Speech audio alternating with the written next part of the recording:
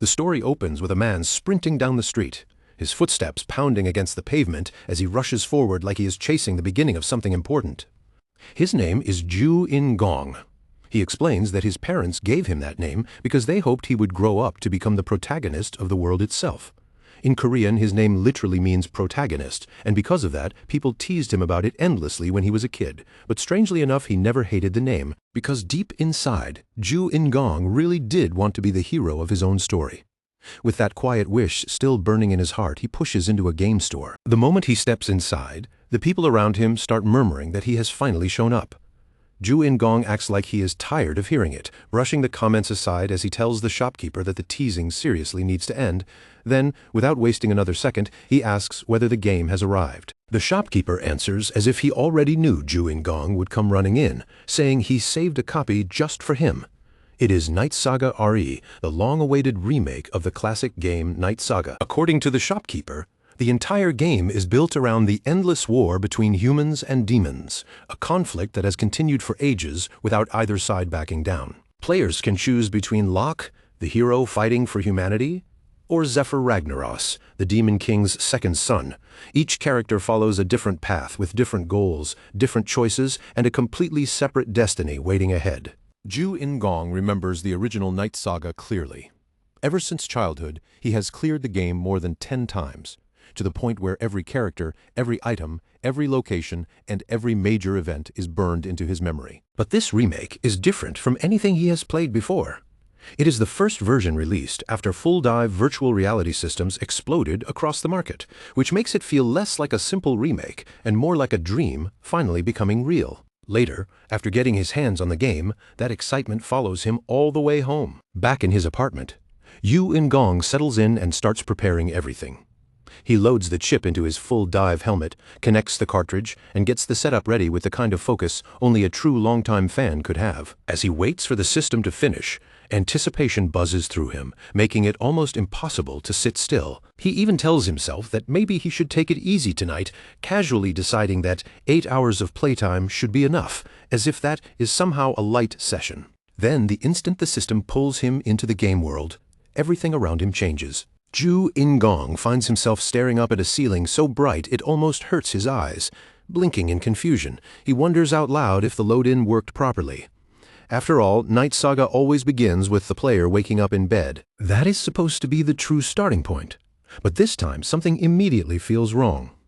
The body he is lying in does not feel familiar, and when he looks at himself, it is clearly not the one he expected. Before he can make sense of it, a rough voice suddenly calls out nearby, asking if he is still asleep and telling him to get moving because today is going to be busy. Ju In-gong is too stunned by what he is seeing to respond normally.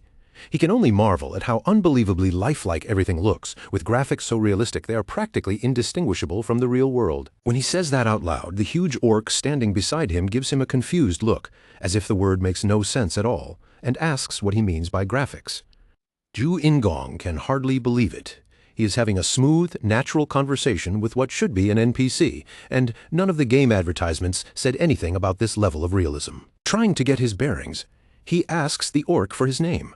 The orc answers plainly, saying that he is Karak. Then Karak looks straight at him and calls him Prince Shutra, urging him to hurry up before they waste any more time. The name hits Ju In-gong instantly.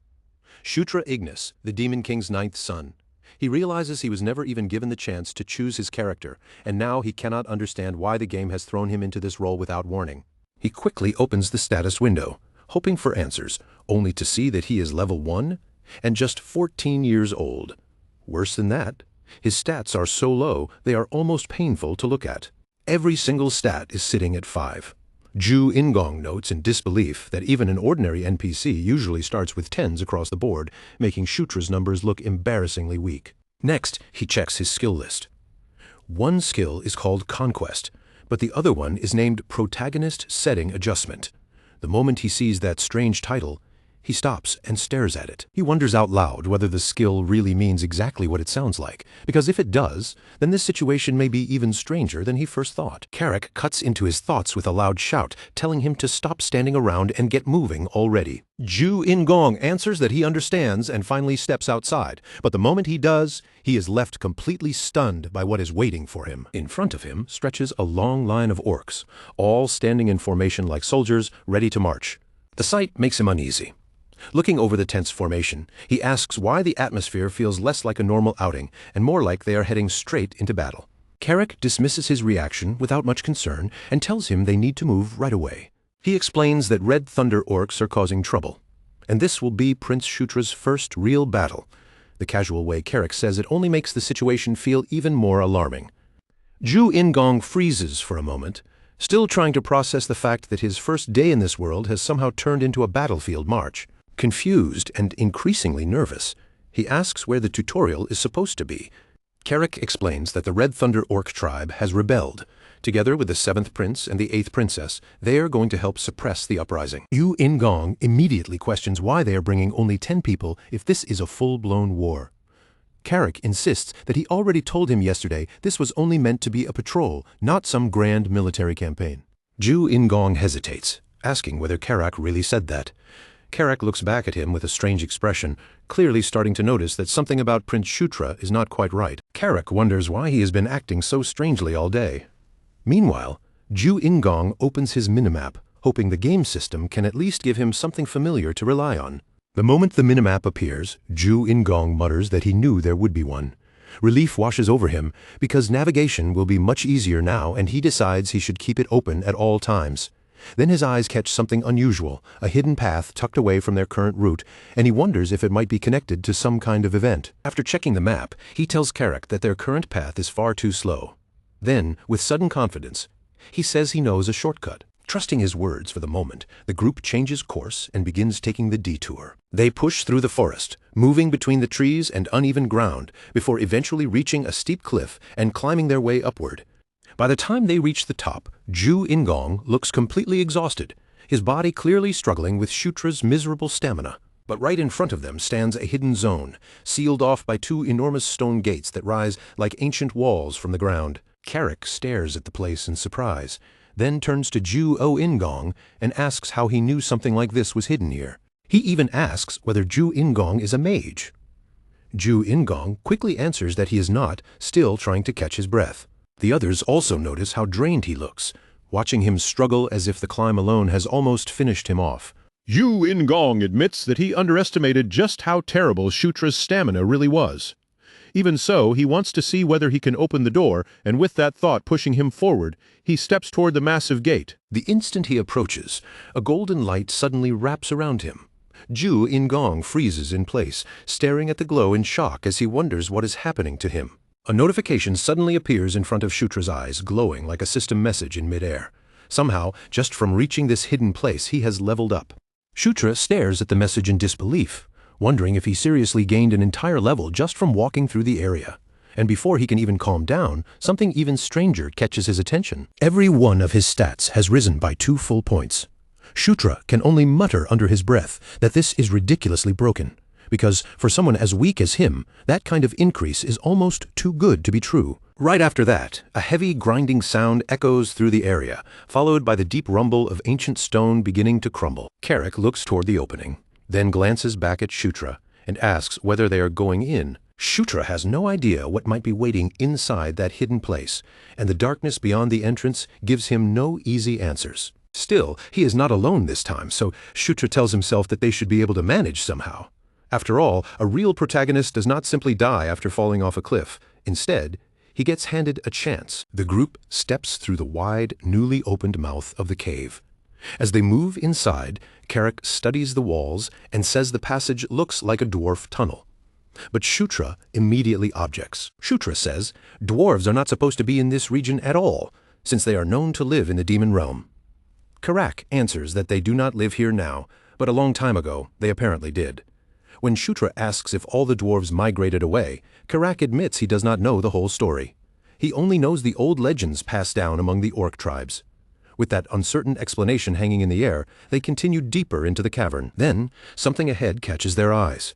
A bright gleam shines from the darkness, revealing a mound of treasure scattered with abandoned weapons, armor, and old pieces of gear. The orcs immediately break into excited cheers, their rough voices echoing through the cave. They rush forward and start grabbing whatever they can reach, shouting that the dwarves must have left behind some incredible treasures. While the orcs celebrate, like they have just stumbled into paradise, Shutra simply watches them lose control. Unlike them, Shutra stays where he is.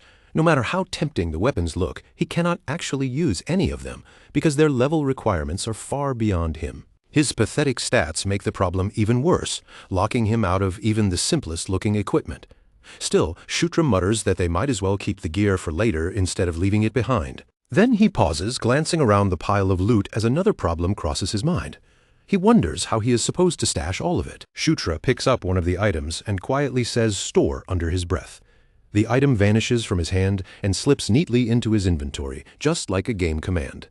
Seeing it work, he confirms to himself that the system behaves exactly the way he expected. All he has to do is touch the item, think the command, and it becomes his. But then, Shutra's eyes flick toward the minimap, where a sudden cluster of red dots appears near the outer edge. He stiffens, wondering if those dots are enemies, and immediately warns everyone to fall back. Before anyone can properly react, danger strikes without warning. A section of the cavern wall splits apart with a violent crack, then bursts open in an explosion of stone and dust, sending several orcs flying off their feet. From within the swirling dust and shattered rock, a towering figure steps forward. It is a red thunder orc. The massive warrior announces that he already expected them to come, then reveals himself as Kachin, commander of the tribe. Kakin's voice thunders through the cavern as he bellows an order to his men, commanding them to kill every last one of the intruders. In an instant, the cave descends into chaos.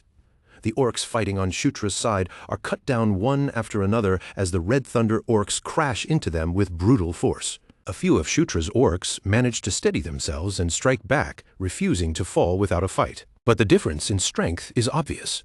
They are outnumbered, overpowered, and forced back under the pressure of the enemy assault. As weapons clash and furious shouts fill the cavern, the battle keeps raging around Shutra. Little by little, the momentum begins to shift, even if only slightly. Watching from the rear, Shutra wonders whether he should jump in and steal a few kills for experience while the others are keeping the enemies busy. He sneaks behind one of the Red Thunder orcs while it is locked in combat, then lunges with everything he has. But the moment his blades strike, they shatter against the enemy like cheap scraps of metal. Shutra freezes, staring down at the broken pieces in his hands. Only then does he realize the weapons were probably worthless junk from the start. The Red Thunder orc slowly turns, its rage now fixed directly on him. Panic takes over. Shutra spins around and runs for his life without even thinking. He screams as he bolts away, but before he can get far, his foot catches on a rock and he crashes face first into the ground. A damage notification flashes in front of him, coldly announcing that he has lost 14 health. He still has 5 mana left, but that tiny number does nothing to make him feel safer. The Red Thunder orc is already closing in, raising its weapon and preparing to finish him off with the killing blow. At the last possible moment, Carrick rushes in and intercepts the attack, blocking the strike before it can land on Shutra. Carrick shouts at Shutra, demanding to know what he is doing and yelling at him to move before he gets himself killed. But Shutra cannot move. His entire body is shaking, locked in place by fear that feels far too real. He desperately tells himself that this is only a game, trying to force his mind to believe it. But the terror flooding through him is nothing like a game. He does not want to die, not here and not like this. Shutra decides he has had enough for one day, and hurriedly pulls up the menu, searching for a way out. He tries to escape, telling himself that the realism is overwhelming. Too intense, too frightening, too much to handle. But when he glances at his character sheet, another impossible detail appears. His species is listed as Gondarvie. Even more unsettling, his active skill list is completely empty, as if the abilities he saw earlier have vanished or never existed at all. Then comes the worst part. There is no logout option anywhere. Shutra's panic deepens as the horrifying thought hits him. He might actually be trapped inside this world. While Shutra frantically searches through the menu for answers, the battlefield keeps moving around him. Across the chaos, Kakin locks eyes with him and begins chanting, his focus settling on Shutra like a predator choosing its target. A barrage of magical attacks suddenly rains down through the cavern, cutting through the air with deadly force. The spells pierce straight into Shutra's body, and sharp pain explodes through him so vividly that he cannot dismiss it as a simple game effect. The impact hurls him backward, slamming him hard against the cliff wall. His vision starts to blur, the shapes around him melting into shadows as his strength drains away. Shutra gasps desperately for air, but his body will not respond. As the sounds of battle fade into the distance, his consciousness slips away. Suddenly, everything around Shutra goes silent, as if the battlefield itself has been ripped away from him. When Shutra opens his eyes again, he is no longer inside the cave. He finds himself drifting in a strange, empty space, a dark void that feels like it might exist somewhere deep inside his own mind. For a moment, he wonders if this is the afterlife. After all, the last thing he remembers is Kaken's magic tearing through his body. Shutra is almost certain that the Red Thunder Orc commander finished him off. But then, in the middle of that endless darkness, a warm golden light begins to bloom in front of him. A woman's voice echoes through the void, calm yet powerful, filling the empty space around Shutra. She tells him that he is bound to this world by fate. Then her voice grows heavier, commanding him to conquer, to rule, and to bring everything beneath him through absolute subjugation. As she reaches both hands toward him, Shutra notices her eyes. They are two different colors, staring straight into him with an intensity he cannot ignore. Before he can even ask who she is or what she truly wants from him, the golden light swallows him completely. Back on the battlefield, the green orcs are still fighting desperately, barely holding their ground against the Red Thunder tribe. Kaken moves forward to strengthen his own warriors, sneering at the absurdity of such a tiny group daring to challenge his tribe. To Kaken, there is no reason to let this battle drag on any longer. He orders his troops to slaughter every last one of them. But at that moment, Shutra rises unsteadily to his feet, his face filled with confusion, still trying to understand what just happened. Shutra wonders if he has gone through some kind of awakening. Kaken notices him standing again and snarls in disbelief, demanding to know how Shutra is still alive. At the same time, a notification flashes across Shutra's vision.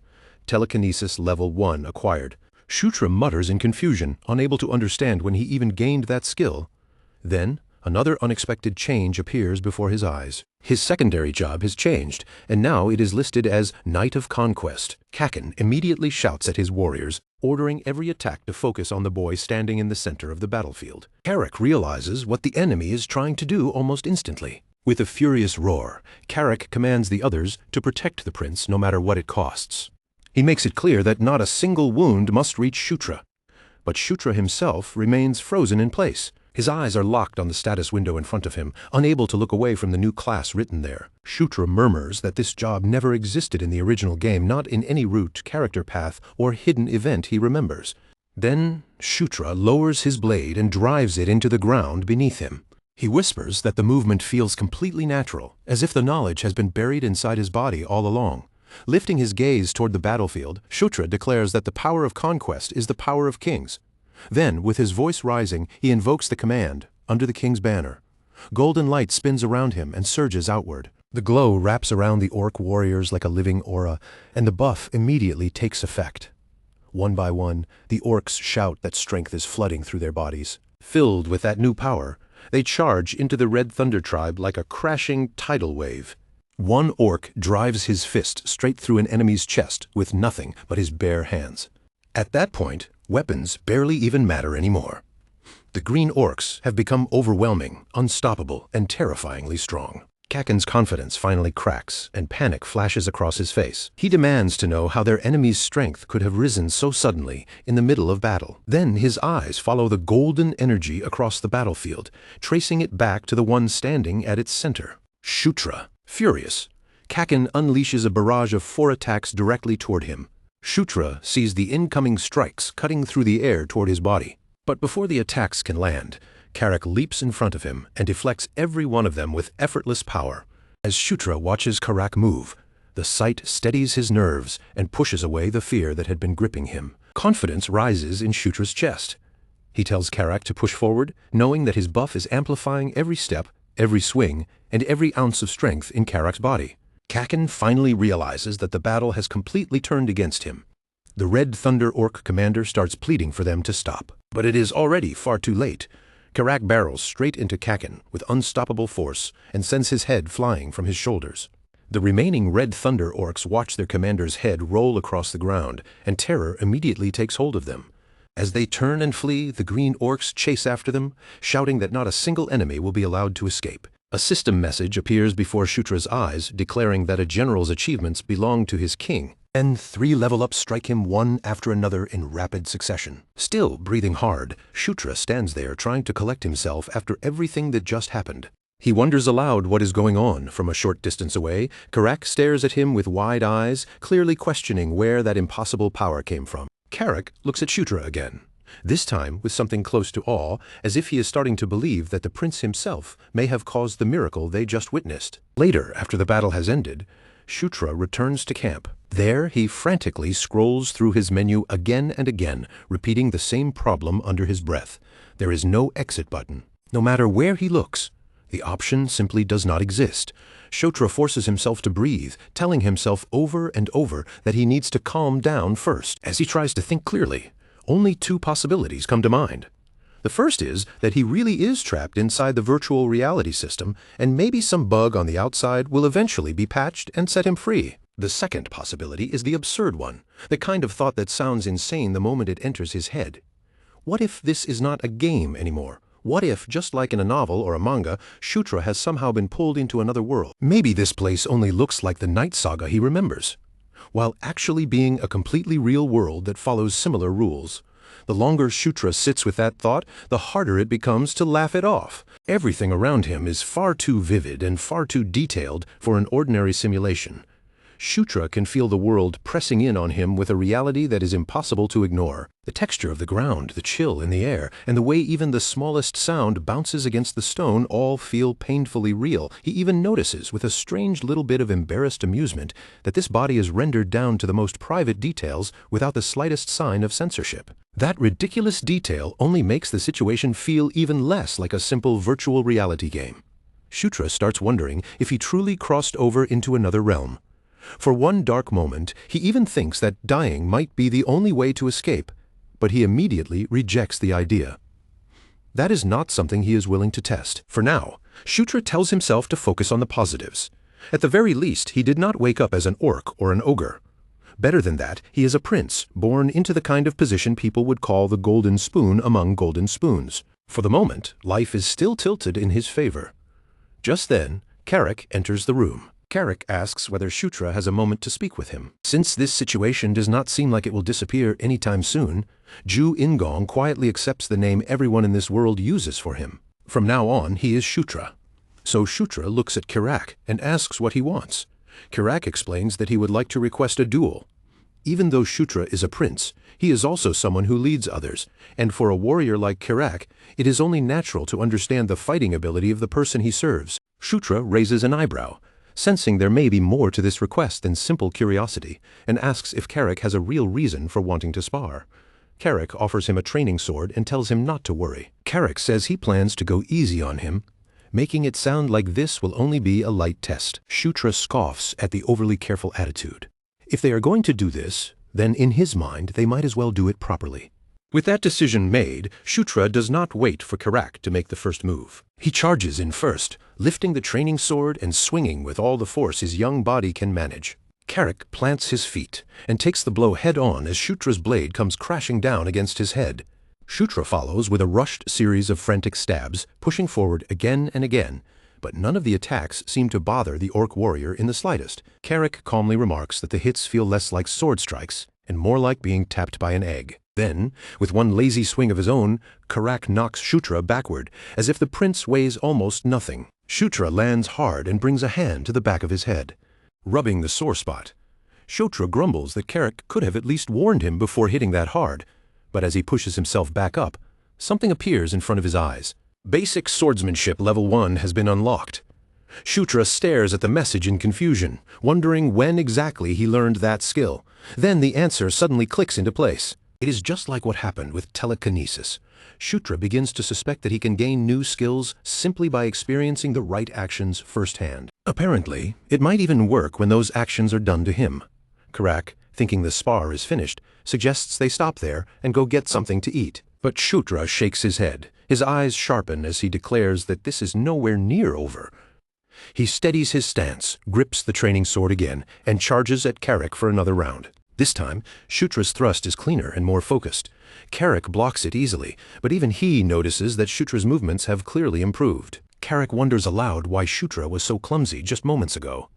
Shutra's skill itself has not exactly leveled up, but his technique is adapting at an unnatural speed. Carrick swings again, forcing Shutra to jump back out of range, and there is a hint of enjoyment in the orc warrior's expression now. Carrick asks whether Shutra thinks he can handle him now, then questions what level the prince has reached. Carrick says that the last time his own level was measured, it was recorded as level 21. Shutra opens his status window while catching his breath. Then he answers with quiet confidence, saying he will catch up soon. His status reveals that Shutra has already reached level 7.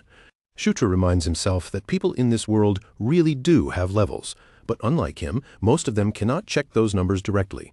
They have to rely on special level measuring spells to learn that kind of information. Shutra, on the other hand, can see his stats clearly and even distribute bonus points from leveling up. That alone gives him a massive advantage over everyone else. With that thought pushing him forward, Shutra launches himself at Carrick once more. His feet kick off the ground and he meets Carrick in a quick exchange of strikes, the sound of their training weapons snapping through the air. Each blow comes out a little sharper than the last. Shutra realizes that this means he can truly become stronger. And not just at a normal pace. His growth is explosive, almost exponential, far beyond what ordinary people in this world should be capable of. But as he thinks about that, his mind drifts toward the long future waiting ahead. The story of Night Saga is not a simple straight line from beginning to end. There are several major events that happen before the final conclusion, and among all of them, the most dangerous is a forced event known as the Day of the Massacre. In the history of the demon realm, that nightmare is recorded as taking place in the year 517. During that event, everything changes. Zephyr Ragnaros, the demon king's second son, murders all of his brothers in order to fulfill his ambition. Since the victims include every prince, Shutra knows that his own name is already on that death list. Fortunately, the current year is only 512. That means Shutra still has 5 years left before the massacre is supposed to happen, but if he wants to survive, he has to stop it before that day arrives. Ideally, Shutra needs to become strong enough to surpass Zephyr Ragnaros himself. While that heavy thought settles over him, Carrick calls out, saying he has been searching everywhere for him. Shutra looks over and asks what is going on. Carrick reminds him that today is the day of the scheduled meeting. Shutra frowns, not immediately understanding what meeting Carrick means, but Carrick urges him to hurry because everyone is already waiting. A little later, Shutra returns to the camp. There, he finds himself seated at a table across from 2 others. Faced with the awkward atmosphere and unfamiliar expectations, Shutra can only let out a nervous laugh. Shutra gives a nervous little laugh and says they must have arrived earlier than expected. Sitting across from him are 2 of his older siblings, both carrying the calm presence of people used to command. The older brother introduces himself as Chris Moonlight, the 7th prince. Seeing how stiff and overly polite Shutra is acting, Chris tells him there is no need to be so formal and urges him to relax. After all, they are family. Beside Chris sits his younger sister, the 8th Princess Caitlin Moonlight, who adds that this is actually her first time meeting Shutra face to face. Chris tells Shutra that honorifics are unnecessary between them, and that he can simply call them brother and sister. Shutra accepts the suggestion, though he is still trying to adjust to the strange warmth in the room. In his mind, Shutra quickly identifies the 2 of them as the children of the 4th queen, Elaine Moonlight, the ruler of the lycanthropes. Their lineage alone makes them important figures inside the Demon King's family. Shutra remembers that even in the original game, Chris Moonlight and Caitlin Moonlight were extremely troublesome opponents in battle. But another darker memory surfaces at the same time. 1 year before the day of the massacre, both Chris and Caitlin are killed by Zephyr Ragnaros, along with the Demon King's other children. Their bloodline threatens Zephyr's claim to power, and Caitlin carries an even more dangerous secret. She is not truly the Demon King's legitimate daughter. While Shutra is thinking through all of this, Caitlin turns to him and asks why he went against the plan. She reminds him that she only ordered him to scout the area, not to rush into combat. Shutra answers that he never expected the enemy to appear in that location. So things spiraled before he could properly react. Caitlin steps closer to him, her gaze narrowing as she studies his condition. She checks him carefully and asks if he is hurt anywhere. Her tone is firm, but there is clear concern beneath it as she tells him he needs to be more careful, reminding him that he is still the weakest among all their siblings. Shutra lowers his head and apologizes. But, as he does, a question quietly rises in his mind. Why are they treating him so kindly? Are the Demon King's children really this united? The thought refuses to leave him. In the game, every relationship had felt fixed by predetermined dialogue, betrayal, and rigid hierarchy.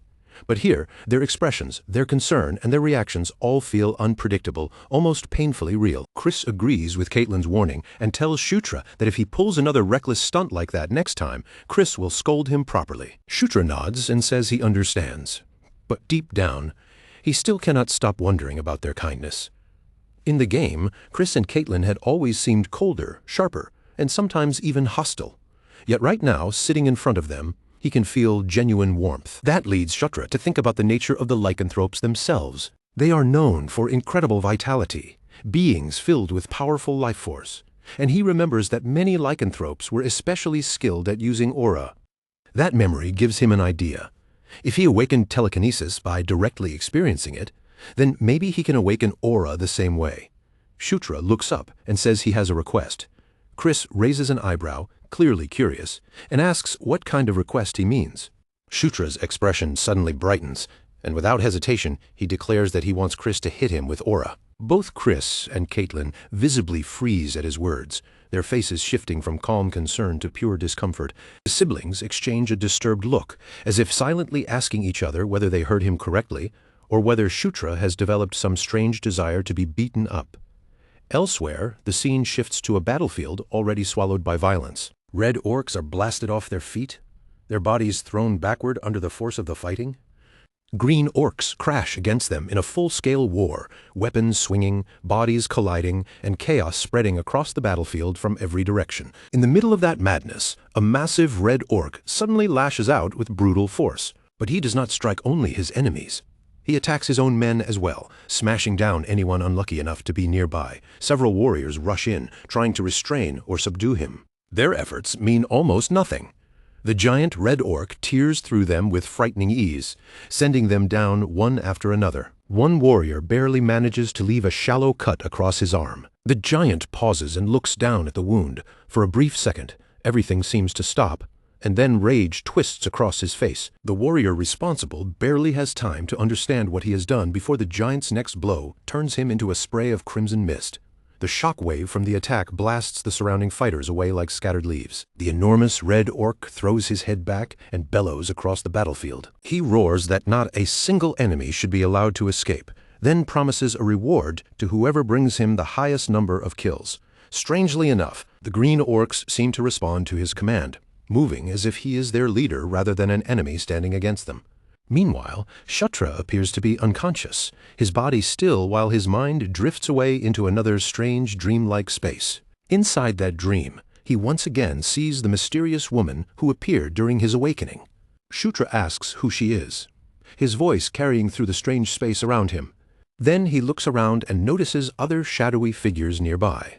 They are people he does not recognize from the game at all, and their presence only makes the dream feel more unsettling. The woman steps closer to him, but she gives no answer. Instead, her body dissolves once more into radiant light, so bright that Shutra has to raise an arm and shield his eyes. When he opens them again, he is awake, lying back in his room. Still disoriented, Shutra mutters to himself and wonders what kind of dream that was. Then, a voice suddenly whispers near his ear. Carrick is right beside him, murmuring with clear amusement in his tone, startled. Shutra jolts backward and blurts out that Carrick nearly gave him a heart attack.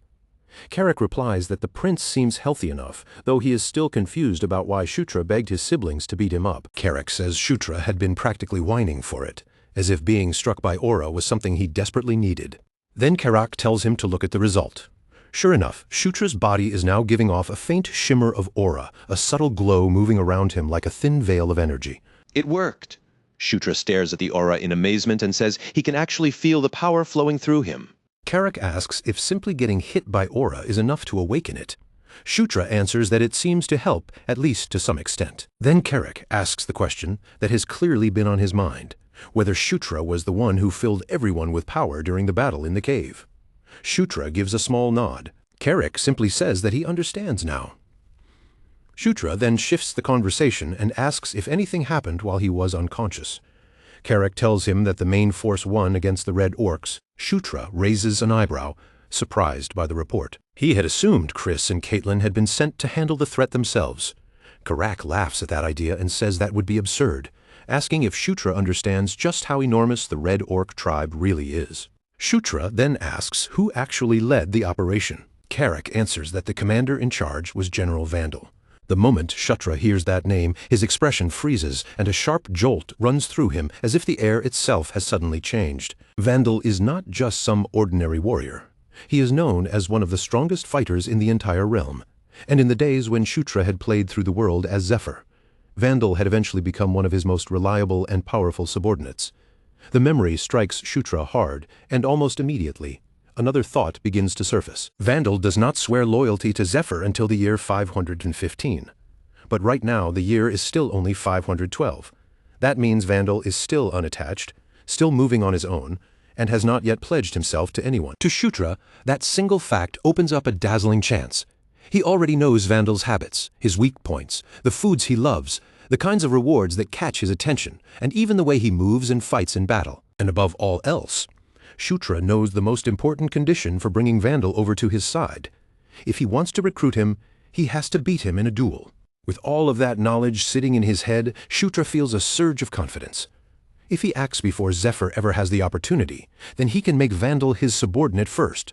For him, this becomes a clear and realistic first objective. He needs to secure a powerful follower of his own, someone loyal enough to stand at his side and strong enough to change the weight of his future. After that, the scene shifts back to Caitlin's camp. Chris's voice rings out across the camp in complete disbelief.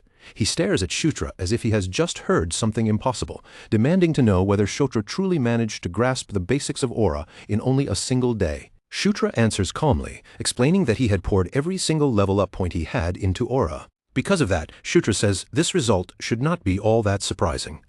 Aura is not just a narrow specialty either.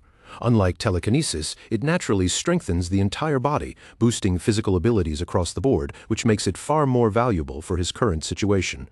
Chris can only mutter under his breath, clearly still struggling to accept how absurd it all sounds. Then Chris wonders aloud whether Shutra's strange talent might have something to do with him being a Gandharva. After a moment, he shifts the topic and asks if Shutra can draw out a map of the burrows they explored. Shutra says he probably can. He does not have a physical map in his hands, but the minimap in his vision still holds the structure of the passages in surprising detail, so he simply asks for paper and a pen. Once the materials are placed in front of him, Shutra begins sketching the cave layout from memory, his hand moving steadily over the page. By the time he finishes, Chris studies the drawing closely and admits that it is even more precise than the map they already had. Chris ends up calling Shutra a genius outright.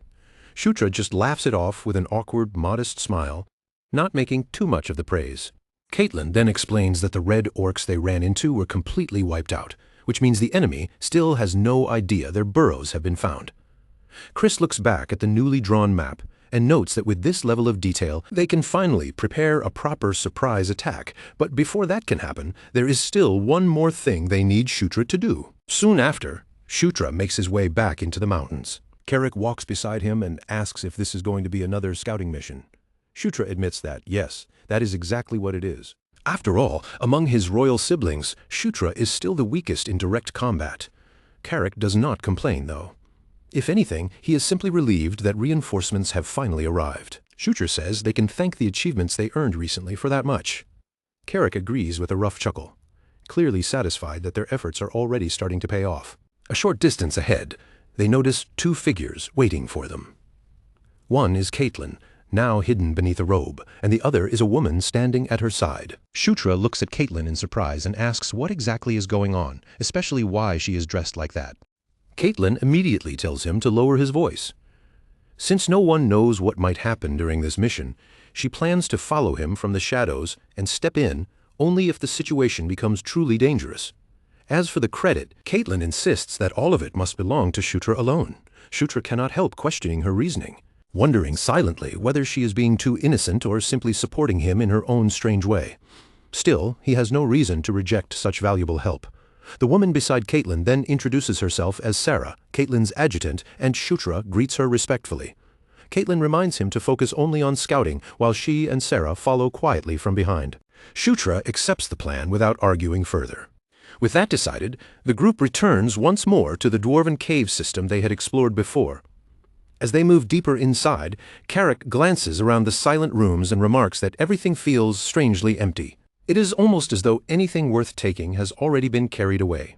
Shutra looks over the bare surroundings and agrees with him. After all, it would be hard to believe the dwarves would abandon their real treasures so carelessly. When Shutra brings up the weapons they found earlier, Carrick says those probably were not considered especially valuable by dwarven standards.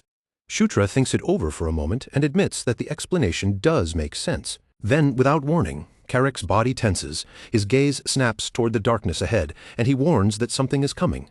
A second later, Shutra hears it as well. Shutra quickly checks his minimap and confirms it at once. A whole swarm is moving toward them through the passages. Instead of panicking, Shutra opens his inventory and breaks into a confident grin, saying he had already prepared for this exact situation. From his inventory, he pulls out a flash magic item, something he had brought ahead of time for a moment, just like this.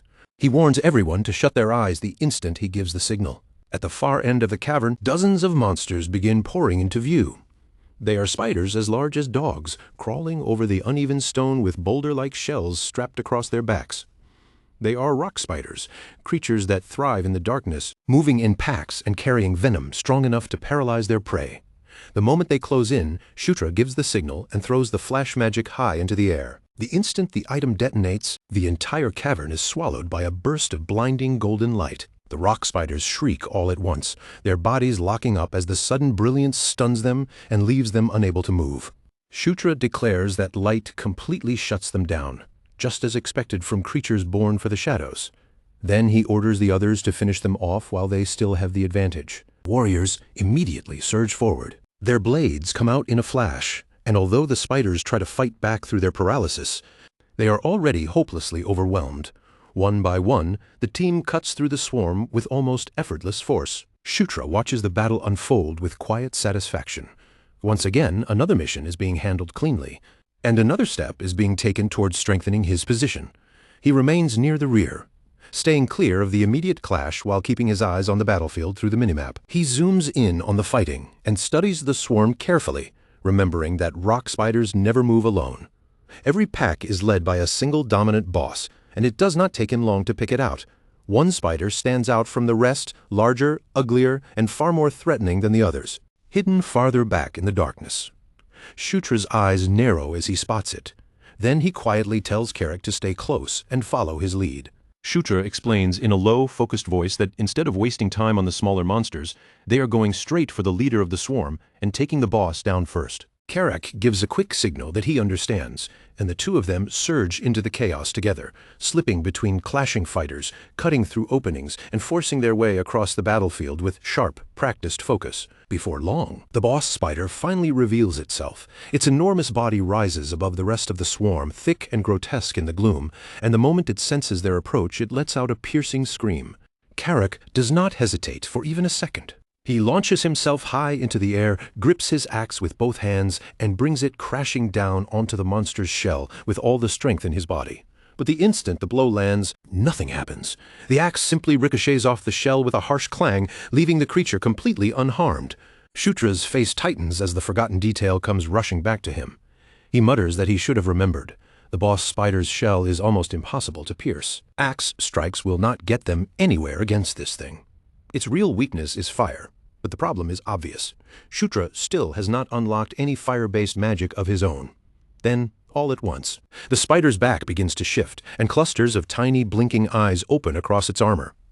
Carrick immediately steps back, alarm flashing across his face, as the boss spider fixes its attention directly on him. The huge monster lowers its body and charges forward with terrifying force. Shutra's mind races as panic rises in his chest. Fire is the only answer here, he knows that clearly, but no matter how badly he needs it, he has no way to produce it himself. And then, at that exact moment, Caitlin's voice cuts sharply from behind him, telling him to raise his sword. Shutra reacts immediately, lifting the blade, and in the next breath, flames suddenly wrap around the metal in a bright, roaring glow. Shutra stares at the burning blade in shock. For a second, he can barely believe what he is seeing, and he asks if Caitlin is using magic. She confirms it without hesitation, asking if that enchantment is enough.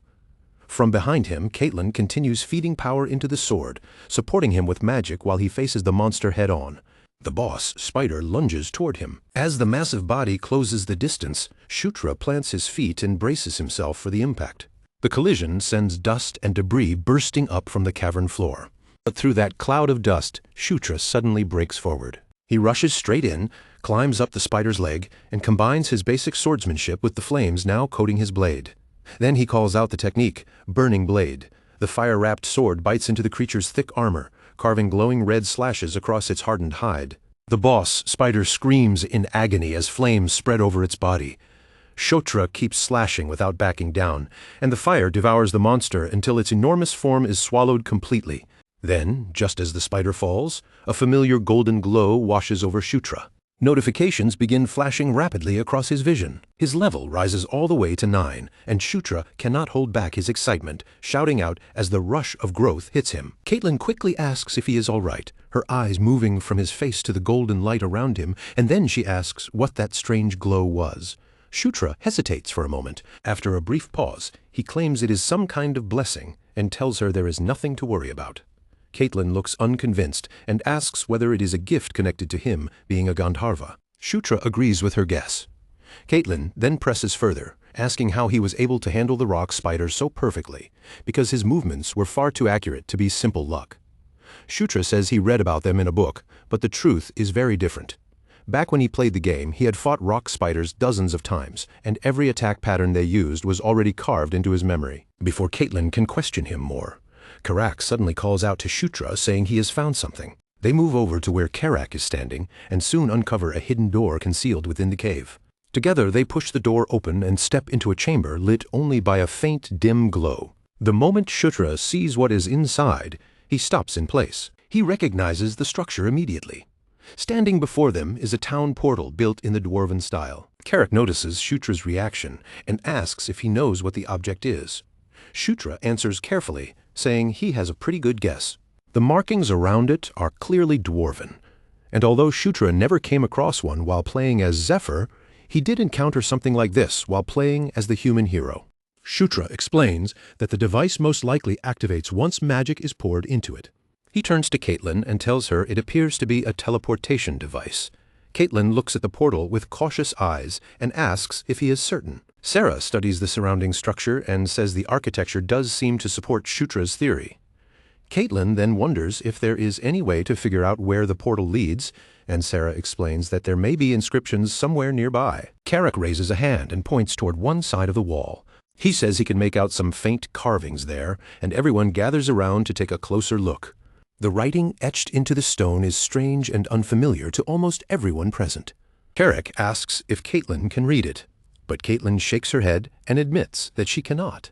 Sarah studies the carved letters as well, only to confess that she has no idea what they mean either. Then Shutra unexpectedly reads the inscription aloud, startling everyone around him. He says the text identifies this place as Zizka Mountain's portal number 2, and that it is connected to portal number 3. Halfway through speaking, Shutra suddenly pauses, confused by his own words, and wondering how he was even able to understand the writing. At that moment, a message appears before him, confirming that he has acquired the dwarven script skill. From now on, he can read the language fluently. Shutra is left stunned by how effortlessly it happened, realizing that in this world even languages can be obtained through experience. Karak stares at him with wide eyes and asks if he really just read those carvings. Shutra answers that he did, though even he sounds surprised, adding that apparently he can read them now. Caitlin immediately presses him, asking when he learned something like that. At the same time, Sarah points toward the lower part of the inscription and asks what the writing at the bottom says. Shutra explains that the portal should respond once someone pours magic into it, then turns his gaze toward Caitlin and suggests that she give it a try. Caitlin looks back at him with a faintly puzzled expression and asks why Shutra does not simply activate it himself. For a brief moment, Shutra hesitates, carefully avoiding the real answer. The truth is that Shutra cannot use magic at all. But instead of admitting that, he casually says that he is still clumsy when it comes to spell work. Caitlin accepts the explanation, steps up to the portal, and begins channeling her energy into it. The orb set into the center of the device starts to pulse with a gentle blue glow. The light grows brighter and wider, spreading outward until an image begins to form in the air. What appears before them is an overhead view of the surrounding mountain range. Their current position is marked clearly, and farther away, Portal 3 can also be seen. Looking at the layout, they begin to suspect that this distant location may be where the dwarves are hiding now. Carrick points out that the main force of the Red Orcs is stationed just beyond those mountains. Shutra agrees immediately, recognizing that this gives them a rare chance to attack before the enemy can react. Caitlin, however, says they should stop here for now and return later to discuss their next move properly. When they make it back to camp, Chris greets them with obvious excitement, loudly declaring that Shutra really is some kind of lucky charm. Shutra tries to brush the praise away, insisting that it was only a coincidence, but Chris's enthusiasm lands heavily on him in more ways than one. Then Chris tells Shutra that if there is anything he wants, he should say it. As both his brother and the commander here, Chris says he will do whatever he can for him. Shutra tries to decline and says there is no need, but Chris refuses to let the matter drop. A reward is only natural, he insists, and if Shutra turns it down, Chris will actually feel disappointed. After hearing that, Shutra asks carefully whether Chris would still be willing to hear him out even if the request is a little unreasonable. Chris gives a relaxed chuckle and tells him to go ahead and ask. Shutra takes a steady breath, gathers his nerve, and says that he wants to learn the Beast God Fist. For a moment, Chris goes completely still. Shutra explains that because of his current level, asking for powerful weapons is not realistic. But skills are different. The Beast God Fist is a legendary martial art passed down through the lycanthrope royal bloodline, an S-rank combat technique with a reputation worthy of its name. Shutra knows exactly how bold the request is, so he says he will understand if Chris refuses. He lowers his head slightly, already prepared for rejection, but after a short pause, Chris agrees to teach him. However, the secret techniques are excluded. Those techniques are strictly off-limits. Instead, Chris says he can teach Shutra Aura, and that alone should be more than enough as a reward. Shutra is left briefly speechless. Seeing Shutra fall silent, Chris misunderstands and asks if the offer has disappointed him. Shutra quickly snaps out of it and says that is not the case at all. He is thrilled, more than thrilled in fact. Chris smiles warmly, reaches out and places a firm hand on Shutra's shoulder. Then he says that from this point on, aside from Caitlin, he wants to think of Shutra as a true younger brother. Not just as a sibling in title, but as someone tied to him by a real bond. Shutra takes in Chris's words and admits inwardly that the offer is far more sincere than he expected. There is weight behind it, and more importantly, Shutra can tell that accepting it would not be a bad choice. So Shutra agrees without hesitation.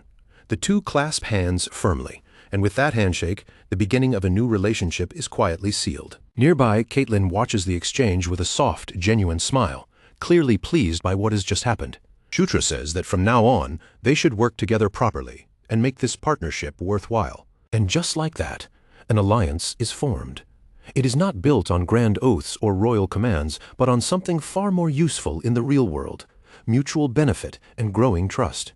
For now, it may only be an ordinary alliance, but Shutra understands that it could eventually become something much stronger. Elsewhere, the focus shifts away. Deep within the jagged peaks near Portal 3, in the heart of the Zizka Mountains, a Red Orc outpost sits hidden among the rough stone and narrow paths. Inside one of the tents, several orcs are talking among themselves. One of them says the enemy probably did not come all the way here with her as their specific target. Another orc scoffs at that, mockingly asking what their great princess is even doing in a place like this. Bound tightly and gagged so she cannot speak, the sixth princess, Felisa Doomblade, sits in captivity with cold fury burning in her eyes. Meanwhile, Shutra quietly checks his stat sheet, his eyes moving across each number before stopping on Charisma, which has now become his lowest stat. He notices something odd. When he first began leveling up, every stat seemed to rise by 2 points each time. But recently, Charisma has only been increasing by 1. Shutra cannot help wondering why that stat is growing more slowly. Back in the original game, Charisma and appearance were separate values. Appearance determined how attractive a character looked, while charisma represented how strongly others reacted to them, how persuasive, commanding, or inspiring they could be. After thinking it through, Shutra decides the situation still makes sense. His overall growth has been excellent, and compared to most people, he is gaining power at an impressive pace. What matters more right now is that he is getting very close to level 10. In the game, reaching level 10 opened a new stage for unique skills. For Locke, It strengthened the Chosen One, and for Zephyr, it enhanced Descendant of Darkness. Because of that, Shutra suspects that when he reaches level 10, one of his own unique abilities may also evolve, and the thought makes him look forward to it even more. At that moment, Carrick enters. He reports that all preparations are finished and asks if Shutra is ready to move out. Shutra answers without hesitation that he is ready. Carrick, sounding unusually cheerful, remarks that Shutra seems to be in a good mood and asks what happened. Shutra simply brushes it off and says it is nothing. Outside, the orc units are already lined up in formation, standing at attention and waiting for the order to move. Shutra gives the signal. With that, the expedition officially begins. The group heads back toward the mountains, crossing the harsh and uneven terrain as they make their way to the cave where the portal is hidden. Inside the cave, the lycanthrope, mages, and warriors are already moving with purpose, each one carrying out their assigned task. Chris stands near the portal door, watching over the entire operation with the calm authority of a commander. He turns toward the mages and asks whether their investigation has been completed. One of the mages nods and confirms that the portal does indeed connect to a river near the Zizka mountain range. Chris looks toward the mage and asks if the portal is truly working the way it should. The mage answers at once, confirming that there are no visible problems. The structure itself is stable, and just as expected from something built by dwarven hands, it was clearly made to endure for a very long time. Hearing that, Chris gives the order to activate it. The mages step into position around the stone gate and begin pouring their mana into the ancient portal. A deep hum rolls through the cave as the portal awakens. Light spreads across its frame, growing steadier by the second, until the gate stabilizes and opens a path straight through the mountains. Chris moves forward first, while Shutra stands behind him, watching the sight unfold with quiet awe. Seeing a real working portal this close is almost overwhelming for Shutra. Using one in a game was simple enough, but standing before an actual physical gate, feeling its power ripple through the air, makes the whole thing feel completely different. Caitlin gives him a light nudge and asks what he is standing around for. Shutra quickly tells her he is coming, then steps into the portal after the others. The teleportation happens so smoothly that there is barely time to process it. One blink, and Shutra is already standing on the other side, his eyes immediately drawn to the scene waiting in front of him. The red orc encampment is spread out directly before them. Chris appears beside him and quietly remarks that the situation is exactly what they expected. Looking over the size and layout of the camp, Chris estimates that roughly 5,000 troops are stationed there. He explains that if they strike from the rear, their first target should be the supply lines. If General Vandal launches his assault from the front, the red orcs will have their attention pulled in that direction. While that happens, a smaller infiltration force can slip in and set fire to the enemy's food stores. Before the plan can settle, Sarah suddenly cuts in, saying that something about the camp feels wrong. The place looks strangely half-empty. Chris nods as he studies the formation, noting that the number of troops does seem lower than expected. He guesses that part of the enemy force may have already moved out to attack somewhere else. At that moment, Shutra turns his head slightly. A faint sound reaches his ears from far away, the distant ring of steel striking steel. Shutra asks what that noise is. It is quiet, but once noticed, it is unmistakable. Chris tells Shutra to focus aura into his eyes. Shutra follows the instruction, and as his vision sharpens, the distant battlefield gradually comes into focus. Red orcs are locked in combat ahead, but the group fighting them does not belong to Vandal. Caitlin notices it as well, and asks who those warriors are. Chris confirms that Vandal was not supposed to fight any battles today. The timing makes no sense. Shutra narrows his eyes, strengthens his focus, and finally sees the enemy's opponents more clearly. They are agile warriors with smaller builds, riding fast-moving Dracos across the battlefield. The moment Shutra sees them, he recognizes what they are. Dark elves. Shutra says it aloud. He tells the others that the mounted warriors are definitely dark elves. Caitlin looks stunned and asks if he is certain, and Shutra explains that their smaller frames and Draco mounts make it obvious.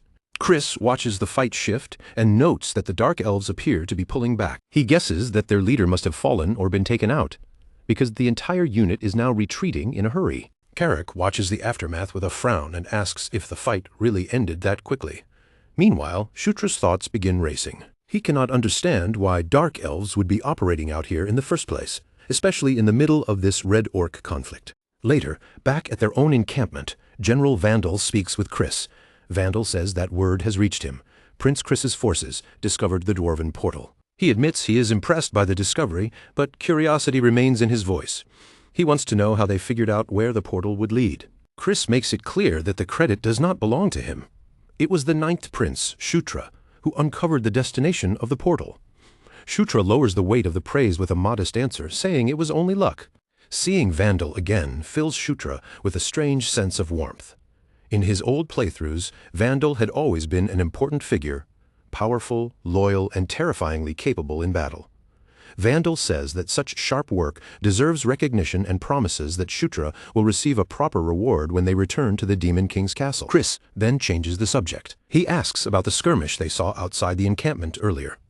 Vandal explains that the Dark Elves suddenly entered the battle on their own initiative without warning.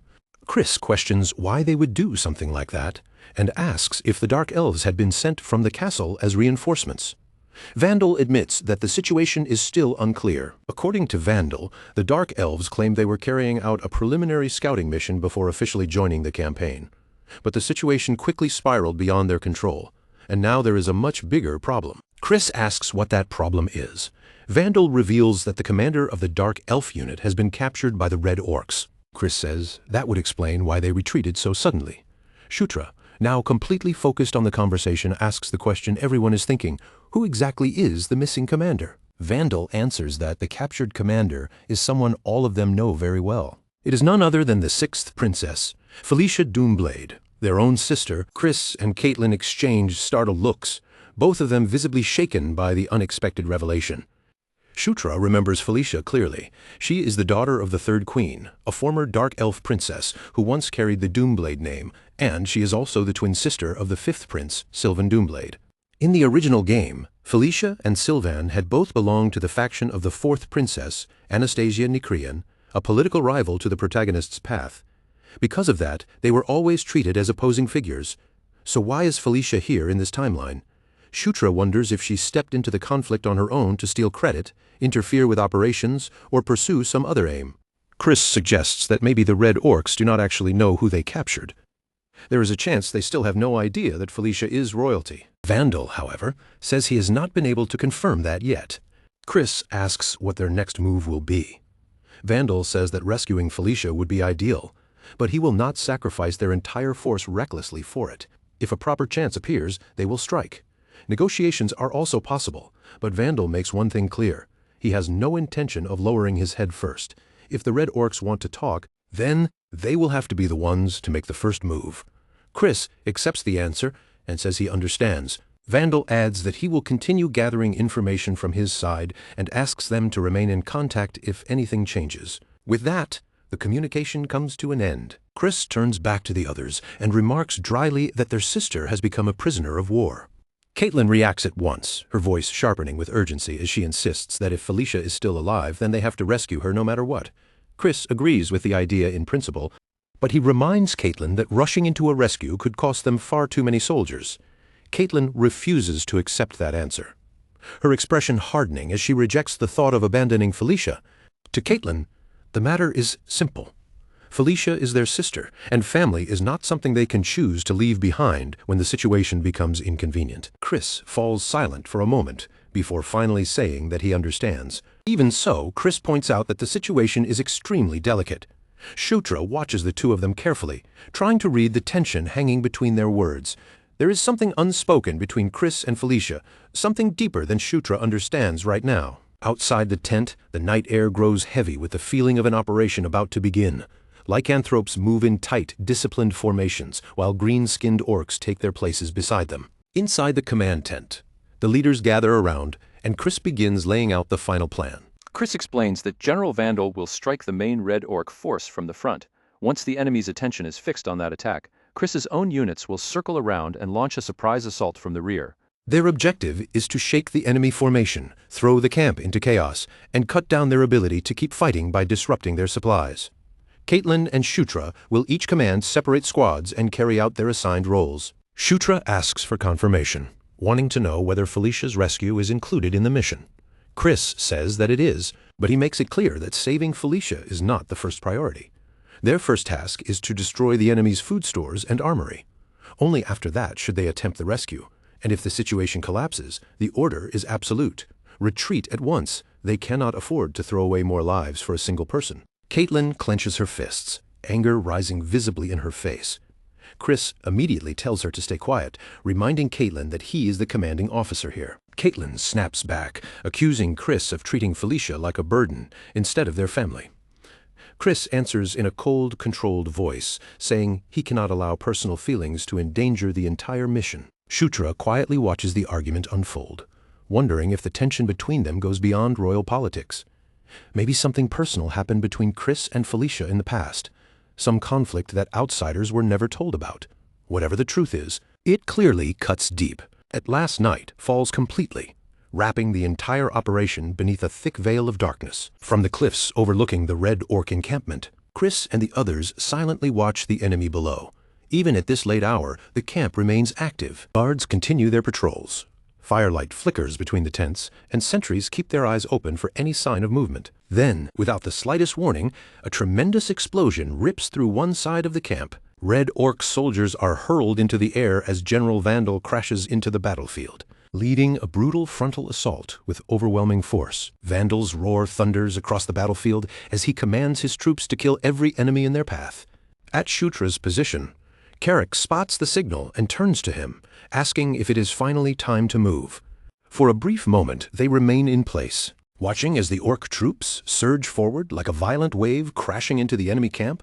Vandal, after landing the first devastating blow, immediately gives the order for every unit under him to pull back.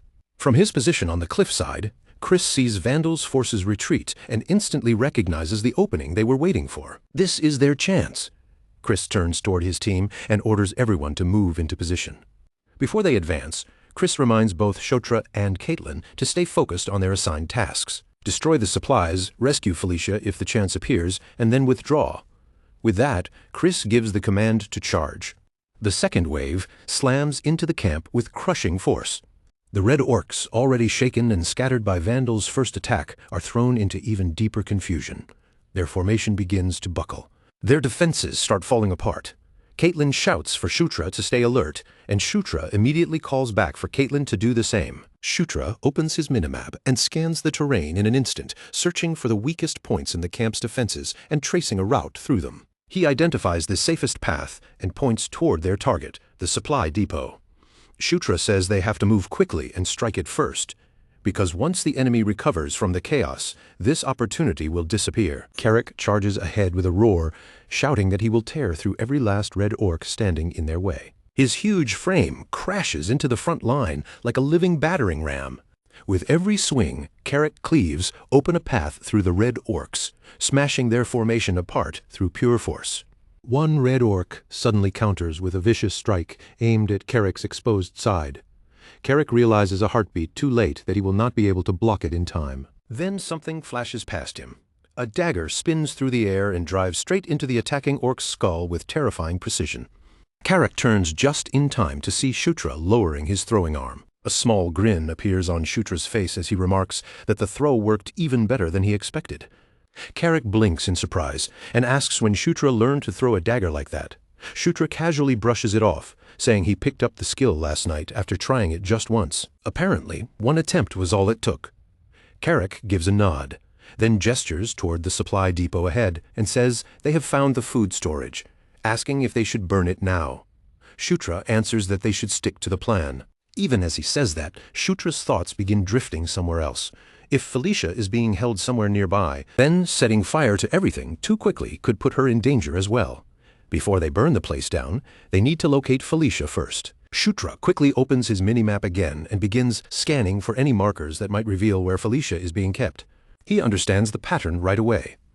In this world, NPCs with neutral alignment are usually marked in calmer colors, most often blue or purple, making them stand out from outright enemies. After scanning the area for a tense moment, his eyes finally lock onto her position and he realizes where she is being held. Without wasting another second, he gives Carrick a sharp signal to follow him.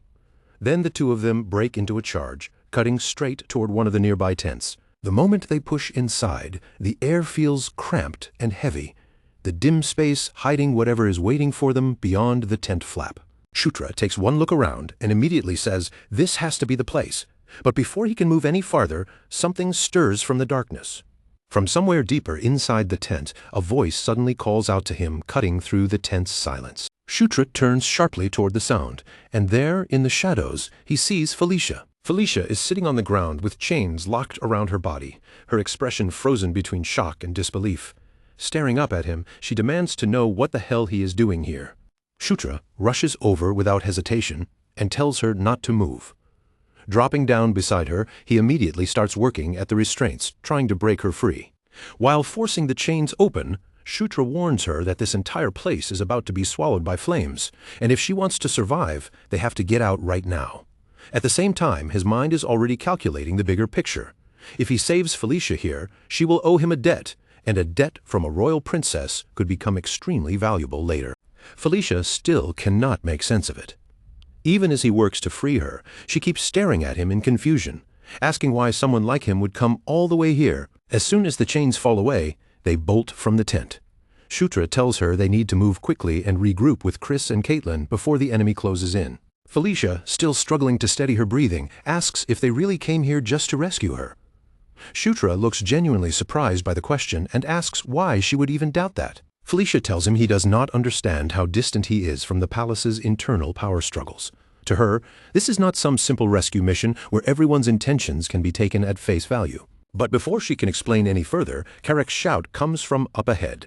Enemy reinforcements are pouring in, and they are already being surrounded. Shutra immediately tells Felicia to stay close to him, his voice firm as he prepares to push through the danger. Felicia gives a small nod, but for a brief moment, her steps falter, as if something else has suddenly caught her attention. Even in the middle of their escape, she cannot help asking when he started calling her by name so casually. As they sprint forward, Felicia's eyes suddenly catch a flash of steel behind them, a deadly spear flying in from their blind spot. She cries out a warning, and Shutra twists around just in time, but he is a fraction too late, and the spear drives straight into his back with brutal force. Blood bursts from Shutra's mouth, spilling out as the impact tears through him. Then, in the very next instant, his whole body is suddenly swallowed by blazing magical flames. Karek and Felicia scream Shutra's name at the same time, their voices filled with horror as they watch his figure disappear inside the fire. His burning body collapses into a scorched heap on the ground. Felicia's breathing turns ragged, each gasp coming faster than the last as panic begins to overtake her. Before she can recover from the shock, one of the orcs charges straight toward her, closing the distance with terrifying speed. But just before the orc can reach her, a fireball slams directly into its face, exploding on impact and blasting the creature off its feet. Felicia whirls around in stunned disbelief, searching for where the attack came from. Through the drifting smoke, she sees Shutra standing again, slowly stepping forward as if the flames had not finished him at all. A faint glow surrounds his body, and in that moment, he gains mana control level 1 for the fire arrow skill. A confident smirk spreads across Shutra's face. Raising his hand, he begins launching fiery projectiles one after another, each shot flying out with sharp, rapid precision. Flames tear through everything in front of him, setting the battlefield ablaze. Shutra laughs under his breath, thrilled as he realizes this is exactly the kind of power he had been hoping to discover. This is real magic, raw, explosive, and deeply satisfying. And even though Fire Arrow is only at level 1, each blast lands with the crushing force of a falling meteor. Then, from behind him, a burst of frost suddenly erupts, cutting through the heat with a sharp, freezing shock. Shutra turns toward the attack and spots a red orc mage already preparing another spell. This time, the spell forming in the mage's hands is an ice arrow. Shutra watches the frozen projectile take shape and immediately realizes it is aimed straight at Felicia, who is rushing toward him in concern. Felicia asks if he is all right, but Shutra moves before she can get any closer. He shoves her out of the way just as the ice arrows launch. He tells her to stay back, putting himself between Felicia and the incoming attack. In his mind, Shutra knows he cannot let Felicia be hit by this. After all, he is the one who set everything in motion. This chaos started because of him, and now this fight belongs to him alone. The ice arrows strike. A violent explosion of frost detonates around Shutra, sending jagged shards of ice flying in every direction. When the freezing mist begins to clear, Shutra is still standing, but only barely. An arrow is buried deep in his chest, and his body sways as if it might collapse at any second. His health bar plunges to 13 out of 95. He gasps desperately for air, fighting to stay conscious through the pain. One more attack like that, and Shutra knows he will be finished. Felicia rushes to his side, furious and shaken at the same time. She curses him for being such an idiot and demands to know whoever asked him to play the hero for her. Shutra looks at her through the pain, oddly amused by her reaction. He wonders whether she is acting like a tsundere, hiding her concern behind anger, or whether she is truly worried about him. Felicia snaps at him again, reminding him that he is supposed to be the weakest among the royal siblings. She cannot understand why someone like him thought he had to protect her. Shutra gives her a faint, strained smile, realizing that her misunderstanding is actually turning into an advantage for him. Then he shifts his gaze back toward the enemy mage, preparing himself for the next attack. But instead of finding another spell coming his way, he sees the orc mage slumped over on the ground, already unconscious. Felicia kneels beside Shutra and asks where he learned magic. As he looks at her, Shutra realizes she is far stronger than he originally believed. And now, Felicia is convinced Shutra threw himself into all of this for her sake. As that realization sinks in, a gentle green glow begins spreading across his chest, gathering softly around the wound. Felicia is healing him. Her hands shine with warm, magical light, and the soothing energy flows from her palms into Shutra's battered body. The torn flesh begins closing right before his eyes, the wound sealing as the pain slowly fades away. Shutra can only stare in stunned silence, completely caught off guard by what just happened. In that same moment, he realizes he has gained the heal skill, adding yet another useful ability to his growing list. A strange thought crosses his mind. If he keeps surviving dangerous attacks like this, he might actually end up learning every skill he comes across. Shutra mutters that Felicia's healing magic is seriously unbelievable, though he supposes that should be expected from someone known as the genius mage of their generation. Felicia looks him over and asks if he feels better now and whether he can move. Shutra steadies his breathing and tells her he is fine now. Then he adds that it is thanks to her, leaving Felicia briefly confused as she starts to ask what exactly he means by that. But before Shutra can explain himself, heavy footsteps begin pounding through the cave like rolling thunder.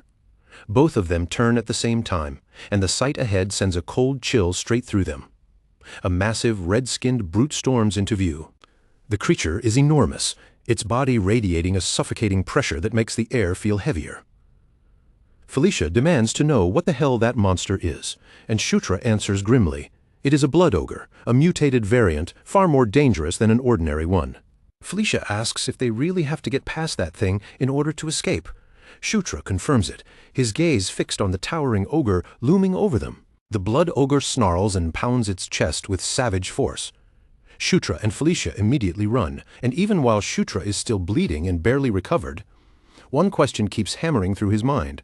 How is he supposed to fight something like this so early in the game? The colossal blood ogre slams its fist into the ground, and the earth splits apart beneath the force of the blow. A violent shockwave bursts outward from the impact. The force sends Shutra and Felicia flying through the air like helpless ragdolls. Shutra reels in disbelief, shaken by the monster's impossible speed, unable to understand how a creature that huge can move so terrifyingly fast. Felicia shouts that Shutra needs to distract it, promising that she can use her magic if he gives her an opening.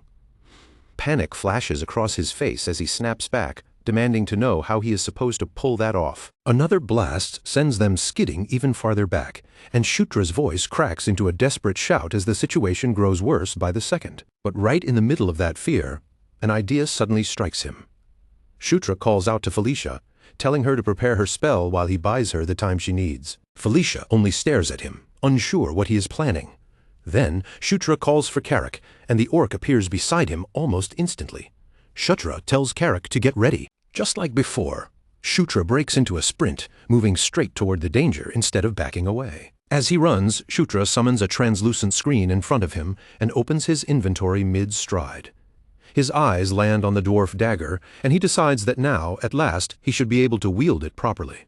A burst of golden light flares in his hand as the weapon materializes, humming with radiant power the moment his fingers close around it. The dagger shines with such intense brilliance that the blade almost seems alive, pulsing with energy in his grip. Shutra lowers his body, plants his stance, and drives the dwarf dagger straight into the ground. Golden energy immediately erupts outward, spreading in a rippling wave around him. Under the power of the king's banner, that golden force gathers and surges forward. Shutra channels every bit of that power directly into Karak, pouring the buff into his loyal orc companion. Karak lets out a fierce roar as the aura wraps around his body, strengthening his muscles and setting his fighting spirit ablaze. Karak's eyes widen in shock as he feels the sudden surge rushing through him. The power courses through every part of his body, filling him with strength. Across from them, the blood ogre's expression hardens. The monster seems to recognize that its opponent has become far stronger. Wrapped in golden light, Karak squares his stance and refuses to back down before the towering red brute. With a thunderous leap, Karak launches himself forward, closing the gap in a single explosive movement.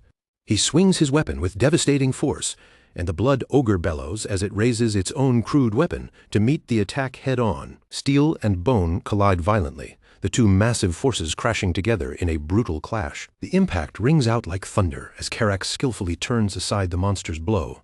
The entire battlefield trembles while the empowered orc and the blood ogre lock into a furious struggle. Their muscles strain under the pressure, and the ground cracks beneath their feet as neither side gives even a single step. Meanwhile, Felicia begins moving into position, preparing to strike while Karak holds the ogre in place. Felicia lifts herself into the air, her body glowing with a soft pink light.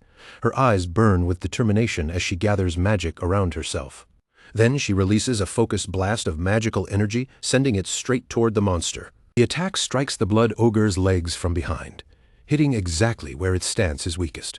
The spell detonates on impact and shatters the ogre's balance. With a roar of pain, the beast stumbles helplessly. Its massive body begins to collapse, and Karak seizes the opening without hesitation.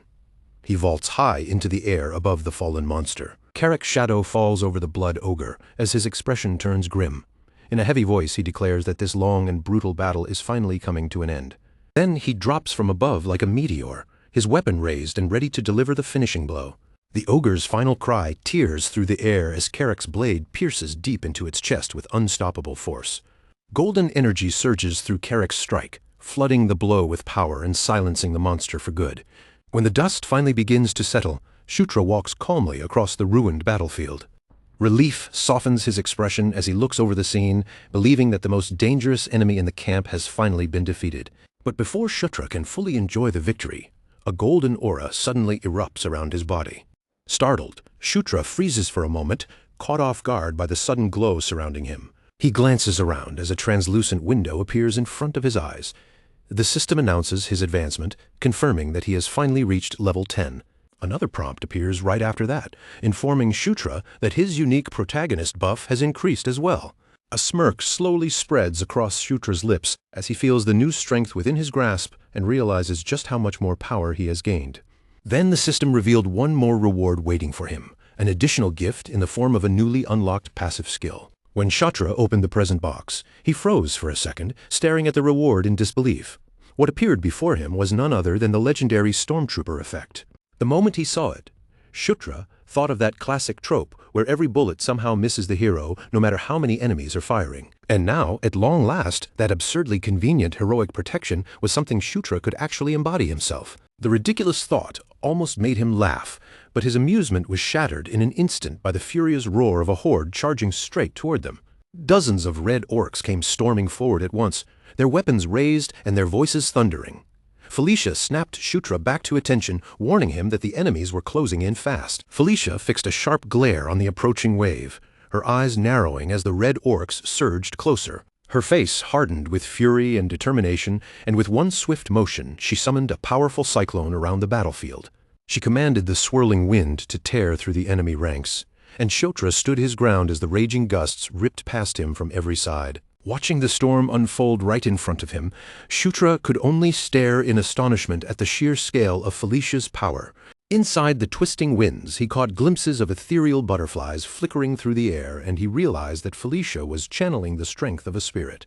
That was when Shutra remembered something important. Felicia had been born with the talent of a spirit user. It was a gift tied to her elven blood, even if that blood came from the corrupted dark elven line. Shutra watched as Felicia controlled the tempest almost like it was a living creature, while their enemies struggled helplessly inside its grasp. A sly, curious thought slipped into Shutra's mind. If Felicia could summon and command spirits like that, then maybe he might be able to do it too. But before he could sink any deeper into that idea, a bright yellow flare suddenly streaked up into the sky. The signal exploded above the battlefield in a burst of light, and the orc soldiers immediately halted, lifting their heads to stare at it. Carrick looked toward the glowing signal and demanded to know what it meant. Shutra explained that yellow meant a retreat order, but the sight made a tight knot of worry form in his chest. Someone, somewhere, had to be in serious danger. When Carrick asked what they should do, Shutra ordered him to rally the troops and withdraw, then declared that he would personally go search for their sister, Caitlin. Carrick was stunned and immediately protested, insisting that he should accompany him, but Shutra repeated the order with firm finality. That was when Felicia stepped forward and said she would go with Shutra. Her decision left Carrick silent for a moment, caught between loyalty to Shutra's order and concern for what might happen next. Felicia made it clear that she hated owing debts, and since Shutra had saved her life, she wanted to repay him properly. She added that she had unfinished business with the enemy as well, and she had no intention of leaving before settling it. In the end, Carrick reluctantly gave in, warning Shutra to be careful while he stayed behind and waited. Shutra accepted without hesitation. As Shutra and Felicia moved ahead through the ruined camp, Felicia questioned why they needed to check on Caitlin at all. Shutra answered that the retreat signal felt suspicious to him. Felicia kept her eyes on Shutra and asked if he was truly worried about Caitlin as a sister. Shutra replied that it was only natural for siblings to worry about each other in a situation like this. But deep down, Shutra's thoughts were far more practical. To him, Caitlin was a dependable ally he could not afford to lose. Felicia quietly weighed his answer. Her expression remained thoughtful, with just a trace of skepticism in her eyes. Even so, the two of them pressed onward through the shattered encampment, where flames and shadows flickered beneath the cold starlight and the entire enemy camp descended into chaos around them. Elsewhere, in the same camp, a horde of red orcs roared with fury as they rushed toward a lone defender. Their target was Caitlin, standing alone against the overwhelming tide, even with enemies swarming toward her from every direction. Her gaze stayed sharp and her composure did not waver. Caitlin unleashed a barrage of energy blasts, stopping the first wave of attackers in violent bursts of light. The red orcs screamed as the explosions ripped through their front line. But even after that devastating attack, countless more orcs surged forward to take their place. One of them hurled a weapon straight at her, but Caitlin slipped away from the attack with effortless grace. In the very next breath, Caitlin prepared her counterattack. She conjured a glowing blade formed from pure energy, ready to cut down anything in her path. With one powerful swing, Caitlin released a crescent-shaped wave that tore through several enemies at once. At that moment, Shutra and Felicia arrived, finding Caitlin standing amid the fallen bodies of the enemies she had already defeated. Relief washed over Shutra as soon as he saw that Caitlin was still safe. A small smile tugged at his lips as he realized his earlier concern had been unnecessary. But Caitlin turned toward them sharply and demanded to know why Shutra had come here instead of obeying the retreat signal. Caitlin looked genuinely puzzled when Shutra awkwardly explained that he had rushed over because he wanted to help her. Then Caitlin suddenly moved forward and threw her arms around Felicia, pulling her into a tight embrace. Caitlin cried out Felicia's name, her relief finally breaking through her usually composed expression. She admitted how glad she was that Felicia had survived being taken captive. Felicia's cheeks turned faintly pink as she replied that Caitlin worried far too much about things that did not matter. Shutra watched the reunion with a faint smile, quietly taking in the bond between the two princesses. He thought to himself that Caitlin and Felicia seemed to connect surprisingly well. Then Shutra glanced at his map and quickly noticed enemy units beginning to converge on their position. A translucent system window appeared before him. The warning confirmed the danger closing in around them. Shutra urged everyone to retreat immediately, and Caitlin told him to take the lead while she and Felicia protected the rear. They soon reached a hidden portal, where allied orc soldiers were already standing guard and waiting for their arrival. As they stepped onto the magic circle, the ground beneath their feet glowed bright blue, and the portal awakened with a surge of power. Light swallowed them completely. The magic carried them far away from the battlefield. When the glow finally faded, Felicia turned to Shutra and asked if he had been the one to discover the portal.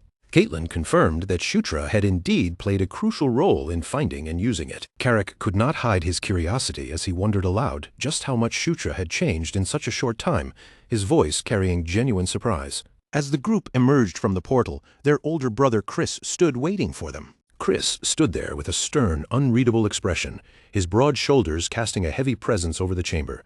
Then he called out to his younger brother Shutra, his deep voice carrying clearly through the space. Caitlin stepped forward with visible relief and quickly reported that she had returned safely, with Felicia brought back alive beside her. Felicia turned her gaze toward Chris and greeted him calmly, noting that it had been quite some time since the two of them had last met face to face.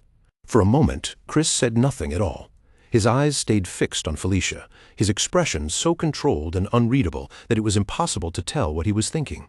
Only after that brief silence did Chris finally speak, quietly welcoming Felicia back. Later, Chris informed the group that General Vandal's troops had also claimed victory. According to him, the enemy had lost the will to continue fighting once they saw their main base swallowed by flames. Shutra repeated Vandal's name with clear confusion on his face, and Caitlin quickly explained that Vandal was the chieftain leading the enemy side. Felicia asked whether Vandal had surrendered, but Chris corrected her at once.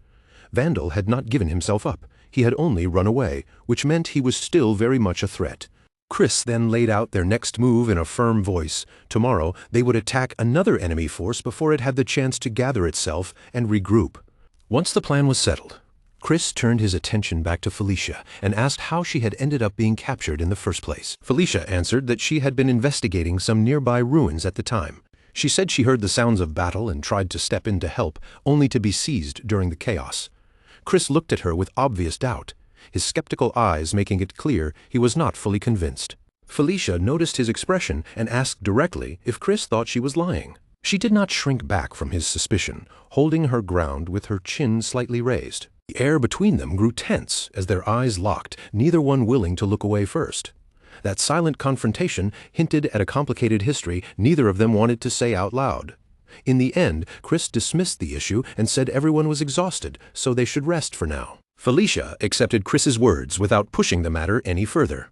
With that, the siblings went their separate ways, each heading off to finally get the sleep they badly needed.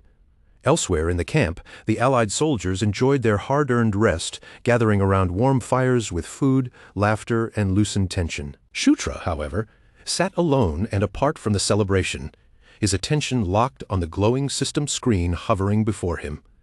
He studied the skills he had just gained with deep fascination. Even with all the new magic now available to him, Shutra had to admit that his most reliable weapon was still his aura, the power he could trust in the middle of battle. His thoughts were interrupted when Felicia appeared at the entrance to his room. Her voice was calm and steady as she asked if she could speak with him. Shutra looked up and asked what business Felicia could possibly have with him at such a late hour, but she did not answer immediately. Instead, Felicia remained there with a serious expression, quietly repeating Shutra's name as she took slow, deliberate steps toward the puzzled prince. Then, without giving him any warning at all, Felicia grabbed the front of Shutra's tunic and pulled him toward her. Shutra froze on the spot, stunned into silence, as his mind struggled to catch up with Felicia's sudden boldness. Felicia leaned in closer and made a request so startling that Shutra could barely believe what he had heard. She told him to take off his clothes. Shutra's face instantly flushed red, and he stammered in disbelief, completely unable to process Felicia's words. Felicia calmly pointed at his clothes and repeated the demand without the slightest hesitation, showing no embarrassment at all. Shutra, still badly flustered, could only stare at her. He finally asked why Felicia would want him to do something so outrageous. In the same calm tone, Felicia clarified her meaning, asking whether he truly did not want her to treat the wounds he had suffered during the battle. Shutra's eyes widened as the misunderstanding finally clicked into place. Relief quickly replaced his panic once he understood Felicia's real intention. She explained that the healing she had given him earlier was only a basic treatment meant to keep him stable. Because Felicia was worried he might still have hidden injuries, she insisted on casting a proper healing spell this time. Even so, Shutra could not help feeling just a little disappointed by the explanation. Felicia then asked about the strange glow that had surrounded Shutra's body earlier, but he brushed the question aside, claiming it was nothing more than a natural occurrence. Using the opening, Shutra quickly changed the subject and told Felicia he had a favor to ask. He explained that it was something only she could help him with, a mischievous spark flashing in his eyes as he made his request. With Felicia's cooperation, Shutra successfully acquired 3 new abilities: Cure, Cure Poison, and Cure Disease. After putting his clothes back on, Shutra admired the fresh additions to his skill list with a triumphant grin.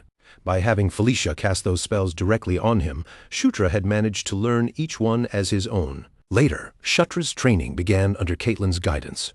Caitlin explained that Beast Fist had many different branches, and now it was time for him to start learning them properly. Caitlin announced that Shutra would begin with the werewolf style, setting the foundation for the lessons ahead. As Caitlin spoke, a glowing blue wolf emblem appeared, representing the martial discipline practiced by the lycanthropes. Caitlin explained that this style formed the bedrock beneath the more advanced beast god Fist. For today, their focus would be on controlling aura inside the body. She instructed Shutra to close his eyes and concentrate, and he obeyed at once, turning his focus inward until blue and violet energy began shimmering faintly around him. With steady effort, Shutra kept his breathing controlled and his mind fixed on the power moving within him. He connected with that inner energy, feeling it rush through his arms and legs like crackling lightning. In his mind, he could see it clearly, his aura. It was the raw essence of life itself, surging through Shutra's body with fierce and vivid force. At its highest level, that energy could draw dangerously close to the soul, even merging with it when pushed to the absolute limit. Just then, a system prompt appeared before Shutra's eyes. Shutra blinked in surprise as he read the message. It announced that he had acquired a new passive skill, Protagonist Body. The skill description revealed that Protagonist Body increased his training efficiency and granted him new traits whenever he gained a level. Shutra was shocked as he realized he had just unlocked yet another overwhelmingly powerful cheat-like ability. He compared it to the powerful passive skills held by his rivals and understood that his own gift was just as strong, perhaps even greater. The skill would continue evolving, changing itself and adding new abilities every time it advanced. A confident grin spread across Shutra's face, dark enough to look almost sinister, as he imagined just how far this new ability could take him. He tightened both fists and savored the rush of excitement in his chest, convinced that this ridiculous power was exactly the kind of thing a true protagonist should have. Caitlin's sharp voice cut straight through his thoughts, snapping him back to reality as she scolded him for letting his mind wander during training. Shutra quickly apologized, and Caitlin reminded him firmly that the lesson was not over yet, so he needed to focus and continue. Shutra nodded eagerly, his attention returning to the flow of energy inside his body. He channeled his aura again, and a system notification soon appeared, confirming that he had achieved Beast Fist Level 1. Caitlin stared at him in astonishment, remarking that he had grasped the fundamentals with flawless precision. Shutra looked down at his glowing hands, feeling the aura gather there like a solid force, almost as if he were holding a weapon forged from pure willpower. But before Caitlin could move on to the next part of the lesson, a werewolf soldier rushed in, his face tight with urgency. The soldier quickly reported that a disaster had occurred, his voice heavy with alarm. Chris entered not long after, his expression grim as he delivered the heavy news himself.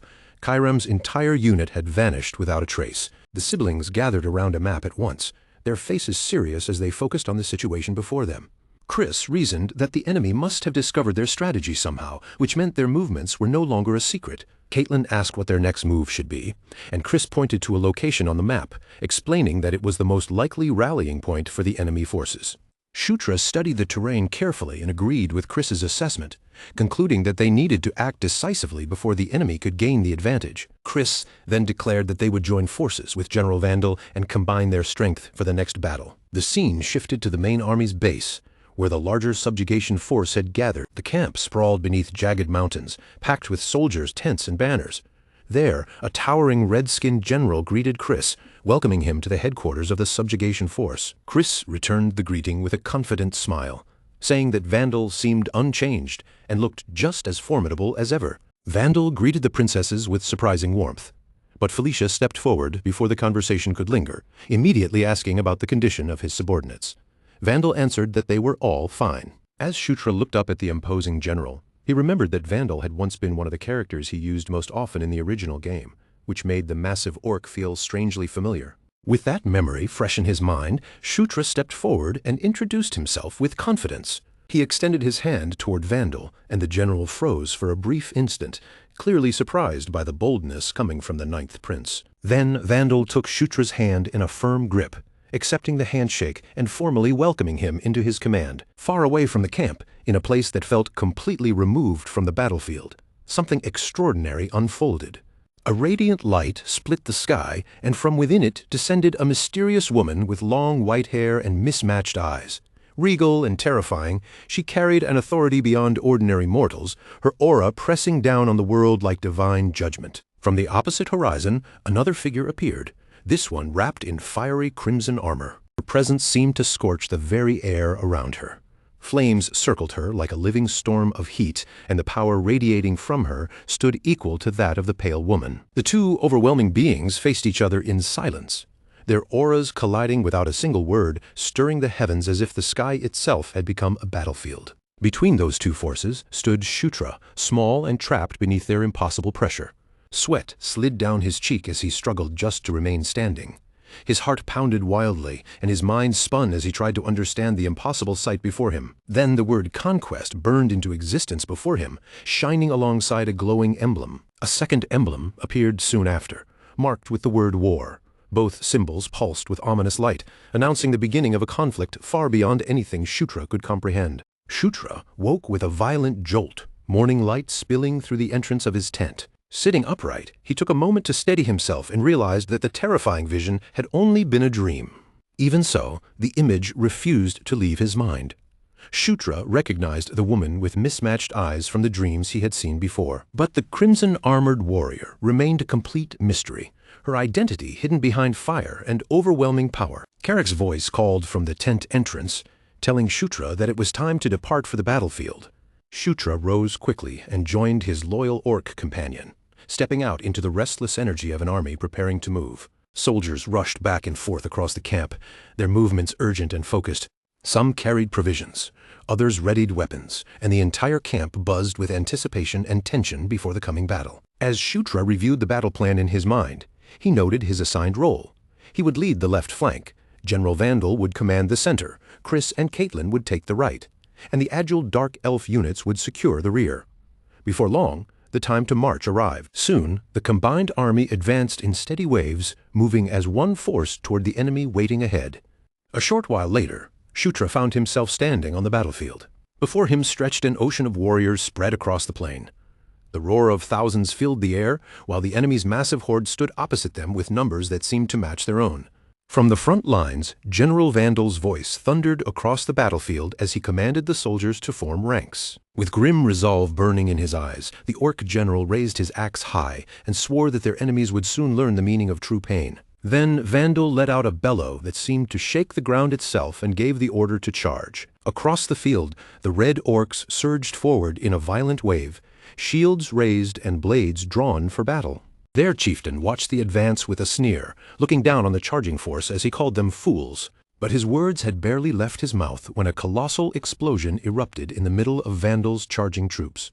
Flames erupted across the front lines, and jagged shrapnel ripped through the soldiers in every direction, tossing armored bodies aside as helplessly as dry leaves caught in a violent storm. Then, through the thick curtain of smoke and dust, a monstrous swamp mammoth slowly forced its way into view.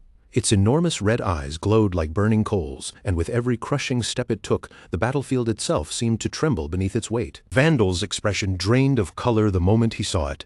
Horror tightened across his face, and with a grim, shaken voice, he spoke the name of the beast. Before the allied troops could even recover, more bursts of magic came crashing down from above, exploding through their ranks and spreading panic through the formation like fire racing across dry grass. In the blink of an eye, the battlefield was swallowed by flames, smoke, shattered earth, and the broken remains of what had once been an organized army. Soldiers screamed from every direction, their bodies hurled away by the swamp mammoth's brutal charge while the endless magical bombardment continued pounding the field. Shutra and Karak, still holding their position with their own unit, could only stare at the devastation unfolding before them. Shutra clenched his jaw hard, and in that terrible moment he understood the truth. They had not simply been ambushed. They had marched straight into a trap prepared with terrifying precision, and the enemy had predicted their movements from the very beginning. The swamp mammoth towered over the battlefield like a living siege weapon, its power far beyond that of any ordinary beast, while its crimson eyes blazed with a strange and unnatural force. A red aura began to crackle around Shutra's body, wrapping him in fierce energy as he steadied himself and prepared to confront the monster head-on. But before Shutra could make his move, the ground split open once again, and another nightmare poured out from below, an entire force of lizardmen. Their bodies were covered in rough armor, and their reptilian forms surged into the chaos with weapons raised, their blades flashing as they carved into the scattered allied lines. The orcs, already shaken by the mammoth and the bombardment, began to falter as this new enemy tore into them with savage momentum. Shutra turned sharply, his eyes widening as the lizardman charged straight toward his position. Elsewhere on the battlefield, Chris cursed under his breath. His face twisted with anger as he realized the enemy was toying with them. Caitlin shouted toward Chris, her voice cutting through the noise as she urged him to pull the troops back and wait for a better chance to strike. Chris argued back that a failed retreat could be even more disastrous, possibly costing them far more lives or worse, leading to complete annihilation. But Caitlin refused to back down, snapping that if they stayed like this, the casualties would only keep rising, and that they had to choose their next move immediately before the battlefield collapsed any further. Chris stared at her, his face tense and unreadable, trapped for a moment between two terrible options. Then, not long after, his voice rang powerfully across the battlefield as he issued orders to every soldier who could still hear him. Chris commanded the mages to fall back and form a defensive line at the rear, holding the enemy off for as long as they possibly could. Everyone else was ordered to reorganize quickly, tighten their ranks, and prepare for a full retreat. Back near Shutra, the fighting had descended into pure chaos as orcs and lizardmen clashed violently all around him. One huge reptilian warrior suddenly lunged straight at Shutra, roaring with its weapon raised high, ready to split him apart in a single savage blow. For a split second, Shutra's body locked in place until Karak's thunderous voice burst through the carnage, roaring for everyone to wake up and pull themselves together before death swept them all away. That shout dragged Shutra back to reality. His eyes sharpened, and the truth struck him with chilling force. This was not a game anymore. It was not a simulation. This was real war. On the right side of the battlefield, Chris fought like a man possessed, cutting down one enemy after another as his blade flashed through the smoke. He shouted that staying alive was their only duty now, his voice carrying over the battlefield as he ordered his troops to survive and return to fight another day. Several hours later, what remained of the Allied forces gathered inside a narrow canyon that had been turned into a temporary camp. Wounded soldiers lay everywhere, and the healers moved from one body to the next without stopping, green healing light glowing from their hands as they desperately treated the injured. Inside the command tent, Chris lowered his head and admitted that his arrogance had blinded him, saying he should have been more cautious from the start. General Vandal stood nearby with a grim but steady expression, telling him that regret would not change what had already happened. At this point their choices were simple: retreat or call for reinforcements. Chris accepted that harsh reality, unwilling to sacrifice any more soldiers on a gamble that had already turned against them. But before that decision could be made final, Felicia stepped in with quiet but firm resolve. She looked at the others and said there was still another option. Felicia reminded them that she had not come to this place only for the sake of battle. Her original purpose had always been exploration. Reaching into her pack, Felicia pulled out a carefully prepared map of the Chishuka Mountains and unrolled it across the table, her finger moving toward a specific marked location. She revealed that she had spent time investigating ancient ruins that were more than 1,500 years old. Ruins said to be connected to the resting place of the earth dragon Enkidu. Born from molten lava, Enkidu had once ruled with overwhelming power, and his lair had been surrounded by guardians strong enough to protect a creature worshipped almost like a beast god. Among those guardians were the dwarves of the mountains, forced into servitude and made to forge weapons worthy of their terrifying master. And from those old legends came the greatest treasure among all their creations, the thunder-birthing anvil. Felicia explained with unwavering conviction that this artifact had the power to control chimeras and unleash magic destructive enough to wipe out entire armies. Her palm struck the map with a sharp sound, landing directly over the symbol of the anvil. Her eyes were hard and focused, bright with certainty, as she declared that if they truly wanted to win this war, then they had no other choice. The weapon had to be found. Felicia added that this was exactly the reason she had come here in the first place. Vandal narrowed one eye and asked whether she actually knew where it was. Chris folded his arms, watching her closely as Felicia admitted that she did not know the precise location. At that, Chris immediately said the information was useless. With a bitter expression, he added that vague legends would not help them now, especially with the enemy prepared to attack again at any moment. He made it clear that they could not risk everyone's lives on a treasure hunt with no guaranteed destination. Felicia stiffened at his words and snapped his name in protest. Chris. Then Shutra stepped forward, his expression serious as he insisted that the anvil was definitely somewhere in this region. Felicia turned toward him in surprise, calling out his name, Shutra. Deep inside, Shutra remembered how, back when he had played as the human hero Locke, he had encountered this very treasure and later confirmed its existence through the lore carved into dwarven runes. After taking a steady breath, Shutra looked straight at Felicia and said that more than anything else he trusted her. Felicia's lips parted. and she began to say his name again, her voice carrying a mixture of surprise, emotion, and quiet hope. But Shotra did not let the moment slip away. Before Felicia could finish saying his name, he pushed forward and said this was exactly the kind of chance they needed, a chance to turn the situation around and gain real points in this war. Chris immediately cut him off, his tone sharp and unmoved. He said this had nothing to do with whether they trusted Felicia or not. The real issue was time, and they had almost none left to waste. Shotra's face tightened slightly as he thought to himself that Chris really was merciless when it came to decisions like this. Shutra stepped closer to the map and placed one finger firmly on the marked area, explaining that among the Gandharva there was an old legend connected to this very region. Because of that, Shutra said the entrance to the ruins was probably somewhere nearby. If they gave him permission to scout the area, he promised he would be able to locate it. He looked around at everyone in the command tent and declared that if he failed, he would take full responsibility himself. Just this once he asked them to believe in him, and his expression made it clear that he was ready to put everything he had into this gamble. A green glow suddenly flared around them, and spectral horses formed out of the light, their transparent bodies shimmering like spirits. It was a cheap field summon, Shutra remembered from the game, but even so, it was reliable enough for what they needed now. The ghostly mounts kicked off the ground and surged upward, carrying their riders into the sky as the group streamed forward in formation. Once Shutra settled himself in the saddle, he murmured that at the very least they had succeeded in setting out to search for the anvil. His eyes narrowed against the rushing wind, and he thought that what remained now was the real challenge. Behind him, Karak cried out that the speed was absolutely insane, warning Shutra to hold on properly or he would be thrown off. Shutra, trying not to sound shaken, stammered back that Karak did not need to worry about him. Leaning forward against the wind, Shutra told himself grimly that he would not fall. Back when he had played as Zephyr Ragnaros, he had ridden like this countless times.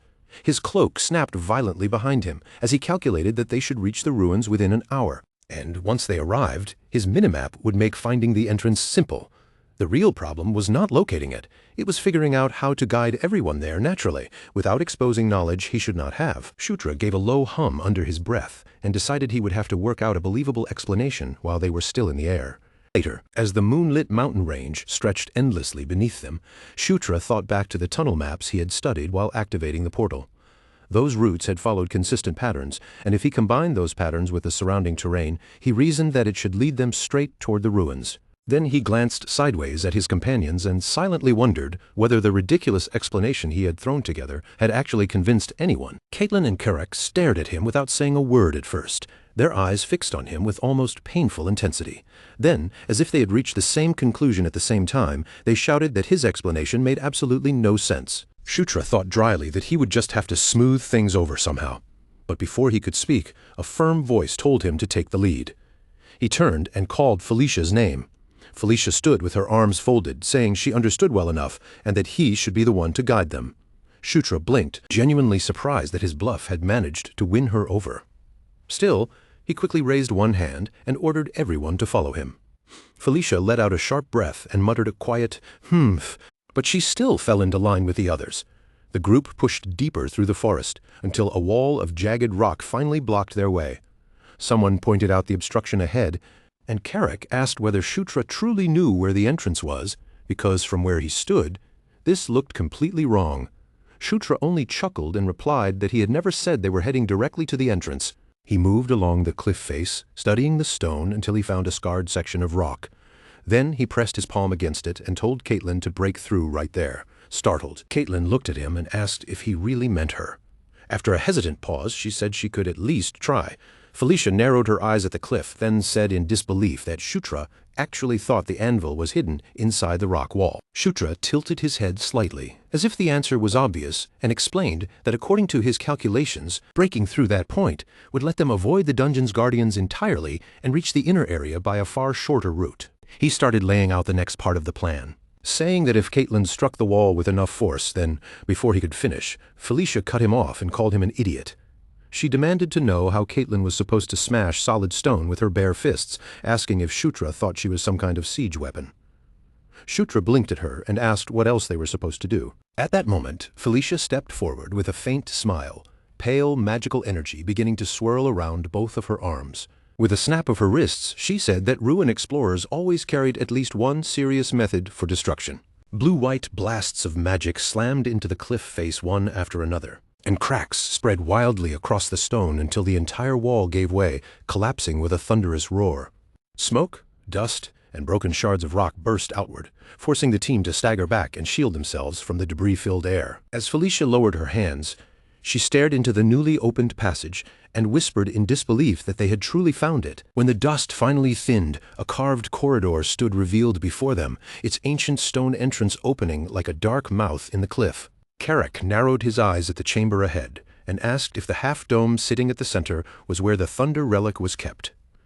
Their footsteps echoed through the ancient space as they approached the crowned drum of metal, its surface latticed with arcs of strange power. Shutra studied the structure carefully and said that yes, this was most likely the final safeguard, and the anvil should be sealed inside. Carrick asked if they should simply smash it open, but Shutra quickly said they could not. If they damaged it carelessly, the relic itself might be destroyed. Felicia examined the cage with a focused gaze and said there had to be some kind of mechanism controlling it. Then she pointed toward the statues arranged around the chamber. Looking over them one by one, Felicia noted that there were 9 statues in total, but only 3 of them were holding weapons, while the remaining 6 stood empty-handed. Caitlin suggested that maybe they simply needed to give the empty statues weapons, but Felicia shook her head and said it would not be that easy. The weapons already in place had clearly been made by dwarves, which meant the missing ones would probably need dwarven weapons as well. Felicia frowned and asked where they were supposed to find something that specific in a place like this. Shutra slowly raised both hands and said that, as luck would have it, he happened to have 6 of them. Felicia immediately exclaimed in disbelief. Shutra explained that he had stored the weapons earlier because his level had been too low to use them at the time, never imagining they would end up being useful in a situation like this. He added that he had also brought some spare equipment from the tunnels just in case. Carrick glanced down at Shutra's small satchel with suspicion and asked how exactly he had managed to fit 6 swords inside it. Shutra grimaced inwardly, silently cursing Carrick's sharp instincts, but he forced out a laugh and told Carrick to just take the weapons without worrying about the details. Carrick grunted that Shutra was weak, but accepted the task anyway. The group spread out through the chamber, sliding the dwarven blades into the waiting stone hands. As each weapon settled into place, the statues began to move, and deep grinding sounds echoed through the vault. Their stone eyes suddenly flared with light. When the final weapon locked firmly into position, a resonant clack rang out through the chamber, followed by a low, powerful hum that seemed to rise from the depths of the vault itself. Lines of energy pulsed toward the half-dome, and radiant light spread across the chamber as a sudden wind whipped at their cloaks. Someone gasped that the cage was opening. Shutra stepped forward instinctively, his lips parting as he stared at the light spilling out from within, realizing that this was as the fierce glow slowly faded. A squat block of metal came into view, shaking faintly as if a storm had been trapped inside it. Shutra stared at the relic and spoke its name aloud, the anvil that gives birth to thunder. Around it, the group stood in a tense circle, their faces washed in blue light, while the ancient artifact waited silently in its cradle. Felicia studied the device with narrowed eyes, then calmly explained that finding the relic was not the end. If they wanted to operate this ancient mechanism properly, there was still one final procedure they had to complete. She instructed Shutra and Carrick to stay exactly where they were, while the others spread out and took their assigned positions around the glowing disk beneath the artifact. Felicia then told them the method clearly. They would pour magic power into the platform, starting with her, and then increase the flow step by step in a clockwise pattern. One by one, everyone moved into place, forming a clean circle around the Thunder Relic as the ritual began. Felicia ordered them to concentrate, stretching both hands toward the platform as crackling blue energy gathered between her fingers like living lightning. The power spread outward from her, branching into a bright web that linked each person together as they fed their magic into the device. Soon, the entire chamber vibrated with a deep, resonant hum that pressed against their bones. Then, without warning, Felicia shouted toward Sylvan, urging her brother to pour in more power. Sylvan immediately responded, pushing his own strength harder so he could keep pace with her. Felicia encouraged the entire group to keep the magical current steady, warning them not to lose focus or let their guard slip, not even for a single heartbeat. The Doomblade siblings continued forcing their power into the glowing disk, and with every passing second, the magical pressure in the chamber grew heavier and harder to endure. Shutra clenched his teeth, his face drawn tight from the strain, as he forced every bit of strength he could gather into the exhausting ritual. Then, all at once, a massive bolt of lightning exploded upward from the anvil, shooting toward the ceiling like a spear forged from pure thunder and fire. The bolt smashed through the mountain's peak, bursting outward in a blinding eruption of light and sound, and when that overwhelming brilliance finally began to fade, Shutra found himself disoriented, no longer standing inside the ruined chamber. Instead, he was in a vast, burning hall, surrounded on every side by the lifeless bodies of countless dwarven warriors. The destruction stretched as far as his eyes could see, with broken weapons, scorched stone, and fallen bodies buried beneath smoke, while the air reeked of ash, fire, and ruin. Then a commanding voice rolled through the hall like thunder crashing over a battlefield, and Shutra's entire body stiffened in shock and confusion. He jerked his head upward, desperately searching for where that voice had come from. Through the thick, choking smoke, a colossal figure began to descend. Shutra's eyes widened in disbelief as a massive black dragon hovered above the ruined battlefield, its presence overwhelming everything below. Its scales gleamed like polished obsidian, and its molten red eyes burned with terrifying authority. The pressure radiating from the beast was so heavy, it seemed to make the air itself tremble, and then the dragon unleashed a torrent of fire that swallowed the chamber in a roaring inferno. Its voice thundered directly inside Shutra's mind, commanding its servants to protect the great nest of Enkidu. The dragon ordered the path between the demon realm and the human realm to be sealed, and in its final decree, it declared that Shutra was to become the gatekeeper. The vision shattered in a burst of blinding light. In the next instant, Shutra was violently pulled back into his own body, lying stunned against the cold stone floor of the ruins. His limbs felt heavy, but he forced himself up with trembling arms, certain beyond any doubt that what he had just seen was the legendary black dragon connected to Enkidu. Then a voice called his name, and when Shutra turned, he saw Felicia looking at him. Felicia asked whether he had seen the same thing she had. Her voice was shaken as she said she had witnessed a massive black dragon, its body streaked with rivers of molten fire. Her words confirmed Shutra's own experience, and then Karak admitted that he had seen the dragon as well. A cold realization settled over Shutra, as he understood that all of them had shared the exact same vision.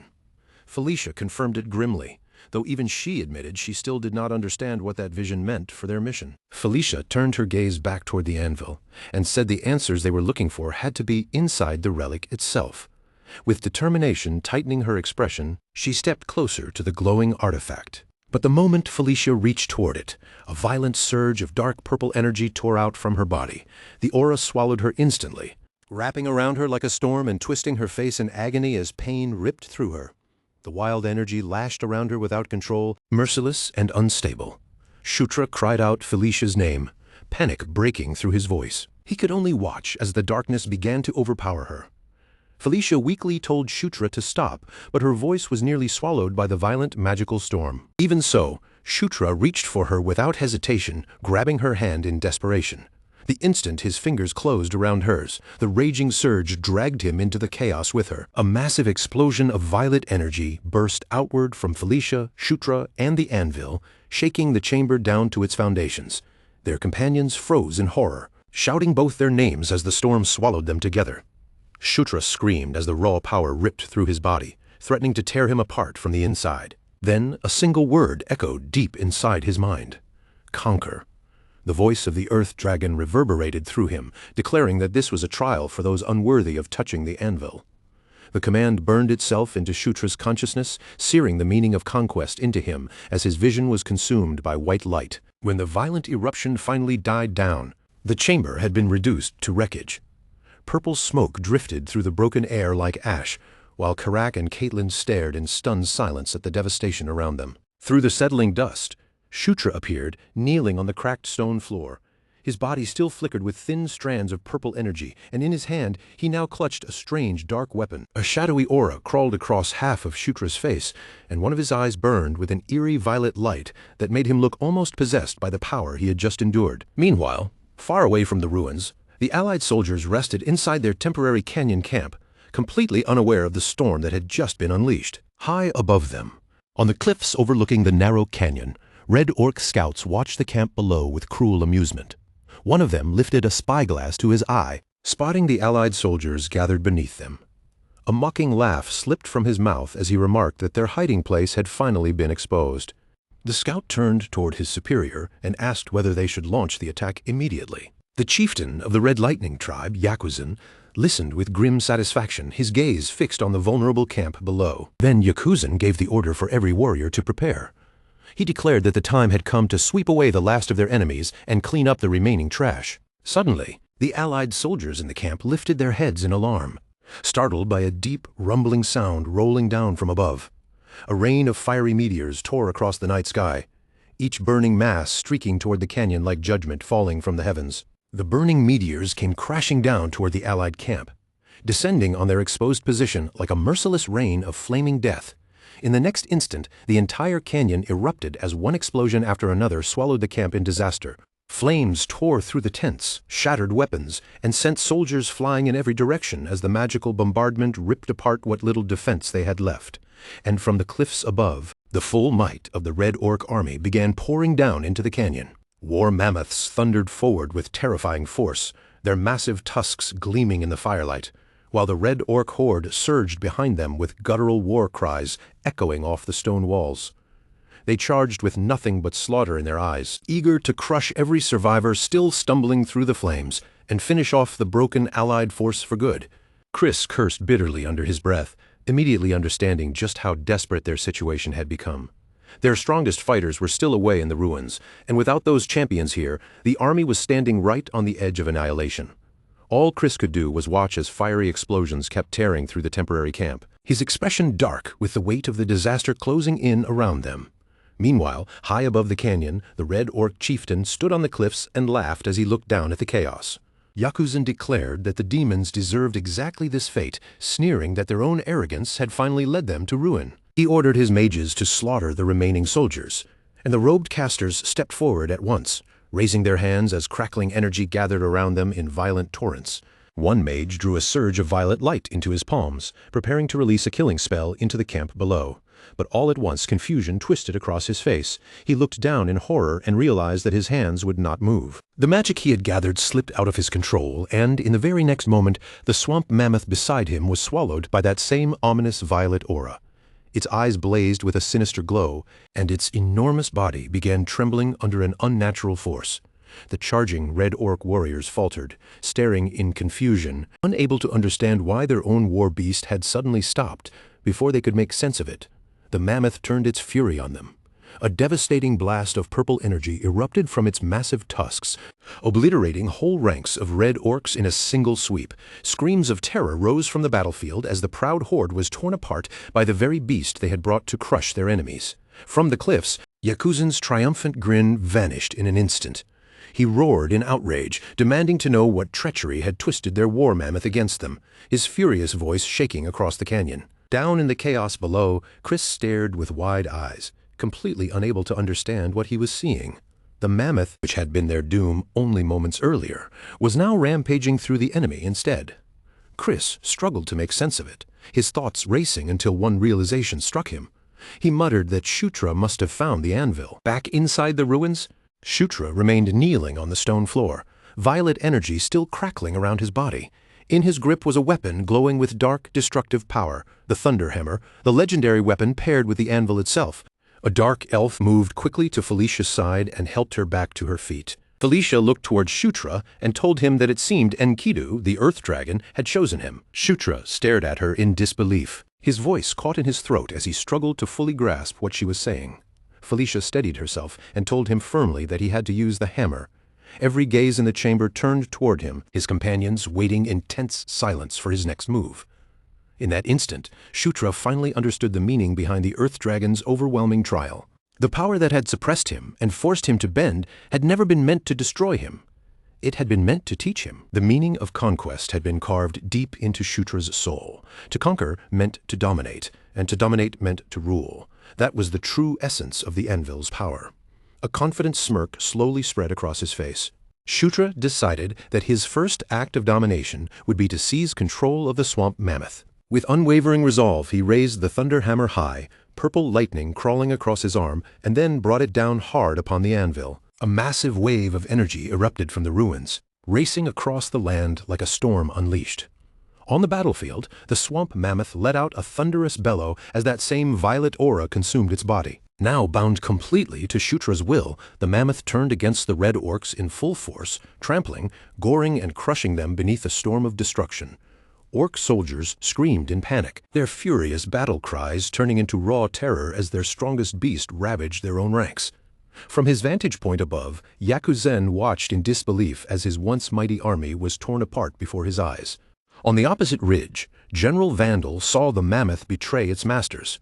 And in that single moment, he understood what had happened. Vandal declared that Shutra and the others must have succeeded, and without wasting the opening, he seized the moment. He ordered his forces to charge, rallying the allied army to strike, while the Red Orcs were drowning in confusion. The clash erupted immediately. The allied Orcs, driven by vengeance and desperation, slammed into the disorganized Red Lightning tribe. Steel met flesh, blood splashed across the battlefield, and the canyon became a storm of battle once again. But this time the tide had turned. On the cliffs, Yakuzen stood frozen, his face twisted in disbelief as he watched his forces crumble beneath the counterattack. A subordinate beside him stammered that they should retreat, but Yakuzen snarled in fury, refusing to even consider it. Through clenched teeth, he admitted that he had no idea who was wielding such terrifying power. His rage was cut short as Chris suddenly appeared behind him and struck with explosive force. The attack caught Yakuzen completely off guard, sending the Red Orc chieftain staggering from the blow. Chris fixed him with a hard, unflinching glare, his voice sharp as a drawn blade. He told the Orc leader that his conquest ended here. Chris offered him one final chance, surrender, and he would grant him a swift death. But the proud Red Orc chieftain answered only with a roar of pure fury, his defiance tearing through the night. Enraged beyond reason, Yakuzen leapt high into the air, declaring that he would rip Chris to shreds for daring to insult him with such an offer. His massive body came hurtling downward like a living weapon, every movement overflowing with bloodlust. But Chris was ready. He planted his feet, braced his body, and unleashed his devastating Beast Lord fist, pouring all his strength into one explosive strike to meet Yakuzen's charge head-on. With a crack that rang out like thunder, Yakuzen was overwhelmed. The force of Chris's blow sent the Red Orc leader crashing back, his body broken and his pride shattered. The remaining Red Orcs stared in horror as their supposedly invincible chieftain fell. Their morale collapsed in an instant, fear spreading through their ranks like wildfire. With their leader defeated, their will to fight was broken. Chris lowered his fist and breathed heavily, looking down at his bloodied hand as he flexed it with grim satisfaction. He knew the battle was not completely finished yet, but with the head of the serpent cut off, cleaning up the remaining enemies would not take long. Then his thoughts turned to his younger siblings. With rare honesty, Chris admitted that without their help, the Allied force would have been in grave danger. His expression softened for a brief moment, but as his gaze drifted toward the horizon, concern flickered across his face, and he wondered whether they were safe. Back in the ruins, the others stood before the anvil as a magical projection rippled above it. Within the image, the swamp mammoth rampaged through the Red Orc army, tearing through their ranks with devastating fury. The dark elf stared at the vision in awe. Still stunned by the sight, she said that with the anvil's power unleashed, the Red Lightning tribe was being completely annihilated. Her voice carried pure amazement, as if she could hardly believe the scale of destruction unfolding before her. But as that awe settled in, Felicia's expression hardened into grim satisfaction as she watched their enemies being crushed one after another. She remarked that the Red Lightning tribe was being utterly destroyed, but before she could continue, her voice faltered, and her body began to tremble. All at once, Felicia collapsed onto the ground, her strength finally giving out from the backlash of the artifact. Her companions rushed toward her in alarm, but Felicia weakly reassured them, insisting that she would be all right once she had some time to rest. The dark elf quickly offered to prepare a proper place for Felicia to lie down. But then her eyes shifted around the chamber, and she noticed something far more alarming. Shutra was gone. A short while later, they found Shutra outside the ruins. He let out a slow breath, relief spreading through him now that the immediate crisis had passed. Then, right before his eyes, a series of shimmering notifications appeared, proof that his body and power had grown. Shutra blinked in surprise as the messages revealed that he had leveled up several times at once.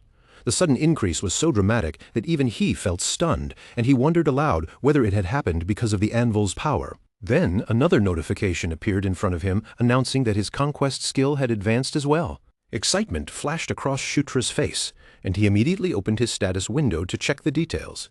His eyes widened when he saw that under the king's banner had also gained a level. A confident smirk slowly spread across Shutra's lips as he realized that one of his most important abilities had become even stronger. Then Shutra noticed something new, a skill he had never seen before. King's Knights. Judging by the name alone, he guessed it had to be some kind of summoning ability. Just then, a familiar voice called out to him, pulling Shutra out of his thoughts. He turned and saw Caitlin approaching him, her face clearly marked with worry. Shutra greeted her with a bright, almost guilty smile, cheerfully admitting that he had stepped outside without telling anyone first. But before Shutra could say anything more in his defense, Caitlin brought her hand down in a sharp chop against his head. Caitlin scolded him angrily, demanding to know why he had vanished without a word and made everyone worry about him. Shutra rubbed the sore spot on his head with a sheepish expression and apologized sincerely. At that, Caitlin's anger softened. She told Shutra it was fine as long as he was safe, but her tone quickly shifted again as she explained that they now had another problem to deal with. Confusion crossed Shutra's face, and he asked Caitlin what she meant. Caitlin explained that Felicia had fallen into a deep sleep and had not woken up since collapsing. Caitlin reminded him that Felicia had already been captured and drained by the Red Lightning tribe before all of this. Even though Felicia claimed she only needed rest, it was obvious that her body had been pushed far past its limit. Without Felicia awake, Caitlin explained, they could not summon the phantom steeds needed to fly back to the main camp. Shutra nodded in understanding, but a heavy unease gnawed at him. No matter how calmly he tried to react, Shutra could not shake the weight of worry pressing down on him over Felicia's condition. That night, the group made camp inside the silent ruins. Their small fires burned low against the ancient stone, and the air felt heavy with unease as everyone waited for Felicia to recover. Shutra sat quietly off to the side, checking his status once again. His health had fully recovered, most likely because of the sudden burst of levels he had gained. What surprised him even more was that he did not feel tired at all. He wondered aloud whether he would remain in that condition until morning, and then a new thought sparked in his mind. Shutra glanced around at the ancient stone walls, where old carvings faintly glowed in the dim firelight. Then realization struck him. This was not an ordinary chamber. They were deep inside an ancient ruin, which meant there could still be hidden secrets buried further within. There might be treasures, weapons, or even answers waiting in the darkness, and curiosity began to gleam in his eyes. Of course, Shutra knew better than to think such treasures would be left unprotected. Ruins like this were built over layers of danger, with traps and guardians waiting to slaughter anyone foolish enough to trespass. But as Shutra tightened his grip around the thunderhammer, a confident smirk tugged at the corner of his mouth. The anvil's power still pulsed through him, quietly reminding him that inside these ruins, he was no longer just another intruder. He was the ruler here. The dungeon's power bent to his will, and within these ancient walls, Shutra possessed unmatched authority. The realization made the entire ruin feel like a place open just for him. The guardians could not attack him, and the traps could not harm him. In other words, he had been handed a free pass to explore every hidden corner without fear. With that thought burning brightly in his mind, Shutra turned toward Carrick, who was still sprawled out on the cold stone floor, snoring without a care in the world. Shutra nudged Carrick awake with the toe of his boot, amusement flickering in his eyes. Then, with a mischievous grin, he told his groggy companion to follow him. As the two of them walked deeper into the shadowed halls of the ruins, Carrick rubbed at his eyes and staggered along unsteadily. The orc admitted in a nervous voice that he was not sure they should be wandering around this place so freely. Shutra only reassured him with calm confidence, pointing out that ruins like this always hid treasures and weapons worth discovering. But the moment Shutra opened the door to the next chamber, Carrick's nervousness shot straight into terror. Carrick gasped sharply and pointed forward with a trembling finger. On the floor ahead lay a massive slumbering figure, and his voice shook as he warned Shutra about the beast before them. Shutra, however, did not flinch. He calmly explained that the creature was an arch-golem, its stone-carved body shaped like a griffin. It was one of the ruin's guardians, a monster with overwhelming strength, powerful enough to grind ordinary intruders into dust. Shutra thought to himself that if they had entered this place under normal circumstances, that beast would have slaughtered both of them in moments. Carrick admitted with blunt honesty that he would rather never fight something like that. Shutra only gave him a teasing smirk and called him a coward. But before Carrick could argue back, his fear melted into wide-eyed excitement. His gaze locked onto something glittering in the corner, a massive treasure vault overflowing with riches. Gold coins spilled from open chests, jeweled weapons gleamed in the dim light, and pieces of armor rested proudly on display stands. Carrick immediately grabbed a piece of golden armor and lifted it high, marveling at its flawless craftsmanship. He exclaimed that it had to be a high-quality treasure. Shutra nodded as he studied the faint magical aura humming across the armor's surface. He confirmed that Carrick was right. It was enchanted armor with considerable power. Then, with a sly grin, Shutra asked Karak if he wanted it. The orc stared at him in complete disbelief, clearly stunned by the offer. Shutra laughed and said the armor was far too large for him anyway. Delighted, Karak accepted the gift with heartfelt gratitude, clutching it tightly against his chest as though he had just received the greatest honor of his life. Meanwhile, Shutra gathered a handful of ancient gold coins, feeling their weight as he looked over the treasure around him. After deciding to store the most valuable items inside his inventory, Shutra told Karak to take whatever else caught his eye. Shutra then wandered leisurely through the glittering chamber, letting his gaze drift over the piles of treasure. Before long, something unusual caught his attention. A massive ornate chest standing untouched in the far corner. Curiosity sharpened inside him as he approached it. He carefully unlatched the chest, only to frown when he found it empty except for a single small button embedded in the bottom. Without hesitating, Shutra pressed the button. The far wall groaned, faint light spreading across its surface before the stone slowly retracted with a heavy grinding rumble. A hidden doorway opened before him, revealing a pitch-black corridor beyond. A wide grin spread across Shutra's face. He could tell immediately that something special was hidden behind that secret door. Shutra could feel it in his bones. With eager steps, he strode into the passage, his boots echoing against the ancient stone. The tunnel stretched long and silent ahead of him, but at the very end, it opened into a vast chamber with a ceiling arching high overhead. At the center floated an artifact, suspended above a pedestal in midair, radiating a dark and mysterious power. A crushing aura slammed into Shutra's chest, heavy enough to make his breath catch. In that instant, recognition struck him like lightning. He had never once seen this object with his own eyes, and yet its name rose from the depths of his mind as if it had been engraved directly onto his soul. Shutra's lips parted, and he whispered the name in stunned reverence. This was Enkidu's gauntlet, the legendary Earthshaker. It was a weapon so ancient and so overwhelming that people only spoke of it in myths and forgotten legends. Among all the artifacts in existence, Earthshaker stood near the very peak. Its armored surface shone with a deep ancient brilliance, radiating the kind of strength that seemed to have survived countless ages. The power rolling off it pulsed again and again, almost like the heartbeat of a god.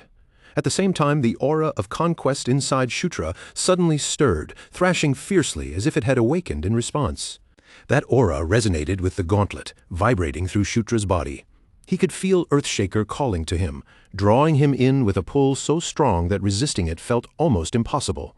Before he even realized it, Shutra's hand had already begun to rise. His fingers reached toward the gauntlet as though guided by fate itself. But just before he could make contact, a line of system notifications flashed in front of his eyes, warning him that his current stats were not enough. Shutra froze in place, stunned. Even after gaining so many levels recently, even after growing stronger than before, he still did not meet the requirements to properly wield such a terrifying artifact. And yet, despite every warning before his eyes, Earthshaker did not reject him. The gauntlet continued to glow, its powerful aura wrapping around Shutra as if refusing to let him go.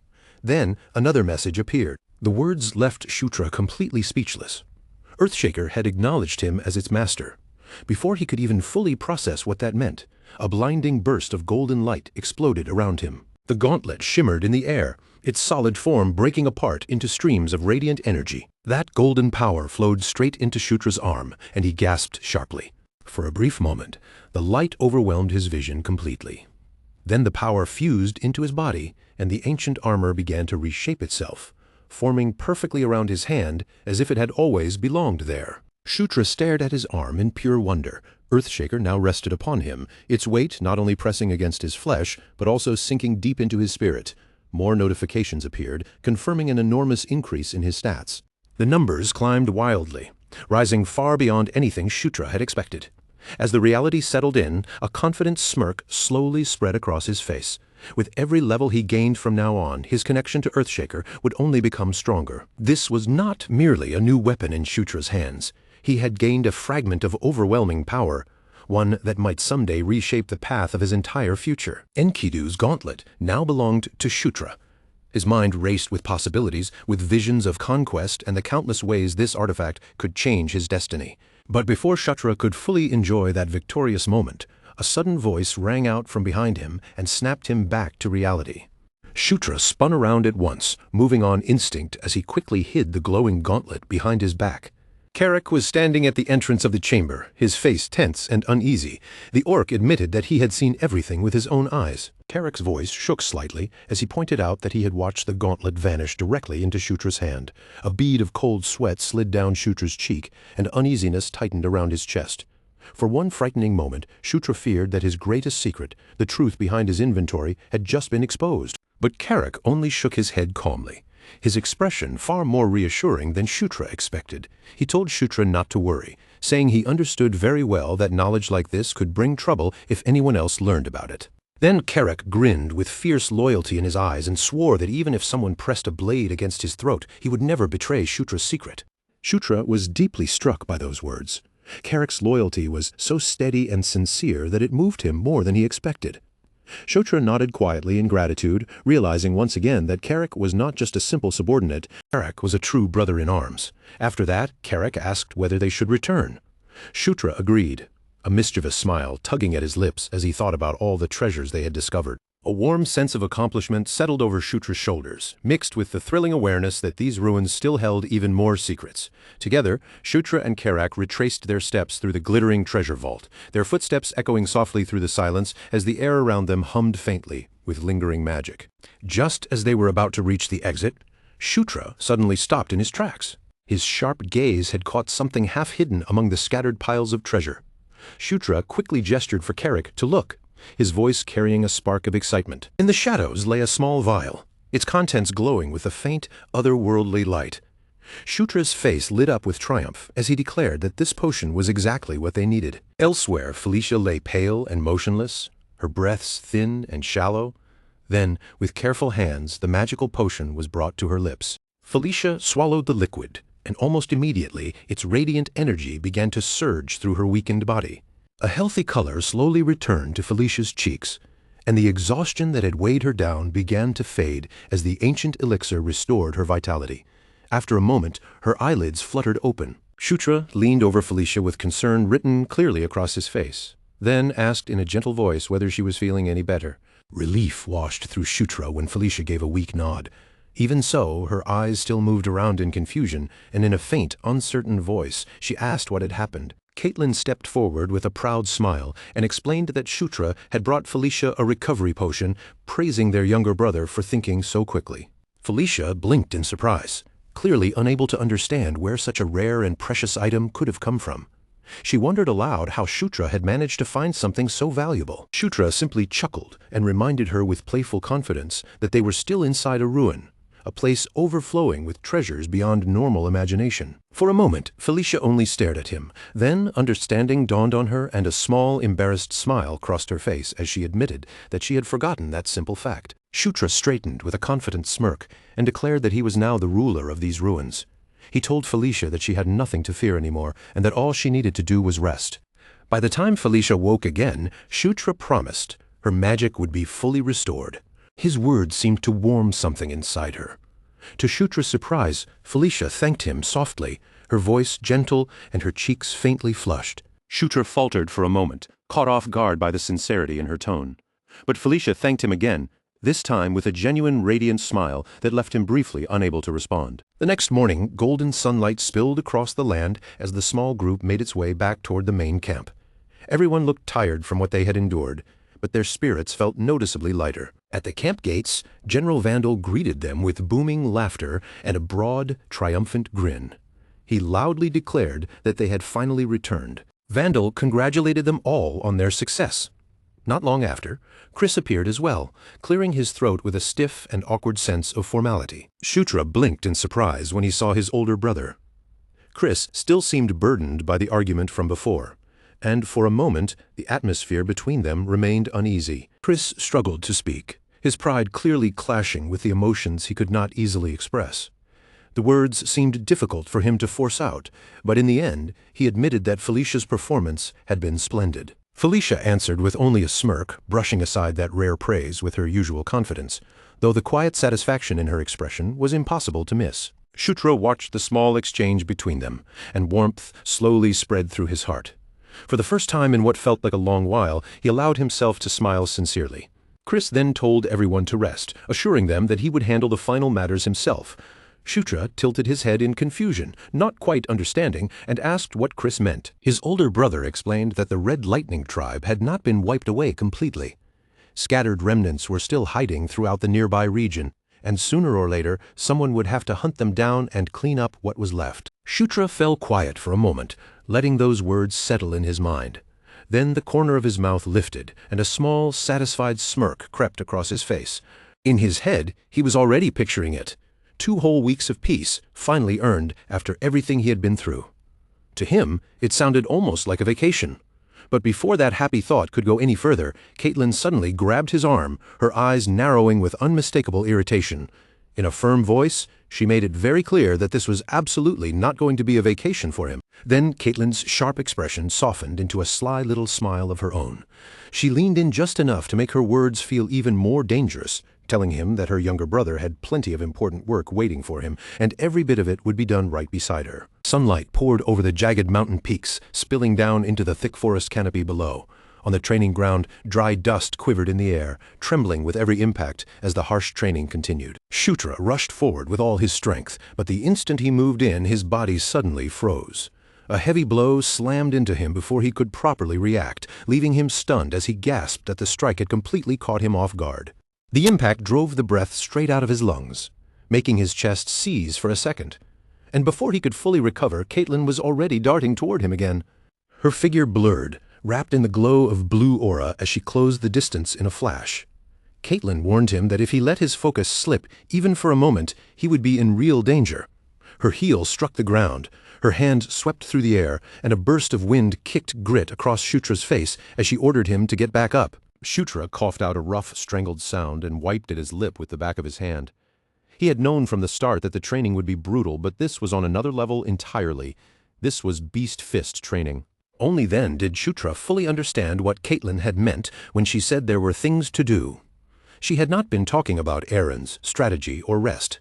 She had meant this merciless training routine from the very beginning. For the first 5 days, Shutra did almost nothing except to get beaten down again and again. His body was bruised, battered, and pushed to its limit until every movement came with pain and every breath felt heavy. It was only after a full week had passed that Shutra finally began to catch glimpses of Caitlin's fists as they came at him. Her blinding speed was no longer completely invisible to his eyes. Wooden boards splintered apart, rails cracked and snapped, and by the 11th day their arms were slicing through the air so quickly that each exchange looked like crossing scythes. Caitlin slipped cleanly inside his guard, her movements sharp and confident, and a grin spread across her face as she told him that he was finally managing to keep up. Shutra pulled himself back into stance, pale aura wrapping around his knuckles as he steadied his breathing. After taking that many hits, he muttered that he had better be improving, and maybe it was because of this unforgiving training that both his beast fist and his aura had finally climbed all the way to level 5. Night settled over the forest leaves, and the hot air filled with the rasping cries of cicadas. Caitlin lowered her shoulders into a more relaxed posture and nodded with approval. Then she tapped lightly against her temple, telling Shutra that if he kept growing at this pace, he would soon be ready to begin learning Beast God Fist. Shutra's face lit up at once, his fists tightening with excitement as he asked if she really meant it.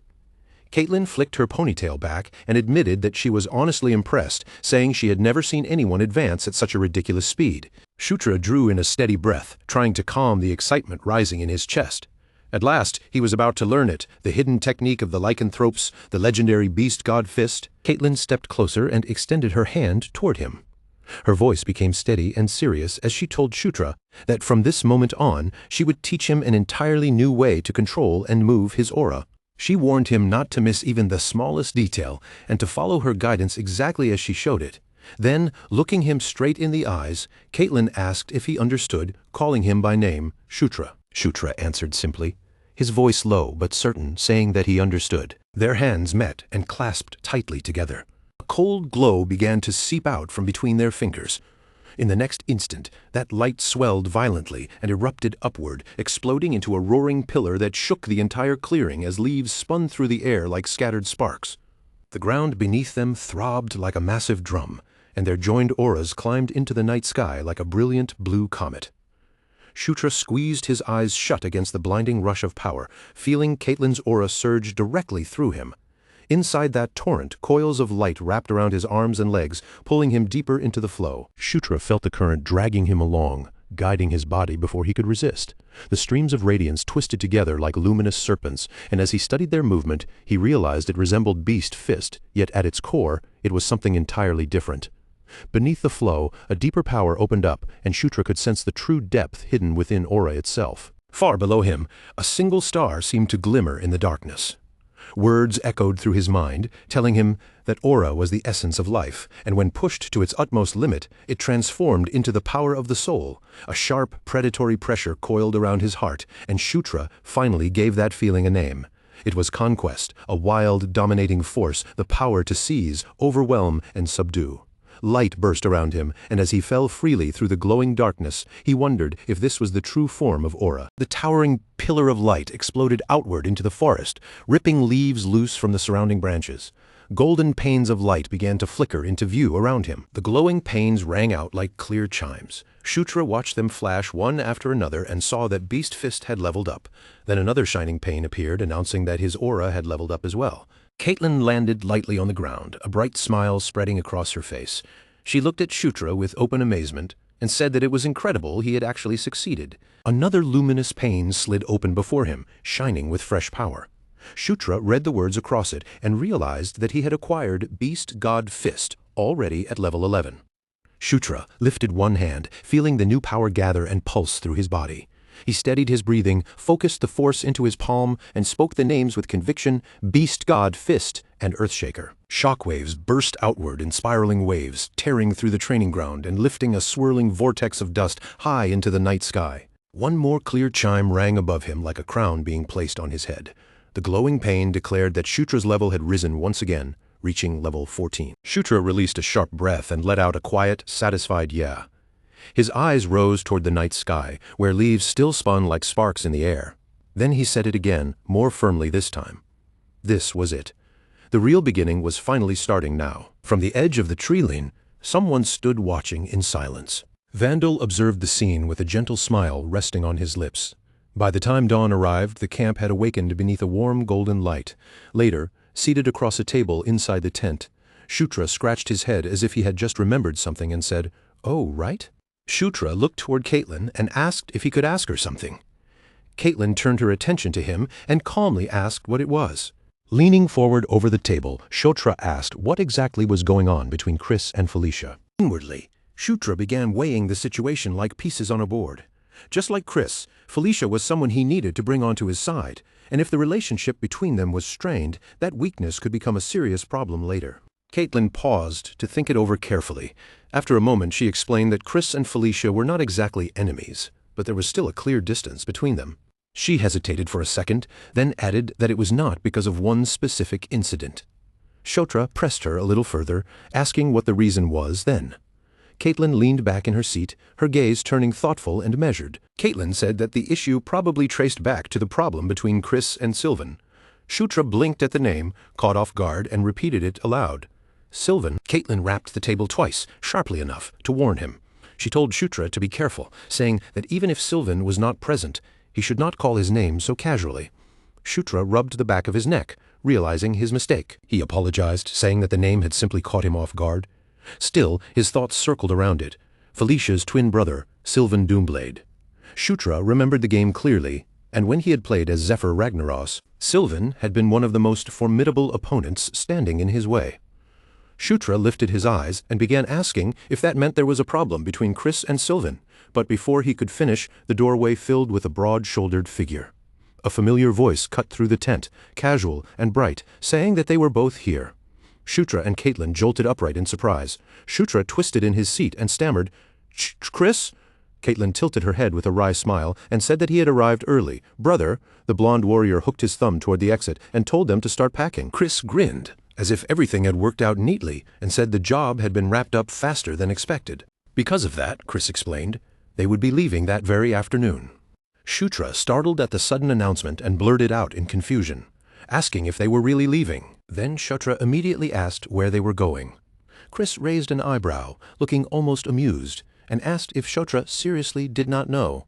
He explained that once a mission was complete, they had to return and report the results.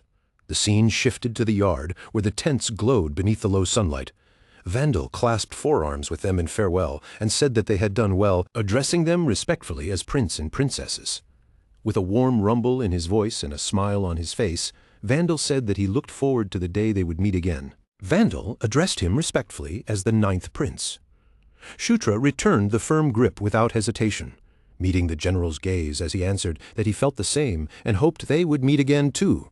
Vandal, Chris rolled his shoulders as if the farewell had brought everything to a clean close. Then, with an easy look toward the others, he asked if they were ready to head out. Shutra raised his fist with renewed energy and answered with a clear, eager yes. At the same time, Chris's gaze drifted past the camp and swept across the far horizon. Chris said they should move out immediately, straight for the Demon King's castle. In the next breath, the world seemed to shift toward the image of crimson spires, towering walls and vast halls echoing beneath the weight of royal power. Inside that distant castle, footsteps whispered across the stone floor of a high, vaulted nave, each step carrying softly through the immense chamber.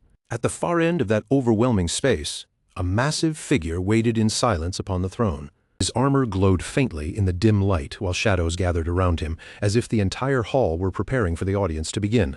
Meanwhile, Shutra had already arranged the return route clearly in his head, calmly reminding himself that getting back to the Demon King's castle would be simple enough. First, they had to reach the closest teleportation circle. From there, they would use long-distance transfer magic and arrive directly near the castle gates. Shutra calculated the route and figured the whole journey would take around 3 days. Then he let out a quiet sigh. There were no proper inns along the road ahead, which meant they would have to spend yet another night camping beneath the open sky. That evening, as the group rested around the fire, Shutra lazily turned a stick between his fingers. The flames flickered over his pale face, while he admitted to himself that being this close to the Demon King's castle made him strangely nervous. Shutra scratched lines into the dirt near the fire, writing out names as he murmured them one by one: Zephyr, Baikal, and Anastasia, the 3 great factions that dominated the royal court. He laid out the situation in his mind with careful precision. The 2nd prince, Zephyr Ragnaros, was known as the Demon King's greatest enemy. The 1st prince, Baikal Ragnaros, was the eldest son and a powerful presence who could not be ignored. And then there was the 4th princess, Anastasia Nikrian, who held her own sphere of influence and stood as another major force within the palace. In the battle for succession, Shutra knew that birth order meant almost nothing. No one rose to the throne simply because they were born first. Only accomplishments, strength, and ability decided who had the right to stand above the others. He continued sorting through what he knew.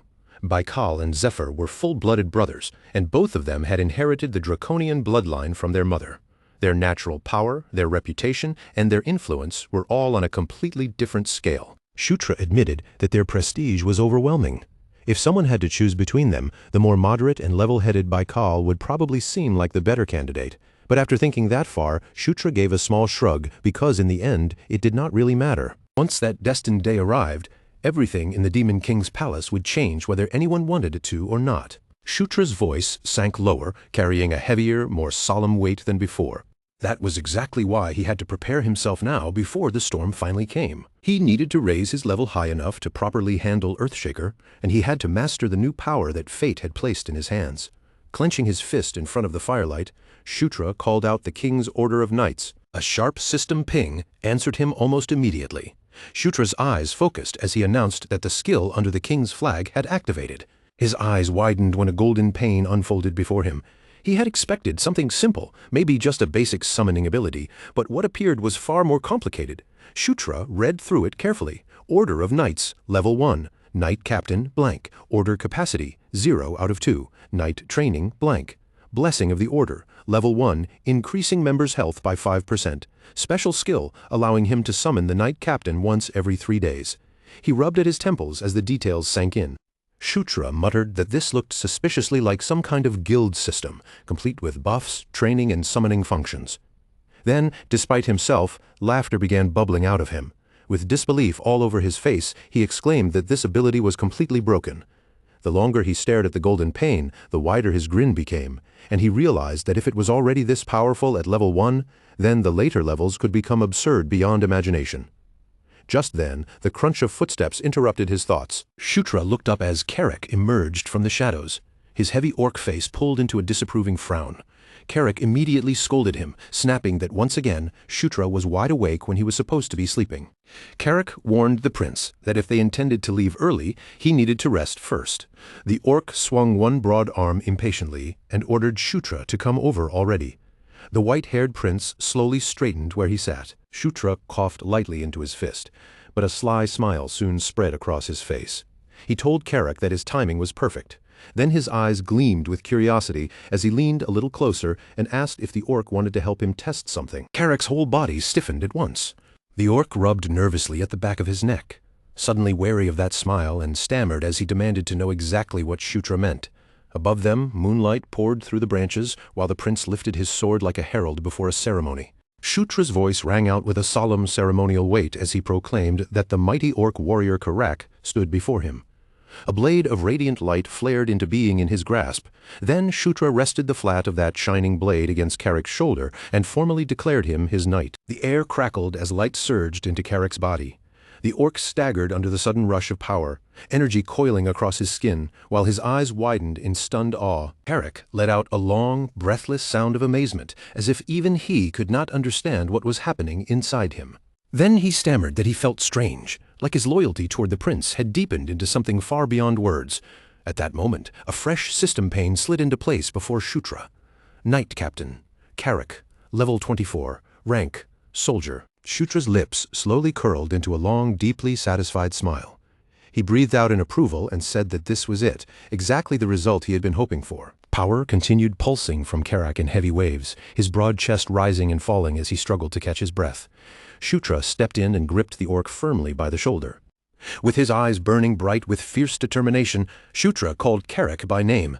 Then, without the slightest hesitation, he told him that he would make him the strongest orc in the world. He promised to raise Carrick into an emperor of orcs. Shutra declared that Carrack would become powerful enough to rival even dragons.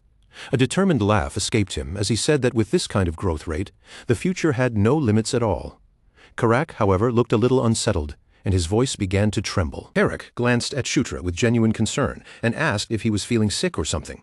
The next day arrived soon after.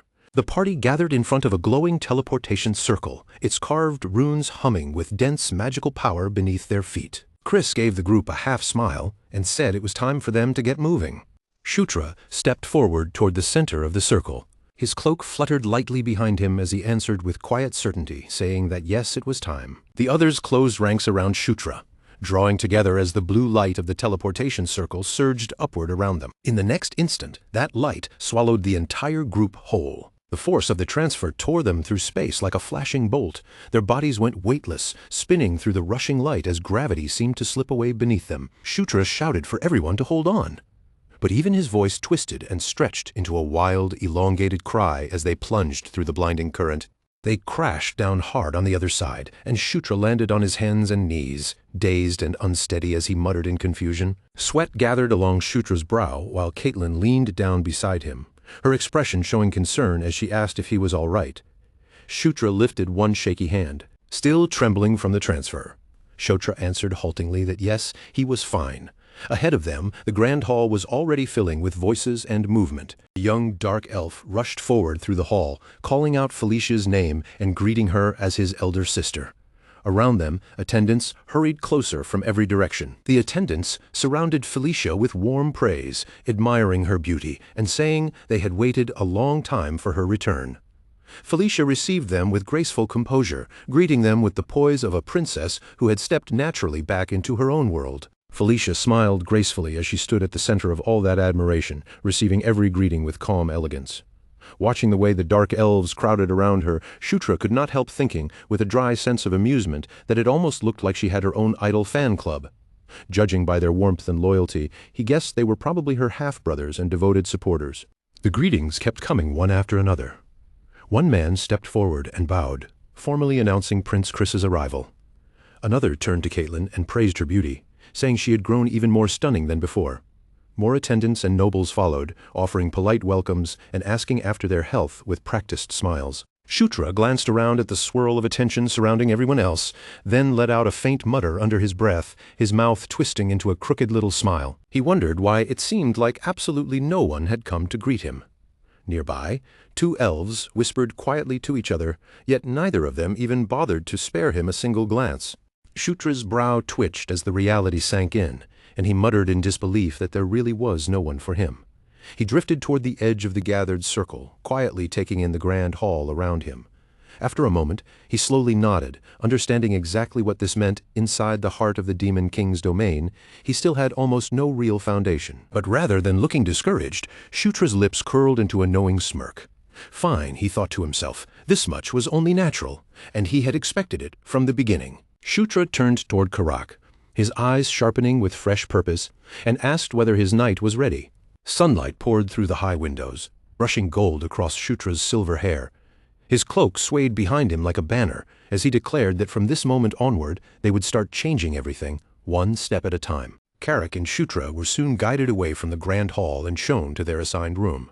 The room was small, plain, and completely unimpressive compared to everything else in the palace. Shutra looked around and remarked with dry sarcasm that they should probably be grateful they had been given a room at all. Karak mentioned that they had free time until the official events began the following day. To Shutra, however, it felt less like free time and more like they had simply been shoved aside and left to rot somewhere out of sight. Just as that thought crossed his mind, a sudden series of knocks rang out from the door and startled him. Wondering who in the world would come to visit them here, Shutra opened the door.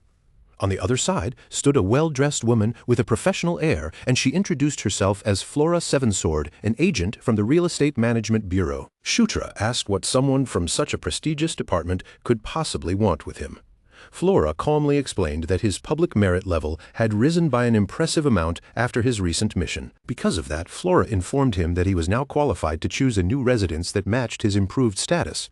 The news struck Shutra so suddenly that for a moment he could only stare, caught between disbelief and stunned excitement. A little later, Shutra made his way to the proper office to confirm the details. He arrived at the Office of Public Merits, where a woman with the lower body of a serpent greeted him with a warm, professional smile. When Shutra asked if this was where he could claim his new home, the woman Isabella confirmed that he had come to the right place. With one graceful motion of her hand, Isabella called forth a magical display, and glowing information began to appear, listing Shutra's achievements one after another. Isabella revealed that Shutra's merit level had reached 5, giving him access to higher privileges and an enormous salary of 500 gold. She added that no other prince had ever achieved such a result on his very first mission. Shutra felt embarrassed by the praise, but deep down he was secretly thrilled. When Shutra asked to see which residences were available to him, Isabella agreed at once, sounding almost delighted to show him the options. Not long after that, Shutra and Karak arrived in front of the place that had been chosen. Karak stood frozen before a mansion so grand that it seemed to steal the breath from his chest. Staring at the golden-gated estate in front of them, he asked in disbelief if this magnificent place was truly supposed to be their new home. Karak could hardly believe what he was seeing. Inside the mansion, Flora was already waiting for them in the spacious foyer, and she calmly remarked that they had arrived sooner than she expected. This time, Flora was no longer dressed like a government agent. Instead, she wore a pristine maid uniform that made her look perfectly suited to the mansion around her. Flora bowed deeply and said it would be her honor to serve Shutra as his new butler. Karak leaned closer and whispered to Shutra in complete confusion, unable to understand what was going on. Shutra simply grinned and explained that he had used his new points to hire her. Seeing that Karak still looked utterly baffled, Shutra gave him a casual glance. Shutra told him not to worry too much about the details. Karak could only mutter under his breath about his prince's strange decisions. Then morning came, bringing with it the day of Shutra's first formal audience with the Demon King. Inside the lavish dressing room, Karak shifted around nervously and complained that he needed to use the restroom. Shutra, holding a drink in one hand, snapped at him in irritation and told him to just go already. He added that Karak's constant whining was starting to make him nervous too. Before the tension could build any further, a familiar voice suddenly cut through the room. The voice praised how sharp both of them looked in their formal clothes. A moment later, Caitlin and Felicia entered the room, both of them radiant in elegant gowns that immediately drew the eye. Caitlin smiled and said all the credit should go to Felicia. Felicia, clearly proud of her work, admitted that the effort she had put into choosing their outfits had paid off nicely. Then Caitlin turned her attention toward Shutra with a playful look in her eyes. She teased him by saying that he looked especially good in the suit they had picked for him. Shutra immediately grew flustered under her praise. Still embarrassed, Shutra thanked her and quickly added that Caitlin and Felicia both looked incredible as well. Caitlin beamed happily at the compliment, while Felicia tried to hide her smile and remarked with complete confidence that, of course, they looked good. Soon after, Prince Chris joined them, carrying his usual commanding presence the moment he stepped into the room. Chris reminded Shutra that this would be his first official audience ceremony. Today, Shutra was the one standing at the center of attention, and he would have to prove his worth before everyone. Shutra met Chris's gaze, head on, his expression steady and filled with determination, and answered that he was ready. Then the great doors ahead of them began to open. Blinding light poured through the widening gap, flooding the hall before them. Shutra knew that many people would assume his recent success had been nothing more than luck, and that he did not truly belong among the others. But today, Shutra was prepared to crush those doubts completely, with his resolve firm and unwavering. He stepped forward and led his siblings into the throne room.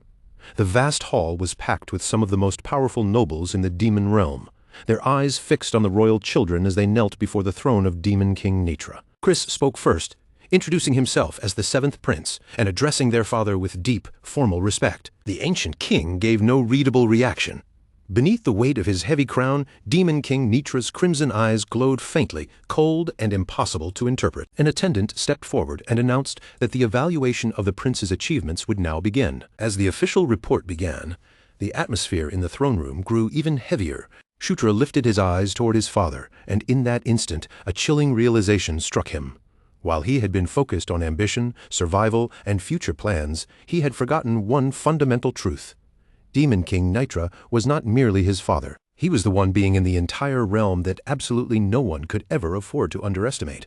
Suddenly, a crushing, invisible pressure spread through the hall like a suffocating wave. Shutra's body began to tremble, despite his efforts to stay composed. Under the sheer weight of his father's aura, even remaining upright felt like a battle. Pain tightened across Shutra's face as he endured the overwhelming force, but deep inside his mind, through the pressure and fear, he heard the voice of the goddess of conquest. A warm golden light appeared before Shutra, cutting through the crushing pressure like a beacon. From within that radiance, the goddess of conquest whispered a single command into his soul to conquer. Shutra remembered the power he had once seized with his own hands, that blazing light which embodied the shape of his will. The goddess told him that a true king could not crumble beneath another's gaze. A true king had to endure that pressure, face it head-on, and bend it back into his own strength. Shutra clenched his fists so tightly that his knuckles strained, gritting his teeth against the overwhelming force pressing down on him. Then Shutra turned his focus inward, shutting out the fear, the pain, and the suffocating weight of the throne room.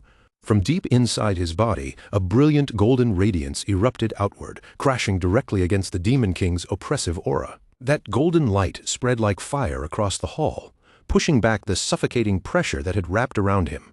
Shutra's eyes burned with a bright golden glow as he unleashed the full force of conquest. His defiant surge of power shook the throne hall, forcing everyone to feel the clash between prince and king. And for the first time, Demon King Nitra's unmoving expression shifted, a faint flicker of surprise breaking through his calm. Then the Demon King's deep, commanding voice rolled through the chamber, filling every corner as he spoke a single name, Shutra. In that instant, the entire court went still. Every noble, every sibling, every watching figure turned toward him in disbelief. Shutra remained kneeling beneath their stares. Still, on one knee, Shutra slowly lifted his gaze toward the throne, stunned beyond words by what had just happened. The Demon King's piercing eyes fixed directly on Shutra. His voice resonated through the hall as he declared that he looked forward to seeing the boy's future achievements. Then, deliberately and unmistakably, he spoke Shutra's name once more. The king's tone made sure that every soul in that vast throne room heard the acknowledgement clearly. Around them, the court erupted into startled whispers, many of the nobles shaken by the fact that the Demon King had called one of his children by name. It was something the king had never done before. Questions began rippling through the gathered nobles as they wondered why the ninth prince, who had been dismissed as irrelevant until now, had suddenly been singled out in front of everyone. Shutra understood the meaning hidden behind those simple words. In this court, a public acknowledgement from the Demon King was not a casual gesture. It was a declaration that something had changed. Silently, Shutra vowed that he would live up to the king's expectations. His first audience had ended with a moment so powerful that its impact would echo throughout the entire kingdom. After the ceremony, Shutra returned to his mansion. Carrick's frantic shouting jolted Shutra awake the next morning. His butler urged him to get up at once, waving a newly arrived letter from the Office of Public Merits as if it were something urgent. Still half asleep, Shutra blinked at the letter and wondered why the office would be contacting him again so soon after he had already received his last reward. He broke the royal seal and began scanning the contents. The farther his eyes moved down the page, the wider they became in disbelief. Karak, unable to hold back his impatience, leaned closer and demanded to know what the letter said. Shutra admitted that he was not completely sure how he was supposed to feel about it. Then he revealed the shocking truth. The letter contained a personal mission issued by the Demon King himself. Later that day, Shutra gathered with his siblings inside a bright, ornate chamber to discuss the assignment. Chris read the details aloud, explaining that it was a monster extermination mission. The moment Caitlin heard the destination, she realized Shutra would be heading to the Anger Plains. Shutra asked if the Anger Plains were part of the Centaur's territory. Caitlin confirmed that they were, adding that she and Chris had trained there in the past. Chris sounded regretful as he said he would not be able to join Shutra on this mission. Caitlin, however, reassured him that Shutra would be able to handle himself even without Chris coming along. Then Chris's expression grew serious, and he turned toward his younger brother with a warning in his eyes. Chris advised Shutra to be careful from this point forward. Everyone in the castle would be watching him now. Some people would try to approach him as allies, while others would begin viewing him as a possible threat. Shutra listened closely, fully aware of how serious that was.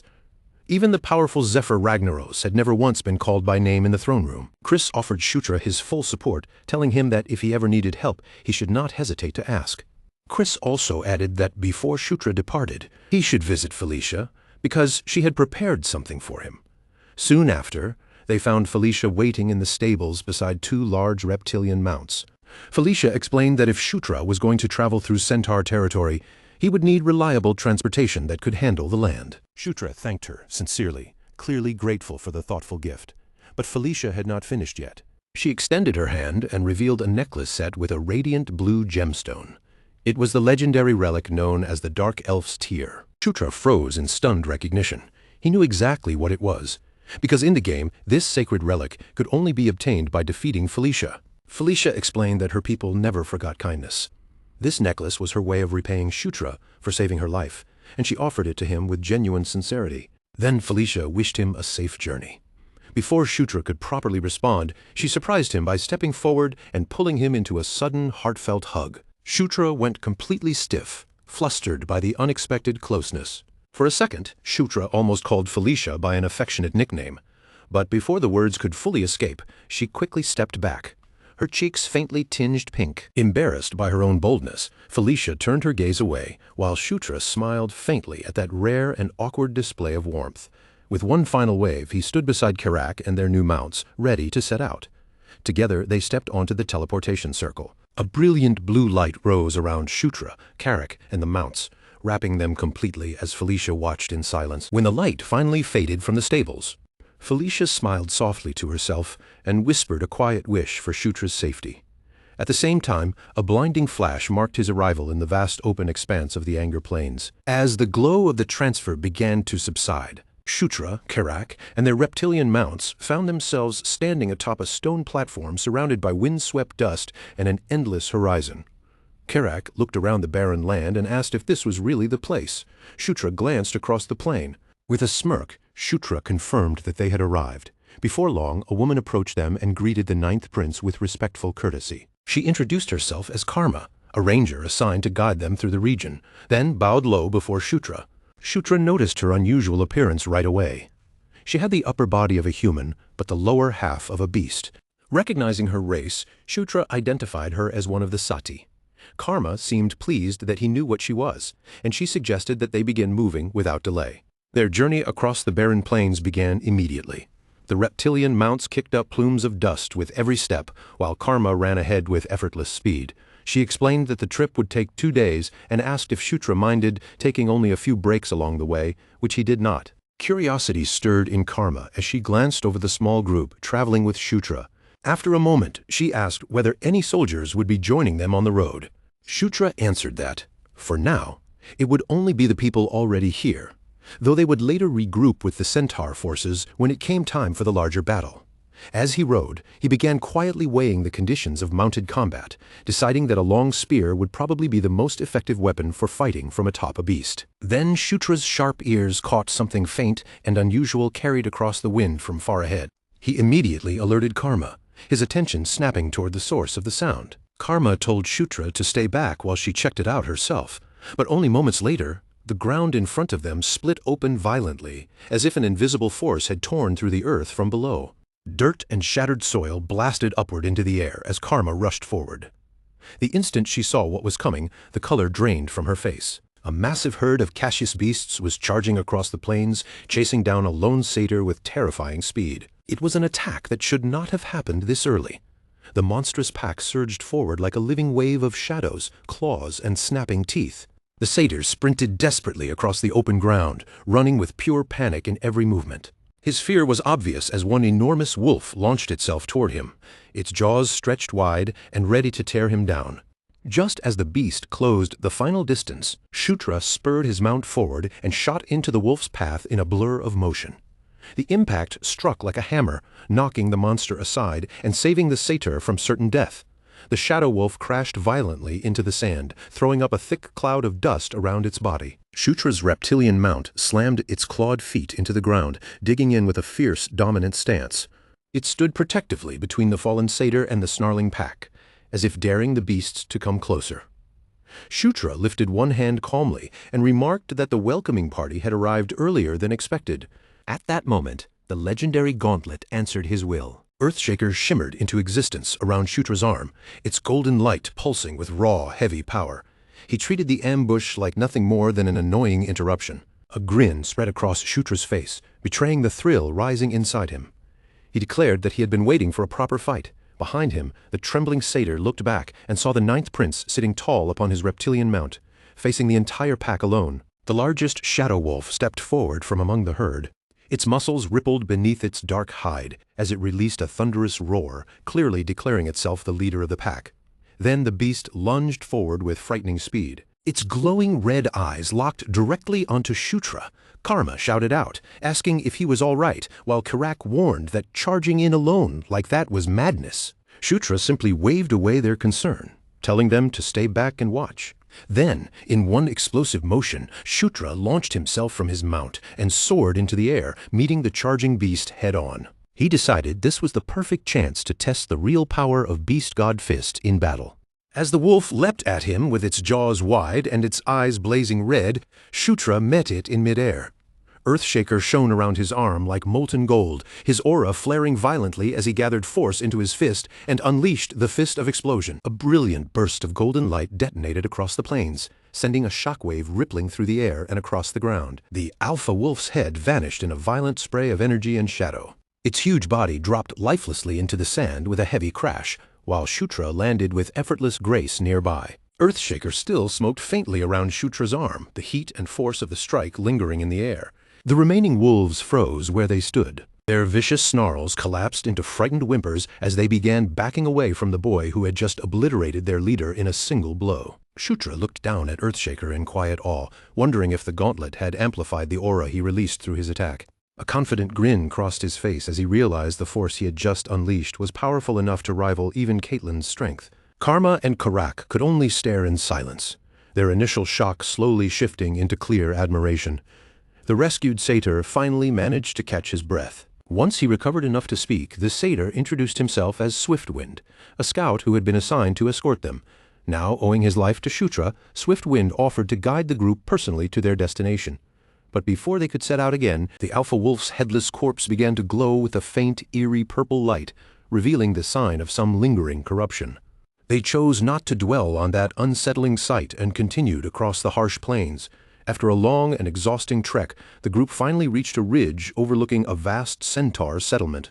Spread out below them was the homeland of the 4 great centaur tribes. Those tribes were Fierce Wind, Heavy Rain, Raging Flame, and Rough Night. Among them, the Raging Flame tribe held the greatest dominance, and it was led by their high chieftain, Savage Eyes. Before long, Savage Eyes emerged to greet the visitors. The towering centaur warrior carried himself with calm authority as he introduced himself. The moment Shutra heard the name, recognition flashed through his mind. Savage Eyes was an infamous character from the game, and in that version of events, he had been an enemy rather than an ally. Carrick leaned in and whispered nervously that the chieftain's glare alone looked powerful enough to kill someone. Shutra, however, kept his composure and confidently introduced himself as the Ninth Prince. Savage Eyes studied him in silence. The chieftain's sharp gaze measured the young demon's posture, confidence, and calm. Shutra met that intense stare without flinching, then asked for an evaluation of the situation. Inside the main yurt, Savage Eyes stood over a large map spread out before him and bluntly admitted that the circumstances were dire. The Cassius herd had migrated south much earlier than usual, and that unnatural movement was a deeply troubling omen. Savage Eyes explained that some believed the herd might only be a separated splinter group, but Shutra quietly remembered from the game that this kind of optimism was almost always misplaced. Savage Eyes then laid out his plan. In 3 days, warriors from all 4 tribes would gather together and launch an attack to annihilate the herd. Shutra agreed to the plan, silently hoping that this time, events would unfold differently from the tragedy he remembered in the game. As the meeting finally came to an end, the tension in the air began to loosen, and the warriors slowly prepared to go their separate ways. But before Shutra could fully leave, Savage Eyes called out to him once more, his sharp gaze narrowing with curiosity. With a sly grin tugging at his mouth, the chieftain asked whether the rumors were true, that this young prince had really crushed the skull of a Cassius beast with nothing but his bare hands. Shutra's confident smirk returned at once. Without the slightest hesitation, he admitted that the story was true, then calmly added that if the chieftain wanted proof, he would be happy to show him that strength with his own eyes later. For a brief moment, a rare spark of genuine interest flashed across the hardened warrior's face. Savage Eyes accepted the challenge without backing down, saying that he would look forward to seeing that kind of power for himself. Later that evening, as Shutra made his way through the Centaur settlement, quiet voices began to trail after him from every direction. The centaurs whispered among themselves about the Ninth Prince, their eyes following him as if he had already become something more than an ordinary royal guest. He was the young demon whose feat had already turned into a legend across the plains. Walking nearby, Carrick noticed the attention right away and remarked that Shutra's popularity was rising at an incredible pace. Carrick even joked that it had to be because of Shutra's irresistible charm, only to catch himself a little too late, as if realizing he had spoken more casually than he should have. Clearing the mood, he quickly advised Shutra to get proper rest before the battle that was waiting for them. That night, Shutra sank into a deep and peaceful sleep, completely unaware that something extraordinary had begun to stir at his side. On his arm, the gauntlet rested quietly at first, but then a soft green glow started pulsing from it like a heartbeat in the darkness. The light grew stronger and brighter, spilling through the room until it finally pulled Shutra from his sleep. He opened his eyes in confusion, blinking against the strange glow. When he looked down, he saw Earthshaker fully manifested on his arm, its presence unmistakable, and he called out the gauntlet's name in surprise. A calm and gentle voice echoed through the quiet room, carrying an almost sacred stillness with it. Shutra lifted his gaze, and there before him floated the translucent image of a beautiful elf-like woman, her figure wrapped in a soft emerald radiance that shimmered like living wind. A faint glow gathered in Shutra's eyes as the mysterious woman addressed him directly. Her voice was serene, but there was urgency beneath it as she told him she needed his help immediately. Still half awake and struggling to understand what was happening, Shutra stared at her and asked who she was. The spirit's gaze softened, and with a quiet dignity, she introduced herself as Green Wind. The moment Shutra heard that name, it struck him like a bolt of lightning. He remembered it clearly from the lore he knew, and the realization made his mind snap fully awake. Green Wind was no ordinary spirit. She was one of the great nature spirits, a being whose name was tied deeply to the land itself. She was the guardian of the plains and the source that helped sustain their life. But before Shutra could fully react to the weight of that revelation, the world around him began to disappear. In the next instant, his surroundings vanished completely, and his consciousness was pulled into a brilliant green realm filled with swirling currents of energy, as if the very air had become alive. Shutra found himself floating beside the spirit, suspended in that radiant space with Green Wind at his side. There, she explained that this place was her home, the heart of the Engel Plains, and also the sacred place where a fragment of her creator, the Watcher Einkel, still resided. As Shutra took in the breathtaking sight around him, a sudden realization crashed into him like a storm.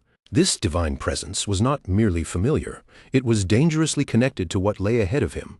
The mention of Einkel sent a cold shiver down Shutra's spine, and the memories surfaced in his mind at once. Einkel was one of the 6 elder dragons, a godlike being of such overwhelming power that even players in the game could never hope to meet him directly. Shutra's eyes dropped toward the gauntlet on his arm, his thoughts racing as he stared at the ancient relic. Earthshaker itself had been forged by another ancient existence, and now Shutra understood that this encounter with Green Wind could not possibly be a simple coincidence. Green Wind's voice cut through his thoughts, urgent and grave. She warned him that monsters from the north were advancing toward her sanctuary, and their goal was to steal away the life of the plains themselves. If those monsters succeeded, her home would be ruined, and even her own existence would be destroyed along with it. Green Wind insisted that Shutra was the only one who could stop them, but he immediately protested, saying he was nowhere near strong enough for such a task. Green Wind refused to accept his doubt. She reminded him that he already carried the power of Enkidu, and as if answering her words, golden light suddenly flared around Shutra's body in confirmation. She assured him that the fragment of Einkel within her temple would grant him the strength he needed. Then, as her form began to fade like mist in the wind, she gave him one final instruction. Shutra was to show her token to her children, the tribes who still worshipped her and honored her name, and in the very next instant the radiant green world disappeared. Shutra jolted awake back in his bed, breathing hard, his heart still pounding from what he had just experienced. On the back of his hand, a glowing green symbol shimmered with divine light, and in his palm a brilliant green crystal materialized as solid proof of Green Wind's blessing. Outside, Savage Eyes was already shouting, his voice sharp with alarm as he demanded to know why the prince was speaking the name of Green Wind. When Shutra explained that the sacred temple was about to be attacked, the chieftain's doubt was clear on his face, and his eyes narrowed with obvious skepticism. But the moment Shutra raised his glowing hand and revealed the divine crystal, the mood changed instantly. Green light reflected across Savage Eyes' eyes, and every trace of doubt vanished from his expression. His face hardened with conviction, and he asked Shutra what needed to be done. Not long after that, the entire settlement had shifted from confusion into action. Under the blazing sun, the united Centaur army thundered across the open plains. Spears and banners flashed in the light as hundreds of warriors galloped forward with unwavering purpose, and Shutra rode at the center of their formation. Though smaller in stature than the warriors surrounding him, Shutra carried a commanding presence that made him impossible to overlook. His reptilian mount kept pace with the centaur ranks as he studied the magical map in his hands. After checking their direction, Shutra confirmed that they were heading straight toward the Temple of Green Wind, whose distant outline shimmered ahead beneath a soft halo of emerald light. He knew that, without the map, he never would have been able to find the hidden sacred place. But before they could relax, a scout's alarmed shout tore through the calm wind. Dark shapes were gathering in the distance, spreading across the plains ahead of them. A massive horde of Cassius beasts stretched across the horizon, their numbers far greater than anyone had expected. Their glowing eyes burned like scattered embers in the distance, and unease tightened in Shutra's chest. Those creatures should never have known where the temple was hidden. Someone, or something, must have betrayed its location. Savage Eyes looked toward the enemy with a grim expression, then warned that their numbers were much larger than anticipated and asked Shutra for his orders. At that moment, Shutra recalled Green Wind's words and understood exactly what he had to do. He declared that he had to reach the temple and draw power from the fragment of Einkel sealed inside. Savage Eyes and his warriors would have to hold the line, no matter the cost, and make sure not a single beast reached the sacred site. Shutra turned sharply toward Karak and Karma, his expression already set with resolve.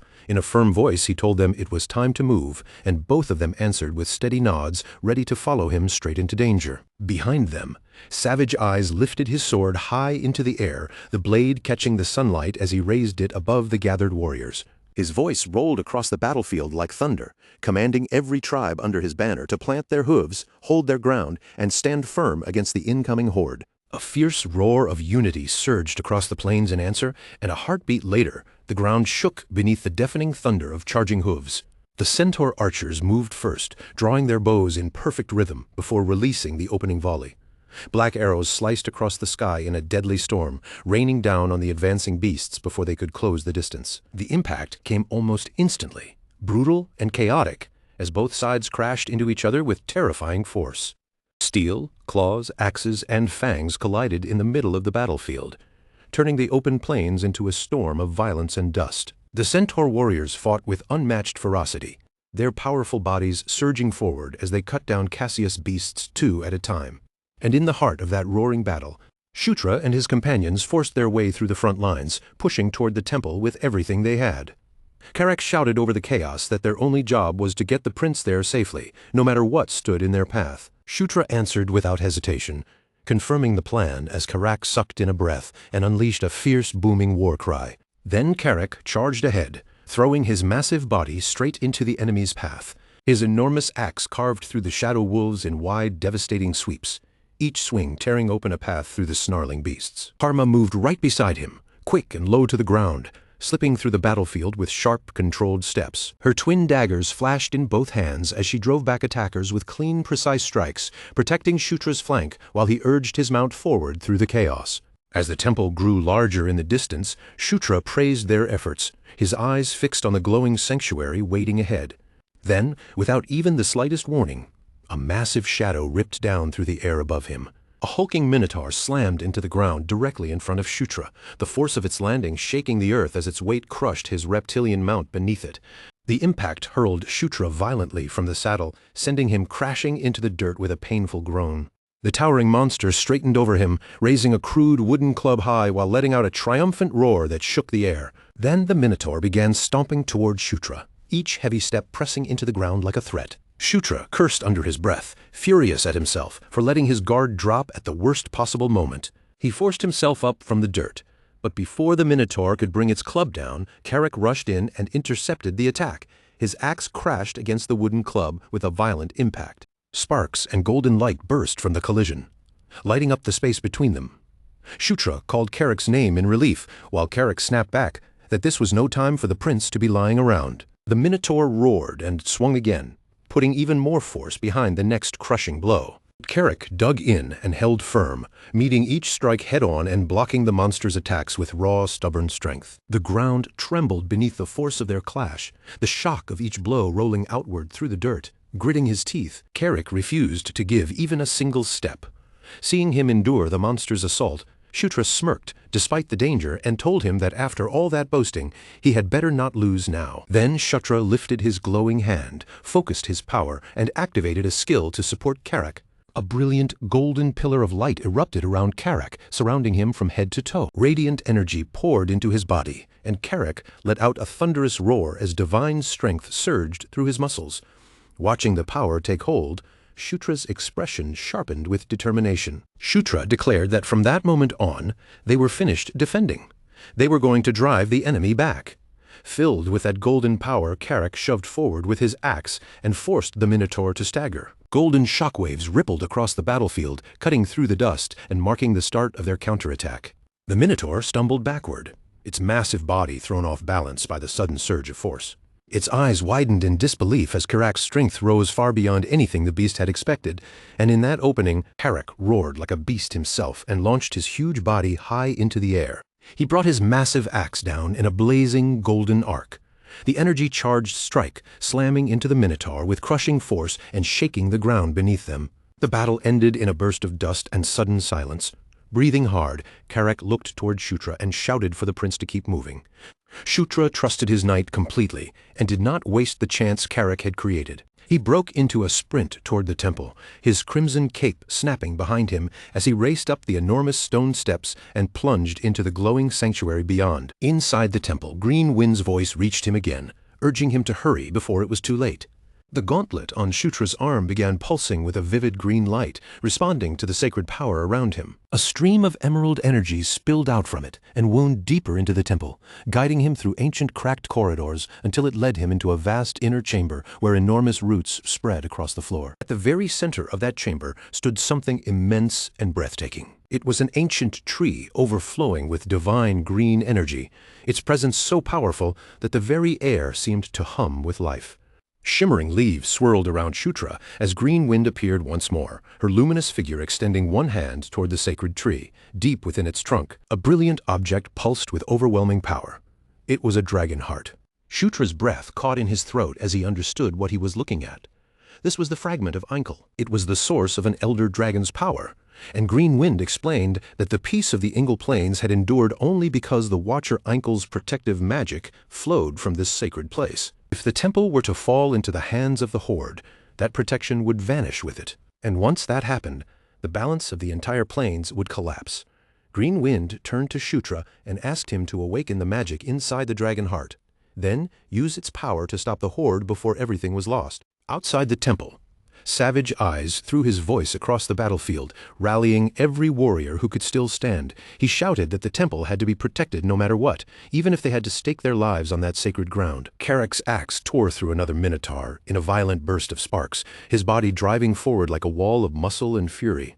Nearby, Karma fought off wave after wave of shadow wolves, her daggers flashing in the sunlight, while even one of the tree guardians seemed to sense the crushing weight of the enemy gathering around them. Inside the sanctuary, Green Wind's voice shook with desperation as she pleaded with Shutra to protect the plains and the children who still worshipped her. Then she offered him the dragon heart, the sacred power resting at the center of the ancient tree.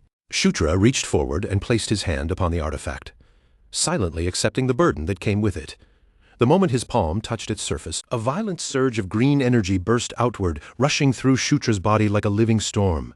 His head snapped back from the force, and his vision was swallowed by a blinding flood of light. In the next instant, Shutra found himself standing inside a vast void glittering with endless stars, and before him loomed a colossal serpentine figure, the elder dragon Einkel. Its 3 ancient eyes shone with a depth that felt older than the world itself, filled with cosmic wisdom and terrifying power.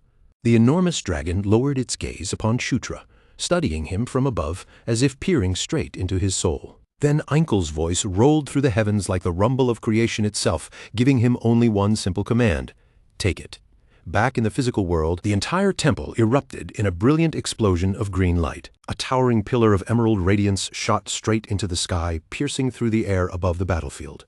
The light could be seen from miles away, and for a brief moment, the battlefield fell into stunned silence as allies and enemies alike turned their eyes toward the miracle in awe. Carrick stood among the bodies and dust, his armor marked by battle. Bloodied and panting, he looked toward the glowing temple and immediately understood that this could only be Shutra's doing. Then the earth began to tremble beneath everyone's feet as thorn-covered vines burst through the soil and twisted together with unstoppable force. From within that storm of surging magic, something enormous began to move. A massive wooden foot slammed down onto the battlefield, followed by towering bodies formed from bark, roots, and stone. The ancient forest guardians had finally awakened. The newly risen titans charged into the battlefield with the weight of the forest behind them.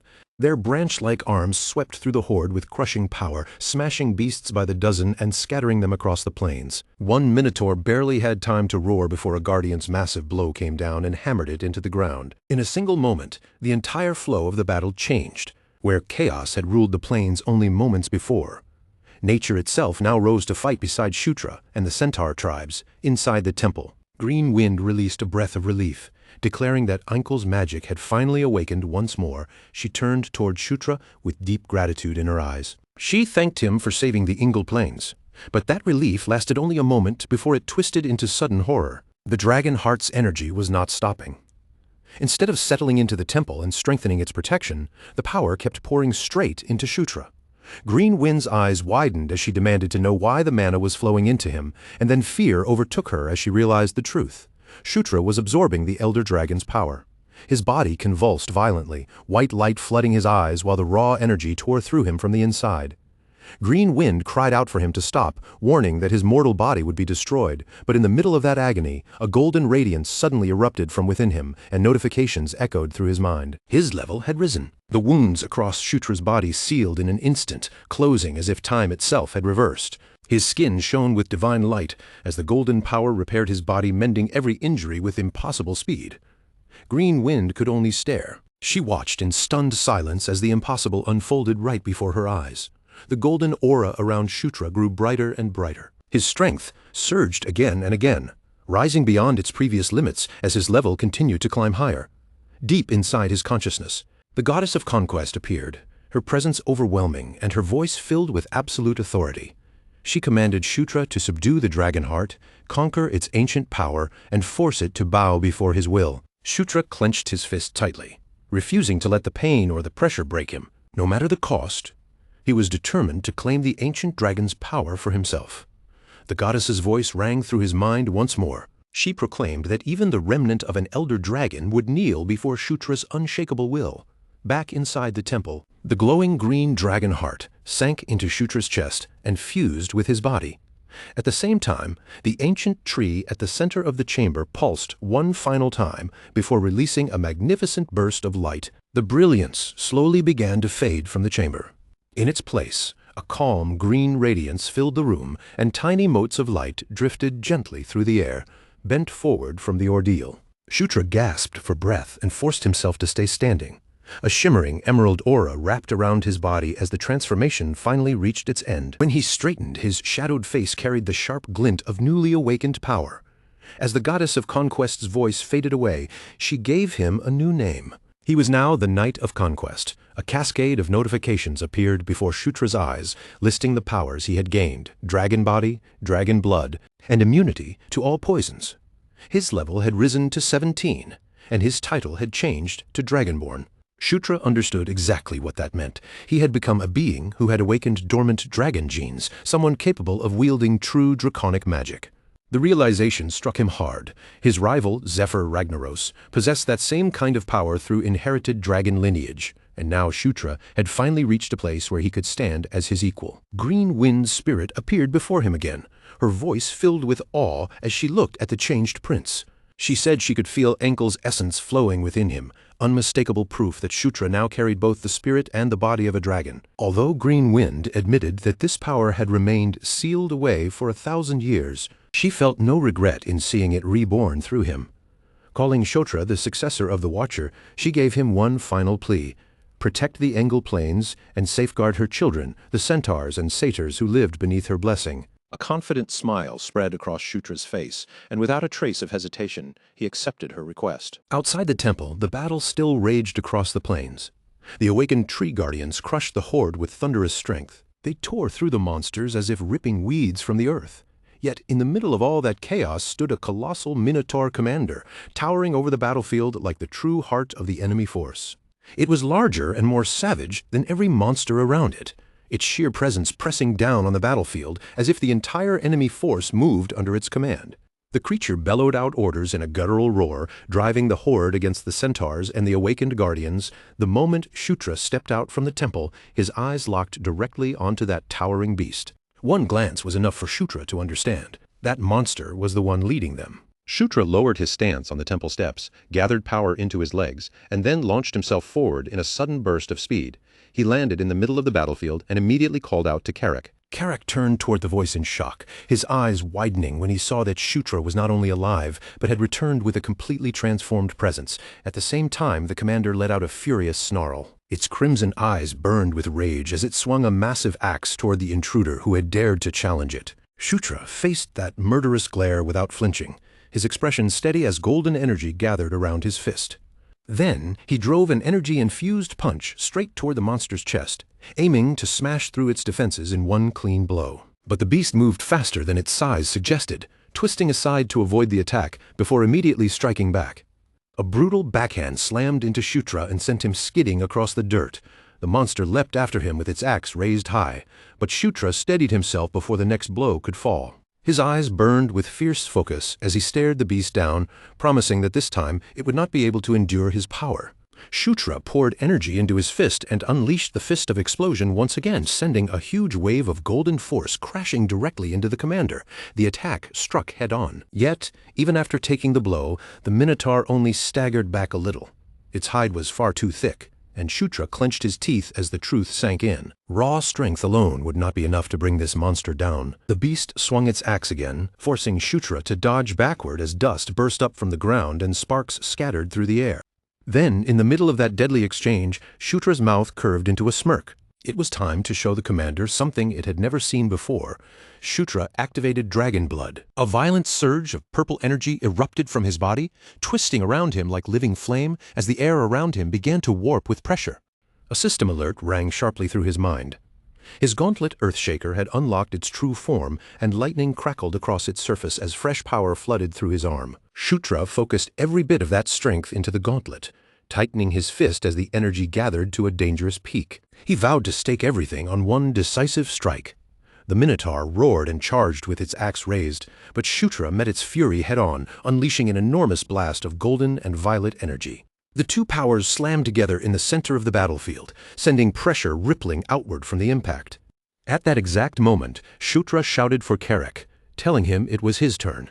With the skill summon the King's Knight, Carrick materialized behind the commander in a flash of light, appearing exactly where Shutra needed him. Before the beast could even turn, Carrick's axe came crashing down onto the back of its skull with explosive force. The commander roared in agony as the unexpected blow rocked its massive body. The beast stumbled from the strike, and Shutra's gauntlet flared even brighter, purple light intensifying around his arm as he warned the monster to face him properly. The commander turned. Rage and fear flickered together in its crimson eyes as it sensed the overwhelming power gathering in front of it. A fierce grin spread across Shutra's face as he promised that this attack would be nothing like the ones before. Shutra channeled everything into a single devastating blow. Dragon blood, the power of conquest, and Earthshaker's awakened strength. Then, with wings of swirling gold and violet energy flaring around him, he shot forward like a meteor. The air cracked beneath the force of his charge as he unleashed Earthshaker's secret art, one overwhelming strike that tore through the battlefield with the power to end everything. A massive detonation of golden light swallowed the bull-headed foe whole. The blast ripped a crater into the battlefield and sent shockwaves rolling through the air in every direction. The ground split open under the force, rocks flying skyward as warriors on both sides shielded their faces from the violent explosion. At the very heart of the burst of light and dust, system messages appeared before Shutra's eyes, announcing that his level had increased. The boss, Drake Ogre Mustafa, had been defeated. And with that victory, a new title became his, Drake Ogre Slayer. Shutra stood at the edge of the crater, his body still tense from the force of the attack. His cloak fluttered behind him while smoke and golden motes drifted through the air, and the monster's remains hissed away into shadow. Breathing hard, Shutra muttered in exhaustion, realizing just how much aura he had spent and how dangerously close he had come to collapsing. He also understood that controlling Earthshaker's true techniques clearly required a higher level of aura mastery. That was a skill he still did not possess, which meant Gigantic Piston was not even the ultimate form of the weapon. A sharp grin cut across Shutra's face as faint light shimmered over his knuckles.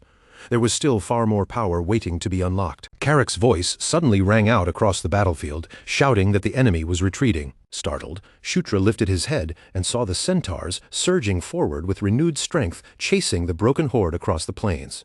The warriors roared their war cries, their voices rising together as victory finally came within reach. They cut down the fleeing monsters one after another while savage eyes bellowed for none of the invaders to be spared. Under the sinking sun, crimson flashes of steel swept across the plains as the pursuit drove the enemy away. Before long, night settled over the battlefield like a dark cloak.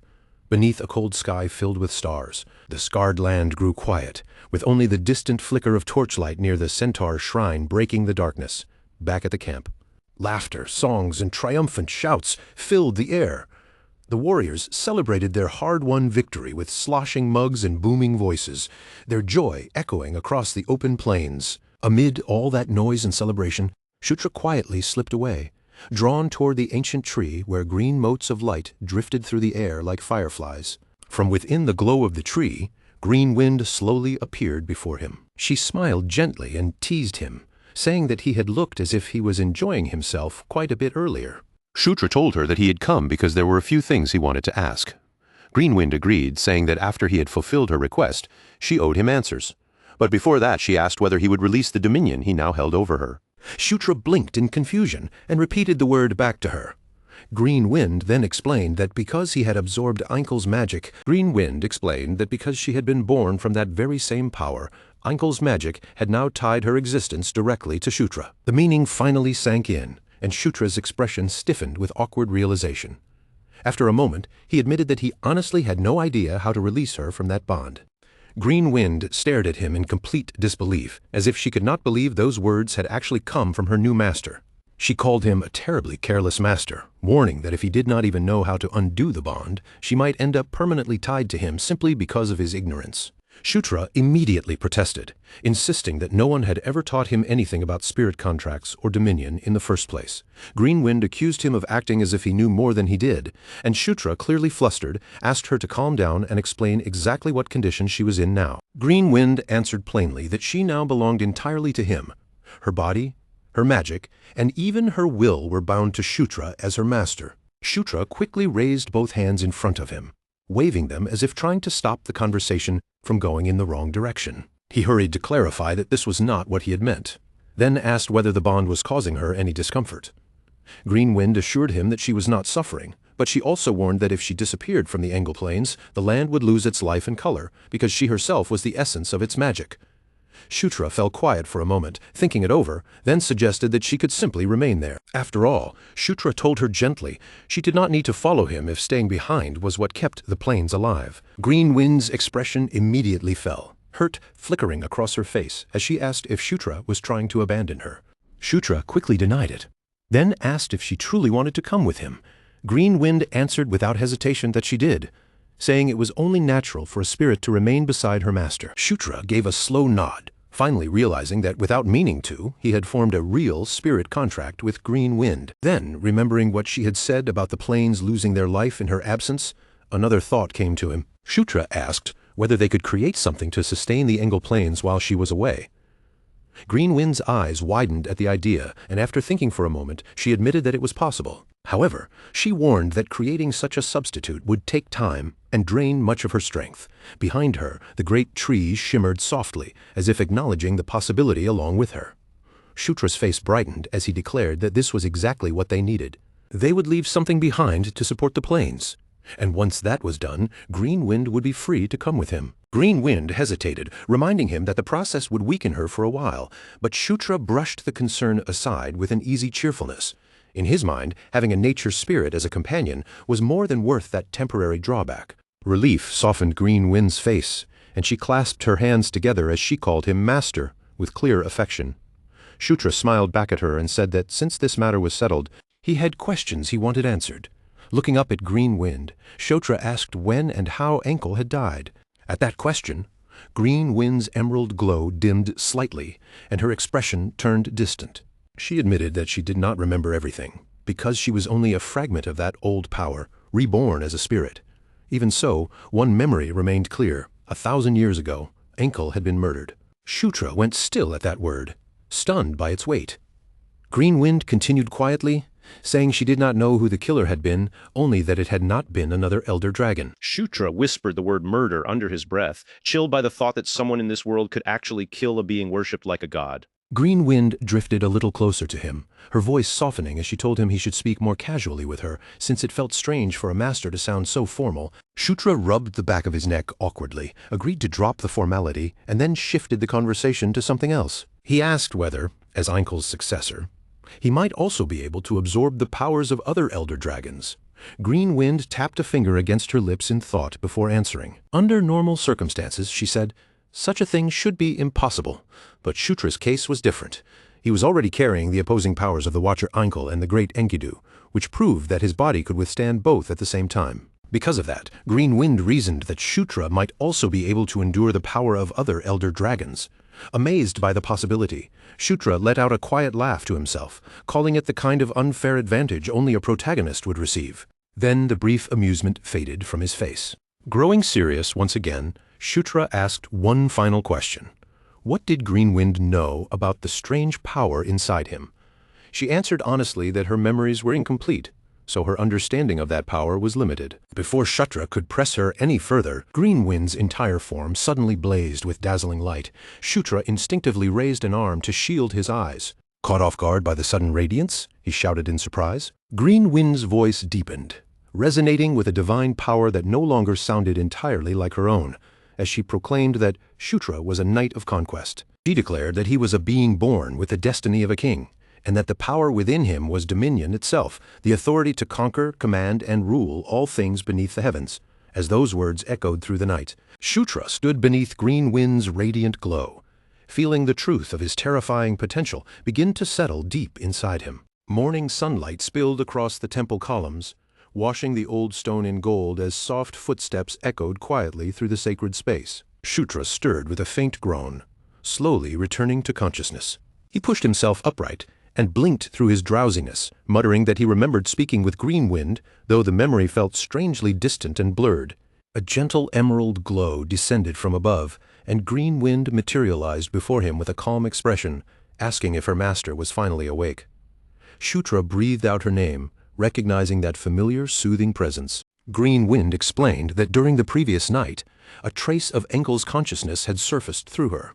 That overwhelming presence had likely been too much for Shutra to endure, causing him to lose consciousness. As she spoke, faint visions rippled through the air around them, swirling leaves, radiant light, and an echoing voice proclaiming that a night of conquest was born with the destiny of a king, meant to rule all creation. The words faded like wind slipping through branches. The vision ended with a vow of loyalty as Green Wind declared herself bound to him. As Shutra pieced those fragments together, he realized that this was the power of the king, the very essence of conquest itself. Startled by the thought, he wondered if Enkel had somehow foreseen his awakening from the very beginning. Green Wind lowered her head respectfully and said that because Shutra was now her master for eternity, there was something she had withheld from him the day before, and now she had to reveal it. A grid of glowing runes formed in the air between them. Green Wind revealed that at the northernmost edge of the Engel Plains lay one of Enkel's lost relics. Shutra repeated the words in awe, realizing they were talking about a relic left behind by Enkel himself. Green Wind continued, her voice steady as the runes shimmered before them. She explained that the relic was an artifact imbued with the power of an elder dragon, an item known as the Shield of Life. Then Green Wind began recounting the story behind it. Over 1,000 years ago, the Watcher Enkel had bestowed the shield upon the bravest centaur warrior of that era, a hero who led his people to countless victories and never suffered a single wound. Yet, despite all of that valor, the warrior's end did not come on the battlefield, but through betrayal. He had been murdered in his sleep, stabbed by a woman sent by those who hungered for the power he carried, and because the shield could only be held by the one it had chosen, his followers could do nothing except bury it with him, sealing both master and relic together in the frozen lands of the far north. As the years slipped by and then stretched into centuries, the once feared relic slowly faded from history and turned into legend until people no longer called it by its old name. Instead, they remembered it by the name of the warrior who had fallen with it, White Surrey. The instant that name reached Shutra's ears, his eyes opened wide. He knew it. He knew that name far too well. It was a mythical artifact that had only ever appeared in the hidden lore of Night Saga, a legendary shield no player had managed to discover. His pulse quickened as the realization struck him. White Surrey truly existed, and even more than that, it was a relic connected to an elder dragon. Green Wind tilted toward him and asked if he had heard of it before, and Shutra nodded at once, barely hiding the eagerness in his voice as he immediately asked where the tomb was located. Green Wind answered calmly that once she finished creating a replacement for herself out on the plains, she would be able to lead him there. Shutra quickly asked how long that would take, and Green Wind estimated that the process would require about 2 days. After a brief moment of thought, Shutra agreed that they would leave once those 2 days had passed. Reaching the distant north would not be easy, but it was not impossible either, and that was enough for him. A spark of excitement stirred inside him, bright and impossible to suppress. If they could obtain White Surrey, the road ahead would become far easier. As Shutra paced across the temple grounds beneath the slowly brightening sky, his thoughts moved rapidly from one possibility to the next. A trip north would not even be difficult to justify. On the surface, he could simply claim that he was pursuing the last remnants of Cassius. The true problem, however, was something else entirely. Shutra reasoned that activating the temple had almost certainly caught the Demon King's attention. If that was the case, then an inspection team would probably be sent before long. He calculated the timing in his head and concluded that they likely had less than a week before anyone from the Demon King's side arrived. That meant leaving early would be the smartest move. But just as Shutra settled on that thought, savage eyes came rushing over with urgent steps and reported that someone from the Demon King's castle had already arrived. Shutra went still on the spot, his face tightening as he muttered in disbelief that it was far too soon. Only a few moments later, a familiar white-haired woman entered the hall with several attendants behind her. She walked in as if she belonged there completely, then glanced at Shutra and remarked that he looked as though he had just seen a ghost. Shutra recognized her immediately. Felicia Doomblade. He stared at her and demanded to know why she had come all the way here. But before he could press her further, Felicia reminded him that proper introductions came first, then called someone forward to present herself. A woman with blue-green coloring stepped forward with graceful composure. She bowed politely and introduced herself as Daphne, the daughter of Echo, the 5th concubine. Shutra's thoughts began moving at once. He recognized Daphne from the lore of the game.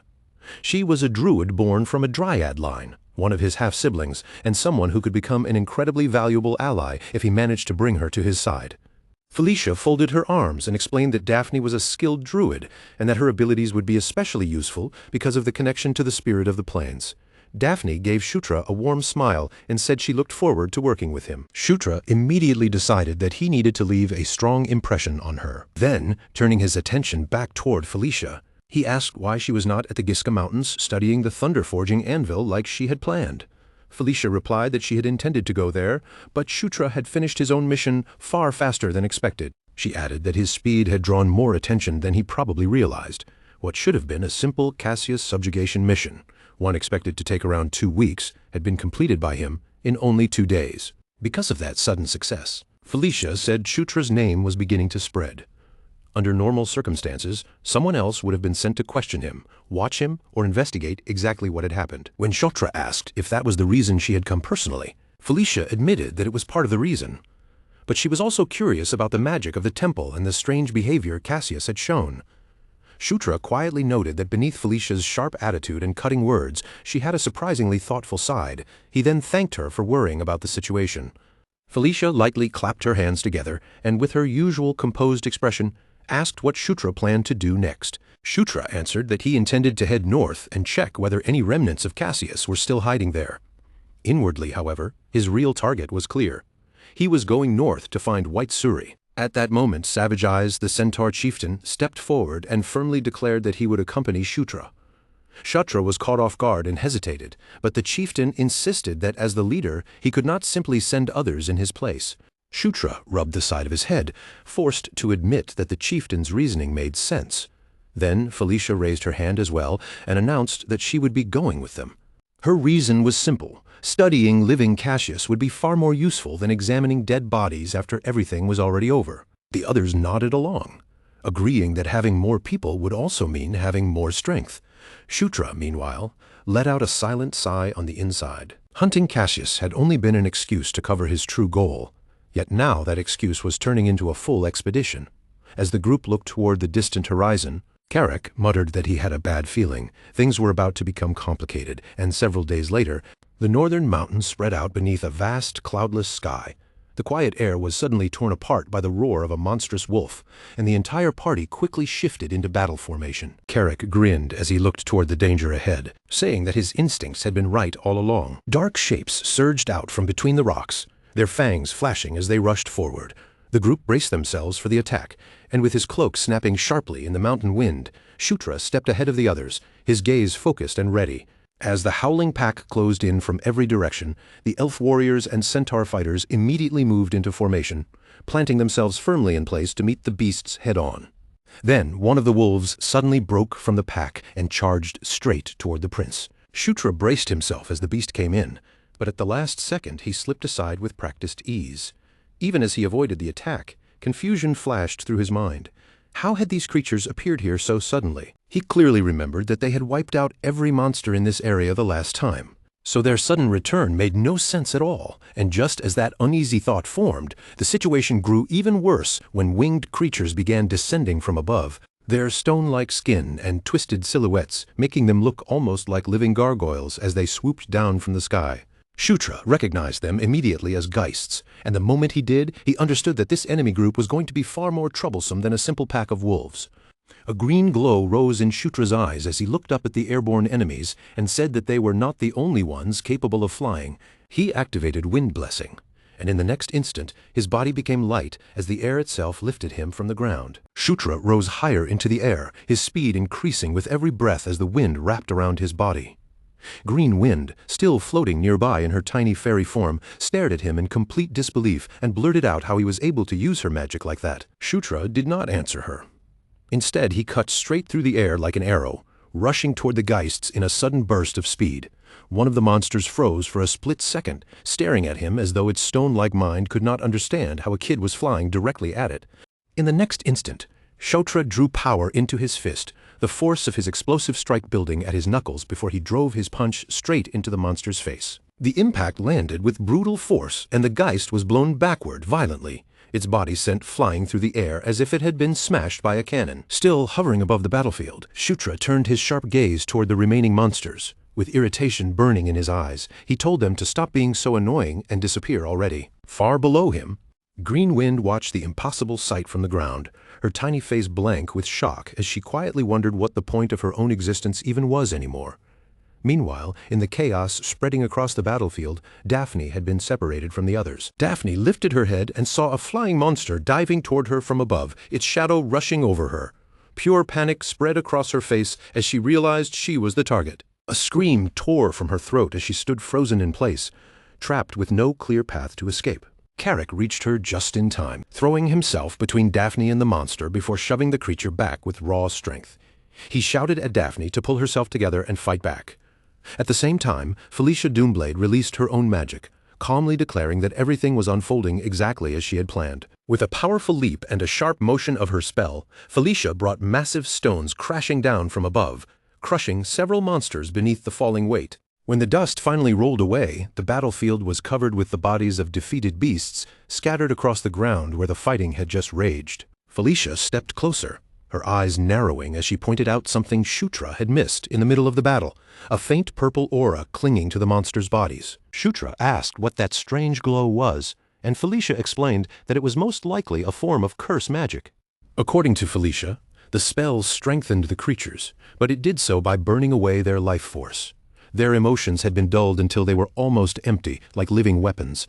From that, the dark elf concluded that someone had to be controlling the monsters from a distance through that curse. Shutra felt his thoughts tangle in confusion, because they had already defeated the last one who had been manipulating monsters. So who was controlling them now? As Shutra wrestled with that question, Karak called his attention toward Daphne. Eric pointed out that Daphne had been tense from the very beginning of the fight, her body stiff and her reactions delayed. He guessed that this might have been her first true battle. Shutra quietly agreed with that assessment. He realized that this Daphne was far less experienced than the version he remembered from the game. Daphne then spoke in a strained voice, saying she could sense the spirit's fear and that the sinister energy grew stronger the farther north they went. Green Wind confirmed Daphne's words, adding that she could also feel a dark and unsettling force flowing from that direction. Savage Eyes suggested that they should push on to the northernmost point and find out exactly what was happening there. Shutra could only admit to himself that all he had wanted was to retrieve White Suri, yet somehow the situation had become far more troublesome than it needed to be. Even so, Shutra agreed to continue and decided that their next destination would be the observation tower standing on the northern border. Under a sky glittering with stars, a tall stone tower rose from the northern border like a silent watchman. The group gathered on its upper platform, looking out across the dark horizon. From that high vantage point, they saw an enormous mass of purple energy gathered in the distance, surrounded by hundreds of enemies. Felicia's expression hardened as she explained that only a high-ranking undead, something like a lich, could command a force of that size. Then, without warning, Daphne collapsed to her knees, overwhelmed by the crushing pressure of the dark energy. Carrick hurried to her side, helping her back up while asking if she was all right. Daphne stammered that she was fine, though her trembling made it obvious how badly the energy affected her. Felicia explained that the sinister power was harsh and direct, and because Daphne was half-spirit, she felt its weight far more painfully than the rest of them. Shutra looked over the situation and quickly understood that they were badly outmatched. Keeping his voice steady, he suggested that they retreat before things turned worse. But before anyone could move, Felicia suddenly sensed something approaching. Her entire body went rigid, and she warned everyone that someone was heading straight toward them. Shutra was caught off guard by how alarmed she sounded. He immediately checked his holographic map, wondering who would be approaching them at a time like this. The answer appeared in front of him at once. Multiple red enemy dots were surrounding their position. Then Carrick pointed sharply toward the sky and shouted for the prince to look up immediately. Several enormous fireballs were dropping from the heavens, falling straight toward the tower. Shutra raised his head, and panic flashed across his face as the flaming attack closed in fast. Realizing at once that they had walked into a trap, Shutra shouted for everyone to get out of the tower immediately. The next second, the meteors slammed into the structure. A devastating explosion tore through the tower, wiping out the stone structure in moments. Its frame buckled under the impact, collapsing into fire, smoke, and shattered rock as enemies watched from the distance. The tower broke apart completely beneath the force of the flaming meteors, stone and debris pouring downward in a roaring collapse. Carrick cried out as chunks of debris slammed into him, but even through the impact, he used his own body as a shield, protecting his teammates from the worst of the falling wreckage. Felicia reacted without hesitation, Her expression sharpened with fierce determination as she released wind control magic, cushioning everyone's fall and protecting them from the blast. Broken stone continued to crash down around them, but thanks to Felicia's swift intervention, none of them were seriously harmed. When the dust and smoke finally began to settle, Felicia looked toward Shutra and asked if the prince was all right, and Shutra confirmed that he was.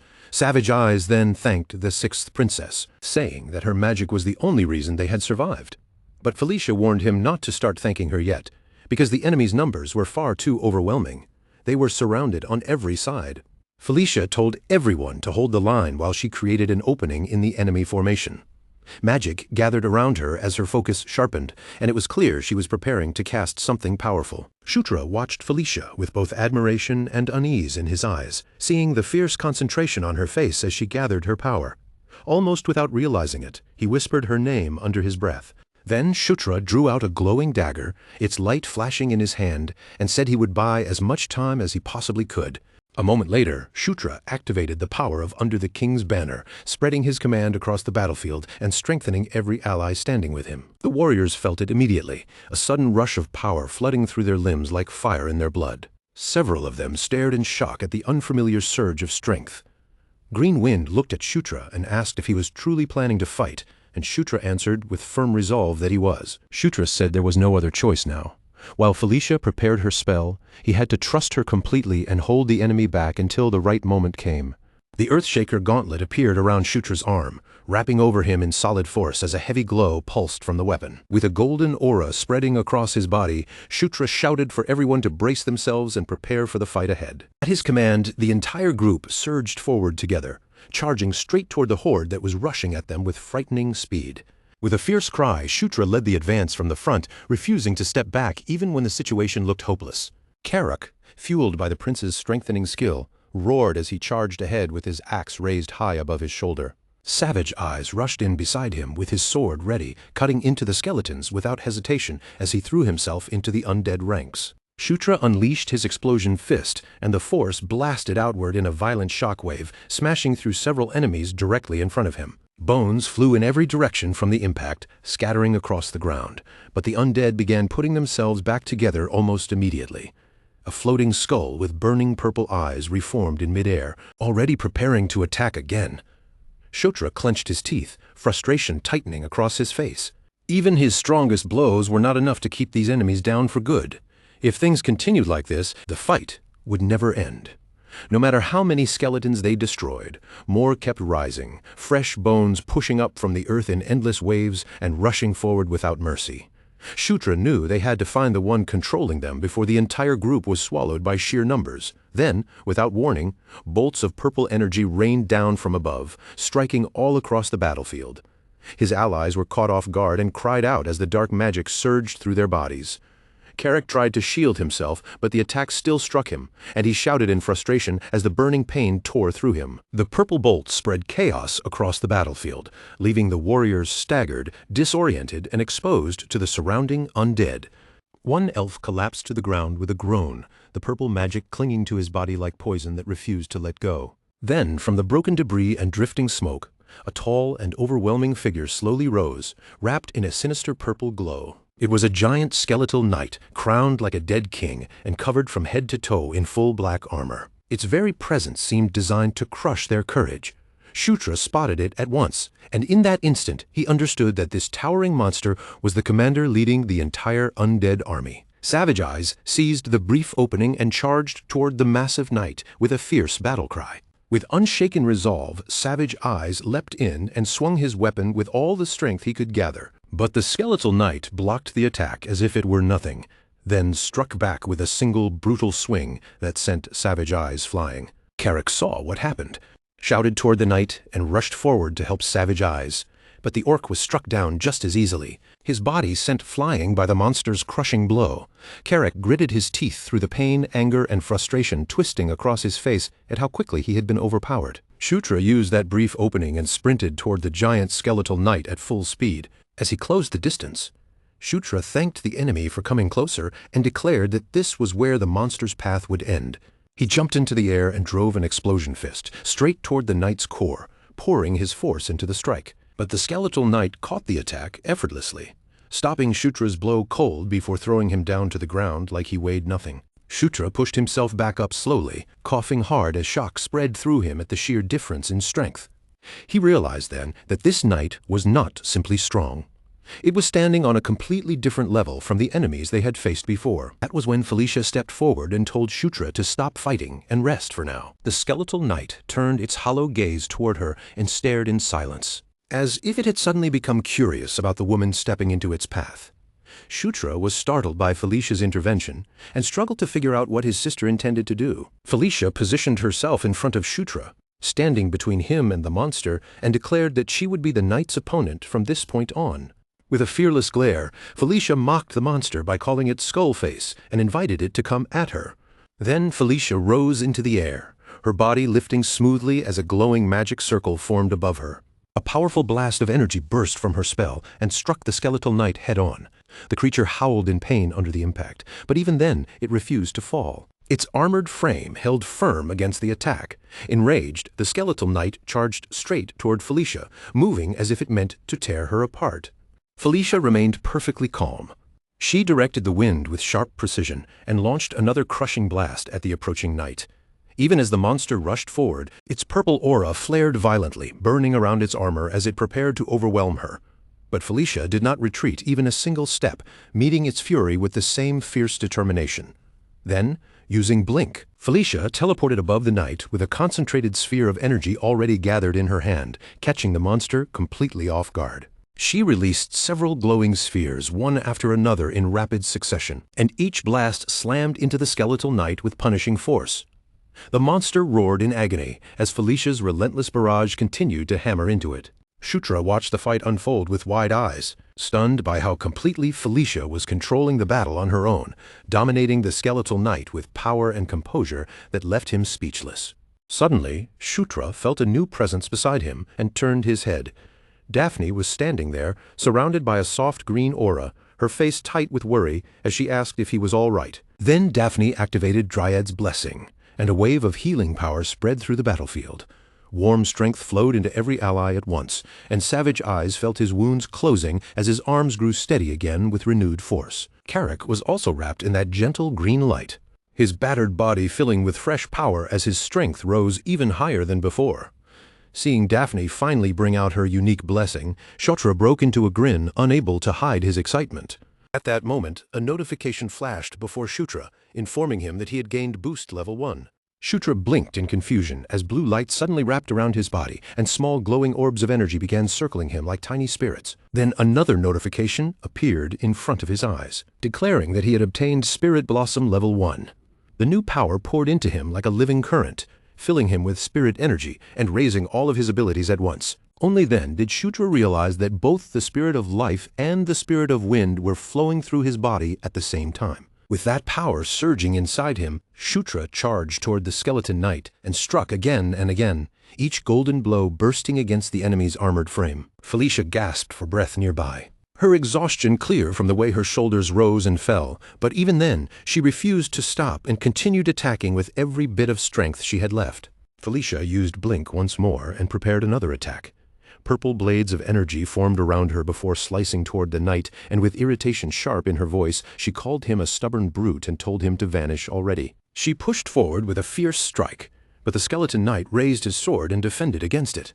Felicia's eyes widened in shock when she realized her assault still had not been enough to bring him down. Then, all at once, Carrick, still burning with Daphne's green aura, roared at the skeleton knight and rushed in. The orc brought his axe down with terrifying force, striking so hard that even the knight struggled to withstand the blow. The skeleton knight was clearly caught off guard by the impact, though he somehow managed to remain standing. Shutra floated into position beside Felicia and praised his sister's effort, his eyes fixed on the enemy as he prepared to continue the battle. Felicia turned in surprise when she noticed Shutra hovering beside her, already readying himself for the final strike. He told her to leave the finishing blow to him as the gauntlet on his arm blazed with intense light. With a fierce shout, Shutra unleashed Explosion, Fist, driving a crushing blow straight into the enemy. The skeleton knight took the attack head-on, and under the sheer force of the impact, his armored body began to crack and crumble. Carrick raised his voice in a loud cheer, declaring that victory was finally theirs.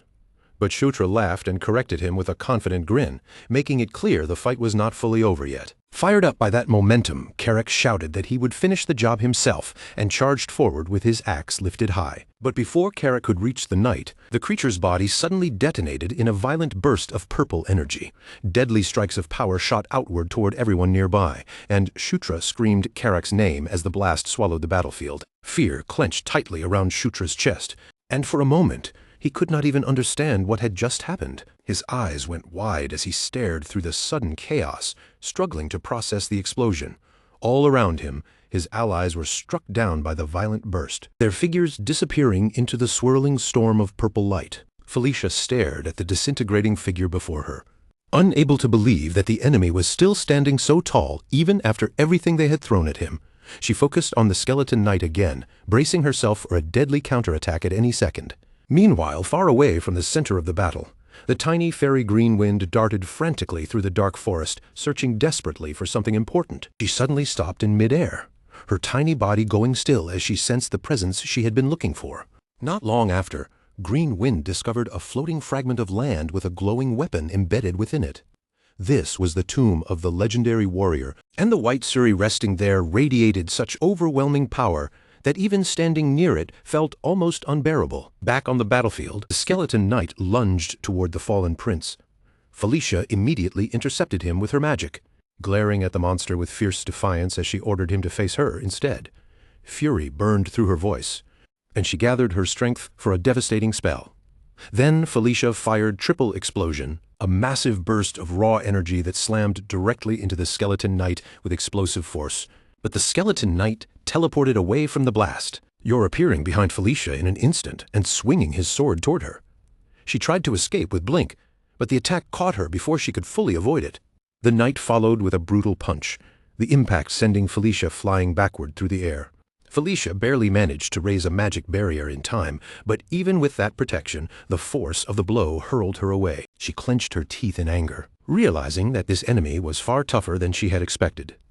The skeleton knight answered with a blast of purple energy, smashing her barrier into pieces and knocking her down once again. Then the knight summoned another wave of undead, sending them surging across the battlefield like a tide of bones. In the middle of all that chaos, Shutra lay unconscious after being struck by the blast of bones, his body motionless amid the raging battle. As Shutra drifted through darkness, a mysterious voice called him master and told him to rise. Then his eyes opened inside a calm green space, and he stared around in confusion, unsure where he had awakened. Shutra still could not understand what was happening around him. Then Greenwind appeared before him and urgently insisted that he had to hurry, telling him to awaken Ankle's power sleeping inside his body. Shutra looked at her in confusion and asked how he was supposed to use Ankle's power when he did not even know how to activate it in the first place. At that moment, an enormous green light flashed high above him, so bright and sudden that Shutra instinctively lifted his gaze in shock. The forest spirit warned him that there was something important he needed to understand, and in her small hands a glowing artifact shone with a strange, powerful light. Meanwhile, back on the battlefield, Shutra's unconscious body murmured the words dragon blood, as though some buried realization had suddenly surfaced from deep within him. Then a stream of green and blue energy came pouring down from the heavens, cutting through the sky like a falling comet. Felicia and the warriors below, still trapped in the middle of the endless undead horde, continued fighting desperately with everything they had left. The green energy washed across the battlefield like a wave of life, closing wounds, restoring strength, and empowering the allies who had nearly been pushed to their limits. Felicia glanced back through the chaos and saw her brother rising from the ground, his body wrapped in a radiant green aura that shimmered around him like living light. Shutra forced himself to stand, still unsteady and confused as the energy coiled around his body. Then, without warning, the white Surrey shield materialized in front of him, shining with an overwhelming presence. Shutra stared at it and asked how this was even possible, just as Greenwind appeared beside him. Greenwind explained that she had searched for the tomb and somehow managed to make the shield acknowledge Shutra as its new master. Shutra began to thank her, but Greenwind cut him off, telling him to save the praise for later because there was something far more urgent in front of them. The skeleton knight turned toward Shutra with his sword in hand, clearly ready to end everything. Then the monster charged forward with terrifying speed, dragging a trail of purple energy behind him as he closed the distance. Shutra tried to react, But he was startled by how impossibly fast the knight's movements had become. Shutra could not help wondering why the skeleton knight was suddenly moving at such a ridiculous speed.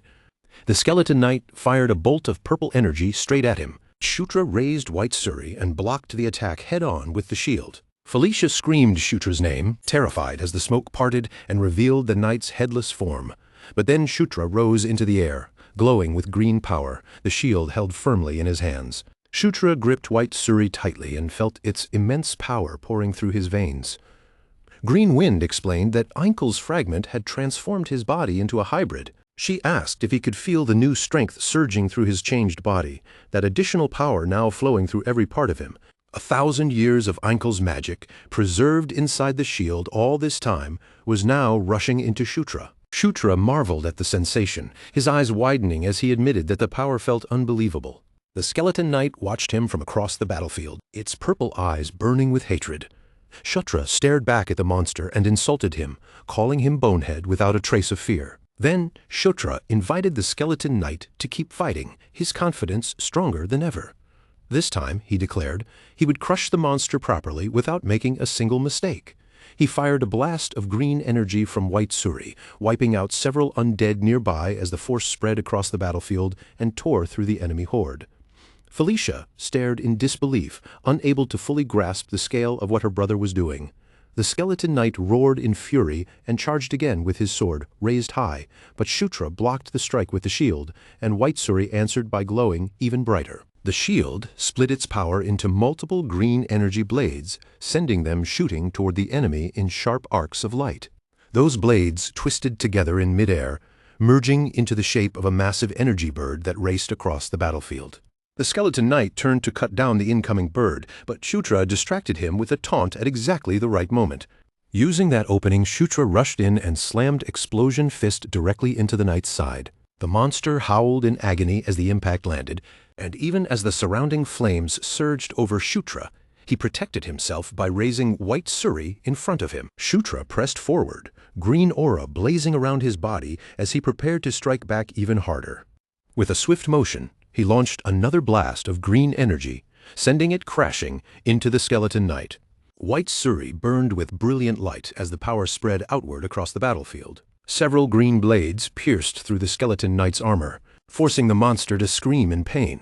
Shutra then leapt into the air, his gauntlet blazing fiercely as he gathered power for the final blow. With unwavering resolve, Shutra activated Giant Piston and drove his fist straight into the knight's chest. The skeleton knight ground his teeth and recoiled as the crushing impact tore through his armored body. Shutra declared that everything ended here and prepared to deliver the finishing strike. With a precise flick of his fingers, he gathered the green energy into one blazing point. Then he released a beam of power that shot forward and tore straight through the monster's chest with overwhelming force. The skeleton knight began to crumble, his entire body breaking apart as the green energy devoured what remained of him. The surrounding undead froze in shock, watching helplessly as their commander finally fell before them. A bright notification suddenly flashed in front of Shutra's eyes, announcing the result of the battle in clear, undeniable words. He had defeated the boss, Skeleton King Valkaruba. Right after that, his level rose not once, but twice in a row. A fresh surge of power spread through his entire body, and Shutra couldn't stop a satisfied smile from forming on his face. Then another reward appeared before him. He had gained the title Kingslayer Level 1. But before he could fully enjoy the moment, Felicia quickly spoke up, warning him about the Bad of Bones curse and insisting that they needed to leave the area at once. Later that night, after the danger had finally passed, the group settled down around a crackling campfire, using the warm glow of the flames to rest their bodies and quietly talk things over. Felicia's gaze shifted toward the shield Shutra was carrying, and she asked carefully if it was truly the White Eagle's relic. Shutra gave a calm nod, confirming it without hesitation. Savage Eyes and Karak both stared at the shield with wide, astonished eyes, clearly stunned that a legendary weapon they had only heard about had actually appeared right in front of them. Daphne quietly focused on the shield, then said she could feel an enormous life force flowing from it. To her, it seemed obvious that the relic had not yet shown the full depth of its true power. Hearing that, Shutra came to a realization. The shield was not weak at all. It was deliberately restraining itself, adjusting its strength so it could remain in harmony with him. Felicia looked at him and told him that the relic now belonged to him. Then, with a serious expression, she promised that she would not report anything about it to the castle. At that moment, Savage Eyes stepped forward with solemn respect and formally recognized Shutra as the successor of the great warrior known as White Eagle. The centaur chief then made a firm pledge, declaring that whenever Shutra called for them, he and his warriors would stand by his side without hesitation. Shutra smiled at those words, his expression warm but steady, and said that he would be counting on them in the future as well. Just then, a thought suddenly struck him. Something important he had almost forgotten in all the chaos. They still had not checked the warrior's tome to see what loot had been left behind. When Shutra opened it up, he discovered a treasure chest packed full of valuables, its contents glittering with piles of gold coins and all kinds of precious items. But before he could even take a proper moment to enjoy the sight of all that treasure, Green Wind suddenly appeared and declared that things were not finished yet, because Shutra had still not given her the praise she deserved. Carrick nearly jumped out of his skin at her sudden appearance, while Shutra immediately realized his mistake and apologized for forgetting about her contribution. He gently patted the small fairy on the head and sincerely thanked her, making sure she understood how much her help had mattered during the battle. Greenwind decided to forgive him, but she still puffed herself up and insisted that a simple apology was not enough. He had to praise her properly as compensation. Shutra accepted her demand without arguing and told her that she was the best among them, truly incredible, and absolutely worthy of all the praise she wanted. With the battle over, the treasure recovered, and the immediate danger gone, the long and chaotic incident in the north finally came to an end. Even so, Shutra could not completely calm the uneasiness lingering inside him. He kept wondering whether Valkaruba had really been the source of the purple aura, or whether something even stranger had been hiding behind it. Another question also bothered him. How had the enemy known about the small sanctuary hidden so deep inside the forest? A place that should not have been easy to discover. With his expression turning serious, Shutra understood that even though the fighting had ended, several important mysteries were still left unanswered. He quietly told himself that one day, no matter what it took, he would uncover the true origin of the purple aura. After returning from the northern border, time began to move quickly for Shutra and the others. With one busy day passing into the next, Savage Eyes gathered and prepared his warriors, setting out to the north once again in order to eliminate the remaining Cassius once and for all. Shutra joined them for the campaign, standing alongside the Centaur warriors as they moved through the area and carried out the final cleanup. After 15 days of relentless work, the entire pack was wiped out. Meanwhile, back at the Demon King's castle, life continued as usual inside the dark, towering fortress. Felicia looked over at her younger brother with a thoughtful gaze and remarked that he seemed noticeably stronger than he had been before. Shutra simply grinned in response and said that he was in the middle of a growth spurt, acting as though his sudden increase in strength was perfectly natural. He then changed the subject and asked how the investigation into the sanctuary had turned out. Felicia replied that, for the most part, the results had been fairly ordinary. However, that was not the end of what she had discovered. Felicia explained that during her search, she had found something truly remarkable. The magic placed on the sanctuary appeared to have been cast by Einkel. Einkel was one of the 6 ancient dragons. Shutra quickly acted surprised and said the discovery was incredible, carefully trying not to let his reaction look suspicious. Felicia narrowed her eyes slightly and studied him, asking if he had already known about it beforehand.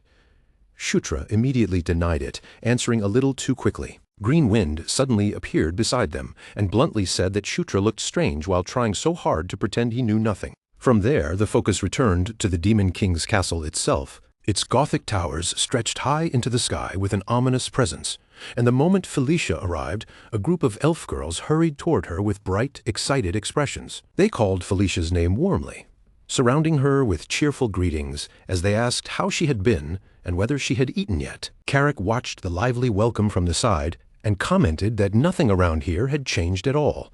Shutra gave a small nod, agreeing with him. Green Wind then asked whether it was really fine to leave the plains in their current state, and Shutra answered that the only ones who had truly changed were themselves. Carrick moved closer to Shutra and asked, in a low voice, whether the prince had done something wrong to draw this much attention. He gestured toward a group of women glaring at them with open hostility and suspicion.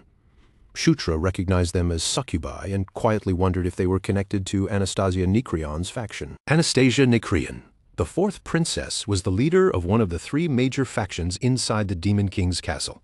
Her faction was the largest of them all, and at one time, even Felicia and her twin brother Sylvan had belonged to it. Shutra quickly understood what this meant, News of everything that had happened out on the plains had already reached Anastasia's ears. A confident grin slowly spread across Shutra's face. He glanced at Karak and told him to start getting used to that kind of attention, because this was only going to become more common from here on. The focus then shifted to the merit office inside the Demon King's castle. There, Isabella, the representative in charge, formally announced that Shutra's merit rank had risen to 10, and with that promotion he had now gained access to the treasure vault. The moment Isabella mentioned access to the treasure vault, Shutra's eyes lit up, and his excitement showed almost instantly across his face. With a smile spreading wider, Shutra asked if this meant they could finally go out and spend some money properly for the first time. Before long, they made their way to the arsenal, where the guards confirmed their new permission and allowed them to step into the first treasure vault. There they were greeted by Iger. As the manager of the arsenal, Iger explained that unlike other rewards, the equipment here could be bought directly with cash instead of merit points. Then he welcomed them inside, telling them to look around freely and choose anything that caught their eye. Shutra turned to Karak and casually told him to pick out whatever he needed.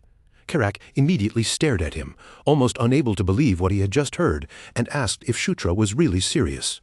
Once Shutra confirmed it without hesitation, Karak's face brightened at once, and the orc hurried off with obvious excitement to search through the available gear. After checking the equipment carefully, Karak selected a piece of chest armor and explained that it had exactly the kind of durability he wanted. He added that the armor was resistant to elemental attacks, but still light enough that it would not get in the way of his movements or interfere with his beast god fist art. Satisfied with the choice, Karak decided that he would wear the armor underneath his usual clothing, keeping the protection hidden but ready at all times. After that, Shutra and Karak visited a blacksmith named Cater, so Shutra could commission a new pair of greaves suited to his fighting style. Shutra explained that ordinary greaves would not be enough, because his martial arts depended heavily on sharp footwork, quick steps, and precise lower body movement. Cater examined the request and said the overall design was not complicated, so if everything went smoothly, the greaves should be finished within 2 days. Then Cater suggested making the greaves with a combination of leather and dragon scales, as if he were talking about ordinary materials. Shutra immediately asked if he was joking, since those materials were unbelievably rare.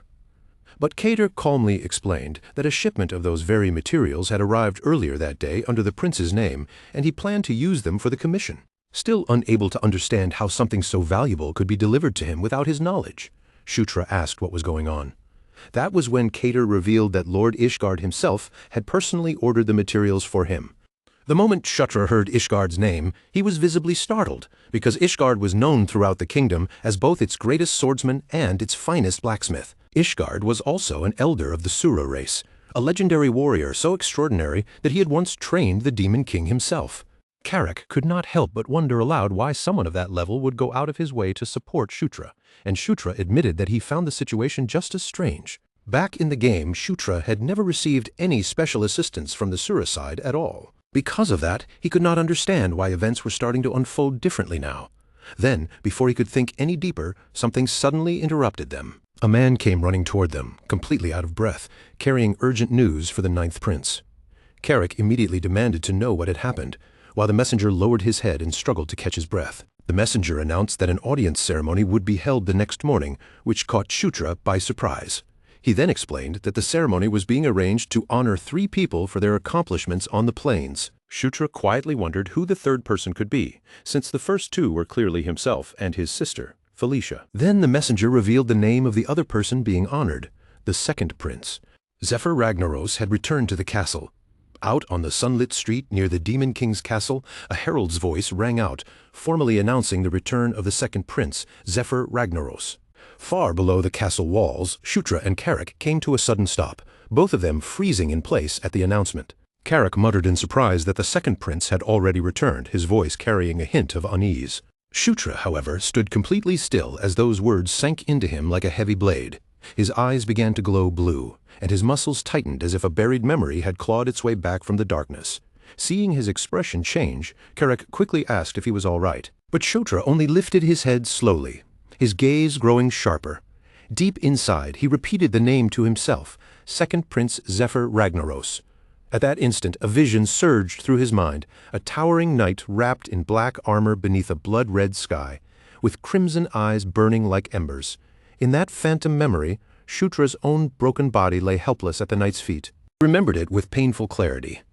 Zephyr Ragnaros was the man who would one day kill him and bring destruction to everything around him. The thought of meeting that very person again, in this life, sent a cold shiver through Shutra's entire body. The scene then moved into the dim corridors of the fortress. Karak walked beside Shutra with a worried expression, saying that the prince had seemed strange ever since the previous day. Shutra let out a quiet sigh and tried to calm himself, even as his fingers trembled faintly at his sides. He understood that this meeting with Zephyr Ragnaros had always been unavoidable. Even so, Shutra had not expected fear to grip his chest so tightly. Trying to lighten the tension, Karak asked about another prince who was supposed to arrive, but a servant answered that the second prince would be entering directly and would bypass the waiting chambers entirely. Just then, a smooth female voice cut into the conversation. The voice remarked that Zephyr Ragnaros was special in more ways than one. Felicia approached with graceful, confident steps, her eyes shining with composure, then stopped in front of Shutra and reminded him that his own achievements were not insignificant either. Shutra quietly told Felicia not to let herself feel overshadowed by Zephyr's return. Felicia answered with calm certainty, saying that all they had to do was show their best when the moment came. Soon after, the grand audience hall came into view, glowing with a deep red light beneath its towering windows. An attendant stepped forward and announced the beginning of the ceremony, while the Demon King sat upon the throne. Clad in armor and radiating overwhelming presence, the Demon King's hair caught the backlight as he looked out over the hall with an imposing gaze. Another herald then declared the entry of the 6th princess, Felicia Doomblade, and the 9th prince, Shutra Ignis. Together they walked down the crimson carpet. Shutra kept his steps controlled, but tension still ran through his body, his cloak brushing softly against the floor as he told himself that if he was already this nervous now, then he could hardly imagine what would happen once the real pressure began. He forced his eyes to stay fixed ahead, ignoring the nobles packed along the balconies and the horned woman watching him from above with cold, arrogant eyes. Shutra reminded himself that he had no choice but to endure this moment. After all, this was a wall he had always been destined to face, no matter how much dread pressed down on him. Then the herald announced the next person to enter, and in an instant the entire hall fell into a heavy silence. The person entering next was the second prince. Zephyr Ragnaros stepped through the radiant doorway with an almost effortless confidence. His pale hair shimmered under the light, and his crimson eyes seemed to catch every gaze in the hall as he walked forward at a slow, steady pace. The instant Shutra saw him cross the threshold, his heart began pounding hard in his chest. Shutra thought to himself that the moment had finally arrived.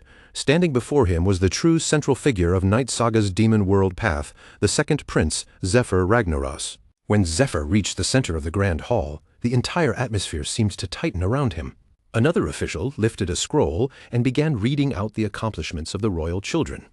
As the three of them knelt upon the crimson carpet, time seemed to blur for Shutra because Zephyr's achievements alone were so overwhelming that they could have justified the entire ceremony by themselves. Before long, the incident at the northern border involving Felicia and Shutra was also announced, and low murmurs immediately spread through the audience hall. But the achievements themselves were not what truly shook the room. The Demon King leaned forward on his throne, his eyes narrowing with heavy authority, and called Shutra's name. His deep voice echoed through the hall as he declared that he would personally assign Shutra his next mission. Felicia's body stiffened the moment she heard it, while another demon noble nearby turned his gaze sharply toward Shutra. Zephyr, on the other hand, simply bowed his head in silence, giving away nothing through his expression. Shutra felt every pair of eyes in the hall lock onto him at once, and he immediately realized that this kind of situation had never happened before.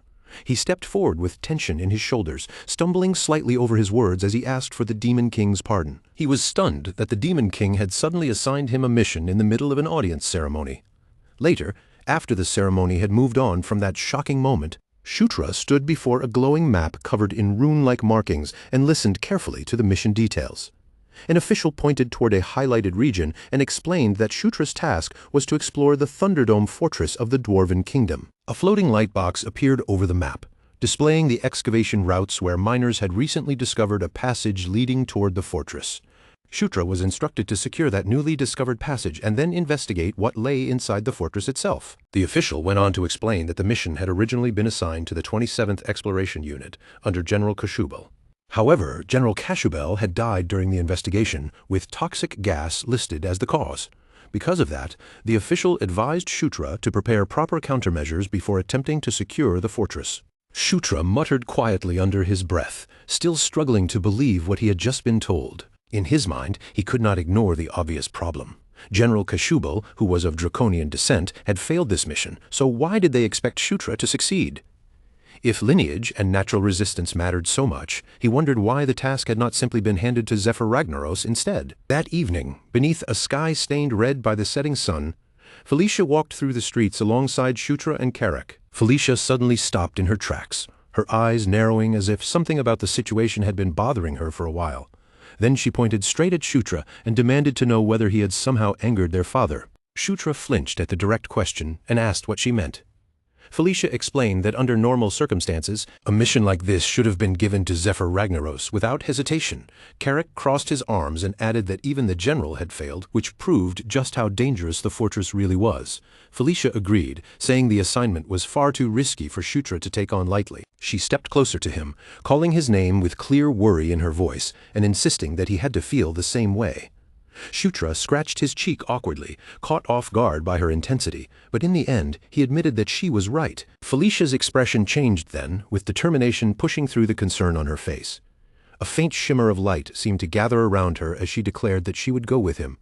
Reaching toward Shutra, she said they would face the Thunderdome fortress together, side by side. Felicia tried to act irritated after saying it, but Carrick immediately teased her, pointing out that she had invited herself along without even a moment of hesitation. Shutra could see right through Felicia's act, and instead of questioning her, he answered her with a warm, grateful smile. That smile made it clear how much he appreciated her loyalty, and Shutra gladly accepted Felicia's decision to join them on the mission. At that same moment, a blue-haired siren stepped forward with an intense smile on his face, asking Prince Shutra for permission to join their group as well. Felicia recognized him immediately and stated that his name was Hodorov. Shutra responded with polite surprise, but his answer remained firm.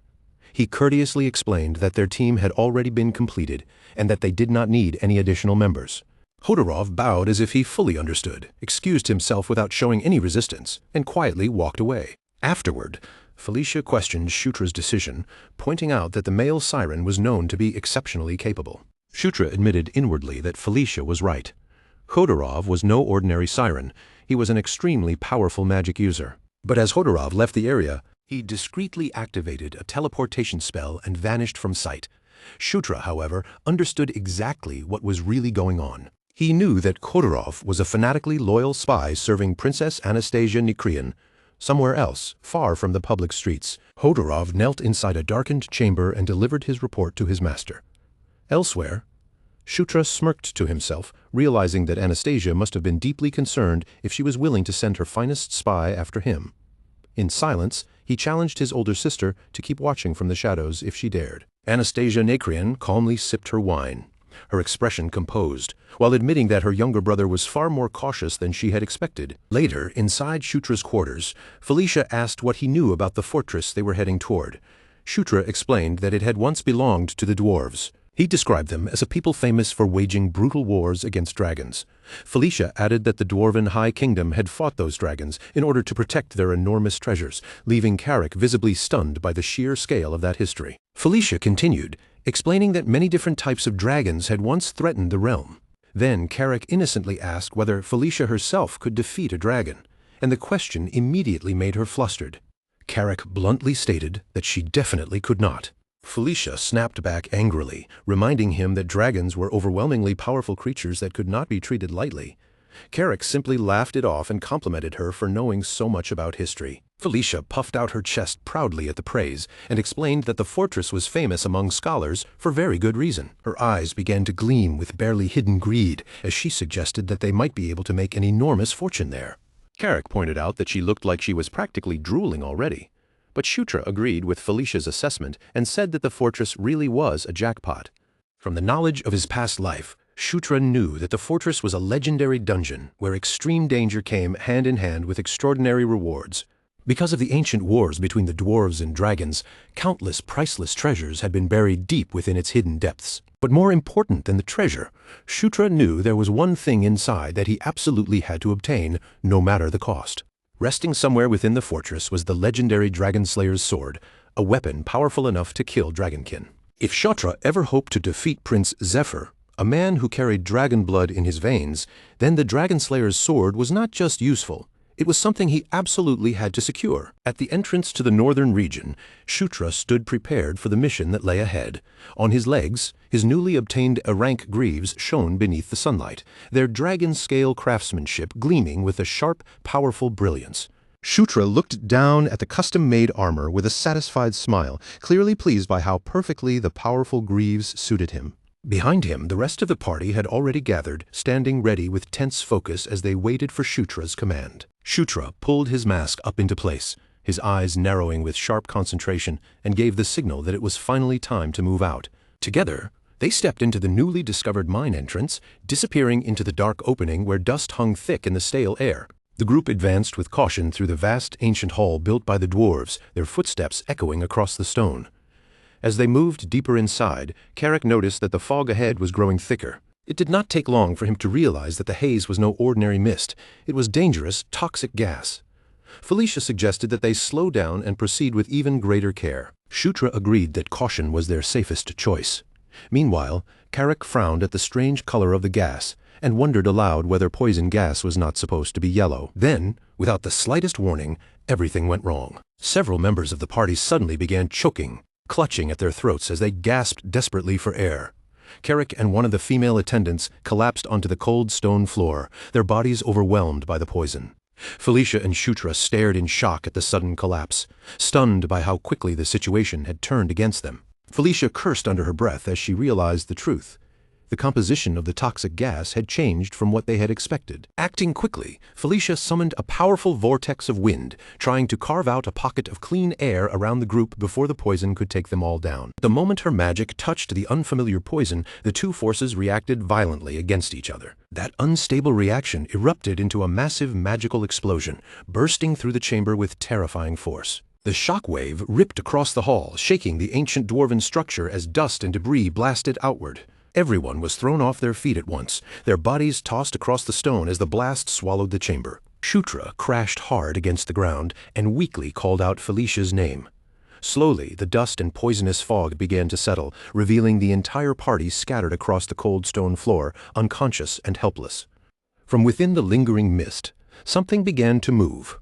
3 enormous shadowy figures slowly emerged, their massive bodies taking shape through the haze. One of the monstrous beings stepped forward with heavy, deliberate movements, each step making its presence feel even more threatening.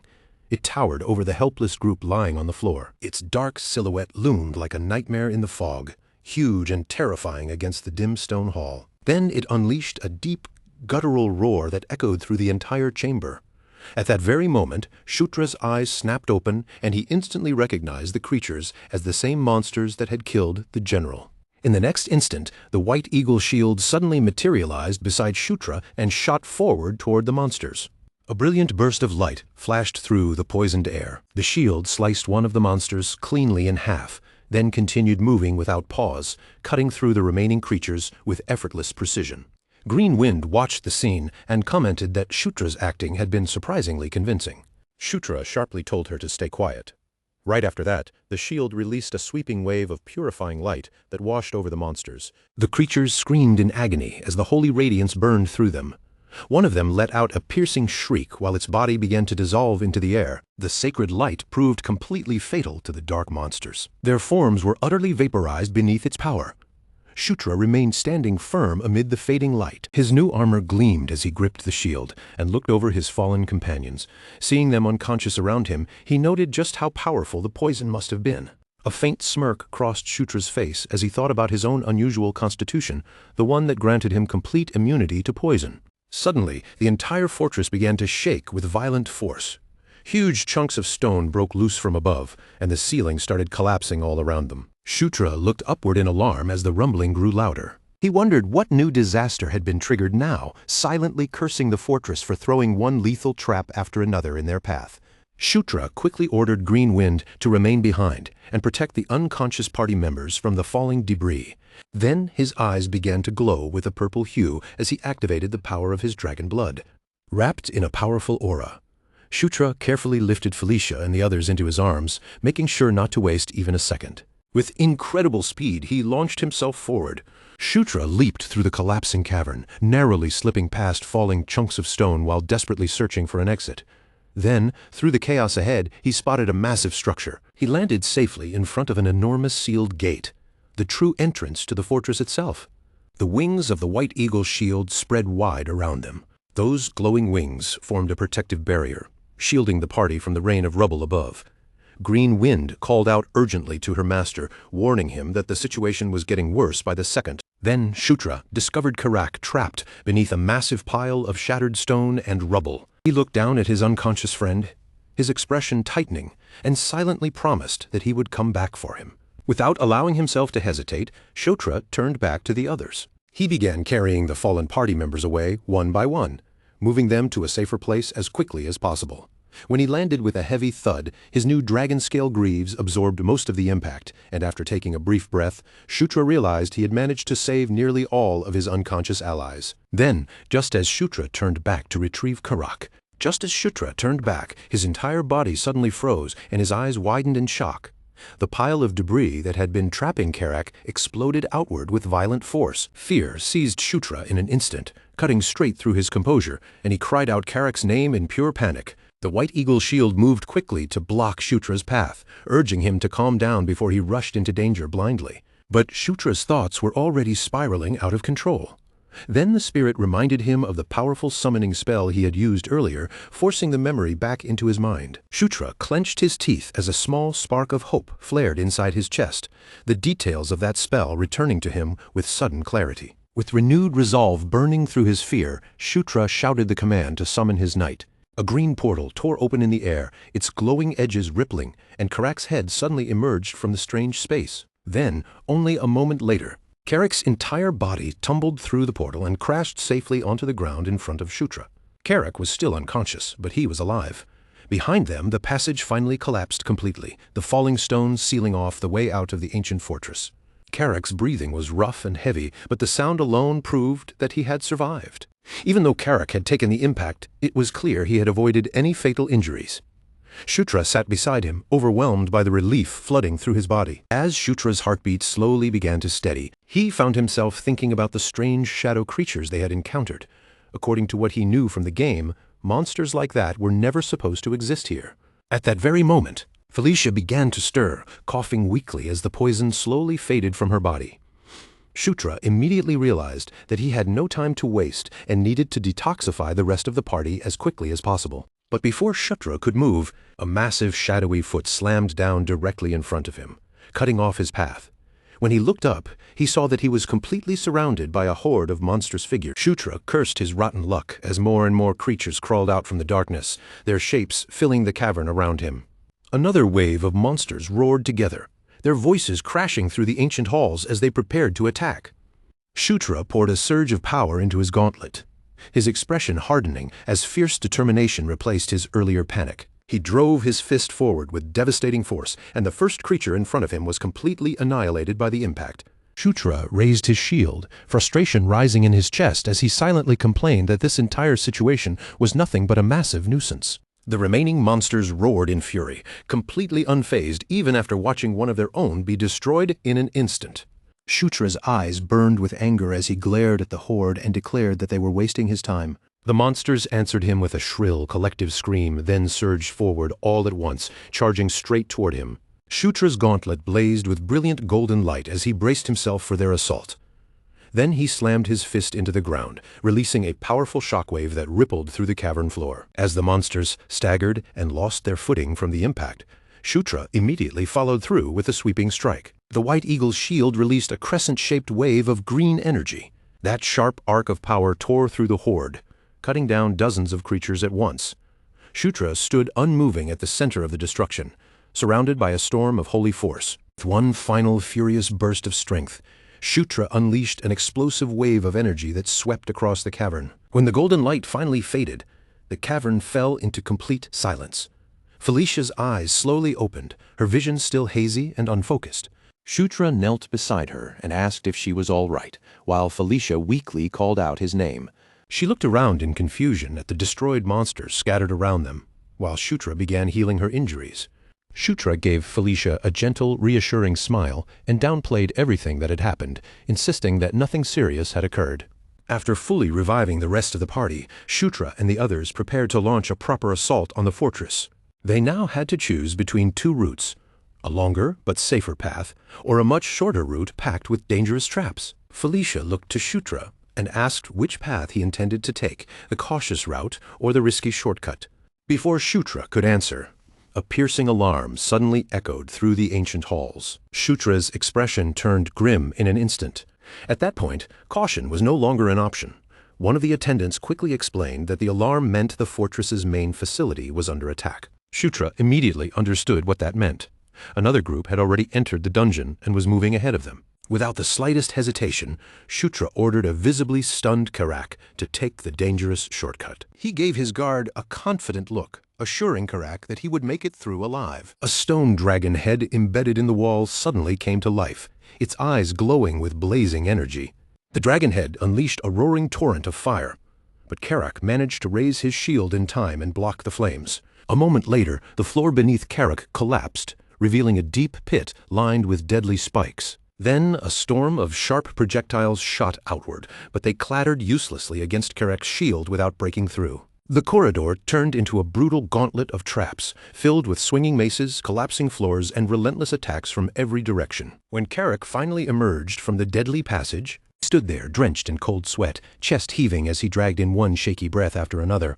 Shutra, looking far too cheerful for the situation, congratulated him with a bright smile, but the terrified orc could only snap back that there was nothing to celebrate when he had come so close to dying. Thanks to Karak's desperate efforts, the group finally made it all the way to their destination. Before them loomed the enormous doors of the control room, massive enough to make everyone instinctively pause and look up. One of the attendants glanced around the entrance with a troubled expression, pointing out that the gargoyles meant to be guarding this place were nowhere to be found.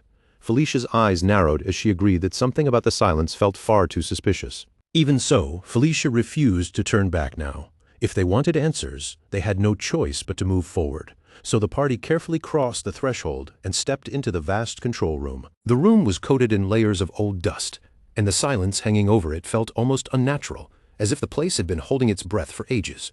Shutra's gaze slowly swept across the chamber before stopping on a single figure slumped against the far wall. What waited there was not a living person, but the skeletal remains of the last dwarven city lord, still seated in death and still wearing the armor that marked his former authority. As everyone stared at the armored skeleton, the attendant suddenly noticed something else nearby and pointed toward it with a tense, uncertain look.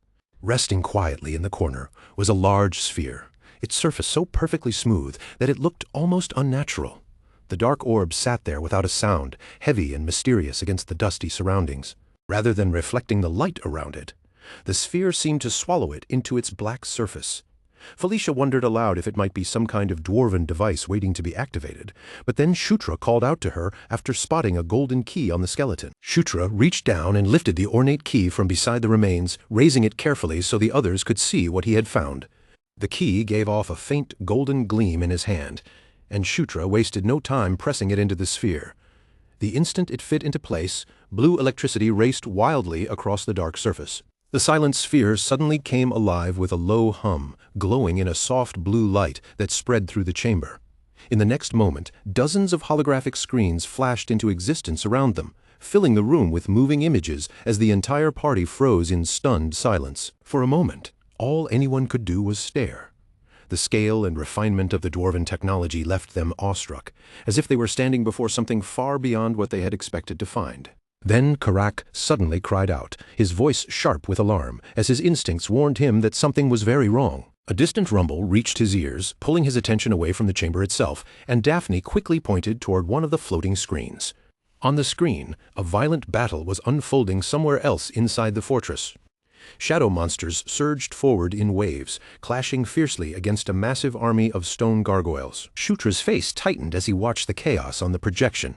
In that instant, he understood that these creatures were the true invaders that had broken into the fortress. His eyes moved quickly from one screen to another, scanning the shifting images for anything that might explain what was really happening. Then, in the background of the projection, an enormous figure caught his attention.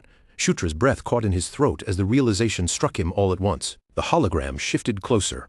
zooming in on the corpse of a colossal monster lying still, its massive body pierced through by a glowing golden spear. Shutra could barely breathe as he stared at it. In a low, shaken voice, he whispered that they had finally discovered the real prize hidden inside the fortress. The weapon before them was Ascalon, the legendary dragon slayer's spear, a relic known for its terrifying power and the weight of the legends surrounding it. The holographic screens then began revealing scenes from the fortress's past, showing the story of the wicked dragon Partizan. With his monstrous legion at his back, Partizan had once laid siege to the fortress without the slightest mercy. After the fortress defenses were finally broken, the attackers poured inside, and the disaster reached the heart of the dwarven stronghold. The dragon unleashed the full force of his power, convinced that nothing in the fortress could possibly threaten him, but that arrogance became his fatal mistake when, at the most critical moment, he exposed himself. The greatest warrior of the fortress seized that single opening without hesitation and drove Ascalon straight into the dragon's chest. With Partizan slain, the enemy army lost the terrifying leader that had held it together. The dragon's forces immediately spiraled into madness, turning the battlefield into uncontrollable chaos. No matter how hard the dwarves fought, the situation could no longer be contained. In the end, the dwarves were forced to abandon the home they had defended for so long. The fortress became a vast tomb, sealing away the fallen dragon along with countless dwarves who never made it out. Carrick confirmed what the images had revealed. The gigantic corpse belonged to Partizan, and the spear buried in him was indeed Ascalon. Even after that revelation, the holographic screens continued showing the current battle raging between the gargoyles and the shadow monsters. The group quickly understood what the shadow creatures were after. They had come into the fortress seeking the same legendary spear. Felicia scoffed coldly at the thought, her expression sharpening with defiance. There was no way she intended to stand by and let those monsters steal a treasure like Ascalon. Shutra turned to Felicia and asked if there was any way they could take command of the gargoyles defending the fortress. Felicia answered at once that controlling them was completely impossible. Just then, a massive dwarven golem stirred to life on the screen, gripping an enormous hammer as violent arcs of lightning crackled around the weapon. The towering construct raised its hammer high and brought it crashing down with overwhelming force. The impact instantly wiped out a cluster of shadow creatures, blasting them apart in a burst of raw power.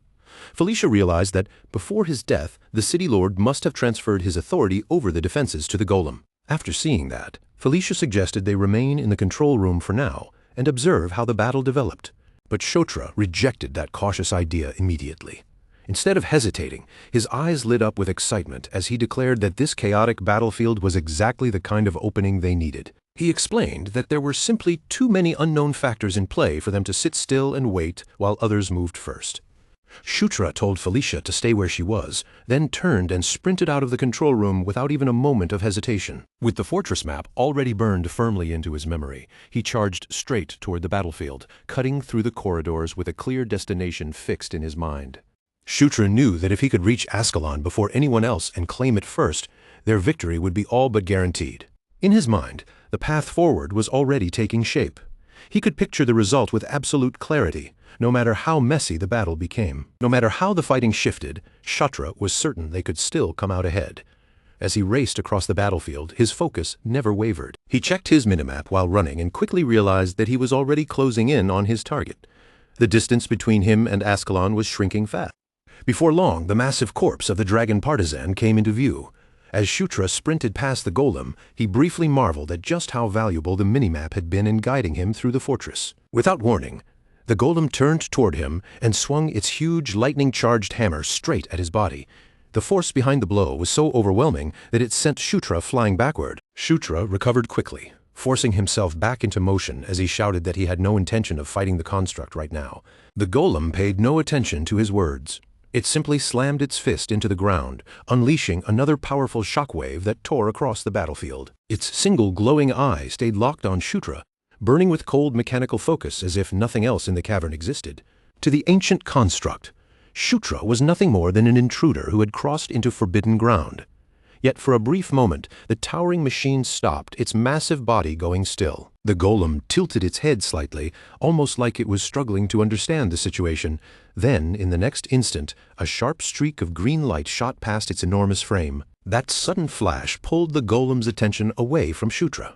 Seizing the opening, Shutra rushed forward while riding atop his shield, sliding across the ground as he cheerfully thanked Green Wind for coming in at the perfect moment.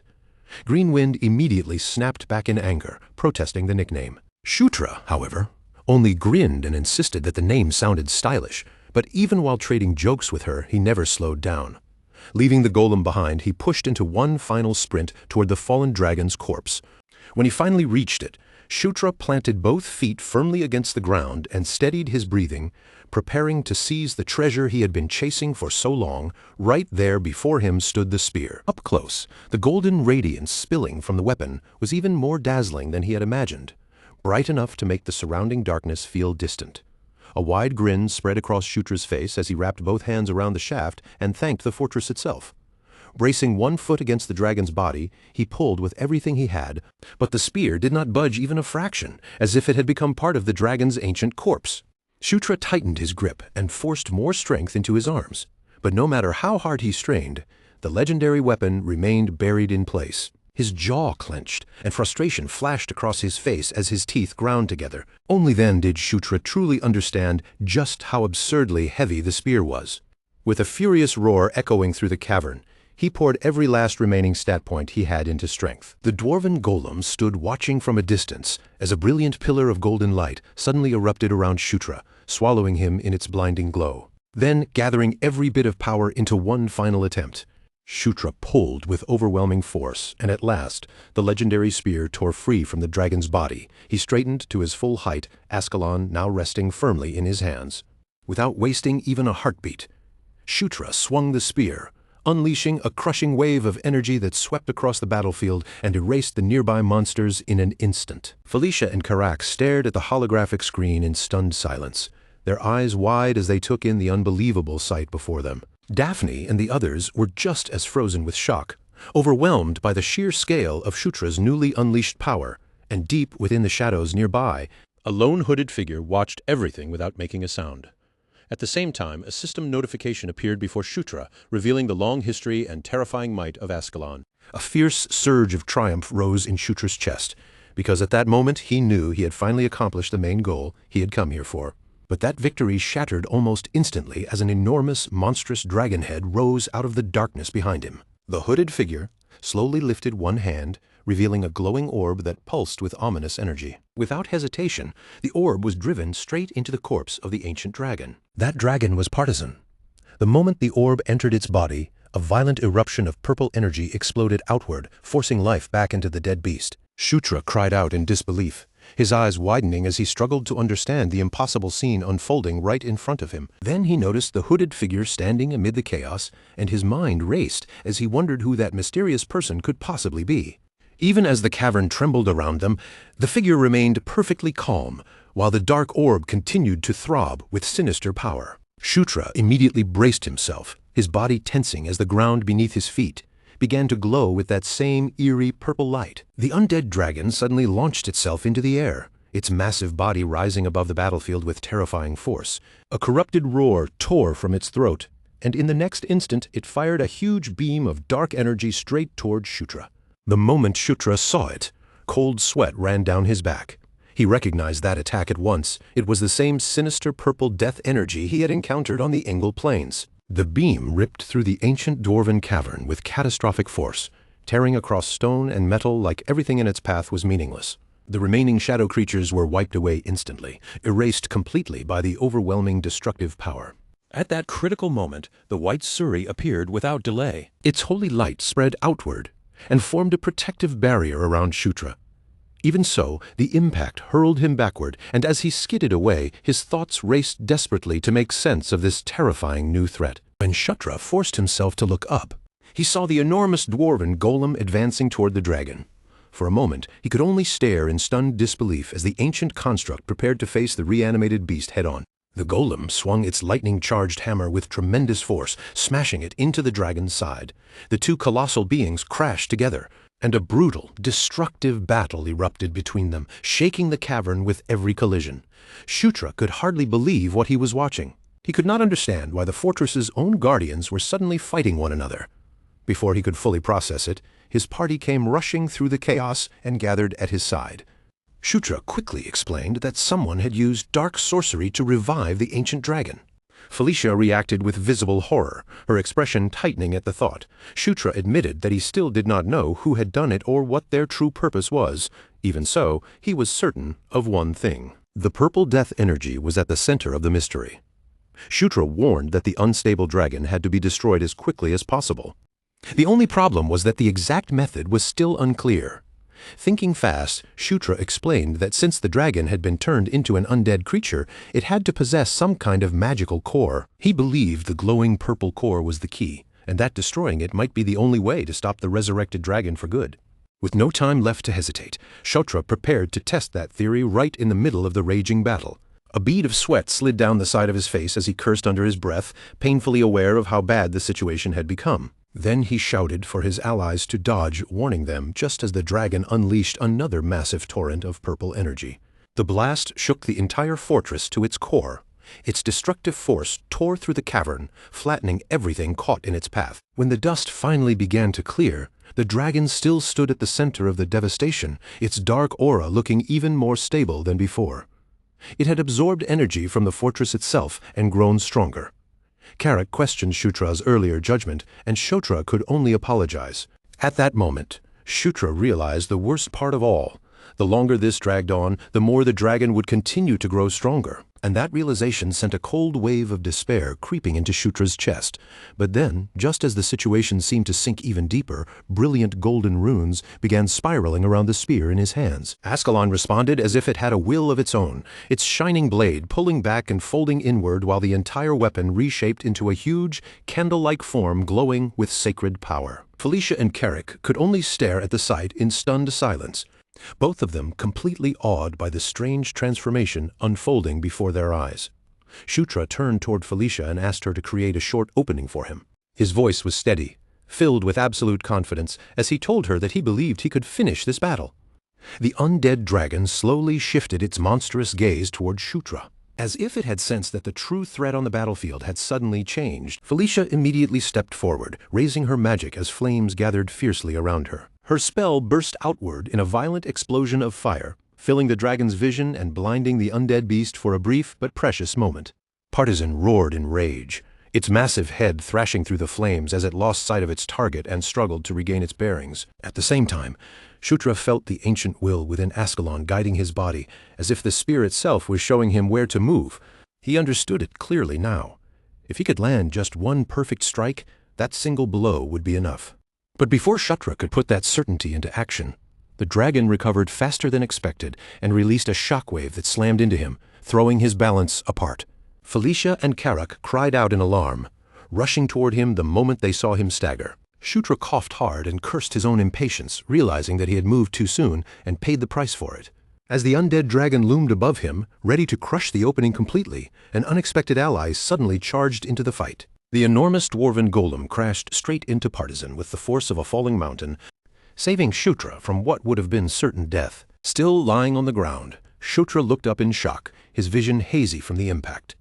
Even through the blur, he could clearly see the two towering guardians locked in a brutal struggle. He had no idea why the golem was helping him, but one thing was unmistakable. This was the second chance he had been given. The dwarven golem tightened both hands around its hammer and drove Partisan backward with sheer, unstoppable force.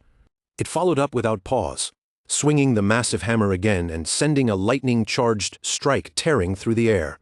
Partisan roared furiously as the blow forced its enormous body back. The dragon answered with its own terrifying breath, flooding the battlefield with destructive power. But even against that attack, the dwarven golem kept pressing forward and hammering at Partisan again and again. The construct refused to back down. Nearby, Green Wind hurriedly asked Shutra if he was all right, her voice filled with clear concern, while Felicia rushed to his side as well. Felicia began healing his wounds immediately, but her expression was sharp as she scolded him for being far too reckless. Shutra told her that he had honestly believed he could end the fight quickly. But in the end, all he had managed to do was get himself hurt, and he admitted plainly that he had no excuse for that mistake. Felicia urged him to retreat. She explained that the dragon was on a level far beyond what they could realistically handle. Yet even with his injuries still aching, Shutra insisted that they still had a way to win. Felicia snapped back, telling him to stop being so stubborn. After all, in his current condition, throwing himself back into the fight looked almost suicidal. Shutra admitted that he had been too hasty before, but he also explained that the more desperate the situation became, the less they could afford to retreat.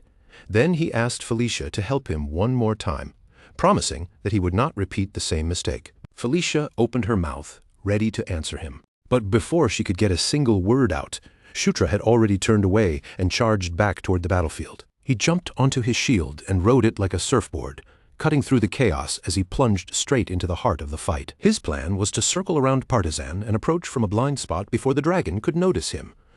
Green Wind understood immediately and followed his instructions without the slightest hesitation. At that exact moment, Partizan smashed apart one of the dwarven golem's arms and began gathering power for another devastating blast of dragon breath. The dwarven golem took the attack head-on, and in the next instant, its massive body was completely obliterated by the overwhelming force. Almost immediately after that, the dragon was struck once more. Felicia called forth her flames again and detonated them right against the undead beast. A huge explosion bloomed across the battlefield, swallowing Partizan in a violent burst of fire. Even while wrapped in flames, the dragon noticed something flashing past its body. Shutra was flying around it from different angles, landing repeated strikes as he built up more and more momentum. He kept circling the dragon, carefully raising his speed instead of rushing the final attack too soon. Partizan grew more irritated with every passing moment and began charging another blast of dragon breath. Green Wind immediately judged that this was the exact opening they had been waiting for. The dragon's attention had been pulled away from where Shutra truly intended to strike. Shutra launched his attack from a different direction and activated Dragon Blood. While Partizan's focus was drawn to the shield above it, Shutra surged upward from below. He reminded himself not to panic. He only had one chance at this, so every movement had to be calm, controlled, and perfectly precise. But just then, Partizan began to sense Shutra's presence closing in. Shutra copied a technique he had seen Tiny Spark use long ago. In the narrow opening they had created, an overwhelming burst of power exploded upward from below, drilling straight through the dragon's body. Partizan roared in agony as that violent force shattered it from the inside. The devastating attack was called Gigantic Piston. Felicia stood completely frozen, staring in pure awe at what Shutra had just done. And when she finally realized that Shutra had truly succeeded, Partizan's massive body collapsed. The system immediately informed Shutra that he had successfully defeated the zombie dragon Partizan, confirming that the terrifying undead beast had finally fallen. Along with that victory, Shutra's level rose. The reward for surviving and overcoming a monster that should have been far beyond him. A genuine thrill surged through Shutra as he realized he had truly wielded the power of the Dragonslayer's spear, Ascalon. On top of that, the system granted him the title of Dragonslayer, marking the impossible feat he had just achieved. But right at that moment, a mysterious man's voice reached him, filled with disbelief as the stranger muttered that he could hardly believe Shutra had actually brought the dragon down. The sudden voice made Shutra tense instantly, snapping him out of the brief joy of victory. The mysterious man questioned his own calculations, speaking as if something had gone wrong, and noted that the one who arrived here was not the second prince after all. In that instant, Shutra understood who he was facing. This had to be the same person who had revived Partizan earlier. The man, however, seemed to dismiss the mistake almost immediately, saying that it no longer made any difference. Then he raised his spear, its surface suddenly wrapped in eerie blue flames that burned with a dangerous, unnatural intensity. With no hesitation, the man hurled those blue flames straight toward Shutra, clearly intending to erase whatever was left in front of him. Shutra was caught completely off guard, unable to react in time. The blue fire surged forward like a violent tidal wave, smashing into the fortress and tearing through its walls.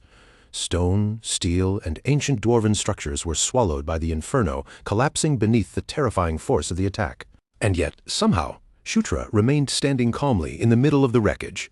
Dust and broken debris swirled around him, and Shutra could only force his left eye open as he tried to understand what had just happened. When the smoke finally began to clear and his vision returned, confusion still gripped him. The attack that should have consumed him had disappeared without any clear explanation. Only then did the truth reveal itself. The mysterious man had been sliced cleanly in half. To Shutra's shock, the man's body dropped to the ground. Shutra stood frozen for a moment, unable to process the sight before him. Then, another voice sounded nearby, calmly saying that he had arrived just in time. Shutra's eyes widened as he turned and saw the person who had appeared. He recognized him at once as the Sword Lord. The man smiled calmly and greeted Shutra, addressing him as the 9th Prince. the final bulwark protecting the sanctuary of Asura, and the master of the demon king Mitra. Sword Lord Ishgard was a being in Night Saga whose existence could be compared to an elder dragon. He was an extraordinary presence, overwhelming in strength and status, yet in the original flow of the story he remained only in the background, making him nearly impossible to encounter directly. Even when Zephyr Ragnaros became the Demon King, Ishgard never stepped onto the main stage. Even when Locke invaded the demon realm, Ishgard still did not reveal himself. He was one of Night Saga's hidden powerhouses, a figure buried completely in mystery. His strength was so monstrous that even the Demon King had once sought his guidance. Ishgard then glanced toward the sixth princess and remarked that she had grown quite a lot since he last saw her. Without the slightest warning, he lifted Felicia into the air as if she weighed nothing, casually saying that the last time he had seen her, she had been nothing more than a tiny child. Felicia's face immediately flushed with embarrassment. She shouted at him to put her down at once. Ishgard only looked amused by her reaction and teased her further, saying that this little tantrum proved she was still a child at heart. Shutra could barely believe what he was seeing. Sword Lord Ishgard, someone who should have been almost unreachable, was standing right there in front of him. Meanwhile, Felicia was caught between irritation and embarrassment, clearly flustered by Ishgard's teasing. Ishgard then turned his attention back to the ninth prince and asked whether Shutra liked his gift. Shutra quickly realized that Ishgard was talking about the dragon hide. He answered honestly that he liked it very much and thanked him with sincerity, explaining that the material had allowed him to craft excellent equipment. While they were speaking, Shutra failed to notice several monsters creeping up behind him. Then a sudden flash of light caught his eye and drew his attention. A heartbeat later, that light erupted with violent force, setting off one explosion after another. Carrick stared at the chaos and demanded to know why everything had suddenly started blowing up. Shutra admitted that he had no idea what was going on, but he immediately suggested that they get away from the area before things grew even worse. The man from earlier began glowing brighter and brighter, his body pulsing dangerously before he finally exploded as well. When the chain of destruction finally ended, nothing but broken ruins remained around them. Fortunately, Ishgard had already raised a barrier, shielding everyone from the force of the explosion. With complete calm, Ishgard asked whether everyone was unharmed. Shutra answered that they were safe, thanks to Ishgard's protection. Felicia, however, could not understand why the explosion had happened in the first place, and the question left her wondering what their enemy had truly been trying to accomplish. Shutra thought back to the man's earlier words about the second prince, and the more he considered them, the stranger everything became. Ascalon clearly had not been their goal, because the man had shown no real interest in the legendary spear at all. That realization made Shutra wonder what their true target had been from the beginning. Then the answer finally clicked into place. Shutra's expression grew serious as the scattered pieces connected in his mind. He told Felicia that their actual target might have been the second prince. The moment she heard that, Felicia looked both shocked and confused, asking why he had suddenly reached that conclusion. Shutra explained that the man with the spear had mentioned they had been watching because the second prince had not appeared. He added that those enemies had chosen this moment to reveal themselves, even though half a month had already passed since General Cashabel failed his mission. To Shutra, it felt less like a coincidence and more like they had been lying in wait for someone the entire time. Felicia's expression darkened as she began to understand exactly what Shutra was implying. She stated grimly that General Cashabel had probably been killed from the very beginning as bait, all to lure out the second prince. Felicia added that missions like this were normally assigned to Zephyr Ragnaros, which made the enemy's plan feel even more deliberate. Because of that, Felicia reasoned that those people must have assumed Zephyr would be the one sent this time as well. The thought made her expression tighten as she wondered who would go so far just to target Zephyr and what motive could be hidden behind it. Shutra answered that whoever had arranged this trap was frighteningly thorough. They had even chosen to self-destruct, leaving no body, no witness, and no clear trail that could lead back to them. Ishgard listened to their deductions with interest, then remarked that the story they were putting together was rather fascinating. Felicia, already irritated by everything that had happened, snapped that this was not something he should treat so casually, because the situation was extremely serious. Ishgard replied in the same calm tone that he was taking it seriously too. With no strength left to argue with him, Felicia could only let out a tired sigh. After that, Felicia turned the question back on Ishgard and asked what had brought him to this place in the first place. Ishgard answered that the Demon King had shown a deep and unusual interest in the ninth prince, and that curiosity had been enough to make Ishgard come all the way here so he could see Shutra for himself. Shutra was left completely speechless, unable to believe that someone on Ishgard's level had appeared simply because he wanted to take a look at him. Ishgard continued, explaining that the Demon King never acted without a reason. If the Demon King had done something unexpected during the audience ceremony, then there had to be meaning behind it, and now that Ishgard was standing face to face with Shutra, he said he could roughly understand what the Demon King had been thinking. Shutra felt the air around them shift slightly as Ishgard studied him more closely. Then, without warning, Ishgard asked whether Shutra wanted to learn from him. The question struck both Shutra and Felicia with complete surprise. Ishgard quickly made it clear that he was not asking Shutra to become his formal disciple. He explained that he was not in a position to properly raise a student, and more importantly, Shutra had already learned the beast god fist art. Felicia's eyes widened at that revelation, and she immediately asked when Shutra had learned something like that. Shutra, just as surprised as she was, turned to Ishgard and asked how he had known about it at all. Ishgard explained that Shutra's body contained many different types of energy layered together, including the power of the beast god fist art. He admitted that he could not identify every single energy clearly, but he could tell one important thing. Those powers were not rejecting one another. Instead, they were existing together, even embracing each other, and Ishgard said the phrase mutual coexistence suited Shutra perfectly. Ishgard said that this was exactly why the Ninth Prince had caught his attention, and why he wanted to pass on a portion of his own insight. Then he looked at Shutra and asked what he thought. Shutra understood just how extraordinary this offer was. Aside from Demon King Mitra, Ishgard had never willingly offered his teachings to anyone. There was no reason to reject such an unbelievable opportunity, so Shutra accepted without hesitation. Ishgard looked clearly pleased by Shutra's answer, the faint smile on his face showing his approval. He explained that he would teach Shutra a method of aura manipulation along with several related techniques. However, he added that how far those techniques developed would depend entirely on Shutra's own ability. Then Ishgard reached out and placed one hand lightly on Shutra's shoulder. The moment his hand touched him, Shutra's body began to shine with golden light, and that glow marked the beginning of Ishgard's instruction. The golden aura surrounding Shutra was none other than Ishgard's own power flowing into him.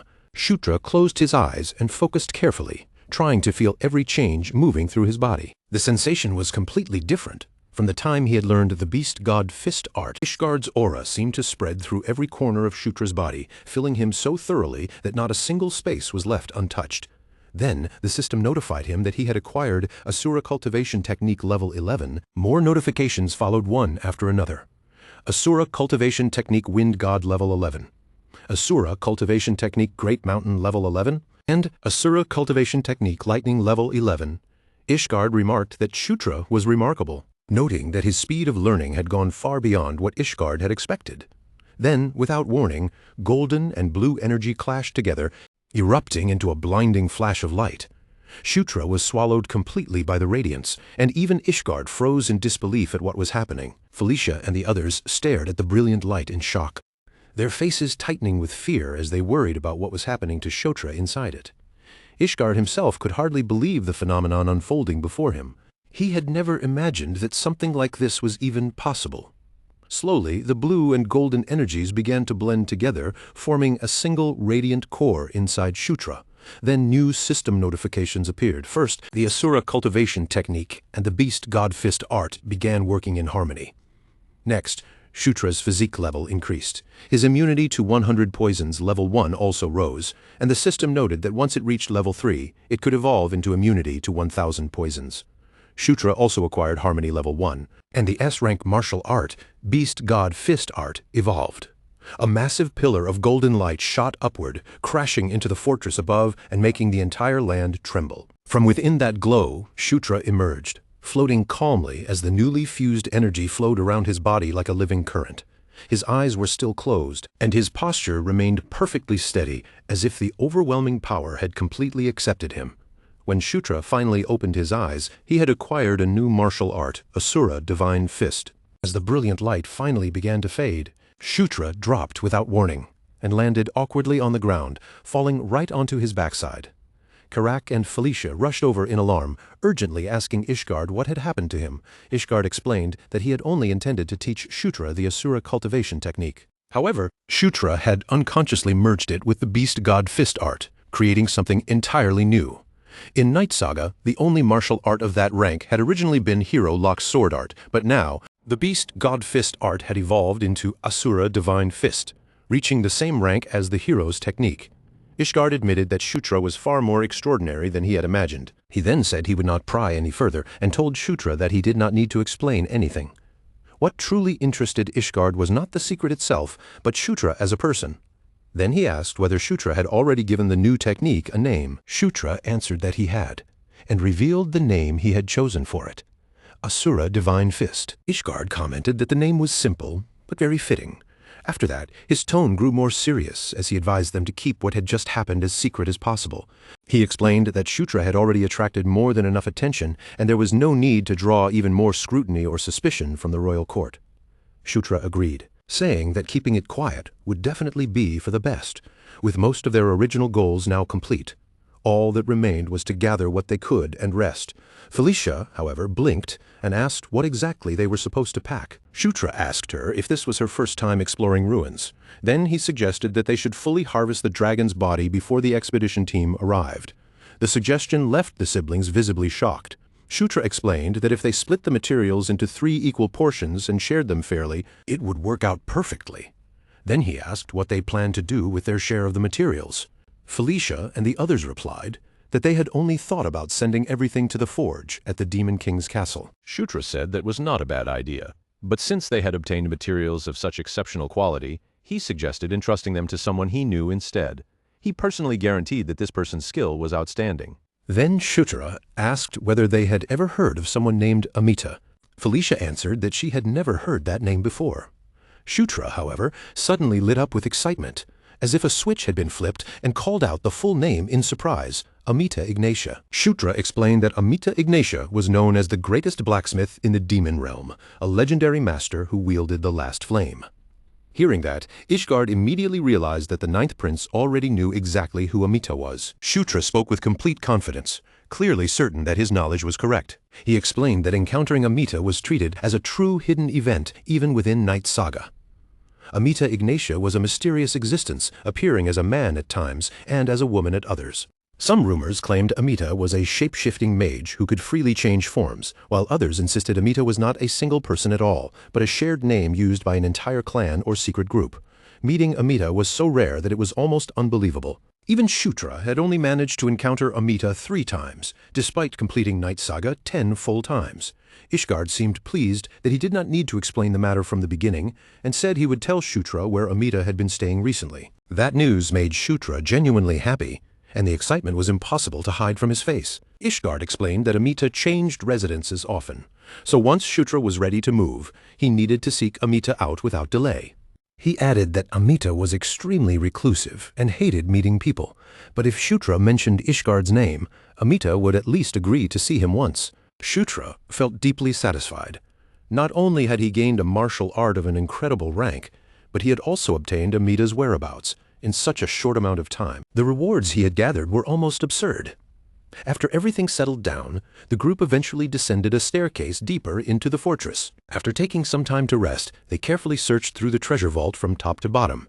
Their next destination was the archives, a place Felicia insisted they absolutely could not leave unexplored. The moment Shutra stepped inside, he started coughing from the thick dust hanging in the air. Felicia challenged him with a sharp look, asking if something as small as dust was really enough to defeat his curiosity. Carrick, however, bluntly remarked that, from the beginning, the 9th prince had never shown even the slightest curiosity about dwarf culture. Once they reached the archive room, Felicia's eyes sparkled with excitement as she showed Delia, the black-haired elf, one of the books.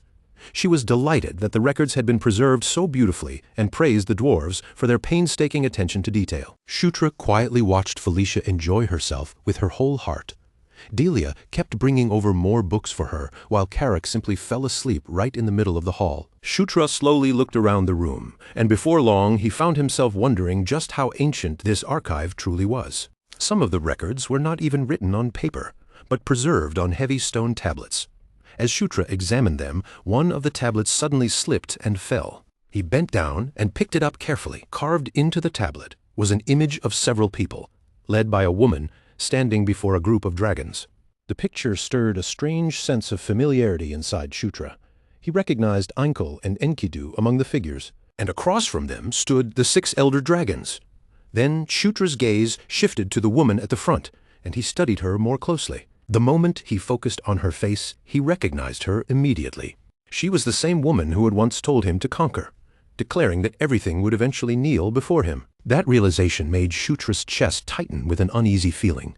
The woman represented conquest itself. Shutra could not understand why that woman would appear in a place like this, and the question left him deeply confused. After all, the tablet looked as though it had been made more than 1,000 years ago, yet the image clearly showed 4 people and 6 dragons gathered together. Shutra could not help wondering what kind of connection had brought all of those beings into the same place. Then, all of a sudden, green wind appeared upside down right in front of him. Startling Shutra so badly that his focus snapped away from the tablet, she asked what had made him look so serious, while Shutra questioned where she had suddenly come from. Green Wind ignored the surprise and told him to follow her, proudly saying that she had done something worthy of praise. Shutra stayed by the table, calmly examining the book she handed over. The moment he realized what it was, surprise flickered across his face, while Green Wind presented it with obvious pride. It was a record about the Elder Dragons. According to the book, each Elder Dragon had a nickname that reflected their nature and personality. Enkidu, who wielded overwhelming destructive power, was known as the Tyrant. Enkel, who showed kindness to all living beings, was called the Gentle Mother. Kian, wise and thoughtful in every decision, bore the title of Sage. Kaltine, intense, fierce and terrifying in battle, was known as the Warrior. But despite that ferocious reputation, Kaltine's nature was closer to ice than flame. He was described as a cold flame, a silent warrior who almost never drew his blade. But once Kaltine did, the records said his ferocity could burn the entire world to ash. Shutra noticed that most of the records seemed to focus on Kaltine, including legends about his past and even clues about the location of his lair. Then one specific detail caught Shutra's attention. On one of the maps, a certain location was marked very clearly. It was called the Lake of the Sun. Shutra had never imagined that an elder dragon tied to the fire attribute would hide its lair beneath a lake. At that moment, he finally understood why even veteran hunters had never managed to find it. Green Wind, meanwhile, grew impatient and pointed out that he still had not praised her. As Shutra continued studying the map more closely, he realized something else important. The marked location was close to the residence Ishgard had mentioned for Amita. He remembered that Amita had recently been staying near the spider forest. That area was also close to the lycanthrope region. Since Shutra had already been planning to find Caitlin and Chris along the way, everything lined up almost perfectly. He gently patted Green Wind on the forehead and praised her for doing an excellent job. Green Wind's face brightened at once, clearly delighted by the praise. Shutra's plans were now set. First he would meet Amita, and then he would obtain the armament of the Elder Dragon Kaltine. If everything went smoothly, the next stage of his journey would bring him an unparalleled gain. After that, they remained at Thunder Doom Fortress for 4 full days. Felicia's excitement was almost unbelievable, burning so brightly that it was hard to understand where all that energy was even coming from. Even after spending nearly every waking moment inside the archives right up until the day before their departure, Felicia showed no trace of fatigue at all. Shutra had been buried in the archives as well, searching through every record he could find about the Elder Dragons. But no matter how many documents he examined, the only Elder Dragon he found any information on was Kaltine. Even so, the trip had not been completely fruitless. There was at least one clear gain from all of it. Carrick had become stronger. Shutra noticed that Carrick's position among the king's knights had risen, so he glanced at him with interest and asked if the promotion actually made him feel any more powerful. Carrick answered with complete confidence, then threw a heavy punch through the air, as if that alone was enough to prove his growth. Carrick proudly added that all the brutal training he had endured had finally paid off. His title had advanced from Knight Captain Carrick to Barracks Commander, and he carried himself with the satisfaction of someone who had earned every bit of it. By the next morning, everything began moving again. A newly prepared mission plan from Felicia reached the Demon King's castle, bringing fresh instructions for what was to come next. Along with the other documents came an important report. It stated that there was a strong possibility General Kashubal's death had been arranged as bait, a deliberate trap meant to lure Zephyr out into the open. By the time all of the reports had finally been reviewed, the sun had already climbed high above the castle. Shutra was fully ready to leave, prepared to set out without wasting another moment. But Felicia stepped in and stopped him before he could go. She told him to wait, suggesting that since they were already there, they should take a little more time to look around before departing. She pointed out that there were still countless things she had not gotten the chance to see. But Shutra immediately refused, showing no interest in delaying their departure any further. He reminded her that the Sword Lord had warned them to find Amita quickly, before Amita disappeared again. With their time already limited, Shutra urged Felicia to stop hesitating and get into the carriage. Once everyone had taken their seats inside, Shutra turned toward Carrick, who had settled into the coachman's position, and told him they were ready to depart. At that command, the carriage finally began rolling forward, its wheels carrying them away from the Demon King's castle and toward their next destination. As the carriage moved along, Shutra looked back and quietly thought about everything they had already survived. There had been more than a few dangerous moments, enough to make anyone cautious. But this mission was different. The possible rewards were simply too great to ignore, and more than anything, Shutra found himself looking forward to Caitlyn's reaction when she finally saw the Asura Divine Fist in action. He wanted that moment to arrive as soon as possible. 3 days passed after that. A new expedition force was organized to investigate the traces left behind by whoever had targeted Zephyr, and Zephyr himself stepped forward to lead the mission personally. Before departing, Zephyr visited the archive room. There, his attention was drawn to a stone tablet, the very same one Shutra had once picked up. The moment Zephyr looked at it, he recognized one of the figures carved into the stone as Famine. As his eyes moved across the tablet, he also identified the images of death and war, but there was one figure that stopped him. The woman standing at the very front of the carving was unfamiliar to him, and no matter how carefully he examined her, Zephyr could not tell who she was. It was the same woman Shutra had already recognized as Conquest. At the same time, far away from the archives, deep inside a volcano filled with heat and pressure, a dragon stood facing a woman. The air around them seemed heavy, and the dragon gave her a single command to begin. The woman was addressed as the Knight of Conquest. She was the very same warrior who had once appeared before Shutra inside his dream. Meanwhile, Shutra was focused on training, releasing an arrow as he attempted to control his magic. But instead of forming properly, only a small flame gathered in his hand. The flame suddenly twisted off course and turned back on him, burning his own body instead. Watching this, Carrick stared in disbelief and said he had never seen training like that in his entire life. Carrick looked genuinely worried, warning that if Shutra kept pushing himself like this, he might end up seriously damaging his own body. Felicia, however, answered with surprising calm, saying that, strangely enough, Shutra was completely fine. Shutra immediately healed the burn on his body, proving her point almost as soon as she said it. Through the process, his fire arrow level, his healing skill, and even his mana control proficiency all rose at once. Although Shutra was breathing hard from the strain, his face was lit up with excitement instead of pain. Rather than backing down, he prepared himself and attempted the technique again. Carrick could only shake his head, saying that no matter how he looked at it, this kind of training did not seem normal in the slightest. Still, since Shutra's magical ability was undeniably improving, Felicia decided it was better to let him continue for now. During the day, they pushed forward on the road, and at night Shutra trained without rest. Their destination was the Spider Forest, where Amita was said to be staying. To reach the forest as quickly as possible, they chose to cut straight through lycanthrope territory. But in the middle of their route, an order suddenly rang out, forcing them to stop. The road ahead had been blocked off completely. Carrick looked toward the obstruction and asked what was going on. The guards standing in their path explained that this was official business of the lycanthrope royal family, then firmly ordered the group to turn back and withdraw. Felicia found that explanation suspicious. It made little sense for royal business to be taking place in such a remote and inconvenient location. When the guard repeated the order for them to leave, Felicia's patience finally ran out.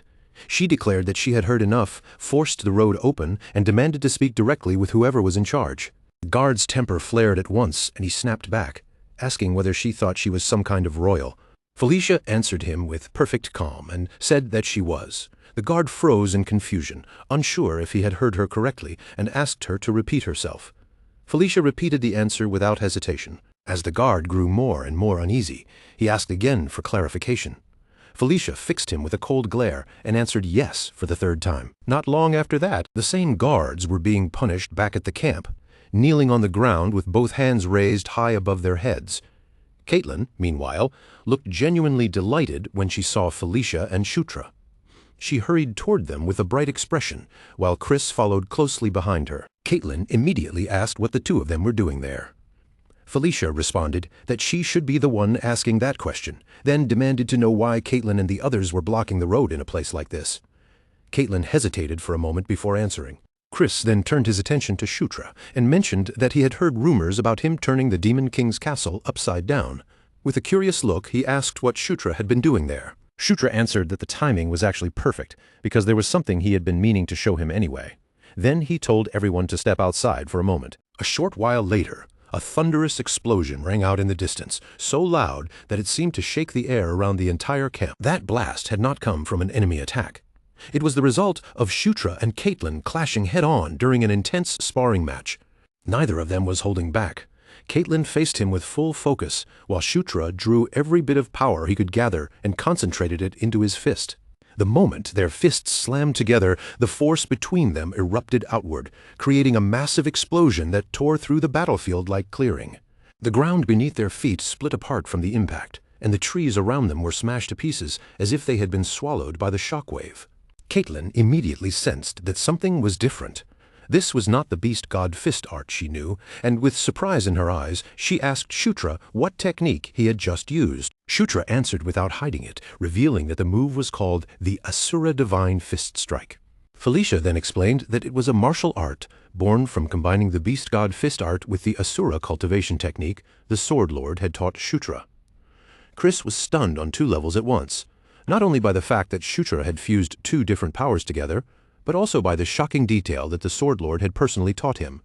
When Chris questioned why the Sword Lord would do something like that, Felicia gave a simple answer, saying it was because Shutra was a genius. Caitlin looked genuinely amazed and wondered aloud whether she could learn the technique too. Shutra, however, apologized and explained that he had not created it as a proper organized martial art, so even he did not think he could teach it to someone else. Chris remarked that a martial art even its own creator could not explain or pass down made Shutra seem completely absurd. Hearing that, Shutra could only wonder whether Chris was actually praising him or criticizing him. Deep inside, Chris felt a chill at how quickly Shutra was growing. If he did not want to be left behind, Chris knew he would have to push himself even harder than before. And now that everyone had seen just how far Shutra had advanced, it was time to talk about why Chris and Caitlin were really there. They moved into a tent and sat down together, where Chris's expression turned serious. He warned them that what he was about to say had to remain absolutely confidential, making Felicia wonder what could possibly be grave enough to make him speak that way. Chris then revealed the truth. A prisoner who had been locked away on the lowest floor of the Grey Tower had escaped. Shutra knew exactly what the Grey Tower was. It was a prison meant only for the most vicious criminals among the lycanthropes. And if someone had been sealed on its lowest floor, then Shutra already had a strong idea of who that prisoner might be. Chris soon confirmed it by giving the name Gerard Moonlight, Chris and Caitlin's maternal uncle. Felicia was visibly shocked not only by the escape itself, but by the fact that those two even had a maternal uncle. Chris explained that Gerard had been imprisoned 20 years ago, so it was only natural that Felicia had never heard about him. He then added that Gerard had once been one of the most powerful warriors in the lycanthrope royal family. If Gerard had not lost his mind, the throne might have gone to him instead of their mother. But Gerard had been obsessed with strength. The beast god fist art alone had not satisfied him, so he began turning to all kinds of forbidden and heretical methods in search of even greater power. In the end, that obsession destroyed his sanity completely. Gerard's madness turned into a disaster, and hundreds of lycanthropes had to give their lives just to bring him down. Fortunately, the entire incident had been contained within the palace, allowing the royal family to bury the truth internally. Felicia listened with a tense expression before asking if that meant an extremely dangerous person was now wandering around freely. Caitlin added that, according to the reports, Gerard seemed to have headed east. Chris tried to ease their concern, explaining that Gerard had lost half of his aura during his final battle, so there was no need to panic too much. Besides, the east was in the opposite direction from where they were traveling. Shutra then asked the question that mattered most. How had Gerard managed to escape in the first place? Chris answered that the investigation was still underway, but all signs suggested Gerard had received help from someone on the outside. That answer made Shutra think of Night Saga. In Zephyr Ragnaros's storyline, there had been a sub-event where the player could free Gerard to weaken the lycanthropes. Shutra could not help wondering whether that event had somehow been triggered here as well. That same night, somewhere in the darkness, a man was being lifted and strangled by the throat. A rugged figure held him there and spoke coldly, telling him that if he wanted to live, he had better start talking. The man holding him had already killed everyone else nearby. With merciless pressure in his voice, He demanded to know where the Moonlight Herb was located. At that moment, Shutra was struck by a sudden, dizzying sense of disorientation, as if he had been thrown somewhere without understanding how he had arrived there. Before he could make sense of anything, Conquest appeared in front of him without warning. Shutra stared at her and asked what was happening. Conquest did not give him a direct answer. Instead, she silently pointed behind him, toward a black hole that was beginning to form. When Shutra turned his attention to it and focused his eyes, he saw a figure trapped deep inside that darkness. Shutra recognized the presence at once. The figure imprisoned within the black hole was Famine. Then, all at once, Shutra jolted awake. He gasped sharply for air, his heart hammering in his chest. Even after waking, the image of that black aura remained burned into his mind and refused to disappear. The hostility he had felt from it still clung to him like a cold shadow. But what unsettled Shutra even more was the way the name Famine continued echoing through his thoughts. Before Shutra could fully sort through the meaning of the dream, Carrick burst into his tent with urgency written across his face and announced that something terrible had happened. Shutra immediately demanded to know what was going on, and Carrick quickly reported that an enemy had broken into the camp. Carrick described the intruder as a man with a long scar running across his left cheek, surrounded by a strange black energy. He was slaughtering soldiers with his bare hands, without using a weapon at all. The moment Shutra heard that description, he understood who the attacker was. It could only be Gerard Moonlight. Chris and Caitlin had already witnessed the destruction Gerard left behind in his wake. Shutra and Carrack hurried after them, rushing to join the others as quickly as they could. Shutra could not hide his confusion. Gerard was supposed to have fled east, yet now he had appeared here of all places. Shutra could not understand why Gerard had suddenly returned. With the situation growing more dangerous by the second, Shutra demanded the truth and pressed Chris and Caitlin to explain the real reason they had come to this area. Caitlin finally answered him, revealing that their reason for being there was the Moonlight Herb. Chris looked startled when Caitlin spoke so openly, clearly surprised that she had revealed it without holding anything back. Caitlin then explained everything. Their true objective from the beginning had been to find the Moonlight Herb, and only after setting out for that purpose had they learned about Gerard's escape from prison. The Moonlight Herb was no ordinary plant. It was a priceless medicinal treasure that bloomed only once every 100 years, and among the lycanthropes it was treated as one of their most precious relics. Its power was almost absurd for a consumable item strong enough to drag someone back from the very edge of death. In Night Saga, it had been an item the player could obtain after defeating either Chris or Caitlin. And with that, everything clicked into place for Shutra. Gerard had come here for the Moonlight Herb because he wanted to recover the aura he had lost nearly half of his original strength. Then, without warning, a brilliant golden light flared across the sky. Shutra recognized it immediately.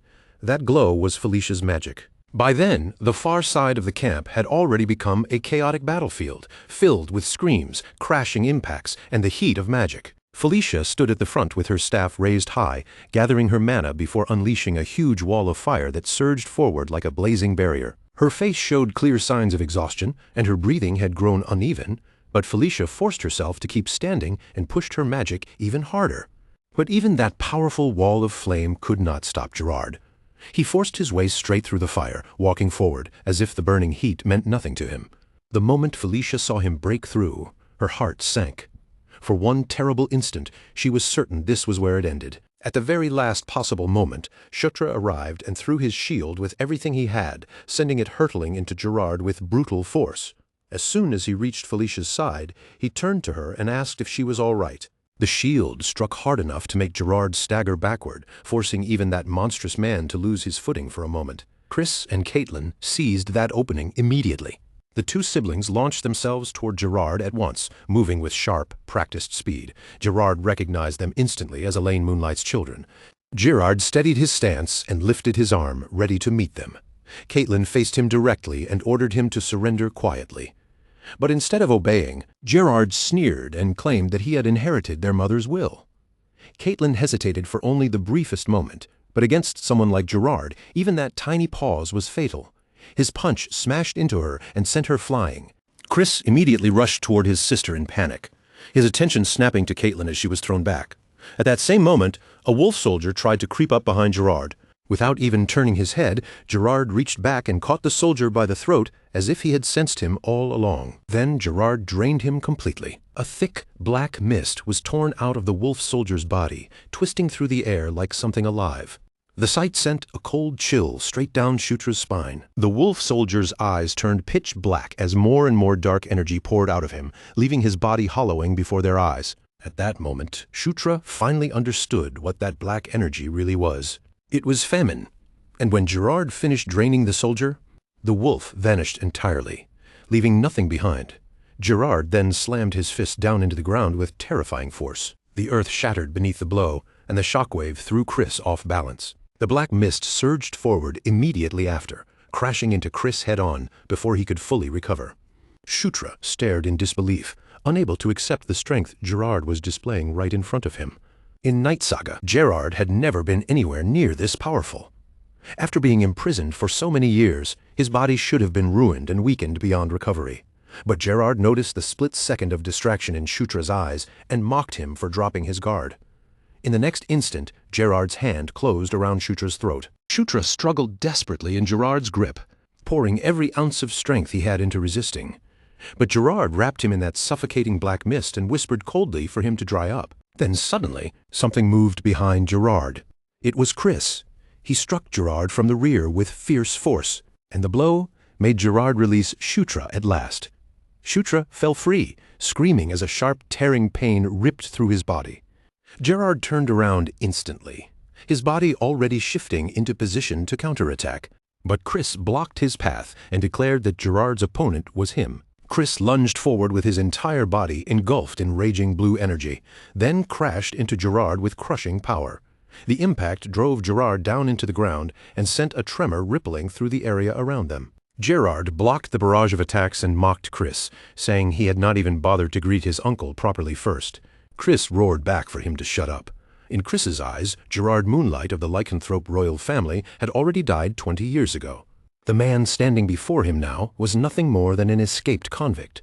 From a distance, Shutra summoned a golden dagger and activated under the king's banner on Chris.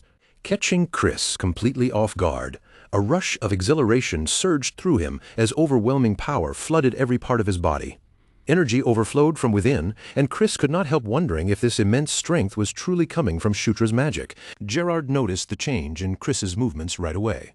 At that exact moment, Caitlin, who had also been empowered by Under the King's banner, slipped behind Gerard and drove a solid punch into him. Gerard let out a low groan as Caitlin's strike connected. Chris followed immediately, chaining in another powerful blow before Gerard could regain his rhythm. Felicia and Shutra watched the battle from a distance, but the movements were so fast that even their eyes could barely follow it. The fighters blurred into streaks of light crossing and colliding in the air. Felicia admitted that she could not see what was happening at all and asked Shutra to tell her. Shutra kept his gaze fixed on the fight and calmly answered that Chris and Caitlin were winning. The two siblings moved together in perfect sync, pressing Gerard from both sides and forcing him to defend with his forearms. For the first time, Gerard truly acknowledged them. They really were Elaine's children. And with that realization settling in, Gerard decided there was no longer any reason to hold himself back. His body surged with power as he released his wolf form. Gerard's body changed in an instant, and massive wolf-like hands burst forth as he seized Caitlin by the head with terrifying force. Chris threw a punch toward him, but Gerard dodged it smoothly while dragging Caitlin along as if she weighed nothing. Then Gerard smashed Caitlin violently into the ground, the impact striking hard enough to shake the earth beneath them. Chris's face went pale the moment he saw Caitlin's condition, the sight of her battered body draining the color from him completely. Rage erupted inside Chris all at once, and through gritted teeth he swore that he would kill Gerard with his own hands. Gerard answered that fury with frightening ease, casually swinging his arm and slapping Chris away like he was nothing. The force of the blow sent Chris flying through several trees, breaking through trunk after trunk before he finally crashed hard into the ground. The instant Chris hit the dirt, Gerard launched himself after him without giving him even a second to recover. A brilliant glow erupted from the white suri as Shutra stepped in and raised it, blocking Gerard's incoming strike at the last possible moment. Shutra immediately shouted for Carrack, calling forth the king's knights to enter the fight. Gerard reacted almost instantly, twisting his body and intercepting Carrack's axe before the weapon could reach him. At the same time, Shutra drew power into his own fist. He pulled his arm back, and golden energy gathered tightly around it, compressing into a heavy, blazing force. Then Shutra drove the attack forward, unleashing his technique, Gigantic Piston. Gerard took the blow directly, without retreating. In the next breath, he countered with the beast god fist, Secret Art. Wild Wolf Fist Strike. The collision launched Shutra through the air, sending him flying back from the overwhelming force. The shockwave alone was so intense that Carrick struggled just to keep his footing, and panic flashed across his face as he looked toward the prince. After a moment, Gerard's raging aura finally settled. He looked almost satisfied, admitting that he had not expected Shutra to stand back up after taking Wild Wolf Fist Strike. Just then, Shutra suddenly coughed up blood. Gerard began walking toward him, his gaze filled with unmistakable killing intent. But before Gerard could close the distance, Shutra stopped him. This time, Shutra declared that it was his turn. Then he unleashed the very same technique, the Beast God Fist secret art. Gerard froze, stunned by what he was seeing. the attack struck Gerard squarely, landing with all the force Shutra could pour into it. At that exact moment, a system notification appeared before Shutra, telling him that he had learned the Beast God Fist secret art, Wild Wolf Fist Strike. It was a wolf skill. Shutra realized that it was finally time for Gerard to taste the power of his own technique. Gerard groaned in pain, unable to understand how Shutra had managed to learn Wild Wolf Fist Strike just by being hit with it. Shutra drew his fist back once again and followed up immediately, this time striking with Fist of Explosion. The intense heat from the blow forced a low, painful growl from Gerard, but Gerard retaliated at once, striking back and sending Shutra flying backward yet again. Shutra clicked his tongue in frustration, thinking bitterly that he had been aiming to blow Gerard's head clean off with that attack. Gerard then released a surge of black mist, and the dark energy locked directly onto Shutra, like a living curse. Shutra summoned the white Suri just before the mist detonated around him, but even as he defended himself, disbelief was the only reaction he could manage. When the smoke finally cleared, Gerard was gone.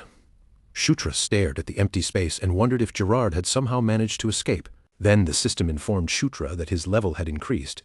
He let out a breath of relief, at least certain that the immediate danger was over. Once he could speak again, Shutra turned to Felicia and asked how Caitlin was doing. Felicia's expression darkened as she answered. Caitlin's condition was extremely serious, and her injuries were far worse than they looked. Felicia did not think magic alone would be enough to save her. Suddenly, Shutra groaned and clutched his chest, making Felicia rush toward him with alarm on her face. Even as pain tore through his own body, Shutra's mind remained fixed on Caitlin. He realized that although her outer wounds had been healed, the inside of her body was completely ruined. Shutra suspected that Caitlin had pushed herself too far by forcibly drawing out her aura. Seeing his condition worsen, Felicia asked what was happening to him, but Shutra brushed it aside. He told Felicia that he would recover after some rest and urged her to focus on Caitlin instead. Just then, Chris appeared with a box in his hands and told Felicia to use it on both Shutra and Caitlin. Felicia immediately asked what was inside, but when she opened the box, she froze in place.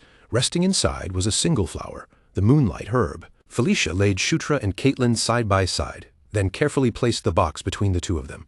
She began the treatment at once while Chris and Carrick stood nearby, guarding them with tense, watchful eyes. With great care, Felicia removed the moonlight herb from the box and divided it cleanly in half. She placed one portion above Shutra and the other above Caitlin. The fragments slowly dissolved, turning into light as they flowed into their mouths. Caitlin's body began to shine, wrapped in a brilliant light that spread across her injured form. Felicia frowned, unable to understand what was happening in front of her. But her confusion turned into panic almost instantly when Shutra's body began rising into the air. Chris had never witnessed anything like it before, yet the sight made him remember the old legend tied to the moonlight herb, long, long ago. The first Wolf King had gathered the scattered lycanthrope clans from across the land and united them into one kingdom under his rule. Then, one day, a ferocious red dragon named Castellan invaded their territory, bringing destruction into the heart of their lands. The Wolf King fought that dragon for 7 days and 7 nights, and the endless battle only ended when he finally brought Castellan down. But the price of victory was devastating. The brutal fighting destroyed his entire herd, and death soon came for the Wolf King as well. In his final moments, he discovered a pure white flower. Trusting the instinct deep within his blood, he ate it, that flower. Said to contain the light of the moon itself, became his new heart. With a heart made from moon essence, the Wolf King declared that his life was now bound to moonlight and took the surname Moonlight. From then on, legend said he continued protecting the kingdom for countless generations. But that miracle had only ever happened once. In the generations that followed, many lycanthropes tried consuming that same flower, yet none of them could withstand the moonlight the way the Wolf King had. No one else was ever granted a new heart. That was the legend of the moonlight herb. And now, that very legend was unfolding right before Chris's eyes. Even more unbelievable, it was happening to Shutra, someone who was not even a lycanthrope. Shutra's chest shone with an intense glow, and a pillar of light shot straight into the night sky. A system notification appeared before Shutra, telling him that a protagonist setting adjustment had strengthened the enchanted encounter. His protagonist physique had reacted to the moonlight herb. As a result, Shutra now possessed 2 hearts, and that meant he had gained 2 starting points of power within his body. Eventually, Shutra opened his eyes and was greeted by radiant golden light. Caitlin was lying right beside him. Startled and instantly embarrassed by how close she was, Shutra sat upright in a hurry. Still half disoriented, he looked around and slowly realized he was inside an elegant bedroom, far removed from the battlefield he remembered. A knock sounded from the door and several soldiers entered the room. They stepped aside and escorted in a commanding woman whose presence immediately filled the space. She asked Shutra if he had slept comfortably, addressing him formally as the 9th Prince, Shutra Ignis. Shutra recognized her at once. He had seen her countless times in the game. She was the 4th Queen, Elaine Moonlight, Queen of the Lycanthropes and the biological mother of Chris and Caitlin. Elaine said she had heard that her children survived because of him, then asked how she should repay such a debt. Shutra answered honestly, saying it was nothing special, and that he had only done what he believed was right. Elaine told him not to be modest, because what he had done deserved proper recognition. Shutra thanked her politely. Then, without spending any more time on pleasantries, Elaine went straight to the heart of the matter.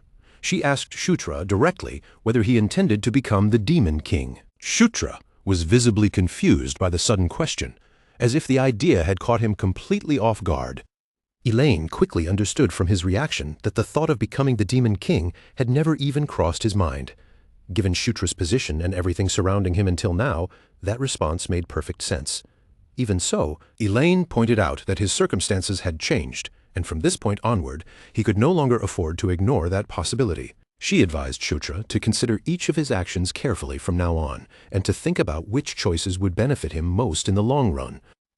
Through Green Wind, Shutra learned that he had been unconscious for 4 full days. Green Wind added in her usual casual manner that she had stayed by his side the entire time. Once Shutra understood that much, he urged her to keep explaining everything that had happened. Green Wind told him they were currently staying in a villa, used exclusively by the lycanthrope royal family. She also explained that Shutra and Caitlin had been placed in the same bed because keeping them close together maximized the healing effect for both of them. Shutra asked what she meant by that. Green Wind asked if he truly did not remember consuming the moonlight herb. Shocked by her words, Shutra immediately opened his status window to confirm it for himself. At the same time, Shutra could feel something new inside his body, an unfamiliar layer of power resting over the aura he already possessed. It felt as though a second heart of aura had formed within him, pulsing quietly alongside the first. Green Wind explained that Chris had told her the closer Shutra and Caitlin were to each other, the more strongly Shutra's life force would activate. She suggested that if he tried holding Caitlin's hand, he would understand it immediately. So Shutra reached out and took her hand. In that instant, power surged violently through his body, rushing through him with enough force to overwhelm his senses. Green Wind explained that because of the moonlight herb, Shutra and Caitlin were now connected. It was a connection similar to the bond Shutra shared with Green Wind. Later, while walking through the hallway, Shutra learned that no one knew for certain whether Gerard was alive or dead. Chris explained that there had been casualties during the pursuit, and although they had recovered Gerard's lower body along with part of his upper body, Chris still intended to continue searching until Gerard's death could be confirmed beyond any doubt. Shutra agreed, believing that was the safest choice. Then Chris brought up something he had heard, mentioning that his mother had made Shutra an offer. Shutra immediately understood that Chris was talking about Elaine's question whether he intended to become the Demon King. Chris admitted that while he was strong, he was not overwhelmingly powerful. At best, he judged himself to be around Sylvan's level. Even after almost 10 years of training, he still had not managed to close the gap between himself and the first prince, Baikal, and as for the second prince, Zephyr Ragnaros, who could only be called a monster, the difference was so enormous that comparing them barely made sense. Even so, Chris believed that Shutra was different. In his eyes, Shutra had the potential to catch up to both Baikal and Zephyr one day, surpass them, and become the Demon King. Shutra was completely caught off guard by Chris's belief in him. Chris continued, explaining that, unlike himself, Shutra had the ability to earn the support of other races. On top of that, Shutra also had the backing of the Sword Lord. If Shutra continued building public achievements, then even the Gandharvas who were currently imprisoned might eventually receive amnesty. That was when Shutra finally realized why he had not seen a single Gandharva until now. At the same time, he could not help wondering what they had done to deserve imprisonment in the first place. Chris made it clear that he was not asking Shutra to decide anything right away. He only wanted Shutra to seriously think about it, because there was a world of difference between truly weighing something in his heart and refusing to think about it at all. Shutra stood quietly beside the window, his eyes fixed on the darkness beyond the glass as he silently turned over the possibility of becoming the Demon King. At that same hour, far away under the cover of night, a carriage rolled steadily down the road. Inside the moving carriage, Ludwig Moonlight, captain of the Bloodwolf squad, looked toward Her Majesty Elaine and asked whether she honestly believed the Ninth Prince possessed the potential to rise as the Demon King. Elaine answered without hesitation, saying that the Demon King was never someone who moved without a reason, and that not a single one of his actions could be dismissed as meaningless. She was certain he would never interfere twice, especially in the middle of an audience ceremony, unless something deeper had caught his attention. In her eyes, the Demon King must have noticed something inside the Ninth Prince that everyone else had failed to see. After all, no matter how distant they seemed, they were still father and son. Ludwig lowered his gaze and admitted that he still could not fully grasp why the matter was being treated as something so severe. Elaine looked at him and bluntly called him naive. She explained that, to the Demon King, even if one of his own sons were to strike him down and take the throne by force, he would likely welcome it with joy. In his mind, that would simply mean a new Demon King stronger than himself had finally been born. That was the kind of ruler he was. Elaine knew it was an incredibly dangerous gamble, one that could easily turn against them, and yet she could not deny the truth in front of her. For their side, the future where the Ninth Prince became the Demon King was the most favorable outcome they could hope for. Only then did Ludwig begin to understand in the demon world, strength stood above every law, every title, and every bloodline. Everything moved according to the will of whoever held the greatest power. Elaine quietly confessed that this brutal truth unsettled her more than she wished to admit, but at the same time, there was something about that overwhelming certainty of strength that pulled her in. That same night, Wolf soldiers continued combing through the area in search of Gerard. Considering the state his body had been in, there was no way he could have escaped very far. Then one of the wolves suddenly froze, his senses catching something in the darkness. They had finally found him. A voice reached Gerard through the shadows, telling him that, by now, he should have had more than enough time to put his thoughts in order.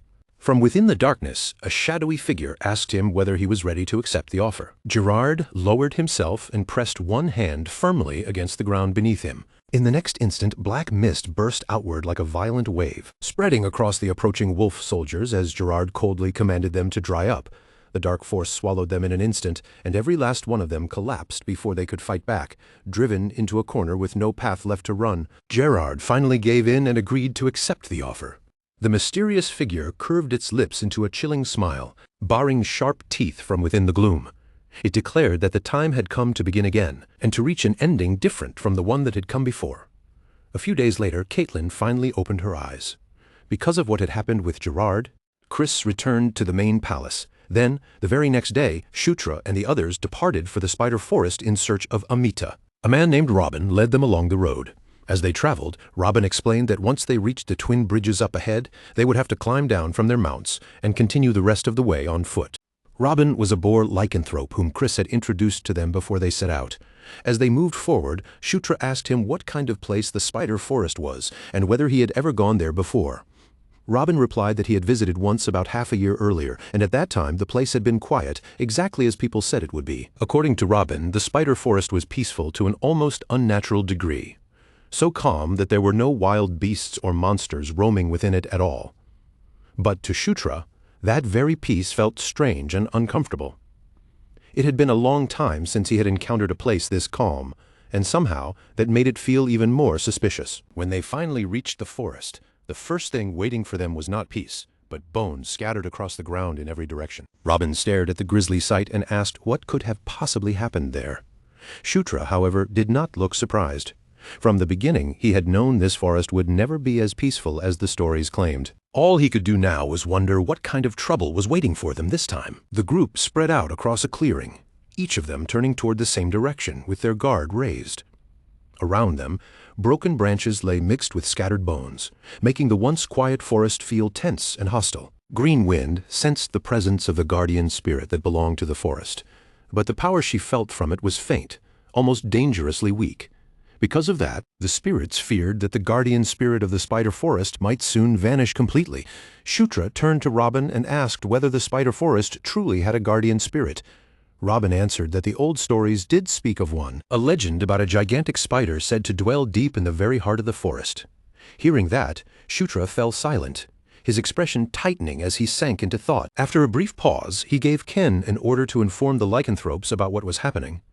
Ken did not waste a second and hurried away to carry out the message. At almost the same moment, Green Wind felt something far more alarming. The powerful magic gathered at the center of the forest had been destroyed. The instant she realized that, she understood that something terrible was about to descend upon the entire forest. By the time night settled over the trees, Shutra and the others had made camp. Around the camp, Shutra told everyone what Green Wind had sensed, explaining that the guardian spirit's energy was weakening at a dangerous speed. Then he asked what would happen if the guardian spirit disappeared completely. Felicia explained that there were two ways for a guardian spirit to vanish. The first was for the spirit itself to be destroyed. The second was for the thing it existed to protect to disappear.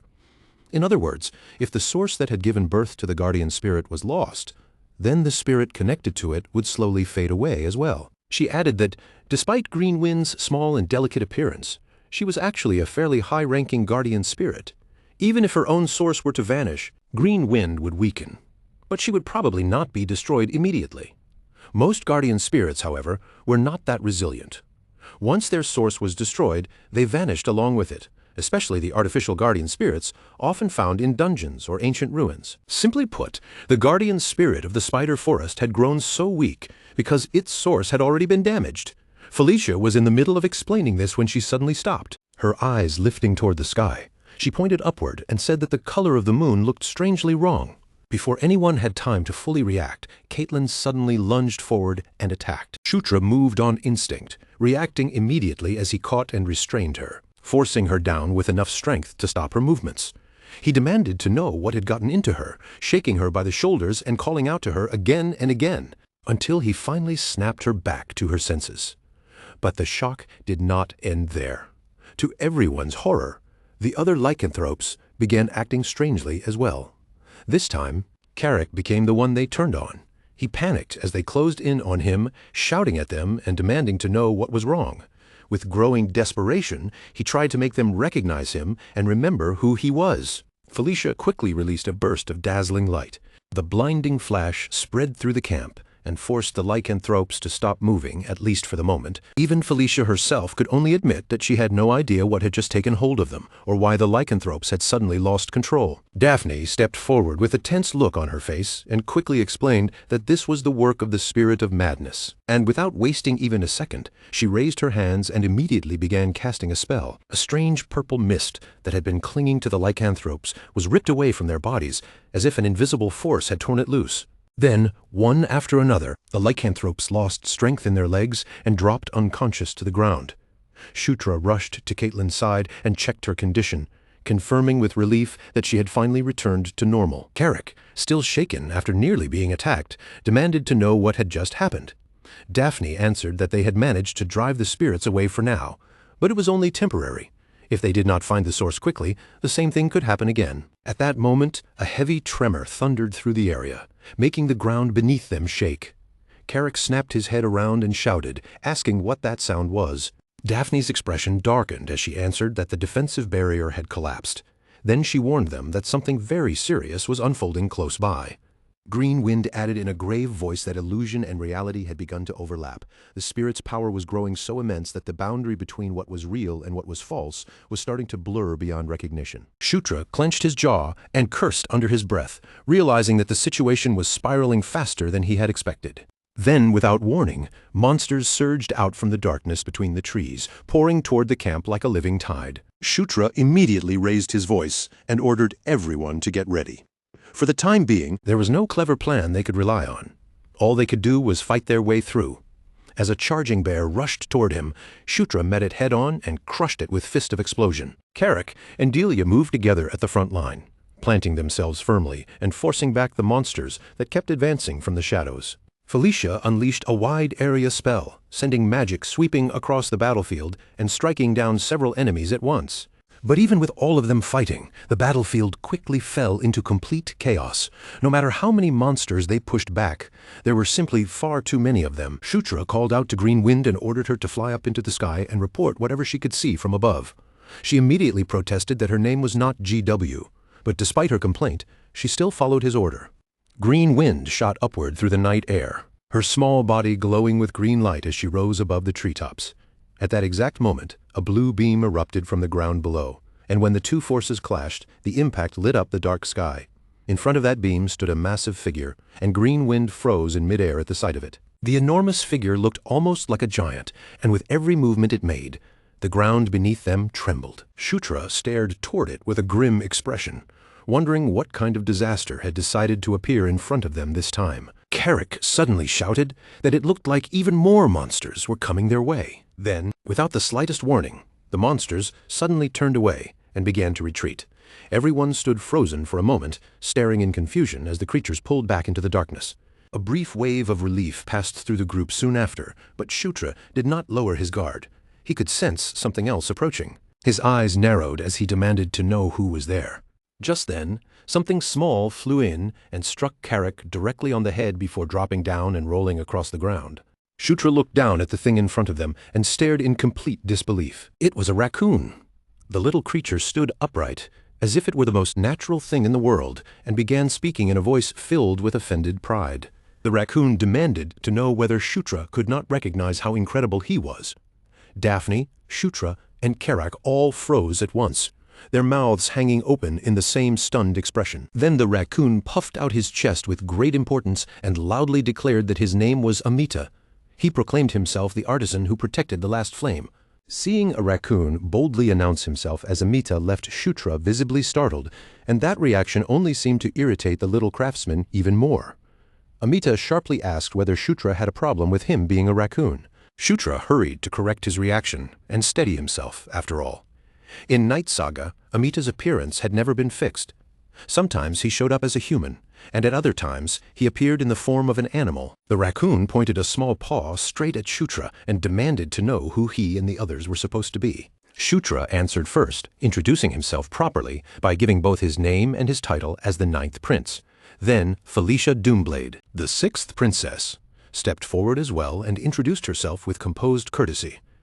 Wearing a gentle smile, Felicia explained that they had come in search of him after receiving a recommendation from the Sword Lord, and she politely apologized for failing to recognize him at first.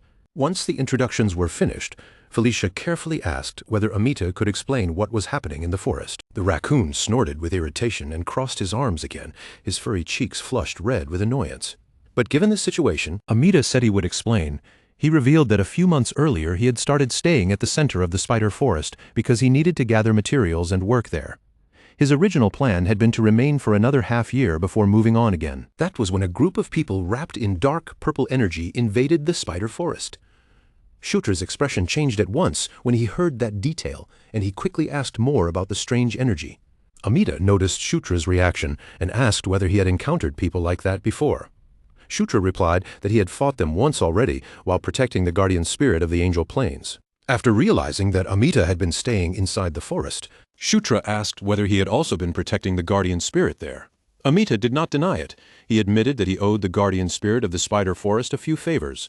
Then, looking away as if the admission embarrassed him, he added that the lycanthropes patrolled the area regularly. Because of that, he had assumed that if he created a barrier and stayed in place for a while, they would eventually deal with the problem. When Shutra asked about that barrier, Green Wind stepped forward and placed a hand on his shoulder, telling him it would be faster if her master saw it with his own eyes.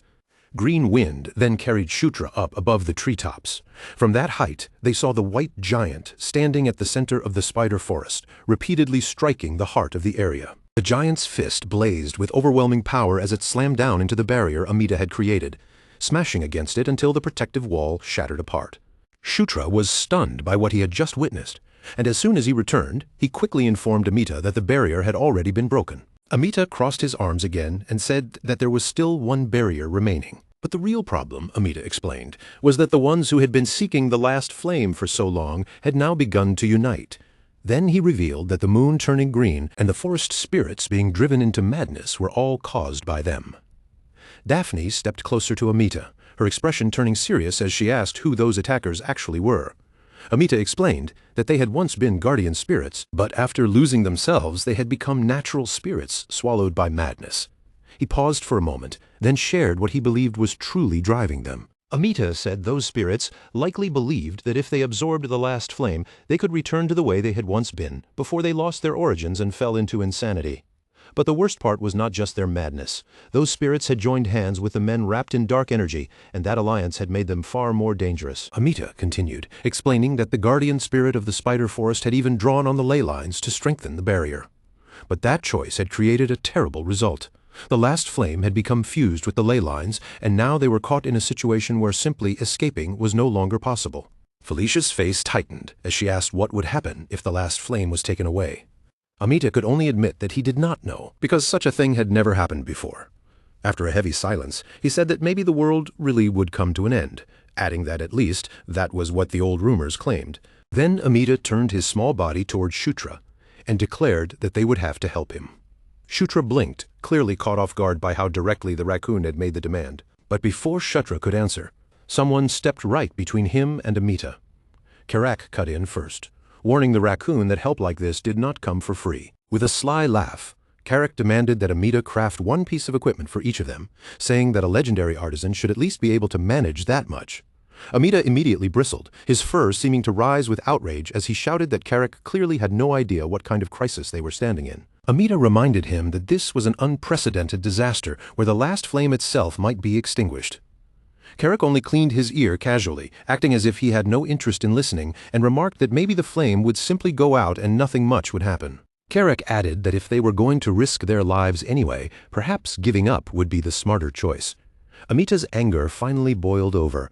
He ground his teeth, his little body trembling with frustration, but in the end, Amita accepted the deal. He muttered that it was fine and that once he had said it, he would keep his word.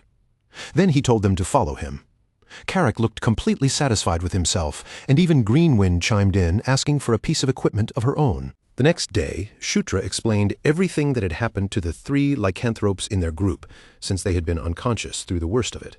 Caitlin and Sarah were left stunned, shaken by the realization of what they had done while under the influence. And with the situation worsening after Karma had already been sent away, Shutra decided to send Robin back to the base as well. He ordered Robin to inform the lycanthropes about the crisis unfolding in the spider forest and request reinforcements as quickly as possible. Meanwhile, the rest of the group stayed behind in the forest and gathered together to form a plan. Amita opened the discussion first. He explained that, judging from what had happened so far, the enemy's attack pattern could be separated into 2 major phases. In the first phase, monsters and beasts corrupted by the spirit of madness threw themselves against the barrier. Amita made it clear that there was nothing clever about it. It was pure brutality, a wave of mindless bodies smashing into the barrier again and again to wear it down. He added that, because lycanthropes naturally carried strong ferocity within them, they were especially vulnerable to the spirit of madness and needed proper countermeasures. After hearing that, Sarah and Daphne both admitted that they could already sense that dangerous influence hanging in the air. Amita then moved on to the second phase. He explained that once the barrier had weakened enough, the white giant would appear and finish destroying it. According to Amita, that giant was created when the insane guardian spirits fused together into a single being. It was already powerful on its own, but the situation became even worse once the men wrapped in purple death energy joined the attack. Amita said he would intentionally open a hole in the barrier and force the first wave of enemies into one narrow point.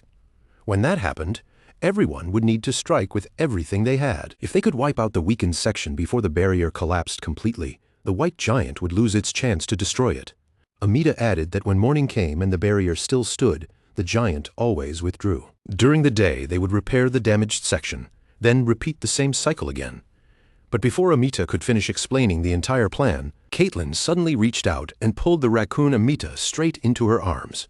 With bright confidence, she declared that if they could hold out for 2 days, victory would be theirs. Amita instantly lost the chance to keep talking as Caitlin squeezed him close, pressing and kneading his fluffy cheeks as if he were some adorable pet instead of a master craftsman. Carrick leaned closer to Shutra and whispered that Amita did not exactly look like he was enjoying the treatment. Shutra answered quietly, his tone teasing, wondering if Amita might have a weakness for beautiful women. Felicia, seated near Caitlin and Amita, looked at the little craftsman and asked whether his plan to win within 2 days depended on the reinforcements arriving in time. Amita clarified that he saw the reinforcements as support, not the true deciding factor. He crossed his arms and forced a smile, even while Caitlin continued tugging at his cheeks. Then he revealed that at the center of the last flame, a weapon he had crafted was currently charging. Once that weapon finished charging, they would be able to use it to defeat the White Giant. That night, beneath the moon hanging high above the forest, the group headed toward an altar set in the middle of a ravine. Carrick gripped a golden axe in his hands, the weapon Amita had given him. The orc looked down at its shining edge and admitted that he was eager to see what it could do. Daphne handed a tiara to both Sarah and Caitlin. She explained that as long as they wore it, the influence of the spirit of madness would be blocked. The group then took position and blocked the bridge connecting the ravine to the forest. From deep between the trees, sinister sounds began to rise. Heavy footsteps echoed through the night, pounding closer and closer like the march of a massive army. Before long, a huge horde of monsters burst out from the forest, rushing straight toward them in a violent wave. Shutra shouted for everyone to take their positions, declaring that no matter what happened, they could not let the enemy pass. He stepped firmly into a battle stance and called out that they only needed to endure for 2 days and victory would be theirs. In front of them, the sheer number of monsters seemed to fill the entire forest horizon. The swarm surged toward the barricade on the bridge. The first to move raised a magical staff and unleashed a powerful spell. Felicia lifted the new weapon Amita had given her and called down a fierce storm of lightning, blasting the front lines of the charging monsters. Her spell stopped the first wave in its tracks, but the amount of energy it consumed made Felicia release a tired sigh. In Felicia's mind, Amita's earlier advice echoed clearly. He had told her that once she truly understood the power that existed in all things, she should try using the staff he had lent her. If she did, she would be able to cast magic far beyond what she could currently wield. Trusting his words, Felicia tightened her grip around the staff, crowned with a red crystal, and slowly closed her eyes. When her incantation reached its end, Felicia called upon the flames and commanded them to burn. A blazing cannon of fire erupted from the tip of her staff, tearing forward with such force that it ripped through even the blockade in front of her. The roaring inferno swallowed the monsters trying to cross the bridge, and then detonated in a massive explosion that vaporized them completely. Shutra praised Felicia for the sheer power of her spell, then rushed onto the battlefield with Caitlin following close behind, ready to face the monsters that had survived beyond the area Felicia had destroyed. On Shutra's fist rested the dragon gauntlet, its surface gathering fierce energy as power condensed around his hand. Shutra charged straight ahead and declared that from this point on, the rest was up to them. Then he unleashed Explosion Punch, and the first monster his fist struck was completely obliterated. Beside him, Caitlin moved in perfect rhythm, unleashing Beast God Fist. Even so, the area around Caitlin remained dangerously exposed. Several giant insects swooped toward her with fangs and claws ready to tear her apart. But Caitlin was not fighting alone. Using the tiara Daphne had given her, Sarah activated her lycanthropic transformation. As her body shifted into a bestial form, Sarah ripped apart the monsters that dared to approach her princess. Carrick also threw himself into the fierce battle. The orc let out a thunderous roar and swung his axe with brutal force. When he slammed it into the ground, the impact unleashed a powerful explosion that swallowed the monsters surrounding him. The axe in Carrick's hands glowed with energy, and even after that devastating strike, there was not a single scratch on its blade. Carrick grinned and declared that the weapon the raccoon had lent them was no joke. The battle continued to rage across the bridge, with Shutra and the others holding the front line against the endless rush of monsters. During a brief moment when they pulled back to catch their breath, Shutra glanced toward Daphne at his side and remarked that everyone was performing far better than expected. Amita overheard him and, while watching from nearby, remembered that the prince's name was Shutra. As Amita looked at the young prince fighting with worn and battered equipment, he quietly noted that Shutra's gear was clearly in need of serious improvement. A small but genuine respect began to form in Amita's heart as he watched the prince keep fighting without complaint. He admitted to himself that if they all made it through this safely, he would at least like to craft one proper piece of equipment for Shutra. Working together, the group finally crushed the first wave of monsters, and for a brief moment, the battlefield fell into an uneasy silence. As everyone began pulling back from the front line, Amita warned them that the white giant was about to appear. He immediately ordered everyone to retreat inside the barrier before it was too late. The barrier responded quickly, rising around them and spreading overhead until it formed a glowing dome of energy above the entire group. At that exact moment, the white giant began to rise from the forest, and the moon overhead shifted into an ominous green color. A brilliant glow flared from the center of the spider forest, and the white giant fully took shape directly in front of the barrier, making it painfully clear what its target was. Now that it stood before them in person, Shutra finally understood just how enormous the creature truly was. The white giant did not hesitate for even a second. It launched its first attack. Driving its elbow down hard into the barrier, Carrick stared up at the towering figure and admitted that it was unbelievably massive, large enough to crush anyone beneath a single blow. Even with fear showing in the orc's voice, Amita tried to reassure him. Amita insisted that the barrier would not break, and that all they had to do was stay inside and endure until the giant disappeared on its own. The white giant, however, continued hammering against the barrier without pause, throwing not only its fists but even its shoulders and full body weight into the glowing dome. Inside the barrier, Shutra's group could only stand there and watch the terrifying assault unfold. But Shutra alone noticed that something felt wrong. His eyes narrowed as he said this was different from yesterday. Felicia looked at him in confusion, so Shutra quickly explained what he meant. The day before, the white giant had not been surrounded by that strange blue aura. That blue aura began gathering into the giant's palm. Then, with terrifying force, an overwhelming strike crashed down onto the barrier, making the entire dome tremble violently. Cracks spread across its surface as the aura-infused attack pushed the barrier toward collapse, and fragments of broken energy began raining down around Shutra and the others. Amita stared at the power surrounding the giant and felt shock seize him.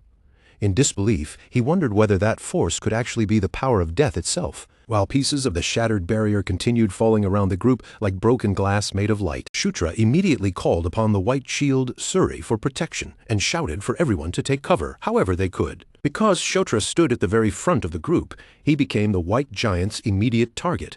The giant's punch came crashing straight toward him and struck him head-on. Even with the white shield Suri protecting him, Shutra was still hurled violently across the area, slamming into the stairs that led up to the altar. The moment Felicia and Carrick saw him thrown back with such force, they cried out his name in alarm. Shutra coughed hard, his body aching from the impact, but he still forced himself back onto his feet. As he struggled upright, he saw the white giant gathering that same blue energy into its palm once again.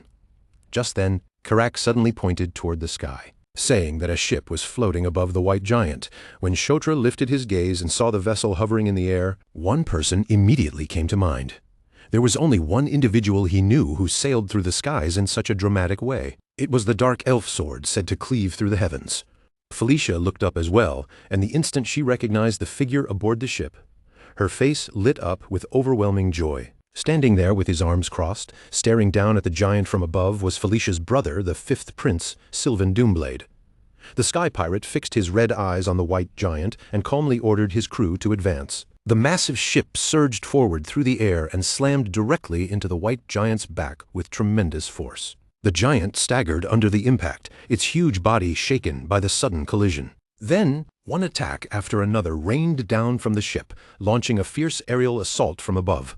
The great vessel struck again, and this time the white giant finally collapsed. Huge fragments of the giant's body broke away and began falling toward the ground. Felicia stared upward with her mouth slightly open, awestruck by the sheer scale of destruction her brother had unleashed from the sky. Explosions thundered across the spider forest, throwing up a thick curtain of white dust that spread over the entire area. The great ship then descended through the haze and landed inside the protected zone where Shutra and the others were standing. As Shutra looked over the fallen pieces of the white giant scattered across the ground, something unexpected began to happen. The solid fragments started melting down into slime, then slowly rose up again, reshaping themselves into new spiritual beings. Daphne, carrying Amita in her arms, approached Shutra and explained that those beings were guardian spirits. She said they had fallen into madness and ruin, but there was no doubt about what they originally were. Amita congratulated everyone, saying he believed this should have marked the end of the attack. The green glow faded from the moon, and the illusion covering the forest disappeared. But as the moon returned to its normal color, the spirits fully materialized before them. startling everyone all over again. From Daphne's arms, Amita shouted in confusion, demanding to know what those beings were and insisting that the attack should have already ended. Shutra felt the energy radiating from each of the spirits. It was dark, purple, and deeply unsettling.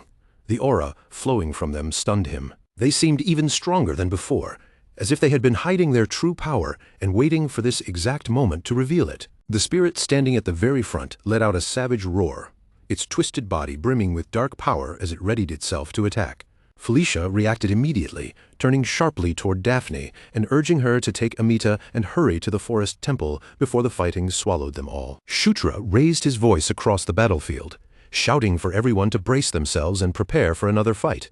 Declaring that the second round was about to begin, Felicia and Shutra threw themselves forward without hesitation, charging into battle against the spirits together with Carrick and Caitlin.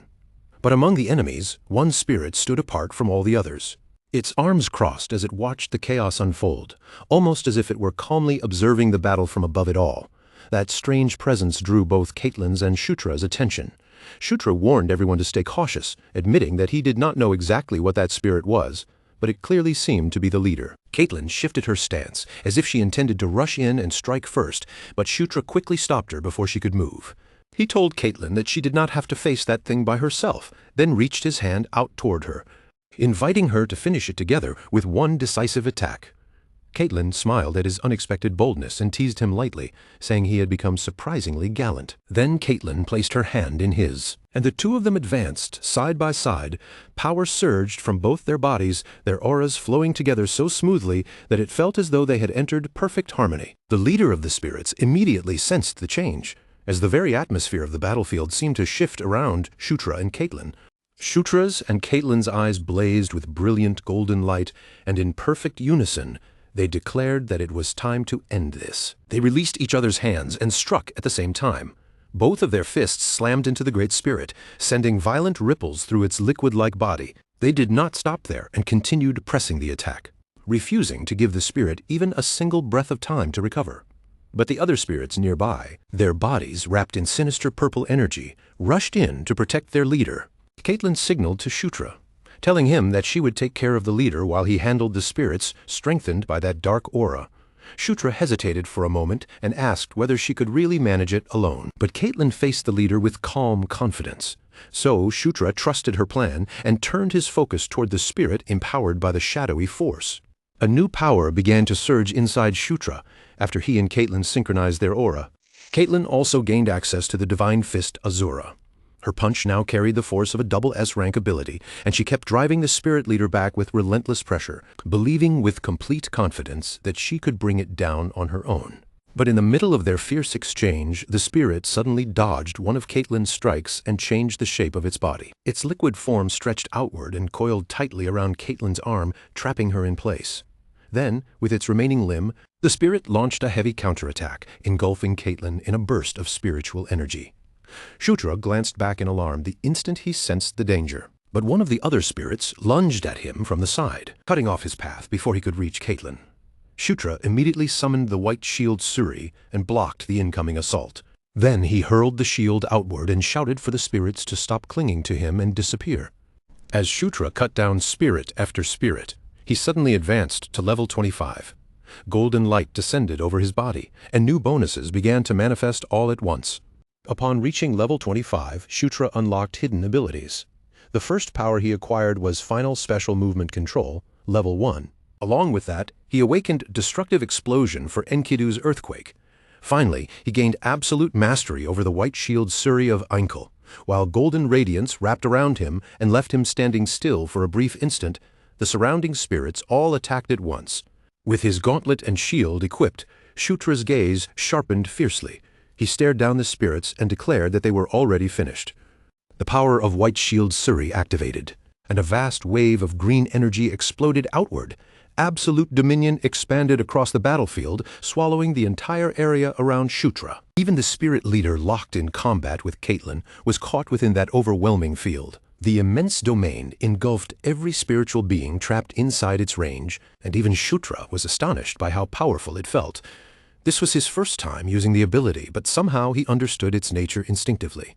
Its name alone told him exactly what it was. The whole battlefield had become his territory. Shutra raised one hand, and all the energy consuming the spirits began twisting together into a raging hurricane. The spirit leader had no way to escape and was rendered completely helpless within the violent storm. Shutra extended his hand toward the gathered spirits and declared that every last one of them would perish.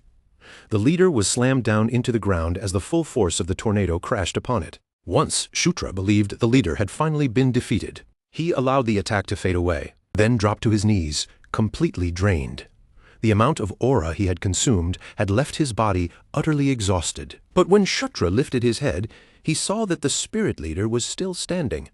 Its broken body had already reconstructed itself. The creature let out a low, threatening growl. Shutra clenched his teeth, stunned that the monster had survived even an attack of that scale. Then the spirit's arms split apart into countless sharp extensions, raining down toward Shutra like a storm of blades.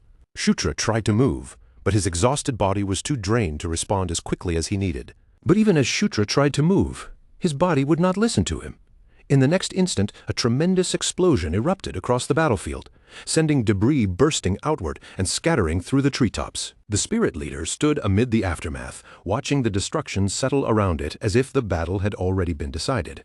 It seemed certain that the young prince had been wiped out by the blast, but Shutra was still alive, because Caitlin had thrown herself into the attack in his place, taking the impact head-on while somehow remaining on her feet. Without wasting even a breath, Caitlin stretched one hand out toward Shutra, her gaze fixed firmly on him. Caitlin urged Shutra to grab her hand immediately, her voice sharp with urgency as she warned him that they had no time left to hesitate. For the briefest moment, Shutra stared at her, struck by the sheer force of her determination and her refusal to back down. Then he moved, lifting the hand wrapped in the gauntlet and clasping hers tightly. The instant their fingers connected, the aura pouring from both of them surged violently upward, rising like a massive pillar of energy. As Caitlin's aura flowed into him and began to blend with his own, Shutra felt the change immediately. The power he had nearly exhausted was returning, filling his body again from deep within. But the spirit leader had no intention of standing there and allowing them to recover freely. With a vicious motion, it swung its sharpened arms toward them. The blade-like limbs slammed down against the exact spot where the two had just been standing. But Shutra and Caitlin moved at the same time, springing backward in perfect unison and slipping away from the attack by a hair's breadth. Shutra's eyes sharpened, burning with fresh intensity. The aura he had gathered was finally enough for him to step back into the fight. The spirit lunged straight toward him just as Shutra gathered his renewed power and drove it into the earthquake gauntlet. This time, Shutra was convinced he could finish everything with one decisive strike. The gauntlet throbbed in response, glowing with a dark crimson pulse that grew heavier by the second. Then Shutra released the gauntlet's final special move. The destruction explosion slammed directly into the spirit leader, and the impact burst outward in a violent shockwave that rolled across the entire battlefield. The point of impact, raw, destructive force, spread wildly through the spirit's body, tearing through it without restraint. Jagged bolts of energy shot upward into the sky, flashing above the battlefield like crimson lightning. In the next moment, that overwhelming power swallowed the spirit leader completely. After unleashing such an attack, Shutra staggered and sucked in a rough breath, his body drained from the massive amount of aura he had just burned away. The spirit leader's body finally broke apart, shattering into countless fragments that flew upward and vanished into the air. Caitlin hurried over to Shutra's side, clearly shaken and impressed by the technique he had managed to unleash. But the moment she reached him, her expression changed. She saw Shutra's body sway unsteadily in front of her. Then, before she could catch him, he collapsed unconscious, sending a sudden wave of panic through everyone nearby. And at that exact moment, danger moved again. A spiritual servant slipped past Felicia and rushed straight toward Shutra's fallen body. Felicia cried out in alarm, warning him to be careful. Before the servant could land its attack, a blade of light sliced cleanly through it. The spirit was destroyed in an instant by a sword strike that had come crashing down from above. Felicia's eyes widened as she looked up and realized exactly who had stepped in at the last second. Her brother lifted his sword high and roared to his crew, ordering them to wipe out every last remaining enemy. At his command, the entire pirate crew leapt down from the ship without hesitation. They charged straight into the remaining spirits, crashing into the battlefield as reinforcements. Much later, after the fighting had finally ended, Shutra slowly drifted back to consciousness. With a bit of drool still at the corner of his mouth, he pushed himself upright inside a wooden room and muttered that he had fainted again. By this point, he was starting to feel almost used to waking up like this. As his senses returned, Shutra quickly understood where he was. He was inside the ship, now safely docked after the battle. When he stepped out of the cabin, Caitlin and Felicia were already waiting for him. Both of them looked deeply worried, and they immediately told him he should have stayed in bed longer, asking why he had forced himself up so soon. Shutra reassured them that he was fine, then turned his concern toward Caitlin and asked how she was doing after fighting beside him. Caitlin calmly confirmed that she had not been injured. Just then, the captain of the crew approached them and announced that the ninth prince had finally awakened. Shutra looked toward the pirate Felicia had introduced as her twin brother, then stepped forward to greet him properly. The white-haired pirate, wearing a black eye patch, stroked his chin with an easy confidence and introduced himself with a proud smile. He declared that he was the prince who sailed the skies, Sylvan Doomblade. Then Sylvan proudly added that he was also the benefactor who had saved Shutra the previous night.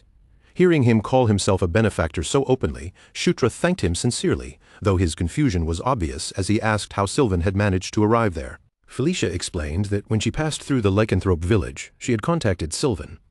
She had only meant to briefly tell him what was happening, and she had never expected him to actually come all the way there. Sylvan brushed his hair back dramatically and declared that if his beloved little sister was in danger, there was no way he could simply stand aside. Putting his usual bravado aside for a moment, Sylvan turned his attention to Shutra and praised him directly. He admitted that he had heard plenty about him before, but he had never imagined Shutra would be this capable. Then, without hesitation, he stated plainly that Shutra Ignis was strong. The sudden compliment caught Shutra completely off guard, leaving him staring back with his mouth slightly open in surprise. Sylvan continued with complete confidence, telling Shutra that he should feel proud, because Sylvan Doomblade himself had personally acknowledged his strength. Felicia immediately cut through her brother's grand declaration, pointing out that the Sword Lord had already recognized Shutra before him. Sylvan visibly froze in surprise, clearly shocked to realize he had fallen behind in that regard. To Shutra, this was still a strange first impression. Sylvan was undeniably unfamiliar and a little overwhelming, but he did seem like a good person. As Shutra took that in, Daphne approached while holding Amita in her arms. The raccoon folded his arms across his chest and said he was relieved that everyone had made it through safely. Amita thanked them for protecting the last flame and the guardian spirit, then reminded them that he had promised to craft equipment for each of them. They expressed their gratitude, but Amita soon revealed that there was something he needed to take care of first. Shutra looked at him in surprise, sensing that this was not a casual request. Amita did not offer any further explanation. Instead, he simply told Shutra to follow him, saying that the last flame wished to meet the ninth prince. A powerful blue flame burned within a great pyre, its light flickering with an almost sacred intensity. When they arrived at the temple, the air around them felt heavier and quieter than before. Amita instructed everyone to stay focused and conduct themselves respectfully from that moment onward, explaining that the last flame was already watching them. The temple that housed the last flame was the very same place they had fought so desperately to defend the night before. Inside the temple, they found a massive tree rising before them, its presence filling the space with a solemn, ancient stillness. Beside the massive tree stood a woman dressed entirely in white, her presence gentle and calm as she welcomed them with a warm expression. She introduced herself as Caprang. Caprang revealed that she was the guardian spirit of the spider forest. Shutra could not hide his surprise at how young she looked, but then Green Wind appeared beside him in the tiny glow of a firefly and explained that this girl was not the guardian's true body, only a terminal. After looking closely at Caprang's appearance, Green Wind guessed that the original spider guardian must have been young as well. The enormous spider Shutra knew from legend had already met its end. That meant Caprang must have inherited the role after the former guardian's death. Green Wind added that her absence during the previous night's battle was probably because she was still too young and lacked the strength to fight. As Shutra thought about the fallen guardian spirit, a strange question crossed his mind, and he wondered whether guardian spirits could even have children. Amita moved toward Caprang, his small figure carrying a serious air, and announced that from this point on only he and the ninth prince would be allowed to continue forward. He asked everyone else to remain behind and wait. Shutra started after him, then turned slightly and playfully called for Little Wind to come along too. Green Wind immediately bristled at the nickname and snapped back that his name was Green Wind. Shutra's reason was simple. He wanted Green Wind to talk with Caprang, because a meeting between spirits was not something that happened every day. Once Green Wind understood what Shutra was trying to do, the mood shifted slightly. Kaprang looked toward Green Wind with clear anticipation in her eyes. Green Wind seemed to think it over for a moment, then finally agreed to stay and speak with her. Amita, who had already walked several steps ahead, called back impatiently for Shutra to stop dawdling. Shutra quickly turned and hurried after him. Together, they moved deeper into the temple, leaving the others behind as the atmosphere grew quieter with every step. Amita perched himself on Shutra's shoulder as they continued forward. From that perch, the raccoon guided Shutra toward a heavy stone door where a strange light leaked out through the narrow cracks. Amita warned him in a stern voice not to make any mistakes and to move with care, but Shutra only gave a casual nod, not seeming especially shaken by the warning. Shutra answered that he understood, then placed his hands against the stone door and pushed it open. Beyond the doorway, a new chamber waited in silence. Inside, a blue flame burned quietly atop a great pyre, its movements soft but strangely powerful. Shutra stared at it, unable to look away from the calm intensity radiating from the fire. Amita told him to step closer and place his hand directly into the flame. Before Shutra could question it, Amita assured him that this was no ordinary fire and that it would not burn him. Still hesitant, but willing to trust Amita's words, Shutra slowly stretched his hand toward the blue flame. The very instant his fingers touched the fire, the flame responded as if it had been waiting for him. It suddenly flared up with incredible force, surging far beyond the quiet glow it had shown before. The blue fire expanded through the hall, wrapping around Shutra in a swirling vortex of light. Shutra looked around in confusion as the flames spiraled around him, trying to understand what was happening. Then, within that whirling blue blaze, the fire began to change shape, slowly forming the figure of a woman before his eyes. The woman of flame greeted Shutra warmly, saying she was glad they had finally met. Then she reached one hand toward him and addressed him by a title he had not expected, the Knight of Conquest. Shutra stared at her with his mouth slightly open, still trying to process what he was seeing, and asked whether she was truly the last flame. The fire spirit rested a hand against her chin and studied him closely, her gaze filled with curiosity. She noted that his eyes were clouded with confusion and disbelief. Then she asked if he truly did not know what a Knight of Conquest was. Shutra admitted honestly that he had no idea what she meant, and the fire spirit smiled as if his answer had only made her more interested. Small flames suddenly appeared around Shutra, flickering into existence one after another, and his body immediately tensed. But those flames did not attack him. Instead, they twisted into shapes before his eyes, a crown that symbolized conquest, a sword that represented war, a scythe that embodied death, and a bowl that stood for famine. The last flame explained that these were the Knights of the End, beings who desired the destruction of the world and sought to bring about the final days. And yet she said she could feel that Shutra was different. He was so different that she could not understand why he had become the Knight of Conquest in the first place. She explained that the Knights of the Apocalypse were chosen because they already carried a thirst for ruin within them. They did not become knights first and then begin craving destruction. They were chosen precisely because that desire had already existed in their hearts. Normally, she continued, those knights were strongly affected by the four beings who selected them. Acting through their power and their will, the knights eventually fell under that influence and moved toward the destruction of the world. The fire spirit gave a small shrug and remarked that conquest, at least in Shutra's case, did not seem to be trying to conquer him at all. If anything, it almost looked as though conquest had been conquered by Shutra instead. Hearing that, Shutra's thoughts drifted to the mysterious woman who had appeared before him in his dreams. The last flame then asked what Shutra intended to do, knowing that one of the knights still pursued the end of days. She looked at him and asked what he truly wanted from this world. For the first time, Shutra stopped and faced that question seriously. He looked inward and thought back to his previous life. For a brief moment, the possibility of returning to his original world crossed his mind. But when he tried to imagine what he would actually do there, his thoughts did not remain in that old world. Instead, Caitlin appeared in his mind, asking him to stay by her side with that sincere look in her eyes. Then Felicia came to mind as well. He remembered the way Felicia had embraced him and wished for his safety. Carrick appeared in his thoughts too, the loyal warrior he had come to genuinely respect. As those faces passed through his mind one by one, Shutra's feelings became clearer. A firm desire began to take shape inside him. He wanted to stop the subjugation of the lycanthropes. He wanted to prevent the coming day of slaughter, In his thoughts, Caitlin appeared again, holding his hand and guiding him toward all the people who had become precious to him in this world. He wanted to change the future, where all of them were destined to be wiped out by Zephyr Ragnaros. So Shutra gave the last flame a simple, honest answer. He wanted to protect everyone. The last flame seemed pleased with his response. She explained that the Knight of Conquest was someone born with the destiny of a king. Such a person was meant to conquer and rule over all things. Then she told Shutra that there was one simple and perfect way for him to make his wish come true. With that, the last flame asked him one final question. Would Shutra become the Demon King?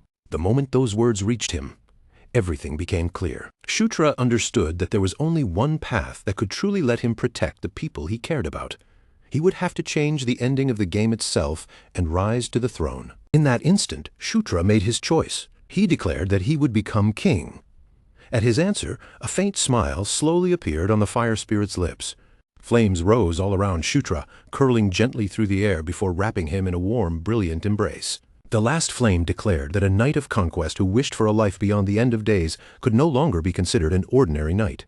From that moment on, Shutra would stand as something greater, the king of conquest. She stepped closer to him, catching Shutra off guard with the sudden movement, and softly said that she prayed his wish would truly come to pass. As her fire gathered around him even more tightly, countless powers flowed into Shutra's body all at once. Divine power, the incarnation of flame, and finally, the bond of a pact forged directly between him and the last flame. Then, in the next breath, Shutra found himself pulled back into reality. A golden light shimmered around him, announcing that he had leveled up, while Shutra stood there still trying to make sense of everything that had just happened. From behind him, Amita's voice broke through the moment, grumbling as he questioned what could possibly be so admirable about a guy like Shutra. The raccoon immediately ordered Shutra to follow him, explaining that the last flame had personally told Amita to prepare a complete set of equipment for him. Deep within the spider forest, they arrived at a hidden orchard filled with secret fruits. There, Amita sat on top of a wooden table, casually biting into an apple while complaining about how badly they lacked materials. A map was spread out in front of him, and he pointed toward the north, explaining that if Shutra traveled in that direction, he would reach a place known as Sun Lake. According to Amita, creatures with metal bodies lived there, and Shutra needed to collect materials from them. Shutra looked confused and asked whether the black dragon's hide and bones were not enough. Amita, visibly annoyed, nearly smacked him with a stick and snapped that those were only ingredients. If Shutra wanted proper equipment, then Amita would need a much wider variety of materials. To replace every piece of Shutra's gear, Amita would need a large supply. He ordered Shutra to bring back anything useful he could find. Shutra, however, could not help thinking it was strange that the greatest blacksmith in the world was short on materials. Noticing the doubt in Shutra's eyes, Amita narrowed his gaze and sharply asked whether Shutra even wanted the equipment or not. When Shutra quickly apologized, Amita barked at him to stop wasting time and go gather the materials immediately. By late afternoon, Sylvan's ship had risen into the sky once again. Carrick stood beside the captain, looking curious as he asked about the monsters living in Sun Lake. Sylvan crossed his arms with confidence and explained that the most famous creature there was called Kodos, a being known to be weak against divine power. Its entire body was made of metal, and that metal served as a rare natural waterproofing agent. Carrack openly admired Sylvan's knowledge, and the pirate prince accepted the praise with great satisfaction. Laughing proudly, he reminded them once again that he was the prince who sailed the skies. Felicia then joined Caitlin and remarked that this situation had worked out perfectly, since she had needed to visit Sun Lake anyway. When Caitlin asked why, Felicia explained that the ruined survey map she had delivered to the Demon King's castle had been a map of Sun Lake. She had planned to go there eventually, so this saved her a great deal of time. Caitlin's eyes lit up with excitement at the thought of going along. Meanwhile, Shutra stood together with Green Wind, studying the region's minimap that the system had provided. He still had many stat points waiting to be assigned, but instead of spending them recklessly, he chose to balance his attributes and save the rest for later. He also remembered that after reaching level 25, the King's Knight ability had evolved. When Shutra checked the details, he saw that he could now accept up to 3 knights, and the summoning function had improved as well. He would now be able to summon 1 knight every 3 days, and the thought of adding another member made him quietly pleased. Ideally, Shutra wanted to choose either Caitlin or Felicia, though he understood that making either of them his knight would probably not be simple. Suddenly, Green Wind drifted closer and began sniffing around him. She said there was a different scent coming from Shutra, and he looked at her in confusion. Shutra asked what she meant. Green Wind explained that the smell was not like Kaprang's. Then, crossing her arms with visible irritation, she asked whether it was the scent of the last flame. Shutra shivered at how accurately she had guessed. Green Wind declared that having a master who smelled like another spirit was absolutely disgusting. She drew in a huge breath, puffing herself up, and then blew it directly into Shutra's face like a sudden gale, as if trying to strip away every trace of the lingering scent. The blast sent Shutra's hair flying wildly in every direction. Carrick stared and asked what had just happened, while Shutra awkwardly brushed it off and tried to fix his ruined hair. Just then, Sylvan announced that they were almost at their destination. Ahead of the ship, beneath the warm glow of the setting sun, a vast lake surrounded by mountains came into view. Sylvan studied the water's surface carefully, and almost immediately he sensed that something was not right. Then, without warning, a massive lake monster launched an attack on the ship, even though it was flying dozens of meters above the water. The sea serpent roared furiously after failing to reach them, its huge body thrashing below. Sylvan stared down at the creature in complete shock. He questioned why a monster usually found in the ocean had appeared in a lake like this. Then he quickly warned the crew that they could not stay still and had to move away immediately. But before Sylvan could give the order to retreat, someone stopped him. When Sylvan turned around, he saw Shutra fastening the spiral spear over his arm.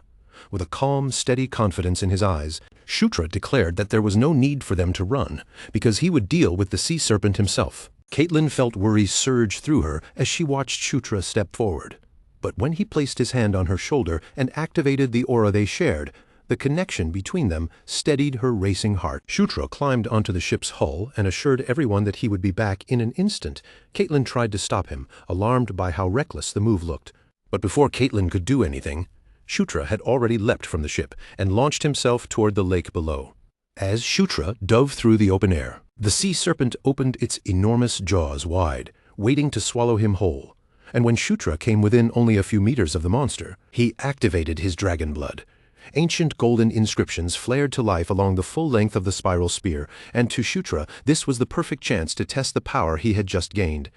What he needed now was a worthy target. Shutra aligned his entire body with the spear and activated Ascalon's final movement technique.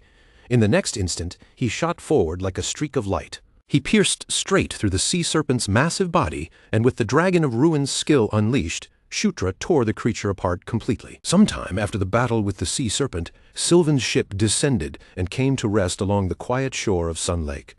The moment they landed, Caitlin jumped down from the ship and immediately turned on Shutra, scolding him with a sharp look as she told him that she was not his personal aura battery. Shutra tried to apologize, looking awkward as he faced her irritation. In the end, Caitlin admitted that she understood why he had borrowed her aura in that situation, but she still warned him firmly that the next time he planned to draw on her power, he needed to tell her beforehand. Shutra gave her a stiff, embarrassed smile and agreed. Before the conversation could continue, Felicia stepped between them and told both of them to quiet down. Just ahead of them, Felicia had spotted a group of cultist monsters moving near the lake. Sylvan was the first to react, his hand already moving toward his sword as he declared with excitement that it was finally time to have some fun. Shutra quickly stopped him before he could rush in blindly. He explained that while cultist monsters looked as if they were made entirely of metal, only their outer surfaces were actually metallic, and their insides were different. Because of that, he advised everyone to focus their attacks around the monsters' mouths. Shutra also added that cultist monsters were weak against ice, so freezing magic would be highly effective. Sylvan nodded as if he understood, but then confidently said he had a much more efficient way to deal with them. When Sylvan drew his sword, a dense, powerful dark aura wrapped around the blade, making it look far more dangerous than an ordinary weapon. With obvious pride, Sylvan explained that this was sword aura, and that he would use it to cut straight through anything in his path. No matter how tough the cultist shells might be, Sylvan insisted that their defenses meant absolutely nothing before his sword. Caitlin looked genuinely impressed by the confidence and power Sylvan displayed. Felicia, however, had a very different reaction. For a brief moment, Felicia gritted her teeth as if holding something back. But then her expression suddenly softened into a sweet, harmless-looking smile. She praised her brother in a bright voice, saying he looked incredibly cool, and suggested that they leave the entire cultist hunt to him so she could properly witness just how skilled he really was. Sylvan fell for the flattery instantly. Puffing up with pride, Sylvan declared that they should leave everything to their big brother, then leapt forward toward the cultist monsters without another thought. He shouted that he would defeat every last one of them by himself. As Shutra watched Sylvan charge off alone, he quietly asked Felicia whether it was really all right to leave him to handle the monsters on his own. Felicia simply crossed her arms and reassured him that her brother would manage just fine. As for her, she had already decided to return to the ship, eat dinner, and get some rest. After all, the following day was going to be busy. Watching Sylvan fight alone made Carrick almost feel sorry for him, but Sylvan himself seemed to be enjoying every second of it. His roaring laughter continued to echo across the lakeshore deep into the night. By the time the sun climbed high into the sky again, Sylvan was still laughing with exhausted pride, standing amid piles of defeated Kaltus monsters scattered all around him. Felicia and the others began gathering the iron fragments from the fallen monsters' bodies. Dark circles hung beneath Sylvan's eyes, but he forced himself to remain upright, proudly declaring that no matter how many hordes came at him, they were no match for the Prince of the Skies. Then, still trying to look dignified, he ordered everyone to collect the materials from the battlefield. Felicia checked what they had gathered and confirmed that they had collected everything Amita had requested. With that finished, they could finally move on to the next stage of their investigation. Felicia lifted one hand and cast a spell, forming a clear bubble of air around each person's head. Caitlin looked at the strange bubble surrounding her and asked what it was. As Felicia stepped calmly into the lake water, she explained that it was a breathing spell, something that would allow them to explore beneath the surface. Felicia tied her hair back into a ponytail and smiled, inviting everyone to follow her. Then she asked if they were ready because it was time to begin their underwater exploration. One after another, they dove into Sun Lake and swam downward, heading toward a deep trench that opened into an even lower part of the lake. Shutra opened his minimap and used it to guide the group through the dark underwater path. After following the route for some time, they eventually arrived at a zone filled with underwater caverns. Shutra signaled for the others to follow closely, then took the lead and guided them forward. Before long, they discovered the final cave and passed through its entrance, leaving the deeper water behind. They emerged into an air pocket where they could finally breathe normally again. Carrick looked around in open amazement, stunned that such a hidden space existed beneath the lake. Felicia released the breathing spell and turned to Shutra, asking how he had managed to find the entrance with such accuracy. Shutra gave her only a simple excuse. He said he had merely felt that this was the right direction. Sylvan, full of eagerness, immediately tried to take command and asked Felicia for the coordinates. But since Shutra had already proven himself reliable as their guide, Felicia insisted that Shutra should stay at the front and told Sylvan to guard the rear instead. Sylvan looked stunned, unable to believe that his own sister was ordering him to stay behind. Felicia laughed lightly and softened the blow with flattery, telling him that because he was the strongest, he had the important job of protecting everyone from the rear. Sylvan accepted the praise without the slightest suspicion and proudly moved to the back, declaring that he would take full responsibility for their safety. Felicia ignored his dramatic response and stepped up beside Shutra at the front of the group. The cave continued onward for a long distance. As they walked through the ancient passage, Shutra noticed scattered swords and old skeletons lying across the ground. He remarked that the place felt even older and more abandoned than Thunderdome Fortress, which had already been deserted for centuries. Felicia agreed with his impression. Felicia estimated that this lair had probably been inactive for at least 1,000 years. Above them, Green Wind fluttered lightly through the stale air. Then Green Wind noticed something unusual and quickly called for her master's attention. She pointed toward a wall covered in carved inscriptions. Shutra stepped closer to the wall and asked what the writing meant. Even Felicia, despite being an archaeologist, had never seen those strange characters before. As Shutra stared at the unfamiliar script, a golden light suddenly wrapped around him. In that moment, he learned Ruined Precursor Script Level 1. Shutra began murmuring under his breath as the meanings slowly came together in his mind. He managed to decipher broken fragments of the inscription: ruins, nights, 10,000 years, the end of days, 6 pillars collapsed, and the words, "we failed to protect them." Shutra admitted that every phrase felt overwhelmingly grim, even though he still could not fully understand the complete context. Felicia stared at him in shock, stunned that he could read a script even she could not decipher. At that exact moment, another strange change occurred. The earthquake gauntlet on Shutra's arm began glowing with an intense golden light. At the same time, a path deeper inside the cave lit up ahead of them, shining like a beacon waiting at the far end of a tunnel. Shutra silently turned toward that glow, his expression distant, and began walking forward. Felicia hurried after him, trying to stop him from recklessly rushing into danger. But Shutra kept moving as if something had drawn him in, completely unaware of her concern. When Shutra finally reached the source of the light, he stepped into a vast chamber, its enormous space opening before him in the depths beneath Sun Lake. On the altar before Shutra rested a cape that radiated an intense, almost savage energy. The moment his eyes landed on it, Shutra recognized what it was. It was one of the legendary pieces of equipment belonging to the fierce Kalteen. As Shutra reached the altar, the realization settled over him.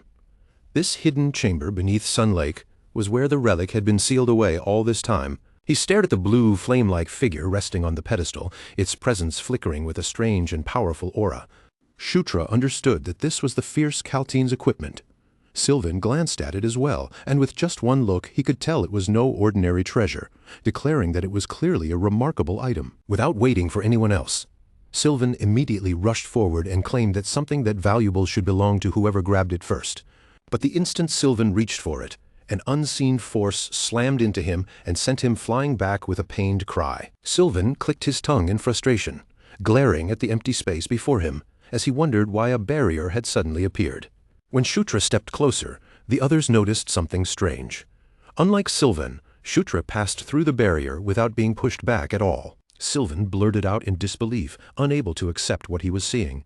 He demanded to know how that was possible as Shutra alone walked straight through the barrier and approached the altar. Without hesitation, Shutra reached out toward the cloak. The moment his hand neared it, a violent blue whirlwind erupted around Shutra, surging outward with sudden force. Shutra looked up in confusion as the relic wrapped itself around him like a living cloak, and a system message appeared, announcing that Nightwatch had acknowledged him as its master. More messages followed rapidly, one after another, listing the changes taking place inside him.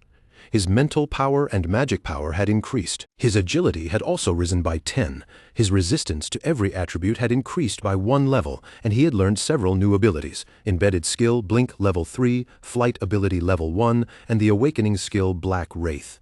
Then the storm burst outward, forcing the others to brace themselves as someone shouted in alarm, asking why the wind had suddenly gone wild. Shutra looked down at the equipment now wrapped around him and realized that it had not taken the form of a cloak at all. It had changed into a muffler. He figured it must have transformed into the shape most suited to him now that his fighting style had become close combat. Another message appeared, confirming that he had obtained the fierce Kalteen's equipment. Nightwatch had chosen him, and one of his companions remarked that, just as expected, Shutra had once again been accepted as the master. Caitlin happily congratulated him, and Shutra thanked her with a grateful smile. Not long after that, a message arrived from the Demon King's castle. When Shutra asked what it said, the report explained that all princes and princesses had been ordered to gather at the Demon King's castle within 10 days. Shutra froze for a moment, realizing that a full mobilization order was not something issued often. He immediately understood that something serious must have happened at the Demon King's castle. At dawn the next morning, the group returned to the Spider Forest Temple. Amita glared at them the moment they arrived, complaining about all the noise so early in the morning and grumbling that if they were going to visit him, they could have at least come later. They apologized and explained that they had to return to the Demon King's castle urgently, so they had no choice but to trouble him right away. Amita snapped back, demanding to know what was supposed to happen to the equipment he had planned to make for them if they were already leaving. Karak then shamelessly asked whether Amita offered deliveries. The raccoon immediately exploded in anger, telling him to stop spouting nonsense and get lost. But then someone suggested that Amita should simply come with them instead. Amita stared blankly, too shocked to respond at first. Karak pointed out that Amita had said he needed to protect the last flame anyway, and there was surely no safer place than the Demon King's castle. Another voice added that instead of hiding somewhere uselessly, everything would be solved if Amita just came with them. Off to the side, Sylvan muttered in amazement that Karak was only an orc, yet somehow he was strangely clever. Daphne, who was holding Amita, then said that it was a good idea as well, and that Amita should come along with them. Just then, a calm voice declared that this would indeed be for the best. Amita suddenly jerked in surprise. The others turned around in confusion, asking what had just happened. Amita blurted out that the last flame had suddenly spoken to him. Amita shouted in disbelief, demanding to know whether he was seriously being told to follow Shutra and the others. Shutra grinned and remarked that it looked as if Amita might have changed his mind after all.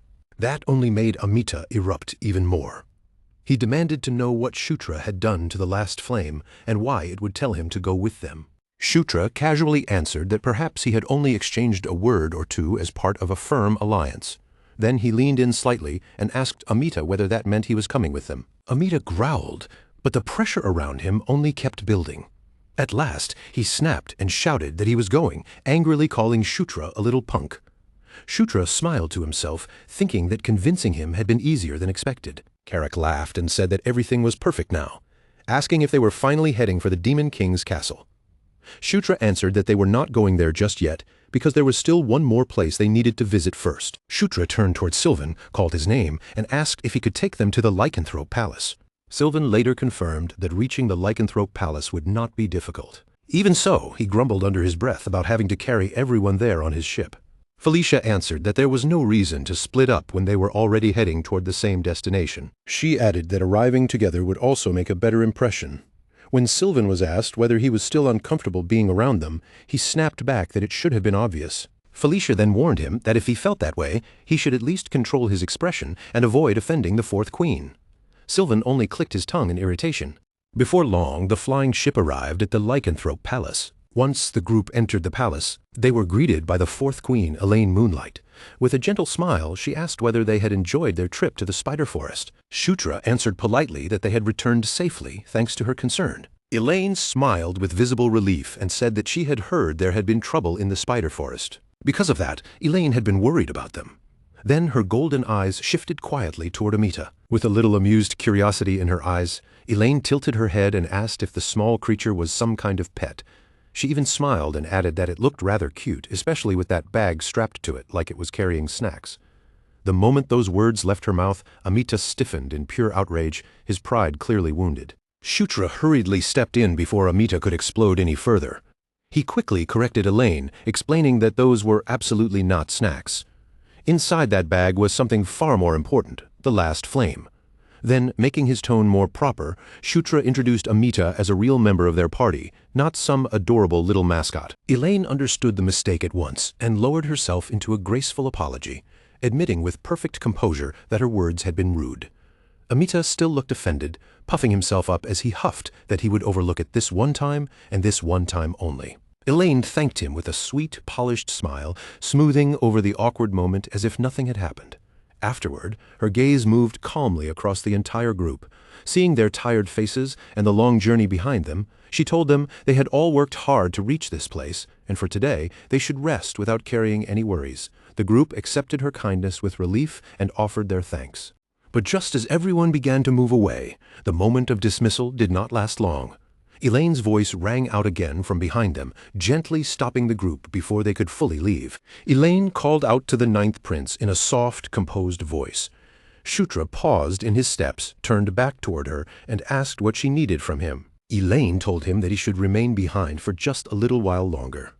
Then she leaned closer beside him, wearing a knowing smile that made it clear this was not a casual request. In a quiet voice, meant only for Shutra to hear, Elaine said that the two of them had something they needed to discuss privately, away from everyone else's ears. Instead of heading straight toward the Demon King's castle, Shutra walked alongside Elaine through the palace grounds, their footsteps carrying them away from the others and into a quieter path. As they walked, Elaine looked over at him and said that the very fact he had chosen to stop here first already told her something important.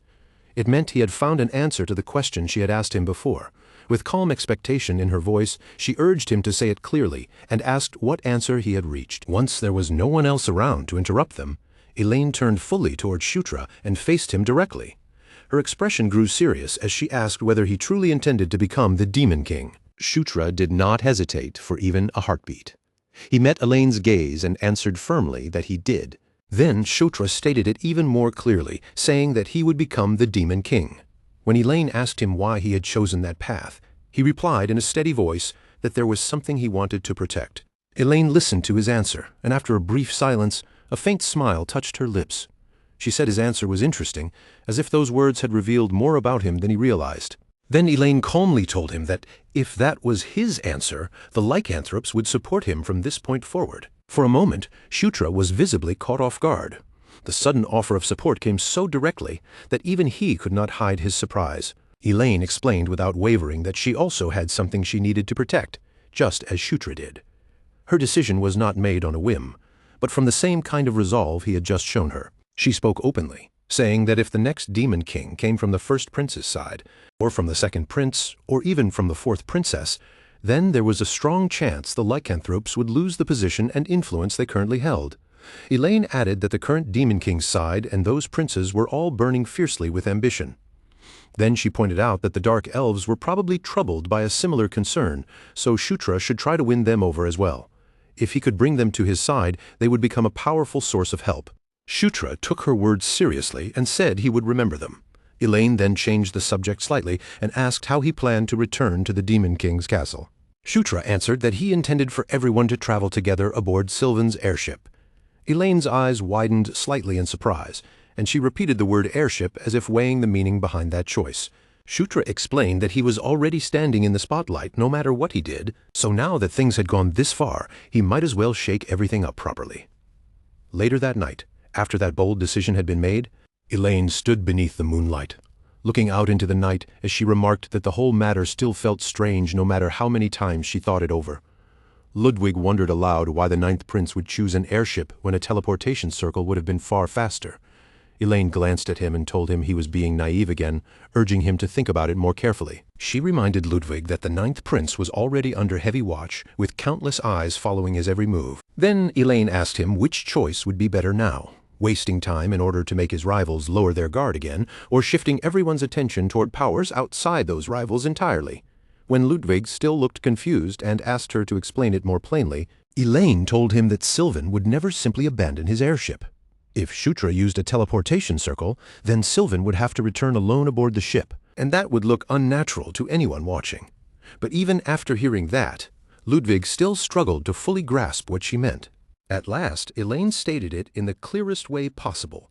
Shutra wanted everyone at the Demon King's castle to see with their own eyes that a new faction had appeared. The next day, Sylvan's airship sliced through the open sky, its massive frame drawing a bold line across the clouds as it carried Shutra and the others back toward the Demon King's castle.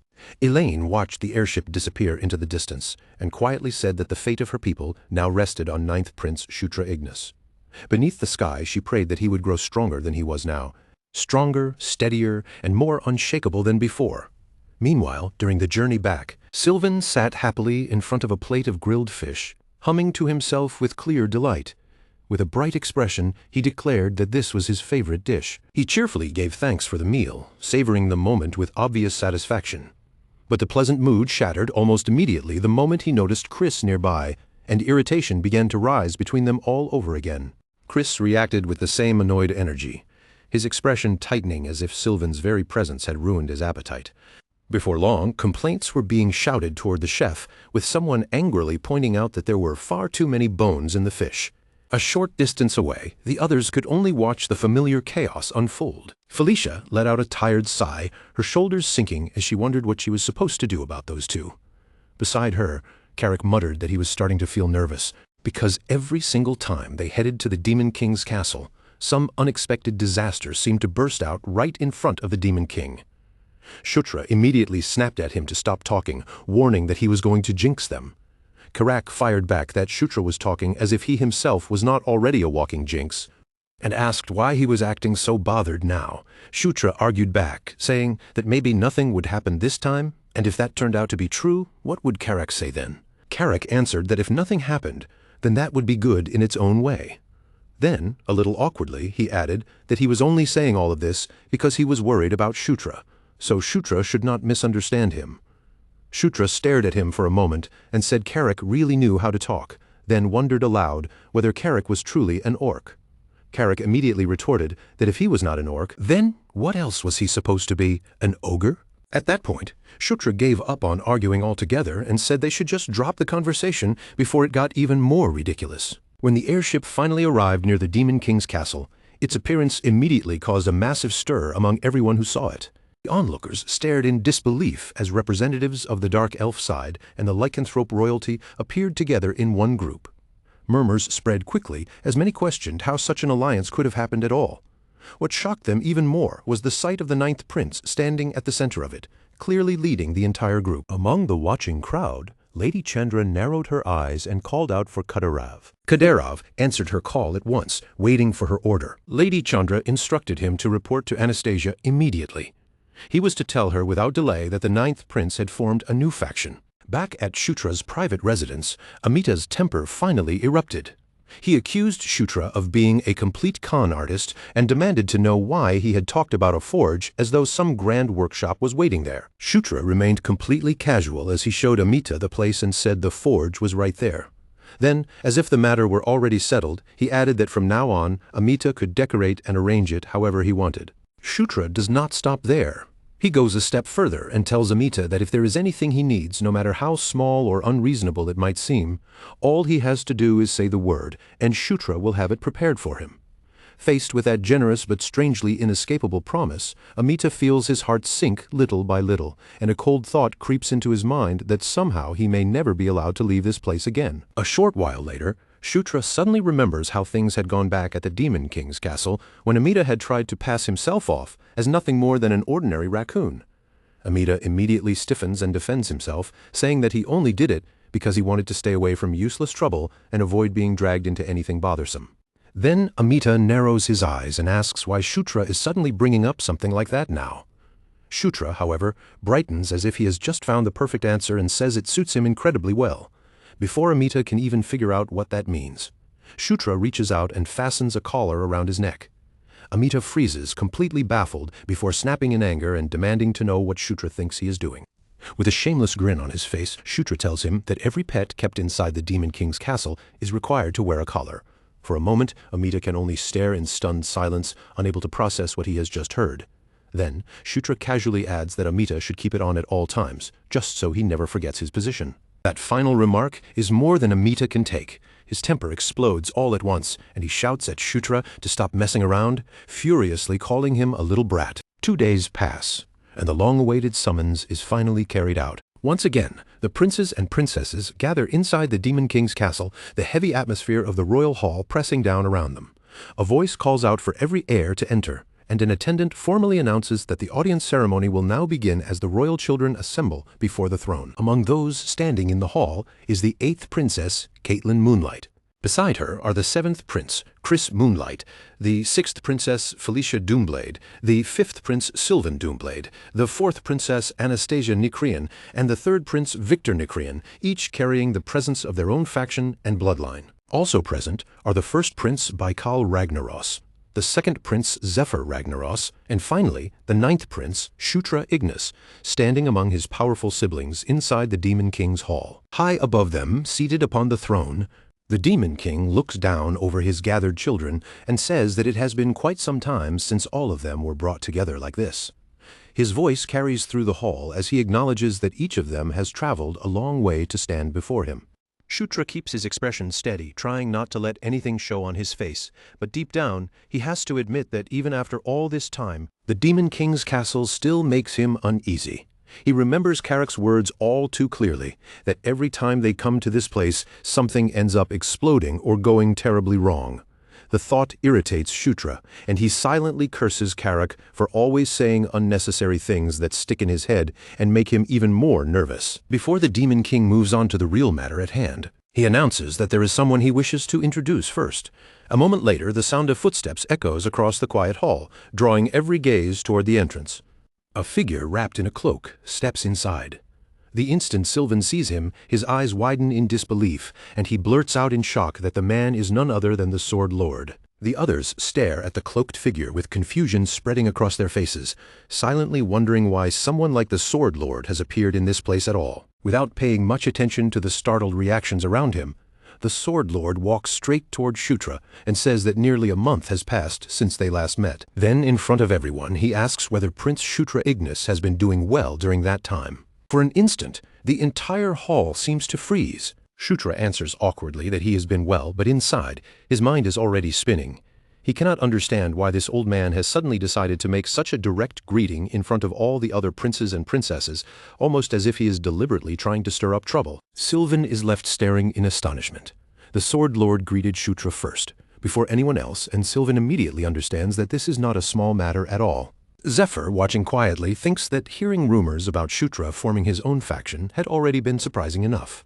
But if Shutra has managed to pull the Sword Lord to his side as well, then the situation has become something far more serious than a simple rumor. Grand General Gallarhead breaks the tense silence and asks whether the Sword Lord has taken the Ninth Prince as his student. The Sword Lord answers calmly, without the slightest change in expression, saying that the Ninth Prince does not use a sword, so he merely taught him a few techniques. Supreme General Richard does not let the matter end there. He presses the Sword Lord further, his voice sharpening as he asks whether, if Kshatriya had been someone who used a sword, the Sword Lord would have accepted him as a proper student. For the first time, the Sword Lord seems mildly caught off guard, admitting that the question is not one he expected to hear. Someone insists that he answer the question properly, pushing the tension in the hall even higher. But before the exchange can go any further, the Demon King cuts through the commotion with a firm order for everyone to be silent. Once the hall settles again, he calls for Isabella. Isabella responds at once, saying that they will begin. She lifts her staff, and a large magical sphere forms in the air as glowing panels spread throughout the hall, hovering where everyone can see them. She begins by explaining what has happened over the past 2 months. During that time, 5 frontier regions have been attacked by enemies shrouded in purple death energy. Even worse, 3 of those 5 regions have already been reduced to desert or ruined wasteland. Isabella states that the first place struck was the Angel Plains. She reminds everyone that the 6th Princess and the 9th Prince were the ones who stopped that first attack. Then she continues, explaining that the most recent attack happened in the Spider Forest near Lycanthrope territory. That location was also defended by the same 2, this time with help from the 5th Prince and the 8th Princess. Isabella stresses that the Spider Forest incident is particularly unusual because it was not just some distant frontier, it was a point located inside the demon realm's own interior. Hearing that, Kshatriya's expression tightens slightly as he realizes that the Death Knight has been moving far more actively behind the scenes than he had imagined. As Kshatriya studies the pattern of the attacks, a possibility begins to take shape in his mind. The attacked locations might all share one important trait, and he wonders if the enemy's real objective is to kill the guardian spirits connected to those places.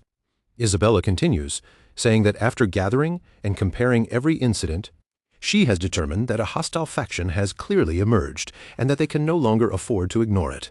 In order to crush this enemy, a mobilization order has been issued. The panels shift to display the regions where the next attacks are expected, and Isabella explains that the princes and princesses will be assigned to defend those areas, prevent future attacks, and assist in the search for the enemy's main stronghold. Because Kshatriya and Felicia were the ones who discovered the pattern and had already stopped the enemy twice, Isabella announces that the right to choose first will be given to the 9th Prince and the 6th Princess. Turning toward Kshatriya, she tells him to examine the map carefully. She explains that the map shows the traits of each region, along with the commanders who have already been assigned there, and then asks whether there is a particular region he wishes to take. Kshatriya studies the displayed information and thinks that, under normal circumstances, the safest choice would be a place with strong natural defenses. Then his eyes catch on one detail. General Vandal has been dispatched to an especially harsh and brutal region. The moment Kshatriya notices that, he understands that this is a perfect opportunity. If he handles this well, it could become his chance to bring Vandal under his command. Making his decision on the spot, he lifts his head and declares that he will go to Evian. Isabella repeats his choice for the hall to hear, confirming that the 9th Prince has selected Evian. Sylvan immediately remarks that Evian is not exactly an important location, nor is it a place that can be defended particularly easily. Isabella then shifts her attention to Felicia and asks the 6th Princess to make her selection as well. Without much hesitation, Felicia says that she will also go to Evian. Someone immediately questions why she would choose the same difficult region, and Felicia answers calmly that, as everyone already knows, she is far closer to a civil official than a frontline martial fighter. Felicia explains that instead of taking full command of a separate region on her own, she would rather place herself in a supporting role beside the 9th Prince and help Kshatriya directly. The Demon King accepts her answer without objection and tells her to do as she wishes. Isabella then acknowledges the decision and formally announces to everyone present that the 6th Princess has also chosen Evian. With Kshatriya and Felicia's choices now decided, Isabella moves on and declares that the remaining locations will be distributed according to the amount of public merit each royal heir has earned, after the audience finally comes to an end. A carriage travels along a quiet forest road beneath the deep red glow of the evening sky. As soon as the audience ceremony was over and every prince and princess had finished choosing their assigned region, Kshatriya let out a long, exhausted breath, feeling as though all the tension from the hall had drained every bit of strength from his body. After that, the rest of the assignments were officially settled, one by one. Sylvan Doomblade was sent to Horn, a region located close to Evian, while Chris Moonlight was assigned to Kaltu. Caitlin Moonlight chose Evian as well, so she could accompany Shutra, firmly arguing that a warrior like her would be better suited to supporting him and Felicia, especially since Felicia leaned more towards scholarship than frontline combat. Her reasoning was accepted without much resistance, and in the end, the group assigned to Evian became Shutra, Felicia Doomblade, and Caitlin Moonlight. Even so, Shutra could not shake one thing from his mind. When he had announced that he would go to Evian, Zephyr Ragnaros had reacted with unmistakable killing intent, sharp enough for Shutra to notice immediately. That reaction made Shutra suspect that Zephyr might also have his sights set on General Vandal, and if that suspicion was correct, then Shutra knew he could not afford to move slowly. He would have to act first. When Shutra returned to his residence, he went to check on Amita's progress. The moment Amita saw him, he grew defensive and snapped, asking whether Shutra had come to pressure him again. Shutra quickly waved it off and said he was only curious. Amita grumbled at him to stop saying pointless things, then demanded that Shutra hand over Earthquaker and White Suri. Since they were already working on things anyway, Amita said he might as well tune those weapons too. He explained that if he recalibrated them properly, they would become much easier for Shutra to handle in battle. Hearing that, Shutra's face immediately brightened as he asked if Amita was really serious. Amita snapped back that of course he was serious, then impatiently told Shutra to hurry up and bring them before he changed his mind. Shutra eagerly agreed and hurried off at once. Not long after that, Flora came looking for him and said that she had been searching for the 9th prince. When Shutra asked what had happened, Flora told him that a letter from the first prince had arrived. Shutra's eyes widened slightly in surprise, and he immediately understood that it had come from Baikal Ragnaros. Later, at Chris Moonlight's estate, the contents of the letter were shared with the others. Baikal had proposed that all the siblings gathered together for a joint tea party. Caitlin repeated the words tea party in surprise, while Felicia remarked that it was probably Baikal's way of encouraging camaraderie between the royal siblings, since that was exactly the sort of thing he valued. Caitlin, on the other hand, seemed delighted by the idea and cheerfully asked whether everyone planned to go. Felicia answered that there was no particular reason to refuse. Chris added that if it had been before, he would normally have skipped such an event without hesitation. But now that he was no longer acting alone, he would follow whatever decision the group made. Caitlin then turned her bright eyes toward Shutra and asked what he was going to do. Shutra hesitated for a moment, unsure how to respond. But before he could give a proper answer, Caitlin clasped her hands together and asked him to come with them. The radiance of Caitlin's smile hit Shutra so directly that he felt as if it was almost blinding. Unable to refuse her, Shutra awkwardly agreed to attend. Someone praised him for making the right choice, while Shutra quietly thought to himself that this gathering was definitely going to be exhausting. Caitlin, now in a wonderful mood, happily reminded everyone that the tea party would be held in 2 days and that they all had to be there. Later, Shutra visited the Grand Library to look for information connected to the Death Knight. But because his current level of public merit was still too low, he was only allowed to search the shallow, surface-level section of the library. As Shutra went through book after book, frustration slowly built inside him. He began to think that unless he gained permission to enter the deeper levels, he would never find anything truly useful. It made no sense to him that there was so little information on the subject he needed most. Even so, several fragments lingered in his mind. He thought about the Death Knight's reason for killing guardian spirits, the being called a Enkel, who had been destroyed 1,000 years ago, the intense mixture of love and hatred that death and famine had shown toward conquest, and the fallen precursor race. Each clue felt scattered on its own, but Shutra was certain they were all connected by a single hidden thread. The problem was that he still could not see what that connection was. Just as he let out a frustrated sigh, Felicia appeared nearby.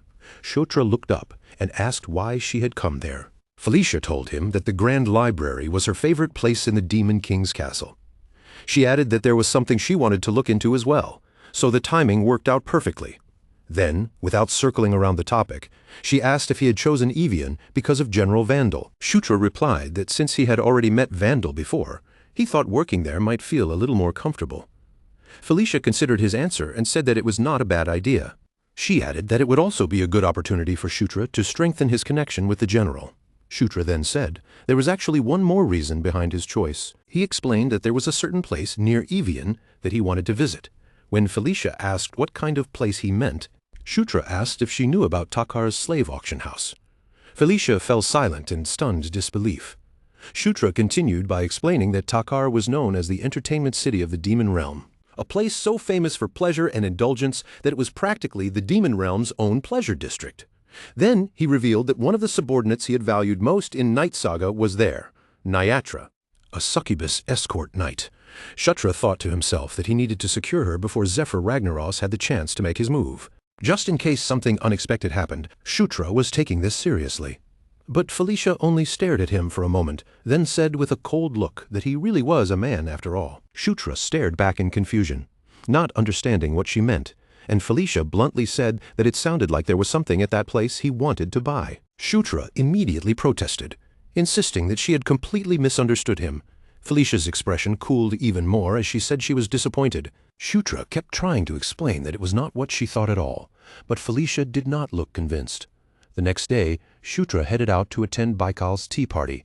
As he approached the estate, Shutra looked around at the vast grounds stretching before him and silently admitted that the place was unbelievably grand, exactly what one would expect from the first prince. At the same time, he found himself thinking that it had been a very long time since he and Baikal Ragnaros had faced each other like this. Before Shutra could move any farther inside, Baikal himself stepped forward to greet him, welcoming Shutra with a warm and open expression. Shutra met Baikal's greeting calmly and said that it was good to see him as well, addressing him by name without hesitation. Once every royal sibling had arrived. The tea party hosted by the first prince, Baikal Ragnaros, officially began. Cups of tea were poured with practiced elegance, and plates were filled one after another. The gathering unfolded beneath polished smiles, careful words, and perfectly measured manners, with every movement carrying the weight of royal etiquette. As Shutra watched the scene before him, he remembered all too well that in Night Saga, tea parties were never just harmless meals shared over tea. Tea parties in that world were used for far more than polite conversation. They were places where nobles built connections, traded hidden information, discovered promising talent, recruited useful people, defended their reputations, and even shaped public opinion through quiet, subtle maneuvering. In the right hands, a tea party could become a weapon for almost anything. Most of the conversation naturally gathered around four central figures: Baikal Ragnaros, Anastasia Nikrian, Felicia Doomblade, and Caitlin Moonlight. Meanwhile, from across the table, Victor kept glaring at Shutra as if he were waiting for even the smallest excuse to pick a fight. Feeling that sharp stare on him again and again, Shutra could only think that Victor was the kind of person who made every situation unnecessarily exhausting. As Shutra quietly observed the atmosphere around the table, one thought returned to him. The Demon King had never wanted his children to truly harm each other. Competition between them was expected, of course. There was supposed to be rivalry, caution, and careful restraint among the royal siblings, not a hidden battle for power where they genuinely aimed for one another's lives. But Zephyr Ragnaros had shattered that balance completely. Shutra could still remember the terrible future that was waiting ahead. The day when the Demon King's children failed to stand together and were all slaughtered by Zephyr's hand. Nearby, Baikal's face twisted into a troubled grimace, and he muttered under his breath in frustration, wondering how things had ended up this way. Some time later, Carrick excitedly called Shutra over, practically bursting with pride as he showed off the newly completed shield and asked if it suited him. Amita glanced at the shield and commented that it looked a little rough and brutish, but admitted that a design like that probably meant it was solidly built. Curious, Shutra asked if he could hold it as well. Once Shutra took the shield into his own hands, he immediately felt its weight and balance, and he had to admit that it really did feel incredibly sturdy. At that moment, system messages appeared in front of Shutra one after another, announcing that his strength, mentality, and durability had each increased by 5. Right after that came another notice, telling him that he had learned an equipment-embedded skill. The skill was called Combine. Shutra stared at the message in surprise and repeated the word under his breath, while Amita casually said that Shutra had figured it out.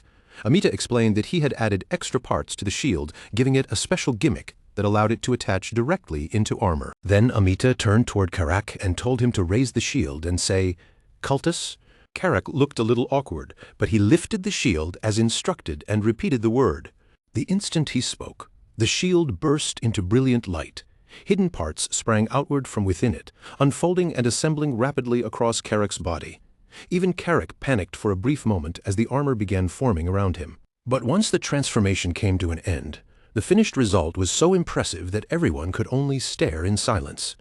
Shutra looked over the completed form and could only murmur that it was incredible. Karak shouted that it was amazing, while Amita proudly explained that the shield could now reflect magic and had greatly strengthened its physical defense as well. With that kind of upgrade, Carrick would be able to move through real combat much more safely and far more easily than before. After seeing Carrick's equipment, Shutra grew a little nervous and carefully asked about his own gear. Amita told him not to worry, because Shutra's equipment had already been completed too. The moment he heard that, Shutra's expression brightened with anticipation. Amita then revealed the finished white Suri, and it was no longer the same weapon Shutra remembered from before. Its shape had transformed into something much sharper and darker, with a refined design wrapped in a green glow that made it feel completely reborn. The next day, before their own faction's tea party began, Felicia told Shutra that he would be the central figure of the event. She explained that the gathering was meant for introductions and for confirming, in front of everyone, exactly who belonged on their side. Because of that, Shutra needed to make it perfectly clear that he was the head of their faction. Shutra listened carefully and answered that he understood. The gathering that followed turned out to be exactly what they needed. Shutra spent the event speaking directly with the people who had gathered under their banner. He built personal ties with them one by one and made sure his presence was firmly impressed on those who had originally followed Felicia and Chris. The party lasted a little over 2 hours, but by the time it ended, Shutra felt that they had accomplished everything they had set out to do. At last, the day of departure arrived. Before they left, Sylvan Doomblade swung the sword Amita had made for him and loudly declared that it was the finest blade he had ever seen. He thanked Amita sincerely and said he would use it well. Amita responded in his usual gruff tone, but still gave Sylvan a compliment, saying he was more useful than he looked if he could at least recognize something of real value. Then Amita asked if they were truly leaving for Evian that very day. Shutra confirmed that they were. Amita asked for just half a day more, explaining that the final adjustments on Earthquaker were not finished yet. Shutra agreed right away. Then, as if it were the most obvious thing in the world, Shutra added that Amita would be coming with them anyway. Amita casually started to accept the statement, only to freeze a second later and shout in disbelief, demanding to know what Shutra had just said. Shutra calmly told him that he had heard correctly and added that the last flame had already given permission. When Amita refused to believe it, Shutra simply waved him off and told him to go check for himself. As Shutra walked away, Amita's shock finally broke into a loud, miserable wail. Once the teleportation circle was ready, the group gathered around it to depart. Chris Moonlight looked toward Shutra and told him to take good care of Felicia and Caitlin. Behind Chris, Sylvan stood there holding a ridiculous sign proclaiming his love for Felicia, turning the farewell into an even stranger scene.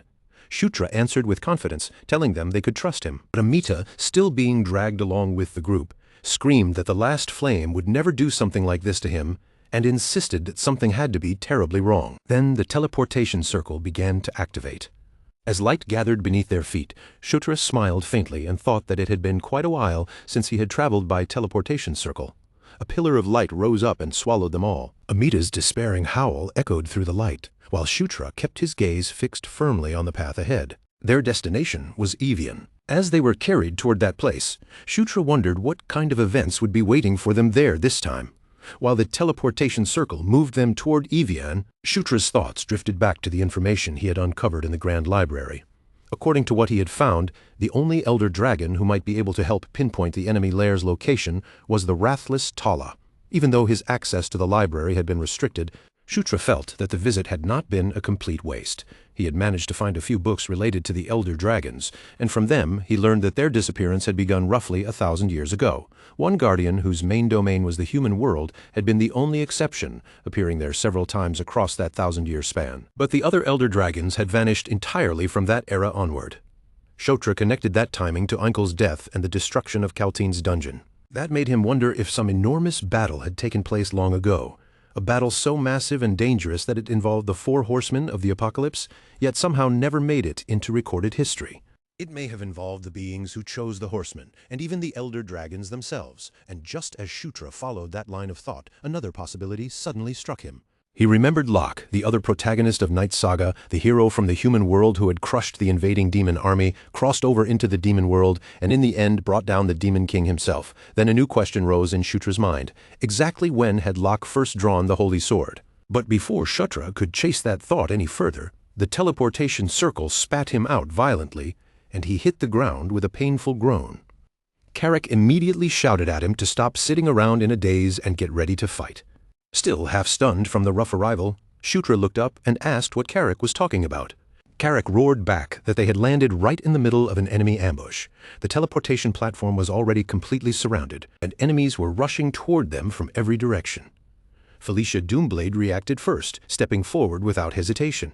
With a sharp command ringing through the chaos, Felicia unleashed a thunderous blast of wind that tore across the platform, smashing into the attackers and hurling many of them away. But even after that powerful strike, more enemies kept flooding in, refusing to stop. Green Wind. The green-haired spirit beside Shutra warned him that there were simply too many enemies to deal with easily. Shutra clenched his teeth, glaring at the battlefield as he demanded to know what was going on. The enemy commander screamed from the other side, ordering his forces not to give them even a single second to breathe and to keep pressing the attack without pause. The moment Shutra heard that rough, vicious voice, something in his memory stirred. He muttered that he had definitely seen that man somewhere before, and then the name came back to him. The commander leading the ambush was Mad Dog Jix. In that instant, Shutra understood that the one hiding behind this attack had finally begun to move. A grim smile tugged at his lips. He said it was about time that bastard made a move. Then, without wasting another moment, Shutra ordered Green Wind to clear away the small fry first. Green Wind answered immediately that she understood. At the same time, Shutra decided this was the perfect moment to test the equipment Amita had modified. He raised the newly prepared shield and called out for White Suri. In response, the weapon shot forward like a streak of green light.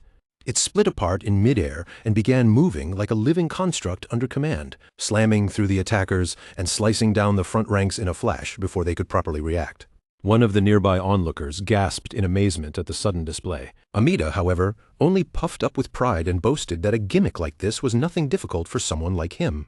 He explained that he had named the pair White Suri and Black Suri, then smugly asked if they were not absolutely incredible. Green Wind happily added that with two of them, she could now protect her master twice as much as before. Shutra admitted that the upgrade was impressive, though he still asked whether she could truly control both at the same time. Green Wind answered with complete confidence, declaring that she could and promising that she would prove it right there. Jix, furious at how quickly the battle had turned against him, bellowed that these little punks were dead and charged forward himself. He swore that he would kill Shutra with his own hands. Shutra braced himself, watching Jix rush in, and calmly said that killing him would not be so easy. White Suri and Black Suri immediately moved to intercept Jix, but Jix forced his way straight through their pattern with brutal speed. He snarled that a cheap trick like that would never be enough to stop him. Then Jix invoked the draconian dragon fighting arts and lunged directly at Shutra. His body erupted with explosive speed, moving faster than Shutra could fully dodge. Jix landed a crushing blow, and the impact sent Shutra flying across the battlefield. Green Wind cried out for her lord in alarm, while Jix laughed darkly and declared that his strike had landed perfectly. But as the dust began to settle, Shutra pushed himself back up with a grin and calmly thanked Jix. The sight made Jix stare at him in confusion. Then Shutra released a surge of green energy around his body and said that, thanks to Jix, he had learned something useful. At that exact moment, a message appeared in front of him, announcing that he had acquired dragon fighting arts. Jix was visibly shaken and demanded to know how the hell Shutra could possibly know dragon fighting arts. Shutra's smile only widened as he stepped forward, completely unbothered. Then, almost casually, Shutra asked whether Jix had anything else he could teach him.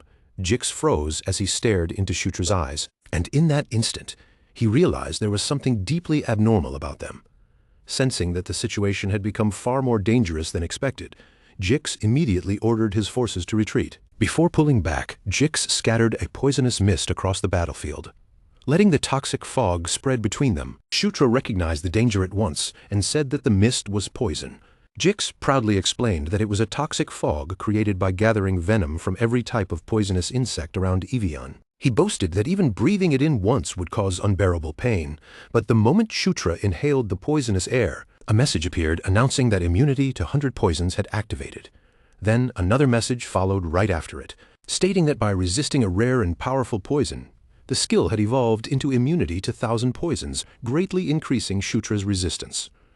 Jix could only stare in utter disbelief. Shutra looked at him with open mockery and said that Jix had been surprisingly generous, first teaching him dragon fighting arts and then helping him gain immunity to 1,000 poisons. Then, Shutra continued, saying that, as a reward for all of that, Shutra would end the fight with a single blow. With those words still hanging in the air, Shutra drove a heavy strike straight into Jix, crushing him with overwhelming force and sending him crashing hard into the ground. The moment their commander fell, the raiders around them lost all composure.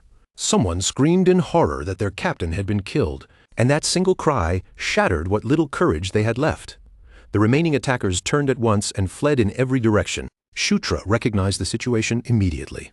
This was the raid on Evian, one of the mandatory events from Night Saga, and if Mad Dog Jix had already been sent into action, then it meant General Richard had finally begun to make his move. Felicia looked around at the fleeing enemies and asked why they had suddenly run away like that. Shutra answered casually, as if it were nothing strange, saying that maybe they had finally realized they had no chance of winning. While the group was still catching its breath from the ambush, an elderly man came hurrying toward them.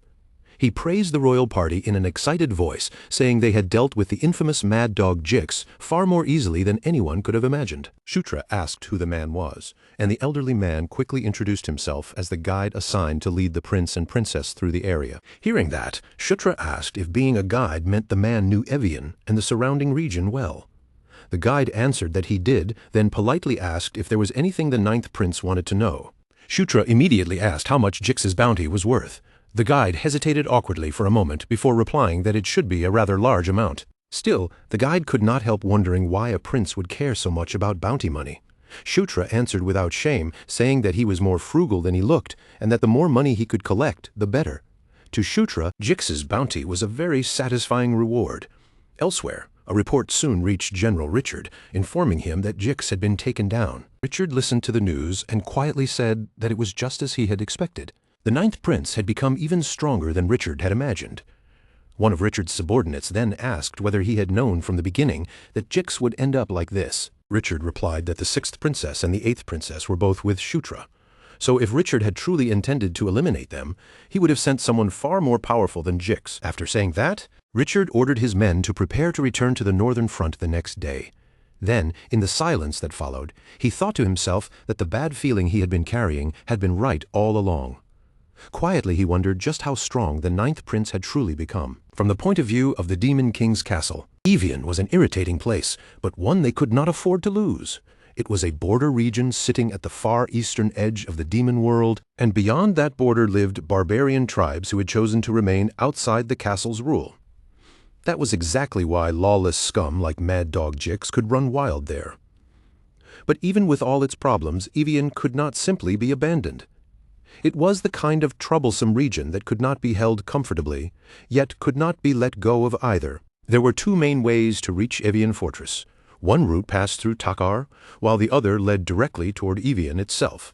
From Shutra's perspective, the route through Takar was clearly the better choice, so he awkwardly brought up the need to gather supplies and exchange the treasure they had earned from clearing dungeons. Felicia understood his intention almost immediately and teased him, asking if that was the real reason he wanted to go to Takar. Then, with a playful look, she asked whether there might be some other reason hidden behind his choice. Shutra grew flustered at once and denied it, insisting that there was nothing strange about his plan at all. Felicia laughed lightly and told him she was only joking. Then she reminded him that the rendezvous point had already been decided as Takar anyway. Felicia also asked whether the Lycanthrope group would be coming to Takar as well. Caitlin confirmed that they would. She explained that because this was a military mission, it was only proper to bring support troops with them too. She added that there was also a large teleportation circle near Takar, which made it a convenient place to gather. Hearing that, Shutra felt inwardly relieved. Even so, Caitlin found herself thinking that it had been quite a while since she had last visited Takar, and she wondered whether the auction house there was still the same as before. By nightfall, the group finally arrived in Takar. The city was every bit as infamous as Shutra remembered. Noise, vice, and dangerous-looking people filled the streets from every direction. Carrick looked around and remarked that the city was exactly like the rumors said, a place unlike anywhere else. Felicia warned everyone to stay alert. A city where all kinds of people gathered was naturally dangerous, and Takar was no exception. Once their lodging had been arranged, Felicia suggested that, since there was nothing in particular to do until the auction opened, each of them should take some free time. Shutra immediately said that he would go look around with Karak. Felicia smiled and told him to go ahead and enjoy himself. Shutra eagerly grabbed Karak and headed straight out into the city. Watching him leave, Felicia remarked that he seemed unusually excited. After Shutra was gone, Caitlin asked what exactly he had said he came to Takar to do. Felicia answered lightly that who could say for sure maybe Shutra really had come because of women. Caitlin froze in place, caught completely off guard, and quietly repeated the word women. She sounded as if she could not quite believe what Felicia had just said. Under the moonlit streets of Takar's slave market, Shutra and Carrick finished yet another fruitless search. A dealer spread his hands and told them that there was no slave there by the name of Nyatra. Shutra could only let out a tired, disappointed sigh. Carrick asked whether Shutra was truly sure a woman named Nyatra was even in the city, pointing out that they had already searched everywhere worth checking. Shutra told him to wait a little longer. But deep inside, even Shutra began to doubt himself. Maybe this was simply how things were supposed to happen after all. In Night Saga, Zephyr was not meant to meet Nyatra until a year later, so Shutra wondered if that meant she could not be found at this point in time. At last, Shutra decided to give up for the moment and told Carrick that they should head back. As they started to leave, Carrick remembered the description Shutra had given earlier and asked if the succubus named Nyatra had pink hair. Shutra said that she did. Carrick then asked if her horns were black as well. Shutra confirmed that too, then asked why Carrick was suddenly bringing it up. Carrick pointed ahead and said that he had just seen someone who looked exactly like that. Shutra froze where he stood. Not far ahead, a pink-haired woman with dark black horns moves through the busy street ahead, her figure slipping between the crowd like a shadow. Shutra stops cold, staring at her back in disbelief, and without realizing it, he quietly breathes out Nyatra's name. The moment the name leaves his mouth, Shutra snaps back to himself. He suddenly lunges forward through the crowd, reaching out as he calls after her and tells her to wait. But before Shutra can close the distance, before his hand can even come near her shoulder, the woman slips away at once, vanishing down the street with startling speed. Shutra immediately breaks into a chase, following the path where Nyatra disappeared. He cuts sharply into the alley she ran through, his steps echoing against the narrow walls, but the instant he enters, she is gone. Shutra looks left and right in complete confusion, unable to understand it because he is certain she came this way only moments ago. Without wasting another second, Shutra calls out to Green Wind and orders her to find the woman they just saw. Green Wind appears uncertain, clearly not understanding why he is suddenly so shaken. But even so, she promises that she will track the woman down. Yet no matter how they search, the trail disappears as if it had been cut off completely. Shutra tightens his jaw, frustration rising in his chest, and wonders where Nyatra could have vanished too. Just then, Carrick speaks up, saying there is something else strange about the situation. According to him, the slave trader had told him that the woman they saw was not there as merchandise to be sold, but had come there to buy slaves herself. Shutra turns toward Carrick in stunned silence, the words hitting him harder than expected, because that possibility had never even crossed his mind. Only then does the realization sink in. At this point in time, Nyatra was not a slave at all. Meanwhile, from somewhere high above, Nyatra quietly looks down at them. Shutra suddenly feels the weight of a gaze on him and jerks his head upward, but when his eyes search the rooftops, there is nothing there. Under the pale moonlit sky, Shutra thinks back to the future he once knew and feels his thoughts twist into confusion. He cannot help wondering what could possibly happen to Nyatra within just 1 year for her to end up as a slave beside him. When they finally return, Caitlin notices right away that something is off. She looks closely at Shutra and asks if something bad happened, pointing out that he has barely said a word since coming back. Carrick answers in his usual casual tone, saying that is just how things are. Caitlin's expression softens as she turns back to Shutra and gently asks if he is tired. She suggests that they can always postpone the visit to the auction house until another day, but Shutra immediately refuses. He tells her that they have no way of knowing when they will be able to come back again, so it is better to go now while they still have the chance. Caitlin warns him not to force himself too much and says that if it becomes difficult, they can simply return early. But before the group can leave, Amita stops Shutra and tells him to take a look at the work he has just finished. Amita presents the newly tuned equipment with a satisfied look, explaining that the adjustments are now complete, so from this point on, it should be far easier and more convenient to use. Shutra smiles in relief and thanks him. From above, Felicia calls down to the group, telling everyone to stop wasting time, get ready, and move already. Carrick answers back at once, saying they are heading out right now. By the time they arrive, the auction house is already packed with people, the entire place buzzing with noise and anticipation. Caitlin appears in a dress Shutra has never seen her wear before, and Carrick immediately comments on it without holding back. Caitlin smiles brightly and explains that she could never wear clothing like this before because of Chris, then asks if it suits her. Carrick mutters that the 7th Prince seems more conservative than he first thought. Caitlin lets out a scoff and says Chris is not exactly conservative, just an older brother whose mind works like that of an old man. But Shutra barely hears their conversation at all. While the others continue chatting around him, Shutra keeps turning the same problem over and over in his mind. He knows he has to find Nyatra before they leave Takar, but the future he remembers has already changed so completely that he no longer has any idea where to even begin looking for her. Felicia suddenly leans closer to him, startling him as she asks what he is thinking about so seriously. Shutra quickly insists that it is nothing, trying to brush it off. Felicia narrows her eyes and points out that the answer is written all over his face. Then her gaze drops to his clothes, and she tells him to come closer, saying his tie is crooked. Shutra awkwardly agrees and shifts toward her, not quite knowing how to respond. But before either of them can say anything more, the auctioneer steps forward before the crowd and calls for silence. He asks if everyone can hear him clearly, then thanks the guests for waiting so patiently. With a broad, practiced voice, he announces that the auction will now begin and declares that today's lots are exactly the items everyone has been waiting for. And at that very moment, Shutra sees her again. His eyes widen sharply as he realizes the woman appearing there is none other than Nyatra. The shock hits him so hard that he abruptly tells Felicia he needs to go to the bathroom for a moment. Felicia immediately protests, reminding him that the auction has only just begun. But Shutra is already moving before she can stop him. As he hurries through the hall, his thoughts race wildly, and he keeps asking himself why Nyatra is here. He wonders if she came to take part in the auction somehow, or if something far worse is unfolding right in front of him. Then, through the shifting crowd, Shutra catches sight of a rough, dangerous-looking man nearby, and the instant he recognizes him, his entire body freezes. Shock runs through him as he wonders what the hell that man is doing here in Takar. In the very next moment, a violent explosion rips through the hall, shaking the auction house and throwing the crowd into terror. Someone shouts in confusion, demanding to know where the blast came from, while screams erupt all around and people scatter in every direction. Shutra grits his teeth, anger flashing through him as he thinks that these attackers are completely insane. Amid the chaos, desperate voices cry out for help. The auctioneer tries to regain control, pleading with everyone to remain where they are and saying that he will first assess the situation.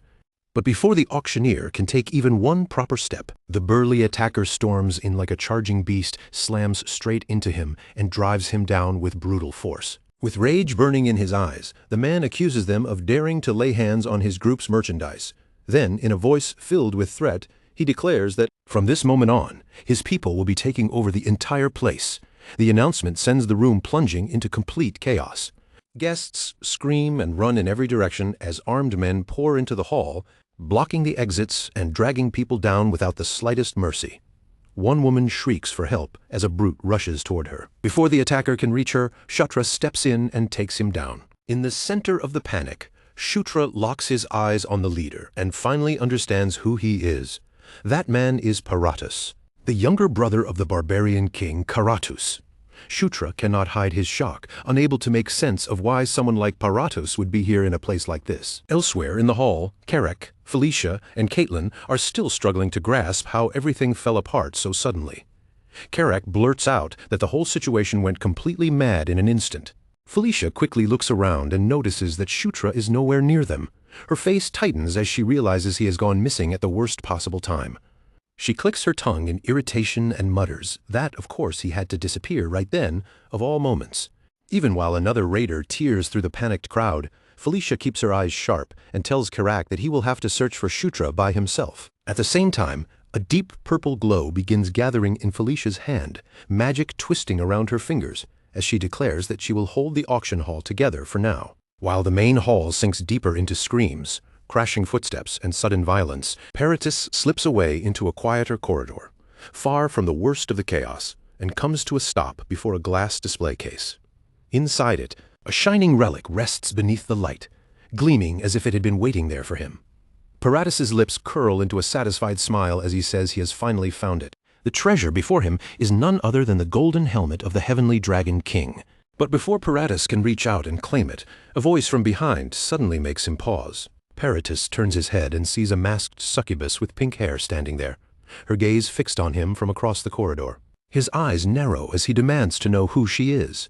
In the very next instant, the succubus snatches up several artifacts and bolts away before Paratus can react. Paratus snarls after her, warning that if she plans to escape, she had better drop everything she just stole first. The girl moves through the corridors like a streak of white and pink, swift enough to blur past the broken displays. She leaps over scattered rubble and squeezes through narrow gaps, while Paratus crashes after her with the force of a charging beast. When Paratus reaches for her, she twists away from his grasp and keeps fleeing down the corridor, but he only sneers and spits out that she is an arrogant bitch.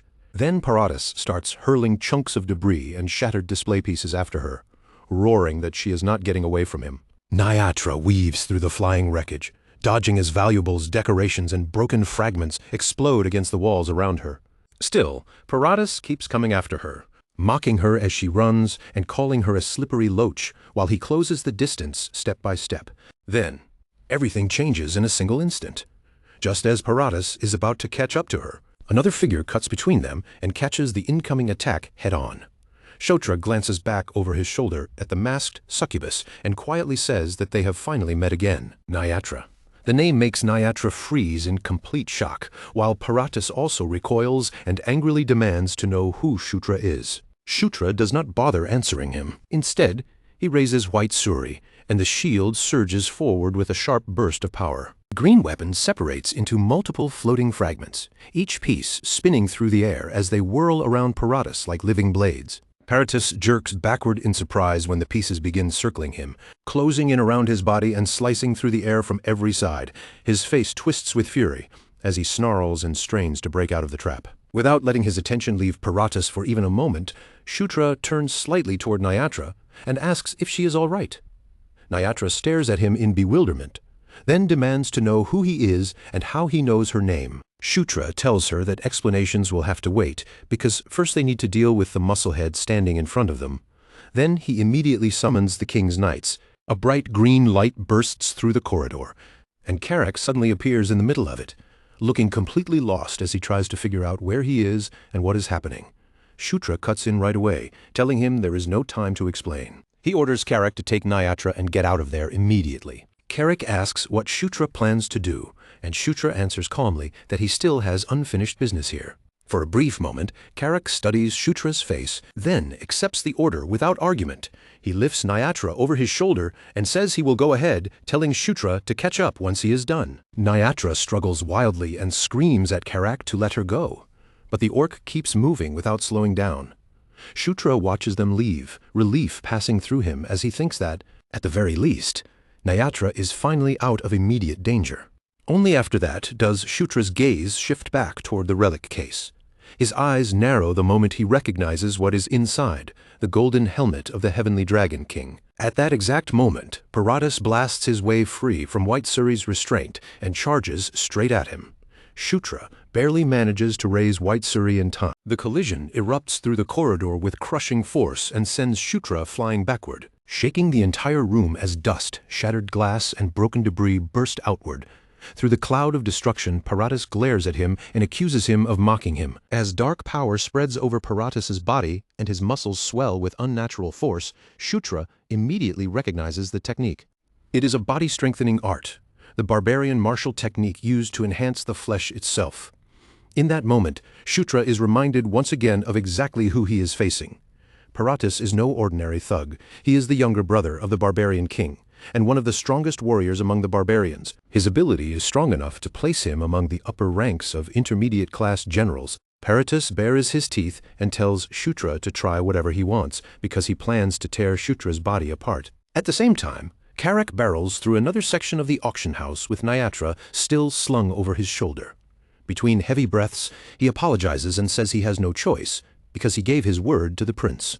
But before Carrick can make it much farther, raiders begin pouring into the corridor ahead, spreading out and blocking his path completely. Carrick curses under his breath, lowers his stance, and charges straight toward them anyway, slamming head-on into the first line of enemies.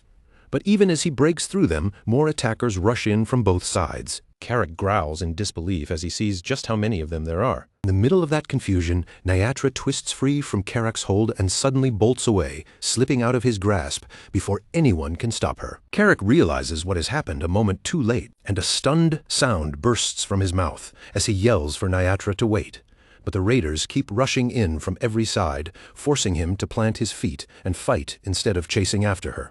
Meanwhile, back in the ruined corridor, Shutra and Paratus collide again and again with terrifying force, their strikes crashing together hard enough to split the floor beneath them. Chunks of rubble rain down from the ceiling with every impact, and each exchange between them carries the kind of killing force that could end the fight in a single mistake. Shutra understands almost immediately that against Paratus, even one wrong step would mean death. A brutal blow smashes into him and sends him skidding across the broken floor, forcing him to brace behind White Suri as sparks and debris scrape around him. Breathing hard, Shutra admits to himself that Paratus's raw strength is absurdly overwhelming. Even so, he refuses to back down and launches a counterattack. White Suri flashes with green light and shoots forward toward Paratus, but the barbarian bulldozes through the attack with nothing but brute power. He mocks Shutra outright, sneering that such a weak strike is pathetic, and scorns him for daring to stand against him with such meager skill. Shutra narrows his eyes, steadies his breathing, and calmly admits that Paratus is right about one thing. Then a message flashes as Nightwatch uses Blink for the first time. In the next instant, Shutra disappears from Paratus's line of attack and reappears somewhere else in a streak of blue light. He slips neatly around the barbarian's assault and strikes from the side with a sharp, precise blow. Even while acknowledging that Paratus is monstrously strong, Shutra points out that strength alone means very little if he can keep slipping away from every attack. He adds that an enemy who cannot catch him has no way to do anything to him at all. Shutra keeps moving, weaving around Paratus's massive frame and striking whenever even the smallest opening appears. Each time Paratus turns toward him, Shutra has already vanished from that spot. And each time Paratus swings, Shutra is already somewhere else. Another message flashes as Nightwatch uses Blink for the second time. Paratus snarls with pure frustration, his patience finally snapping as he shouts for Shutra to stop acting like a coward. He bellows for Shutra to quit dodging and face him head-on like a real fighter. Shutra answers coolly, remarking that Paratus is even more impatient than he expected. Paratus roars that if that is how Shutra wants it, then he will end everything with a single blow. Shutra replies that the timing could not be better, because he is ready now as well. A fierce red power begins gathering around Shutra's gauntlet, pulsing brighter with each passing second. The heat and pressure swell violently around his arm as he activates Earthshaker Awakening. Then Shutra drives that power forward and unleashes a destruction burst. The blast slams straight into Paratus and erupts through the corridor in a violent crimson detonation. Paratus groans as the shockwave rips through the room, tearing the surroundings apart and blasting him backward. Far away from the impact, Felicia senses the tremendous force ripple through the auction house and instinctively calls out Shutra's name. When the dust finally begins to settle, Shutra checks the result of the attack. Since his experience does not increase, he realizes that Paratus is still alive. Shutra lets out a slow breath and tells himself that this is fine, because killing Paratus was never his main goal in the first place. He decides the rest can be dealt with another time and immediately turns to leave. As Shutra moves through the wreckage of the auction house, he hopes Karak managed to escape safely with Nyatra. Then, as he checks the map, something strange catches his attention. Shutra realizes there is still one more presence nearby besides his own. Before he can react, the cold edge of a blade presses against his neck. Nyatra appears behind him and orders him in a chilling voice not to move. She says Shutra picked up the object that had fallen to the floor and demands that he hand it over at once. Then she names it, the Jewel of Crimson Tears. The moment Shutra hears that name, the missing pieces finally begin to connect. He says quietly that now the whole situation is starting to make sense. A third message flashes as Nightwatch uses Blink for the last time. In a flash, Shutra slips free from the blade and reappears behind Nyatra. He tells her that she must have come to the auction house because of that jewel. Then Shutra says something that makes Nyatra freeze where she stands. Because of that jewel, she ended up being captured and sold into slavery. Nyatra whirls around in disbelief, her expression twisting as she demands to know what kind of nonsense he is saying. She snaps at him to stop talking as though he knows anything about her. Shutra answers her anger with only one quiet name. He tells her that her true name is Lapakiria. The effect is instant. Nyatra's eyes widen completely. shock spreading across her face as if the ground has vanished beneath her. Nayatra's voice trembles as she asks how Shutra could possibly know that name. Shutra answers quietly, explaining that a succubus reveals her true name only once in her entire life, and only to the person with whom she has shared genuine love. He tells her that a true name is a kind of magic by itself, and that someone whose true name is known cannot easily resist the one who holds it. Nayatra stares at him with confusion deepening in her eyes and asks what exactly Shutra is. But before Shutra can give her any answer, Carrick comes charging back into view in a state of complete panic, shouting for the prince to help him because there are far too many enemies to handle alone. Nayatra hears Carrick call Shutra a prince, and her entire body stiffens in surprise. Shutra says they can deal with proper introductions later. Then, without missing a beat, he throws a weapon toward Carrick and tells him to take it. Carrick catches what Shutra throws his way, his eyes widening as a rough sound of surprise escapes him, even with enemies still pressing in from every direction. Carrick tightens his grip around the weapon, swings it hard, and shouts his thanks to the prince. Nearby, Nayatra watches the exchange with growing confusion, unable to understand why this orc is treating Shutra with such loyalty and importance. Shutra turns back to her and asks if she just said she was searching for the Jewel of Crimson Tears. Nayatra hesitates, clearly shaken by how much he already seems to know. Shutra tells her they should handle the danger in front of them first, and then they can continue the conversation afterward. After a short pause, Nayatra accepts. Her gaze sharpens, and in a calm voice she says she will take care of that side. The fight spreads rapidly through the wrecked auction hall. Nayatra moves through the chaos with swift, precise footwork, striking down any raiders who come too close as collapsing stone, clashing weapons and shouting men echo beneath the night sky. Not long after that, Felicia and Caitlin arrive at the scene. Felicia scans the wreckage around her, then spots Shutra, Carrick, and the masked succubus standing together amid the destruction. Shutra calls out to Felicia, and she immediately demands to know what happened inside after such a massive blast shook the place. Shutra answers simply that he fought Paratus. Felicia is instantly stunned. She asks if he means Paratus, the younger brother of the barbarian king, and the moment she says it, she understands what his presence implies. If Paratus was there, then the barbarian tribes were not just attacking the auction house, they were attacking Takar itself. Shutra replies that, from what he saw, their main target had definitely been the auction items. Before the conversation can continue, Felicia's eyes shift toward the pink-haired succubus standing quietly behind him. She tells Shutra to wait and asks who the girl behind him is. Shutra glances back at her, then introduces her by name. He says she is Nayatra and adds that, because of a complicated situation, it looks like she will be traveling with them for a while. Felicia repeats that she is a succubus in disbelief, clearly caught off guard by how suddenly Shutra has brought someone like her into their group. But the conversation ends almost as soon as it begins. A breathless messenger rushes in and shouts that there is trouble. Felicia turns toward him at once and demands to know what happened. The messenger announces that the barbarian army has crossed the border. Those words freeze everyone where they stand. Shutra stares at the messenger in shock, while Felicia demands confirmation. The man insists that the report is true, and adds that they have even confirmed the barbarian king himself has joined the march. Caitlin and Felicia both react sharply to the news, while Shutra's thoughts begin racing faster than ever. Felicia immediately asks for the current situation. The messenger reports that General Vandal is already leading troops to intercept the advancing barbarians, and that a request for support will likely reach them soon. Felicia mutters that their own reinforcements have not arrived yet, meaning their side is far less prepared than it should be. At that moment, Shutra finally understands what has been bothering him. Looking back on everything Paratus did, Shutra realizes that the man's reckless heist was never some random act of greed. The barbarian side had planned to strike Evian and the auction house at the same time, throwing everything into confusion while they attempted to seize the golden helmet. That had been the real plan from the very beginning. Shutra lets out a slow breath and admits to himself that the situation has become far more complicated than he expected. Then his thoughts turn toward something even darker. The barbarian king, Karatus, is no ordinary enemy, even in the future of Night Saga. In the year 515, Karatus had remained a terrifying opponent even for Zephyr. But right now, it is only the year 512, 3 full years before that point. Shutra quietly asks himself whether he can truly stand against someone like that already. Later, after the immediate panic has settled and the others are busy dealing with the larger crisis, Nayatra sits alone at a small table in a quiet corner beneath the night sky.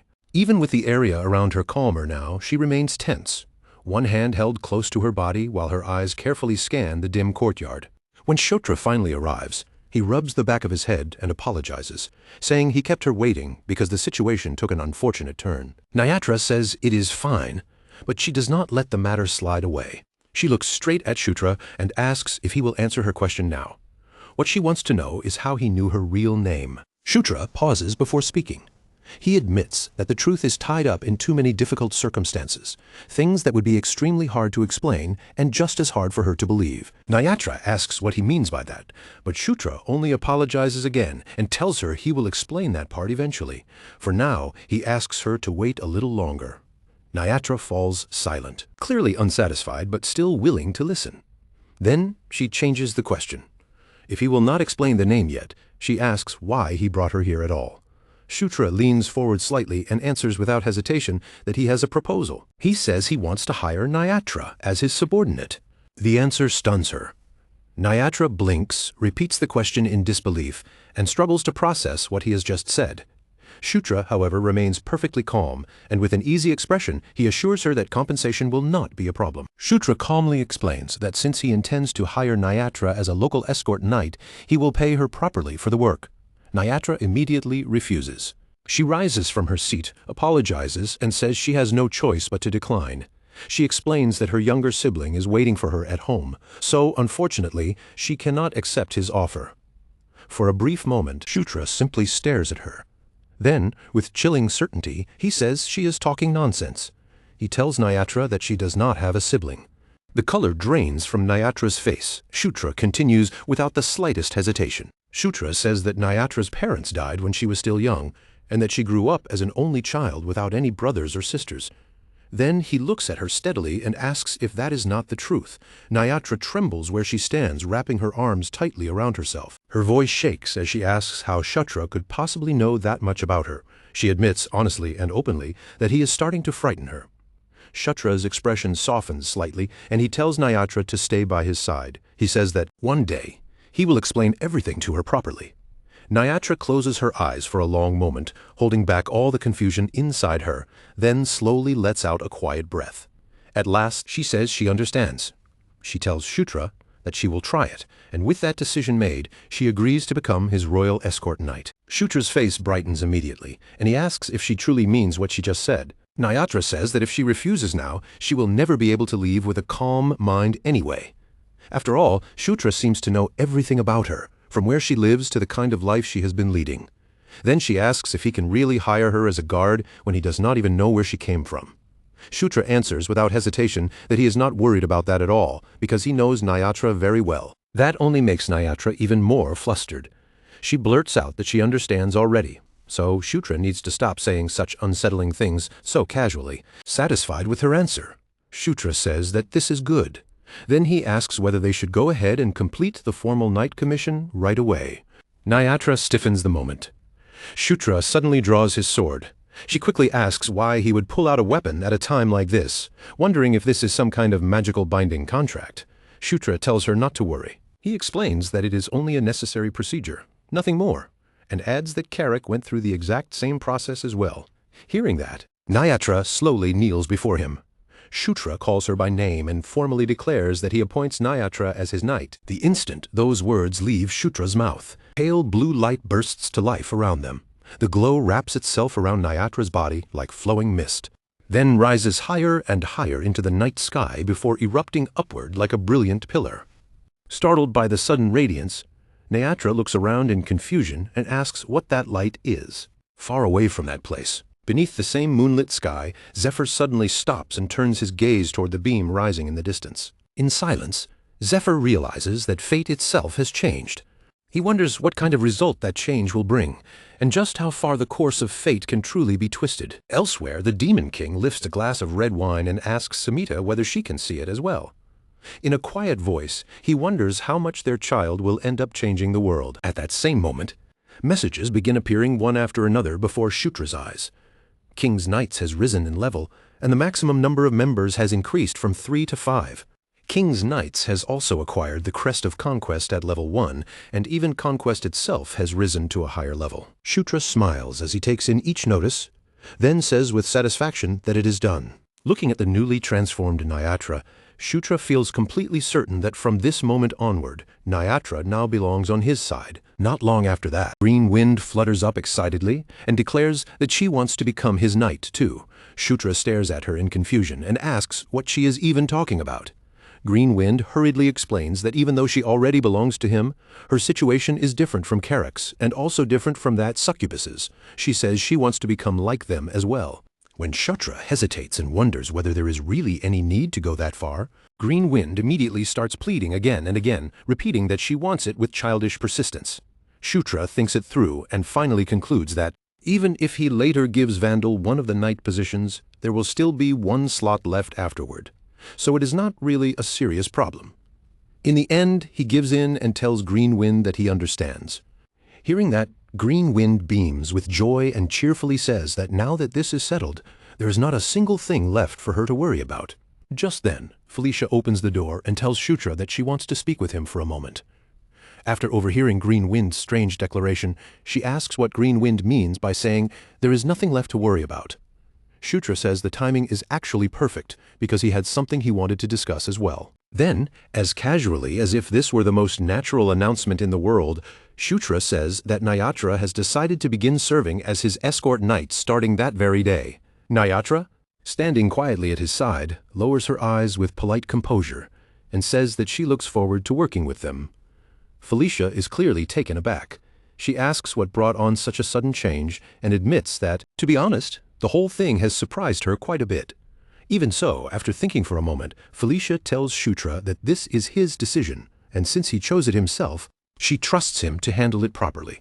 Shutra thanks her sincerely. Then Felicia suddenly remembers something else. She says she heard that the auction items disappeared during the chaos, then asks Shutra directly whether he happened to take them. Shutra awkwardly admits that he did, but asks why that matters. Felicia says her suspicions were right after all, then tells him to show her the items. When Shutra reveals everything he collected, even Felicia is shocked into silence for a moment. Treasure chests, ornaments, relics, weapons, and all kinds of valuables are stacked in front of them in a glittering pile. Felicia stares at the collection and asks what in the world all of this is. Then, half amazed and half exasperated, she says Shutra really has some nerve to steal that many things. Shutra defends himself by saying it was still better than letting Paratus steal them. That is when Felicia's gaze settles on one particular item. The moment she sees it, she realizes this must have been what Paratus was after all along. Shutra confirms it, and says the artifact is the golden helmet of the Heavenly Dragon King. Felicia carefully lifts it and studies it beneath the light, explaining that it is a sacred artifact symbolizing royal authority. According to legend, it was once worn by the ancient barbarian king himself. In other words, she says it is essentially a crown. Felicia says that if that is the case, then it should become useful one way or another. Shutra looks confused, but Felicia immediately warns him to be careful. She says he must never let anyone find out that he secretly took it. If Vulcanus, the manager of the auction hall, discovers the truth, the situation will become extremely troublesome. Shutra nods and says he will keep that in mind. By the next day, the sky has brightened again, but the unease from the previous night still hangs heavily over everything. Shutra gathers the group together, and Felicia tells them that by now they have all heard the news of the barbarian king's attack. She explains that for the moment, before they continue on to Evian, they are supposed to meet up with reinforcements first at the rally point. Felicia says the Dark Elves are probably already waiting there, and the lycanthropes should arrive around noon. She explains that they will move together with the supplies purchased the day before, leave the rally point in the afternoon, and return to Evian no matter what. After laying out the plan, Felicia tells everyone to prepare accordingly. The others answer at once. Karak says he understands, while another voice tells her not to worry. Following Felicia's instructions, the group finishes making their preparations in Takar and sets out from the city. Before long, Shutra and the others finally arrived at the agreed rally point, the place where the scattered support forces were meant to gather. Waiting there was a woman who stepped forward with perfect formality, lowering her head as she greeted Felicia Doomblade and respectfully welcomed the arrival of the sixth princess. That woman was none other than Alida Doomblade. Felicia's expression softened the moment she saw her. With a warm voice and a familiar smile, she said it was wonderful to see her again, calling her Aunt Alita before gently asking how she had been all this time. Shutra stood nearby, watching their reunion in silence, and the name immediately stirred his memory. He knew exactly who Alita Doomblade was in Night Saga. She had been the final escort knight who stayed by Felicia's side and protected her until the very end. In Shutra's memories, Alita had always appeared with a stern, unshakable expression, the kind of face that never let its guard down. So seeing her smile so naturally now made him think that this gentler expression suited her far better. Time continued to pass, and after noon had already slipped by, the lycanthrope forces finally reached the rally point as well. With the two groups now joined together, the reinforcements numbered around 400 in total. Shutra quietly judged the force in his mind and knew that, by ordinary standards, it was not especially large. Still, with the situation so urgent, there had been no room to wait for a bigger army. Speed mattered more than numbers now. That brief moment of order vanished almost immediately when an urgent report arrived from one of the strongholds. The messenger breathlessly reported that the enemy had already launched attacks against several strongholds at the same time. Felicia's eyes widened in alarm, and she quickly asked if the assaults had truly begun already. Alita's expression sharpened as she took in the report. Judging from the enemy numbers, she concluded that their main army was likely holding General Vandal in place, while separate elite units were being sent to capture the strongholds one by one. Her voice turned grave as she warned them. If they handled this poorly, General Vandal could be cut off and isolated from the rest of their forces. Felicia immediately asked which stronghold was closest to the place the urgent message had come from, and Alita answered that it was the 7th stronghold, but even that answer brought no comfort. Alita added that even if they departed right away, marching there would still take at least 2 full days. Felicia understood the implication at once. 2 days was far too long. Her face tightened as she said that, by then, the stronghold would most likely have already fallen. That was when Shutra stepped in and calmly said they needed to leave as quickly as possible. Felicia turned toward him at once. Before Felicia could question what he meant, Shutra told her they should deal with the supplies first. Then, without wasting another second, he activated his inventory. In the very next instant, the air seemed to flash. One crate after another disappeared before everyone's eyes, vanishing in rapid succession until all 999 boxes had been swallowed into his storage. The officers gathered around them could only stare, stunned into silence. Alita looked genuinely astonished as she admitted she had never seen anyone store such an enormous amount of supplies all at once. She could not help wondering just how powerful that magic tool had to be if it could hold so much without strain.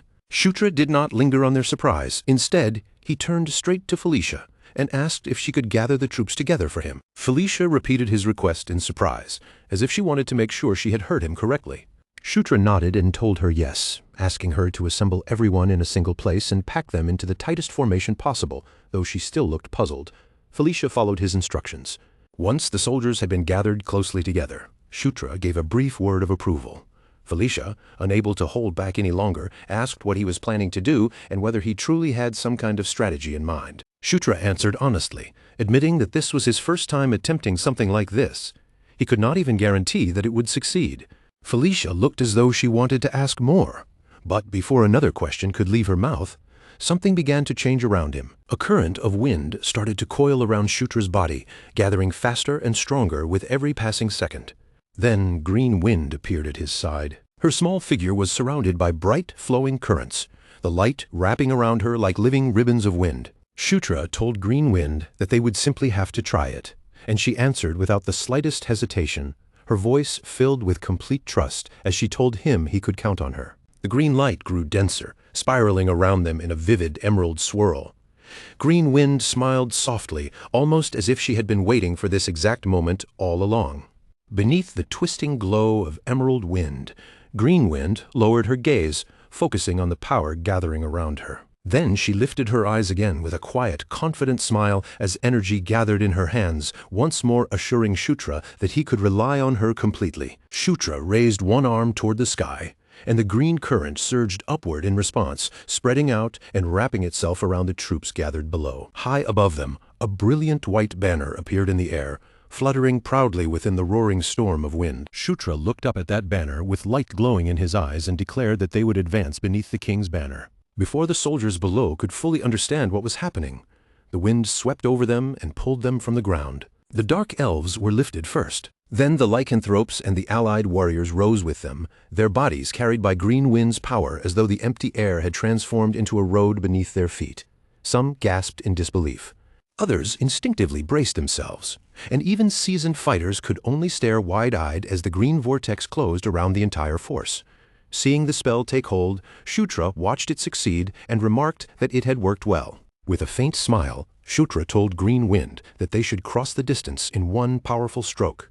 The wind answered his command immediately, moving faster than even a swift gale, and the entire unit shot across the land in one massive surge. At that very same time, far from where Shutra's forces had taken flight, at the third stronghold, General Vandal knelt in the snow, surrounded by corpses and the brutal aftermath of battle. His breathing came out heavy and ragged as he gripped his weapon tightly, forcing himself to stay upright even though his body was clearly near its limit. A painful groan escaped him, followed by a low curse muttered through clenched teeth. In front of him, a massive shadow moved through the storm, stepping closer with a presence that pressed down on the battlefield. The figure looked down at Vandal with cold, merciless eyes and issued a short, simple command. Kill him! Meanwhile, the situation elsewhere was just as dire.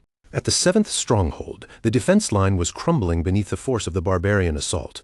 Warriors clashed violently in the snow while monsters and beastmen poured across the battlefield in overwhelming numbers. At the center of that desperate defense stood Caligula. The Lizardman commander fought fiercely among his soldiers, doing everything he could to hold the line.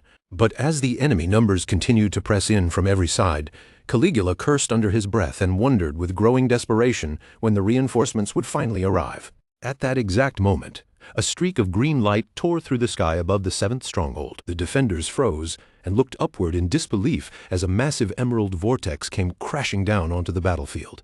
The impact swallowed the air around it, hurling nearby barbarians off their feet and into the sky. Snow, broken stone, and battlefield debris burst outward from the force of the landing, scattering in every direction.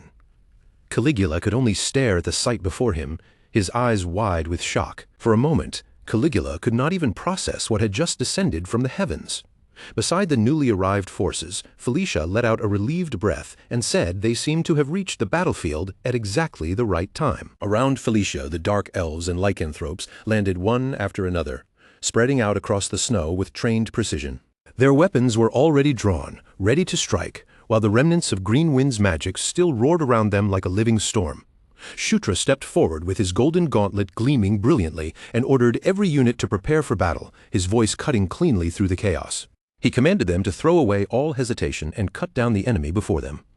At once, the allied forces surged forward, and the dark elves raced ahead with blades and spears flashing in their hands. They struck with sharp, disciplined precision, slipping through openings and tearing into the barbarian line. Beside them, the lycanthropes charged with wild speed and raw ferocity. With claws, weapons, and overwhelming momentum, they ripped through the barbarian formation and scattered the enemy ranks apart. Shutra pushed forward at the heart of the charge, his golden gauntlet blazing so fiercely that it shone like a small sun in the middle of the snowbound battlefield. With a fierce shout, he unleashed gigantic piston, and the force of the attack exploded outward in a devastating shockwave. The blow smashed straight through the barbarian line, breaking their formation apart in a single violent burst. From that moment on, the battle had no chance of dragging on for long. Once the elite dark elves and lycanthropes joined the assault, the morale of the barbarian tribes collapsed almost instantly. After losing their commander, the barbarians had nothing left but panic, and they scattered in every direction. In the end, the 7th stronghold was secured in a complete victory for the demon tribes. But victory gave them no time to breathe. Other strongholds were still under attack. So, Shutra and his group immediately set out for the next battlefield, rushing from one stronghold to another without slowing down. They struck the barbarian forces before the enemy could regain balance, cutting through each group while confusion still gripped their ranks. After another round of brutal fighting, they finally pushed the barbarians back from both the 6th and 5th strongholds. By the time the 5th stronghold was secured, exhaustion had settled over everyone like a heavy weight. Caitlin said that taking back 3 strongholds in only 3 days was incredible, openly praising Shutra for what they had accomplished. Felicia admitted that Caitlin was right, but she still complained that the pace was far too harsh, especially since she had gone 3 full days without sleep. Shutra half-jokingly said that maybe they should just leave the remaining strongholds alone before they fell, which made Felicia quickly insist that was not what she meant. As soldiers from each rescued stronghold joined them, their numbers swelled significantly, and after 3 consecutive victories, the entire force was burning with fierce morale. Shutra quietly thought to himself that, if they continued moving with this momentum, they should be able to secure the next stronghold without facing any major trouble. However, Carrick warned that the fourth and third strongholds were not the same as the ones they had just saved. According to the latest report, the fourth stronghold had already fallen, and the third had gone silent, with no message arriving for quite some time. That silence pressed heavily over the group. Shutra studied the situation carefully and said that the Demon King's castle must already be aware of the crisis, which meant additional reinforcements were likely being prepared. He also added that General Vandal should still be holding out, so they ought to have some time. Shutra then instructed Carrick to question the captured barbarians and gather as much useful information as possible. Carrick thought it over for a moment before agreeing. Soon after, night settled over the stronghold. Even with darkness covering the fortress, Shutra could not bring himself to rest.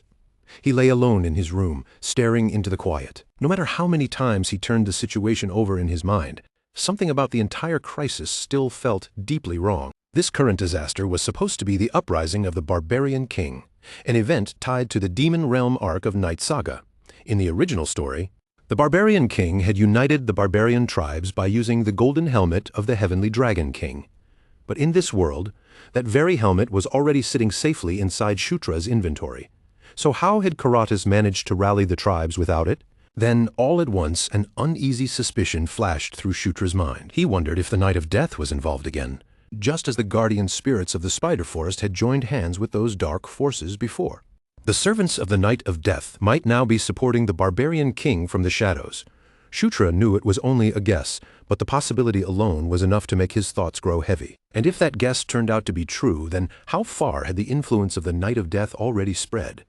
Just as that chilling question settled in his mind, golden light suddenly burst open inside his room. A glowing system window appeared before him, announcing that it was his birthday. Shutra flinched as another message informed him that he had turned 15, leaving him wondering why something like this was happening so suddenly.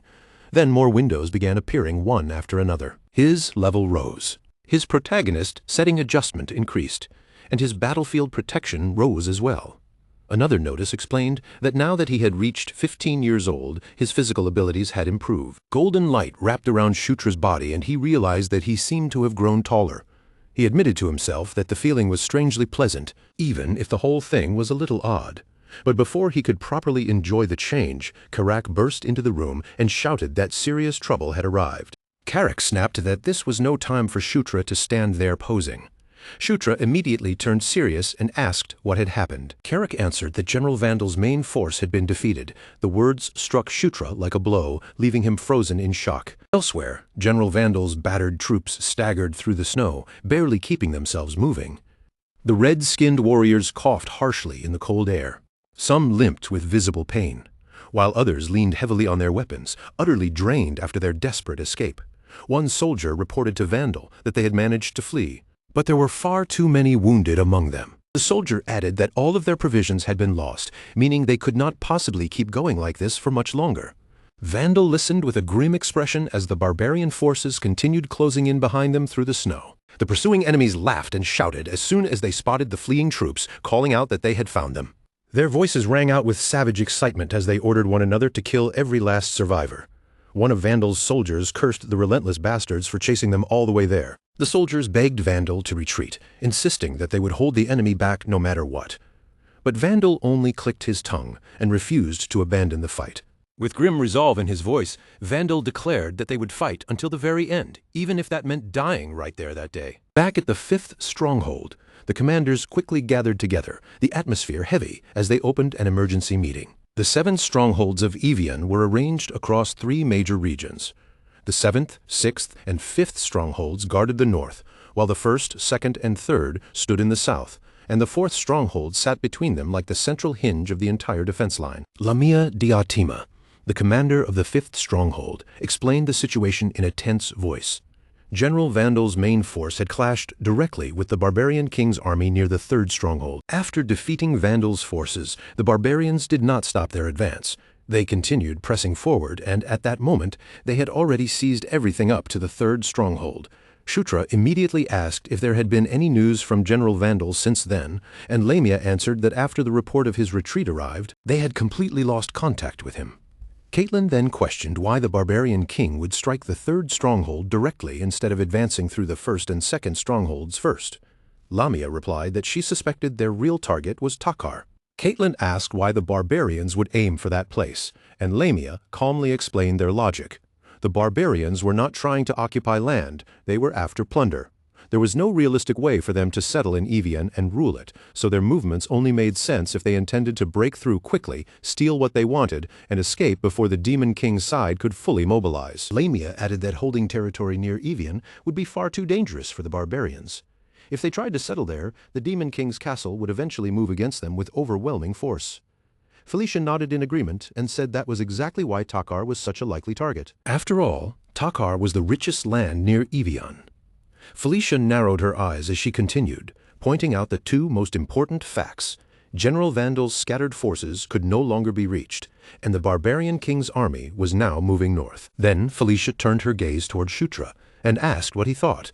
Around the room, every voice fell silent as the others waited for his answer. Carrick stood behind Shutra with a grim look on his face, his broad frame tense as he listened. Nyatra remained quiet as well, watching the exchange carefully, while Felicia and Caitlin both kept their attention fixed on Shutra. With everyone looking to him for a decision, Shutra lowered his gaze for a moment and said that, in his view, meanwhile, far away on a rain-soaked battlefield, the barbarians continued their brutal assault. Bare feet slammed against the muddy ground as warriors laughed wildly and cut down the enemies in front of them. One barbarian let out a savage laugh as he swung his weapon down. Another roared for their enemies to die, his voice mixing with the rain and the clash of steel.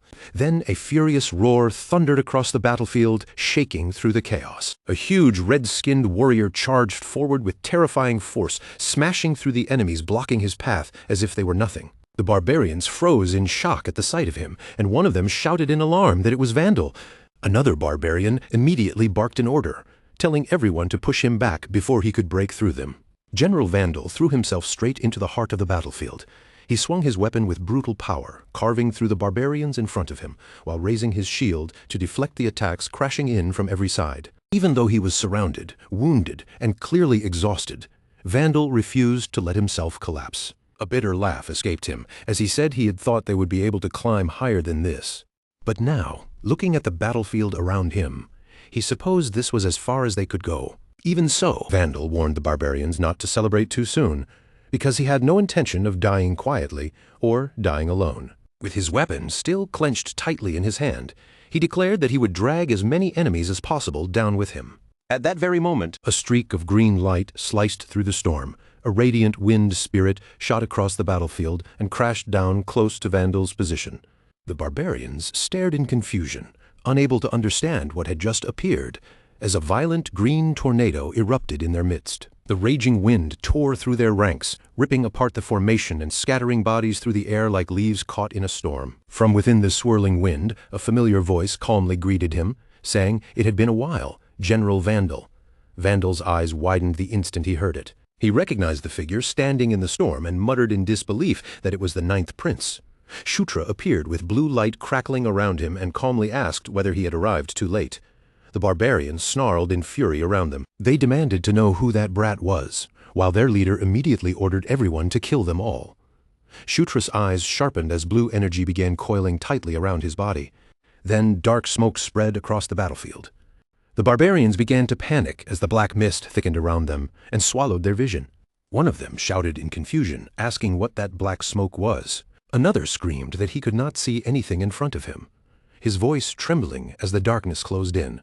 Hidden inside that black haze, Shutra activated Nightwatch's special ultimate move, Black Wraith. Shadowy figures surged through the smoke like ghosts released onto the battlefield. The barbarians staggered helplessly, unable to tell what was attacking them. Cries of pain and confusion broke out as the unseen force struck from within the darkness.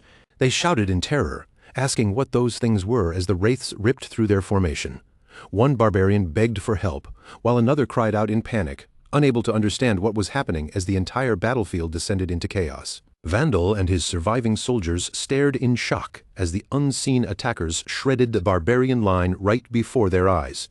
And in the center of the storm of black smoke and blue light, Shutra stood firmly, having reached the battlefield at the perfect moment. Alita raised her weapon high and ordered all allied forces to charge. At her command, the soldiers surged forward through the snow and smoke. They cut into the disoriented barbarians with fierce momentum. One barbarian looked around in shock, completely unable to understand how the battle had suddenly turned against them. Alita continued pushing ahead through the chaos, commanding her troops to wipe out the enemy before they could recover. Her soldiers answered with a powerful surge of momentum. They struck from every direction, pressing the advantage while the Black Wraiths continued tearing through the barbarian formation. General Vandal watched the entire battlefield shift before his eyes, then lowered his weapon with a grim smile. Vandal said he understood now, and it seemed that his time to die had not come just yet. As the battle finally began to reach its end, the chaos slowly gave way to the sight of the barbarians being driven back under the combined assault. Blue-black wraiths swept across the battlefield like living shadows, swirling through the smoke and devouring the last of the remaining enemies. Shutra stood among the fallen barbarians, calm amid the ruin around him. The after-image of Nightwatch's power still lingered around his body, flickering faintly in the air.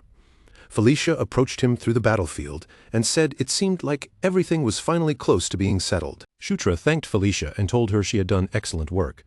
Felicia then looked at him with curiosity and asked how he had known General Vandal would be in this area. Shutra explained that the barbarian king's target was Takar. Because of that, Shutra had guessed General Vandal would move in the opposite direction. Felicia admitted that his reasoning made sense, but she still wondered how he had located Vandal so quickly when Evian was such a vast region. Shutra answered calmly, telling Felicia to look up above them. Felicia lifted her head in confusion and saw Green Wind floating high in the snowy sky, her small figure hovering far above the battlefield.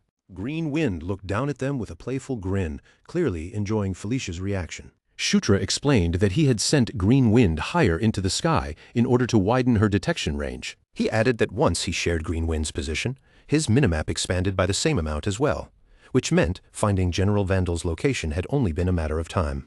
Felicia let out a tired sigh and said that Shutra was speaking in riddles again, as if his explanation only made things more confusing. Shutra simply told her not to worry too much about it, and said they should focus on ending the battle as quickly as possible. Meanwhile, far away from that battlefield, at the third stronghold, a barbarian messenger hurried before Karatus and reported that they had lost contact with the pursuit unit that had been chasing General Vandal. The messenger assumed the unit had been defeated and asked whether they should send additional reinforcements after them. Karatus rejected the idea without hesitation. He declared that the plan would not change and ordered his forces to continue toward Takar exactly as originally planned. By the next morning, the situation had become much clearer to everyone. The barbarian king was advancing north without seeking any further battles. Vandal immediately recognized that this was an unexpected move and explained that there had originally been two major reasons the barbarian king could not simply march north. The first was the danger of being attacked from behind by their forces, and the second was the risk of delays from blocked roads. Felicia asked if he was referring to the path that curved beyond the eastern boundary. Vandal confirmed it, explaining that something was blocking the road past that boundary line, making it impossible to cross from Evian's eastern side without passing through Takar. Felicia wondered if the barbarians had been avoiding delays because they feared the Grand Generals might become involved. Vandal said that might have been true before, but now the situation seemed to have changed. With a grim look, General Vandal faced the others and said the barbarians appeared determined to seize Takar no matter what happened. Shutra remained silent, fully understanding how dangerous that decision was. Shutra explained that instead of worrying about what might happen afterward, the barbarians were now focusing completely on the immediate situation in front of them. Felicia understood the problem at once and said that if that was true, then things were in a very bad state. Since only the bare minimum number of soldiers remained between the 5th and 7th strongholds, the path to Takar was practically wide open. If they allowed the situation to continue like this, Takar really would fall into the hands of the barbarian tribes. Vandal added that if they chased after the barbarians, the enemy would simply turn their forces around and force them into a large-scale battle. He said the barbarians would try to fight on the plains. That was the kind of battlefield where the barbarians had the most confidence. Shutra admitted that it was a true dilemma, and Caitlin agreed that the problem was as difficult as it sounded. If Takar fell, then the mission to defend Evian would fail. But if they pursued the enemy, they would be dragged into an unfavorable battle on ground the barbarians preferred. After thinking through the situation carefully, Shutra concluded that the most important issue was who controlled the initiative. On a battlefield, the side that seized the flow of battle first would be the side that stood closest to victory. The barbarian king's forces numbered 13,000, while the demon king's army had only 8,000 soldiers. Once the defensive personnel were excluded, those 8,000 were essentially the full strength Evian could field. From the very beginning, there was a considerable gap between the barbarian king's main army and the demon king's forces. So Shutra's side increased their marching speed, trying to close that distance as much as possible. By the time the barbarian king's army reached the area near the fifth stronghold, they had managed to reduce the gap to about half a day's march. But that was the closest they could get. For a while, both armies moved with exactly that half-day distance between them, neither side gaining nor losing ground. Because everything was happening in real time, the barbarian king could not easily force the demon king's army into battle. Their mobility was also fundamentally different. The demon king's army was traveling light without carrying heavy supplies, while the barbarians were slowed down by their provisions and the exhaustion building in their ranks. In the end, the barbarian king's main force found itself trapped in an awkward position. Even if they continued marching north and reached Takar, the demon king's army would be right behind them. Takar was not defenseless either. It was a self-governing territory with its own military forces. That meant the barbarians risked being squeezed between Takar's defenders and the demon king's army at the same time. Shutra understood clearly that the foundation of strategy was forcing the enemy into a bind they could not easily escape. In silence, Shutra wondered what Karatas would choose to do now that the barbarian king's hand had been forced. Just then, a scout rushed in and shouted that the barbarians were on the move. Shutra's head snapped up, and he thought that the moment had finally arrived. He checked the map at once, wondering if this movement was Karatas' answer. At Takar, Karatas rode at the very front of his army, laughing wildly as his forces advanced behind him. He sneered that no matter how desperately his enemies racked their brains, it would not matter in the slightest, because they would not be able to do anything to stop him. Then he ordered his men to move forward. Calling them scum, Karatas urged them to run wild as much as they wanted and unleash everything on the battlefield ahead. Elsewhere, Shutra stood atop a rocky ledge, with his allies and soldiers gathered behind him as they looked down over the field below. Carrick said that the battle had begun, and fortunately they had managed to arrive just in time. But then Carrick noticed something strange in the enemy's movements and asked why only that one group was advancing. Below them, a small barbarian unit was moving separately from the main army. Carrick wondered aloud whether they truly intended to break through Takar's walls with only that limited force. Shutra said the barbarians had probably already realized there was a trap waiting for them. If they moved carelessly, they would be caught between Takar's army and the Demon King's army, then forced into battle from a terrible position. That was why they were sending only a minimal force forward first, trying to pin Shutra's army in place before committing everything. Caitlin asked how such a small number of troops could possibly accomplish that. Shutra did not answer directly and simply told her they should watch for now. The small barbarian unit charged toward Takar's walls, rushing across the field as the tension around the battlefield tightened. Takar's soldiers lined the walls and drew their bows in unison, releasing a fierce storm of arrows down toward the charging enemy. But the barbarians did not slow down. Even as the projectiles rained over them, they pushed straight through the deadly barrage, roaring like beasts. With their weapons raised high, they surged forward with brutal momentum, forcing their way across the battlefield as if pain and fear meant nothing to them. The small barbarian force rushed toward Takar's wall with savage laughter ringing through the air, and at their center, the barbarian king grinned as though the arrows and defenders in front of him were nothing more than a minor nuisance. He lifted his strange red polearm high above his head, and crimson power began spiraling around the weapon like blood-colored lightning. With a wild roar, the barbarian king brought the weapon crashing down. The strike slammed into Takar's wall with terrifying force, blasting stone, dust, and soldiers into the air. From the ridge, Shutra, Caitlin, and Felicia stared in stunned silence as the wall burst apart from a single devastating blow.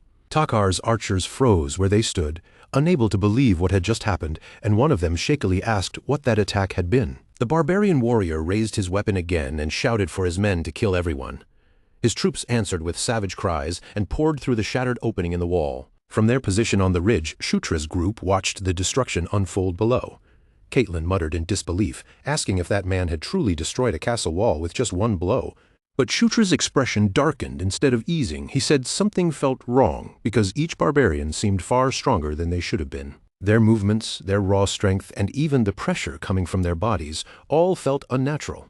As Shutra checked the battlefield through his map, he wondered what in the world the barbarians had done to themselves. Then, suddenly, he saw it on the map. At the center of the barbarian camp, surrounded by tightly clustered enemy units, there was a large and abnormal presence. Shutra narrowed his eyes as he realized something unusual was hidden inside their formation. In the distance, a red flag stood planted in the middle of the barbarian army, glowing with an ominous light. Crimson energy spread outward from the flag, flowing into the warriors gathered around it like a dark blessing. Shutra wondered what that red flag could be. As the aura reached the barbarians, their eyes began to glow, and their bodies swelled with violent power. One warrior threw his head back and laughed wildly, drunk on the strength pouring into him. Shutra clenched his teeth as the truth became clear. That flag was strengthening the barbarians and turning them into something far more dangerous. At that moment, Karak called out urgently, warning that the enemy's main force had started to move. The barbarian army advanced toward Takar like a massive wave rolling across the battlefield. Shutra cursed under his breath. Then he immediately raised his voice and ordered every unit to prepare for battle.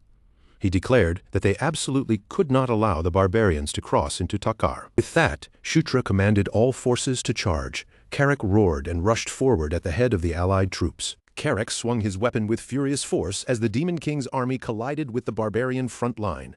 Soldiers, lycanthropes, and dark elves threw themselves into the fight, meeting the enemy head-on. The ground trembled beneath the violent collision of both armies, shaking under the weight of steel, claws, and charging bodies. Shutra darted through the chaos, cutting down enemies while continuing to read the battlefield. He thought it was no wonder General Vandal's main force had been defeated so easily. If the barbarians had been strengthened by that crimson aura, then their earlier victory suddenly made sense. His gaze shifted again toward the glowing red flag. Shutra decided he had to end this quickly, and the first thing he needed to do was destroy that flag. He broke away from the main clash and rushed straight toward the barbarian camp. But before Shutra could reach his target, a massive shadow dropped down directly into his path. A powerful blow crashed into the ground right in front of him. The impact forced Shutra to stop instantly and leap backward to avoid being crushed. From the crater rose a black-armored barbarian wrapped in crimson energy, his body radiating a pressure far more dangerous than before. His eyes burned with rage as he glared at Shutra and said he had finally found him. He called Shutra a thief. Shutra stiffened the moment he recognized the figure and muttered Paratus's name. The barbarian king's younger brother had appeared again, but this Paratus was not the same opponent Shutra had fought at the auction house. The red energy surrounding him was denser, sharper, and far more violent. Shutra realized the crimson aura's effect was even stronger than he had expected, and Paratus felt completely different from their last battle. Baring his teeth, Paratus demanded to know where the golden helmet was. His crimson aura surged violently as he raised his weapon, and ordered Shutra to hand it over before he tore him apart. Rocks and dust rained through the air as Paratus came crashing down, crimson power wrapped around his entire body. He charged straight at Shutra and drove his fist into the ground with enough force to rip the battlefield apart. The shockwave hurled Shutra backward, but he twisted his body in midair and avoided taking the direct hit.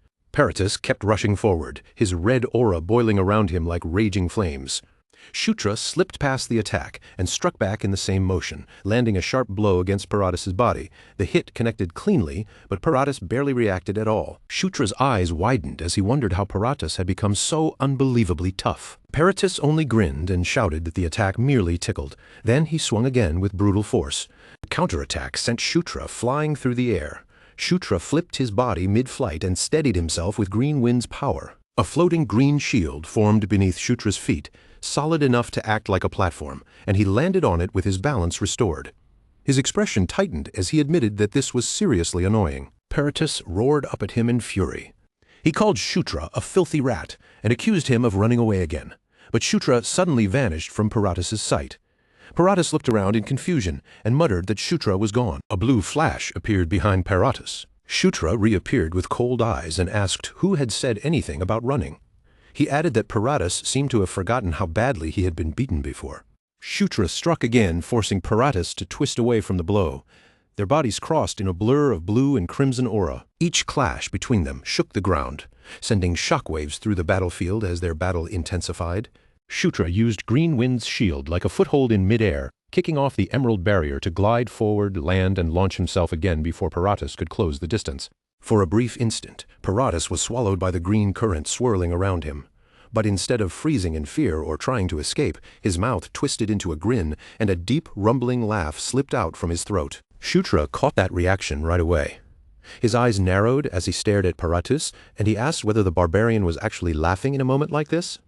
The crimson aura around Paratus began to swell, turning darker, heavier, and far more suffocating than before.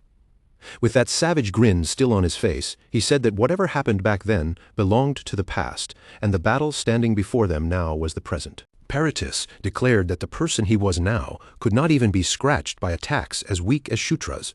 Then he charged forward again, like a raging beast, crashing straight into the green shield Shutra raised to defend himself. The impact ripped cracks through the ground beneath them, and Paratus snarled at him to stop wasting time and hand over the golden helmet already. Shutra let out a slow breath, almost sounding tired of the whole thing, and muttered that Paratus really was unbelievably persistent.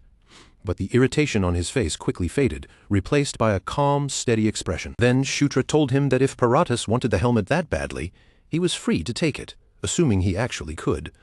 The moment those words left his mouth, Shutra tossed the golden helmet high into the air. Paratus froze in place for a heartbeat.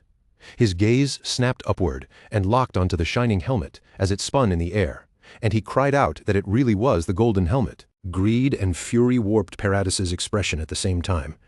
He glared at Shutra as if he were looking at a madman, shouting that Shutra was insane and had no idea what kind of thing he was playing with. But Shutra had already made his move. Blue energy exploded around his body as he shot toward Paratus, telling him to go ahead and try taking it if he truly had the power. His aura surged violently, and in that instant Shutra unleashed the ultimate move of Asura Divine Fist Strike. Paratus's eyes widened in shock. The attack struck with brutal force, sending a violent shockwave tearing across the battlefield and hurling Paratus backward. At the same time, Shutra's body blurred as if it had slipped out of ordinary sight. Nightwatch activated Blink, using the first of its 3 available movements in a single flash. In an instant, Shutra vanished from Paratus's line of sight and reappeared from a better angle, already positioned to continue his attack. Paratus coughed hard and staggered from the sudden blow, his balance broken and his defenses left wide open. Golden energy began gathering around Shutra's fist, wrapping it in a dense glow that grew brighter with every passing second. Without hesitation, Shutra drove that fist downward with terrifying explosive force. At that moment, he activated Gigantic Piston. The strike crashed down onto the battlefield like a massive pillar falling from the sky. The blow smashed Paratus deep into the ground and sent chunks of debris flying in every direction. The nearby barbarians could only stare in horror, shouting Paratus's name as the battlefield shook around them. Slowly, the thick cloud of dust began to clear. When the view opened again, Shutra was standing there calmly while the golden helmet still floated above him untouched. He looked down at Paratus and said that for someone who could not even digest what had already been given to him, Paratus was far too greedy. The golden helmet shimmered in response, then drifted back toward Shutra as if returning to its rightful owner. Shutra lowered his hand, his expression cold, firm, and completely unmoved. He told Paratus to stop making a scene and stay down, then declared that Paratus was no longer an opponent who could match him. Paratus was thrown back by Shutra's attack, crashing through the dust as the surrounding barbarians watched in stunned disbelief. One of them screamed Paratus's name while dirt and broken fragments spread across the battlefield. Shutra stood quietly in front of the crater, unshaken, while the golden helmet hovered beside him in a gentle golden glow. There was not the slightest trace of fear in Shutra's posture or expression. He told Paratus that he was being too greedy for someone who could not even handle the power he had already received. Then Shutra lowered his hand and coldly said that Paratus should stop acting up. He ordered him to stay down and accept the truth that Paratus was no match for him anymore. Those words struck like an insult to Paratus's followers, and several enraged barbarians immediately rushed toward Shutra. They shouted furiously that he dared to insult Lord Paratus, raising their weapons as they came at him from behind. But Shutra did not even bother to turn around at first.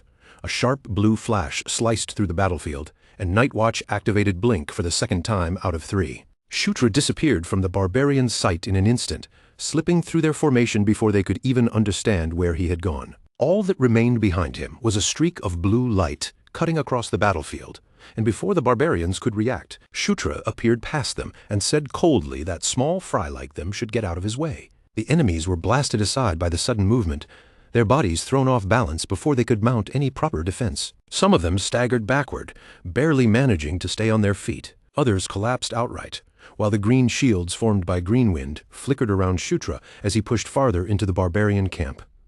A few more barbarians tried to block his path, but their attacks were scattered by the emerald current, and Shutra finally reached the red flag planted at the center of the enemy formation. Crimson power was still pouring out from the flag, spreading through the barbarian army like a curse that strengthened and twisted them. Shutra fixed his eyes on it and thought that he had finally reached it. Even so, he could not understand where the barbarians had obtained such a strange and dangerous flag in the first place. Then, deep inside him, a strange force seemed to answer that question. The power of conquest activated. Golden light burst from Shutra's hand and rushed toward the red flag. The crimson aura wrapped around it began to tremble violently, as if resisting the golden glow. But that resistance did not last. The red aura started to crumble, and the power inside the flag was pulled out and drawn directly into Shutra. A warm golden radiance filled his vision, surrounding him completely, and for one brief moment, a mysterious figure appeared within that light, smiling as though acknowledging him. Then the red flag lost its power, and across the battlefield the change struck the barbarians all at once. The barbarian warriors suddenly faltered, their movements growing sluggish as the strength that had filled their bodies began to fade. The violent crimson aura around them vanished completely. Carrick noticed the shift immediately, staring at the enemy before saying that they had suddenly become weaker. Then Carrick realized the crimson aura was gone, and a grin spread across his face. With a rough laugh, he said it looked like the prince had done something again. Shutra looked down at his own glowing hand, but instead of relief, a faint uneasiness settled over his face. He wondered whether that crimson aura had truly come from the flag itself, or whether it was connected to the power of war. The more he thought about it, the stranger everything felt, and he could not help wondering what in the world was really happening. But before Shutra could gather his thoughts or make sense of the strange power he had just absorbed, something else interrupted him. Before Shutra could fully process what had just happened, an enormous presence rose behind him, heavy enough to make the air feel compressed. The barbarian king, Karatus, stepped forward from the chaos. Karatus's massive body was wrapped in a crushing aura that pressed down over the battlefield like a physical weight. He looked down at Shutra from above and asked if Shutra was the one who had dared to touch the flag. Shutra turned around to face him without backing away. His gaze stayed steady as he admitted that he had done it, then calmly asked Karatus if there was a problem with that. Karatus's eyes narrowed dangerously. For a moment he simply stared at Shutra, then answered that there was no problem at all, before coldly telling him to die. Next instant, Karatus attacked without warning. His strike came crashing down with terrifying speed and weight, as if the entire battlefield were being crushed beneath his arm. The ground where Shutra had been standing exploded apart under the impact. Shutra managed to avoid taking the blow directly, but the force of the shockwave still caught him and hurled him backward. Shutra gritted his teeth as shards of stone and dirt flew past his face. But Karatus did not pause for even a second, pressing forward with brutal confidence. Each step Karatus took made the battlefield tremble, and every swing of his weapon carried enough force to smash solid stone into pieces. Shutra kept dodging, shifting, and pulling back under the pressure. He blocked where he could and retreated when he had to, but Karatus's attacks were overwhelming.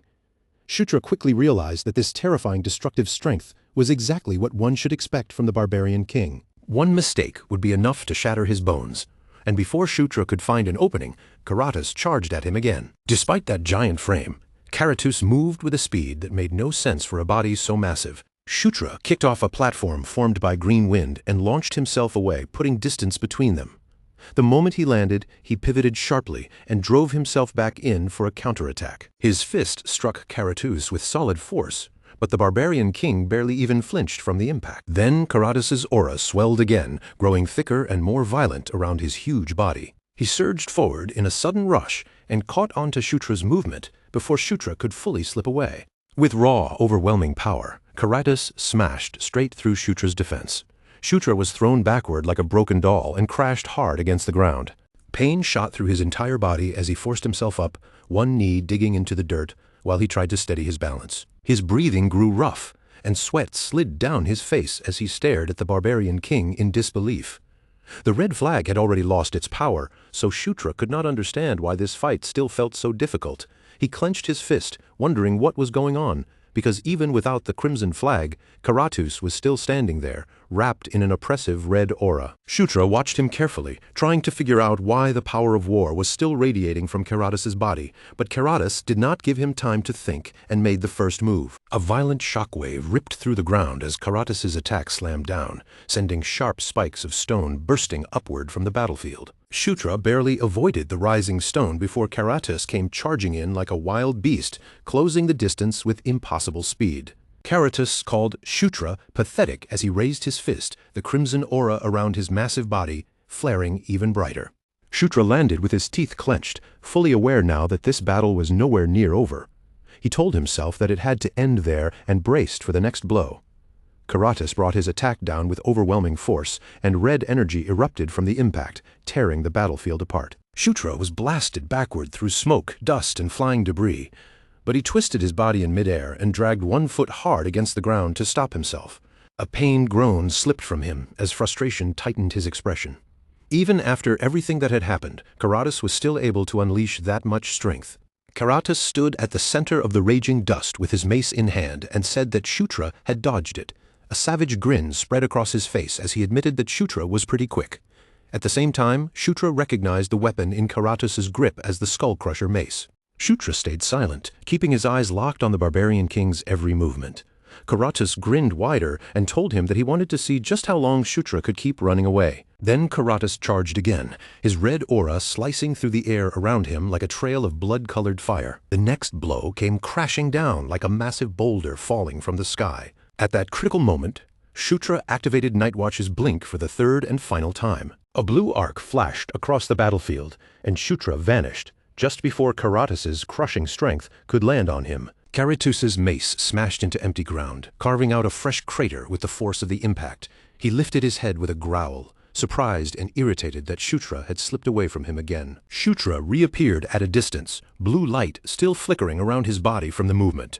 He clicked his tongue in annoyance, realizing that Karatus was not even going to give him a single moment to breathe. Karatus noticed the trick behind Shutra's movement and called it filthy, yet even with his enormous build, Karatus rushed forward again with frightening speed. Shutra watched him close in and realized, with growing tension, that even a body that massive could still move so fast. The barbarian king's attack slammed down, and Shutra crossed his arms to block the blow head-on. Even after blocking, the sheer force drove Shutra backward across the ground. Karatus continued pressing forward without letting up, his momentum relentless. He gave Shutra no space to recover, no opening to breathe, and no time to reset his stance. Karatus smashed through Shutra's defenses again and sent him flying, his body crashing hard into a wall. Just then, the barbarian king sensed movement coming from behind him. Caitlin suddenly appeared, diving in with her fist drawn back and her body aimed straight at Karatas. She struck Karatas from the side to interrupt his assault, her beast god fist art surging with sharp blue energy. The attack landed with heavy impact. For the first time in that exchange, Karatas's rhythm was disrupted, if only for a moment. The force made Karatus stagger back, while Shutra dropped down onto one knee, his body still reeling from the punishment he had taken. Shutra breathed heavily, trying to steady himself. Green Wind appeared beside him and looked over him with concern, asking if he was all right. Shutra answered that he was fine for the moment, which was exactly why he had brought plenty of potions with him. But he admitted that the real problem was Karatus, because the barbarian king was far stronger than Shutra had expected. Green Wind agreed with him, her expression serious, and then suggested that he try using that technique. Shutra looked at her in confusion, not immediately understanding what she meant. Green Wind explained that she was talking about White Suri's ultimate move. Karatus let out a furious roar that rolled across the battlefield, then swung his weapon again with enough force to tear through the air itself.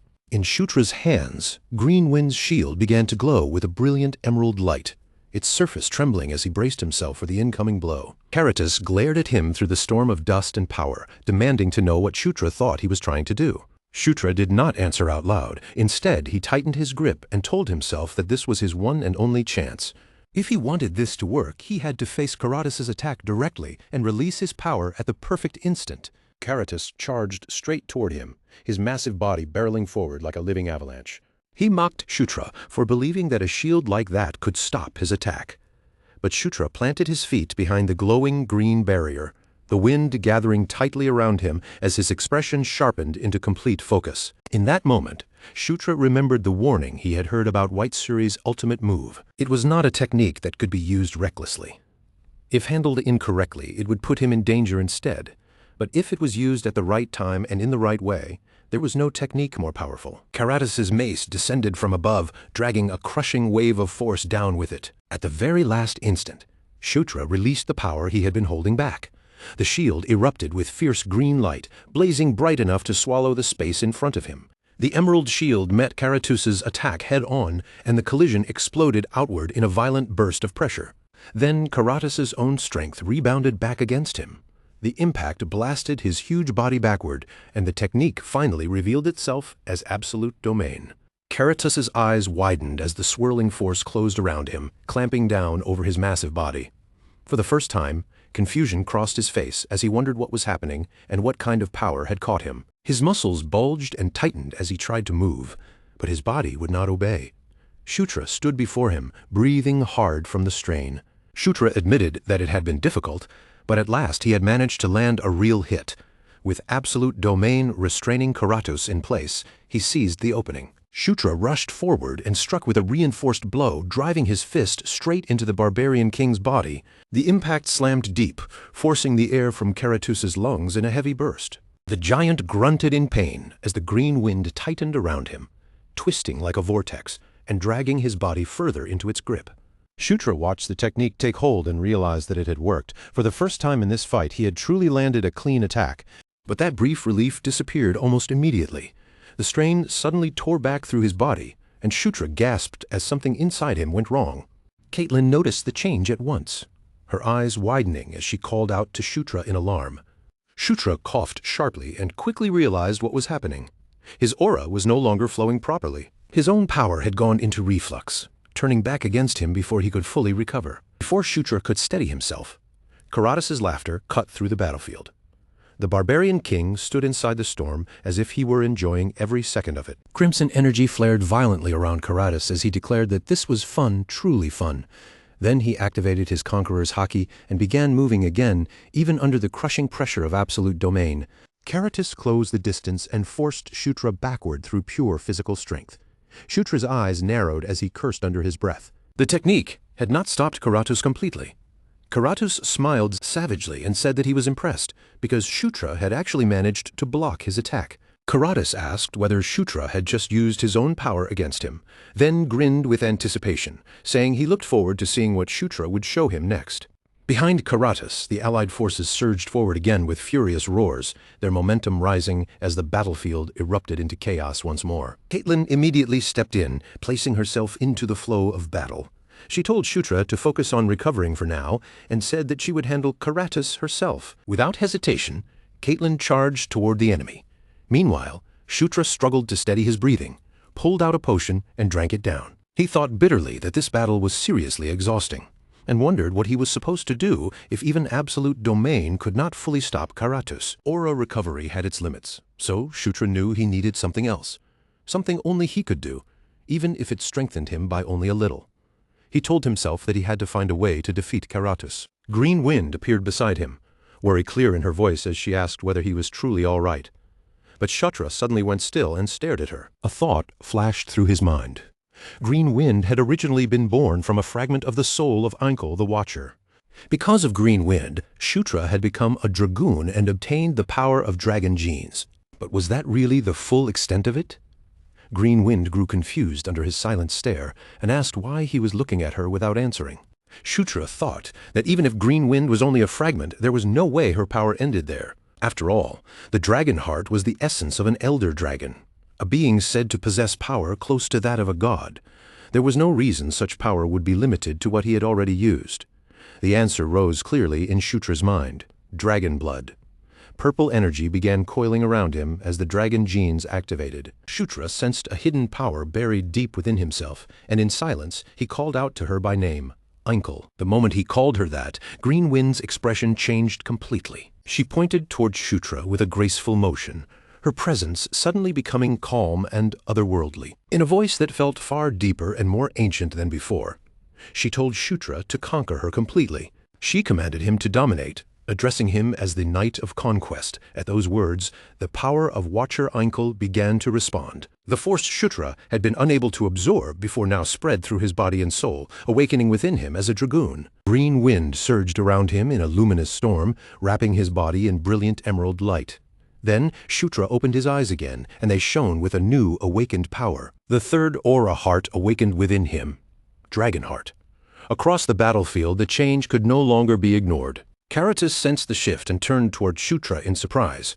Green energy rose around Shutra like a living tide, flowing higher and stronger with every passing moment. The very air around him began to tremble, as if the battlefield itself was reacting to the power now awakening inside Shutra. Shutra stood at the center of the battlefield, his cloak whipping around him in the restless wind as the newly awakened power continued to rise from within his body.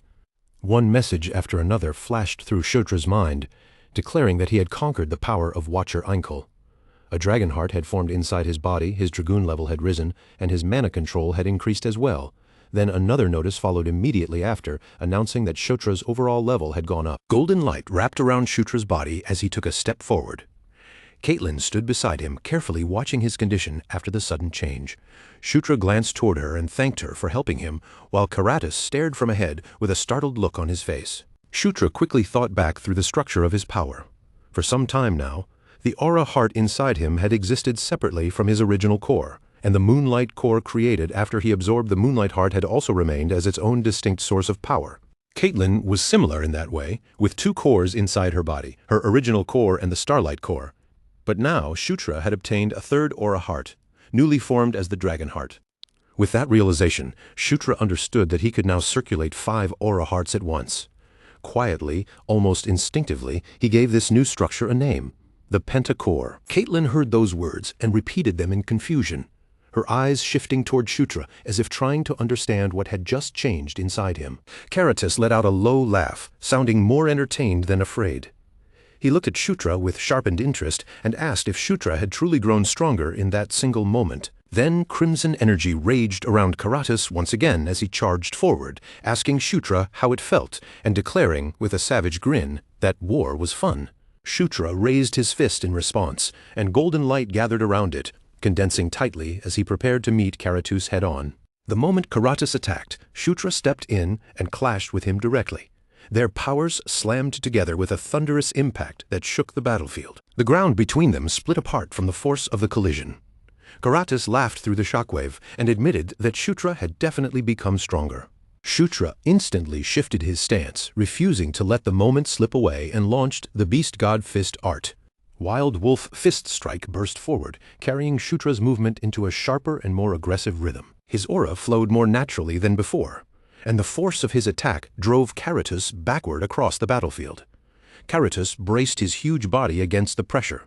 But Shutra extended his hand and felt the flow of his power finally settle into place, moving through him with a steadiness he had been waiting for. A faint smile touched Shutra's face as he said that this was the sensation he had been looking for and that it was finally working.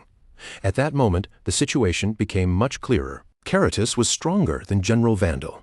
If measured purely by physical ability, he stood above every opponent Shutra had faced until now. And in the middle of that brutal battlefield, Shutra understood the truth. There was only one realistic way to bring Karatis down: overwhelm him with constant attacks, unbroken pressure, and the strength of numbers. Karatis remained wrapped in that crimson aura, laughing as if the danger excited him, and told Shutra that he was actually pretty good. Shutra realized that if this fight dragged on for too long, their side would be the one placed at a disadvantage.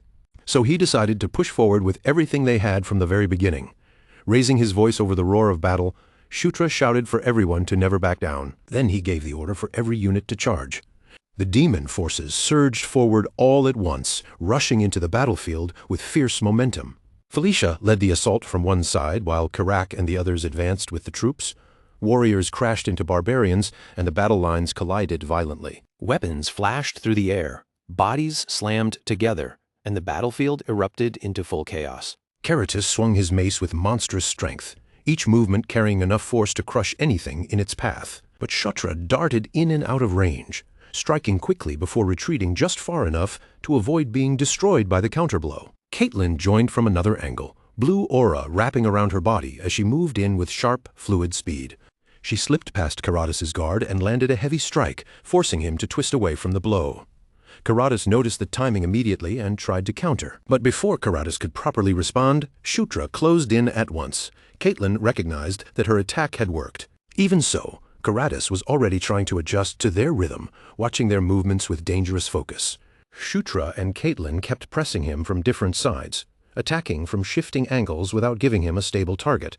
They refused to let Karatas settle into his own rhythm, forcing him to keep reacting instead of freely overpowering them. Shutra launched another beast, God Fist Art technique, his body moving with renewed sharpness. Once again, he unleashed Wild Wolf Fist Strike. His aura surged forward like the fang of a beast and slammed into Karatas, sending shockwaves rippling across the ground beneath them. Karatas coughed from the impact, but the pain only seemed to ignite his fury, and he roared back with even greater rage. Shutra and Caitlin did not give him even a second to recover. Caitlin rushed in first, her body streaking forward in blue light. Her fist drove into Karatas from the side, while Shutra followed from above and behind, striking with precise timing that left Karatas trapped between them. Karatas gritted his teeth, genuinely shocked that two opponents weaker than him were managing to force him backward. He wondered what kind of absurd nonsense this was. Fury burned through him at the thought of being pushed back by mere insects. Shutra kept moving, but he understood the danger clearly. Karatas' body was still far too sturdy. Their attacks were landing, but none of them were enough to finish him. Shutra's eyes hardened as he calculated the next move, knowing that one mistake could end everything. Karatas groaned under the pressure, but instead of weakening, his eyes burned brighter and his crimson aura swelled around his massive body. With a furious roar, Karatas charged straight toward Shutra again. Shutra braced himself, while Caitlin watched from the side, ready to support him the moment an opening appeared. Karatas swung with terrifying force, tearing up the ground as he advanced. Shutra raised his hand and called for White Suri. Green wind surged around Shutra, wrapping his body in a powerful emerald current and pushing back against Karatas' crimson aura. The two powers collided in a violent burst, but Karatas forced his way through with brute strength, pressing forward so fiercely that Shutra had no choice but to keep moving. Caitlin saw the opening in that instant and shouted for Shutra to act now. Shutra dropped down from above, his body cutting through the air as he aimed straight for Karatas. Every bit of destructive force he could gather poured into his fist. At that instant, a special ultimate move activated Earthquaker's Destruction Burst.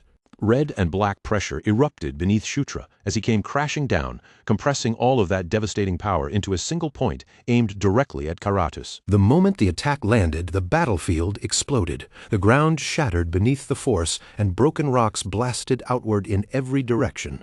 A massive crater ripped open under Karatas' feet, and the shockwaves sent nearby warriors tumbling off the ground. Shutra landed heavily in the middle of the destruction. He stood there, breathing hard, certain that a direct hit like that should have dealt serious damage. But when the dust shifted, Karatas was still standing. Smoke rose from Karatus's battered body. His fur and skin were scorched and torn, yet instead of falling, he threw his head back and laughed wildly. Shutra stared at him in disbelief, realizing just how absurd Karatas' body really was. Even after taking Destruction Burst directly, the barbarian king could still move as if the fight was not over. Karatas rushed forward again without hesitation, closing the distance with terrifying speed. Shutra was forced to dodge as crimson aura lashed across the battlefield like a violent wave. In that moment, he understood that even this still was not enough to secure victory. Before Shutra could fully recover his stance, Caitlin shouted his name from nearby, her voice cutting through the chaos as she told him to catch what she was throwing. A massive mace flew through the air toward Shutra, spinning heavily as it crossed the battlefield. Shutra caught the weapon in both hands, and the instant its weight settled into his grip, he understood exactly what it was. This was the barbarian king's weapon. It was Skullcrusher, another divine artifact left behind by the heavenly dragon king. As Shutra held the mace, his expression hardened, and he decided that this weapon would be enough. Karatas laughed and charged again, but Shutra raised Skullcrusher and declared that the war would end here. This time, he faced Karatas head-on. Karatas barreled toward him with crimson aura blazing around his massive body. Shutra quietly bid farewell to the barbarian king, and in the next instant, the two powers collided. Karatas raised both arms and roared, but Shutra swung Skullcrusher with every bit of strength he had gathered. The blow struck with overwhelming force. Karatas' enormous body took the hit head-on. The impact unleashed another storm of wind, dust, and shattered stone across the battlefield. Around Shutra, golden messages began appearing one after another. They announced repeated level-ups, and the power of victory flowed into Shutra's body. That force strengthened him even further while the remaining warriors stared in stunned silence. Caitlin watched from nearby, relief softening her face into a small smile. After the strike, Skullcrusher spun through the air, but Shutra caught it again and raised it high above him. For a brief moment, the battlefield fell completely silent, and then a message declared that the enemy general had been defeated. The demon soldiers erupted all at once. They shouted that the barbarian king was dead, and that the ninth prince had defeated Karatas with his own hands. The barbarians froze where they stood, their faces filled with disbelief. One of them muttered that it was impossible, unable to understand how Karatas could have fallen. Skullcrusher gleamed in Shutra's hand. Without letting the momentum fade, he stretched his hand forward and gave his next command. Shutra ordered everyone to annihilate the remaining enemies and not allow even a single one to escape. At his command, the demon forces surged forward, and the barbarians panicked as the tide of battle completely turned against them. Some screamed as they tried to retreat, but the demon troops closed in from every side, cutting off their escape. Dust clouds rose, weapons flashed, and the remains of the barbarian army collapsed under the sudden assault. At last, the battle against the barbarian king ended with Shutra's victory. News of that victory was sent immediately to the Demon King's castle. Soon after, that same news spread across the demon realm once again. Some people celebrated the result with joy. Others felt uneasy, and several powerful figures remained seated in silence, disturbed by how quickly Shutra's name was rising through the realm. Some watched the news with dark, jealous expressions as Shutra's achievements continued to pile higher and higher. Yet far away from the Demon King's castle, in a place where ordinary messages could never reach, someone still sensed Shutra's victory. Beneath the night sky stood the Death Knight, wrapped in a cold blue aura. The being who had longed for the end of the world for 1,000 years.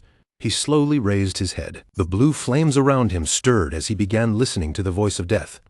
And that evening, on the day Karatas was defeated, the Demon King's army camp overflowed with celebration.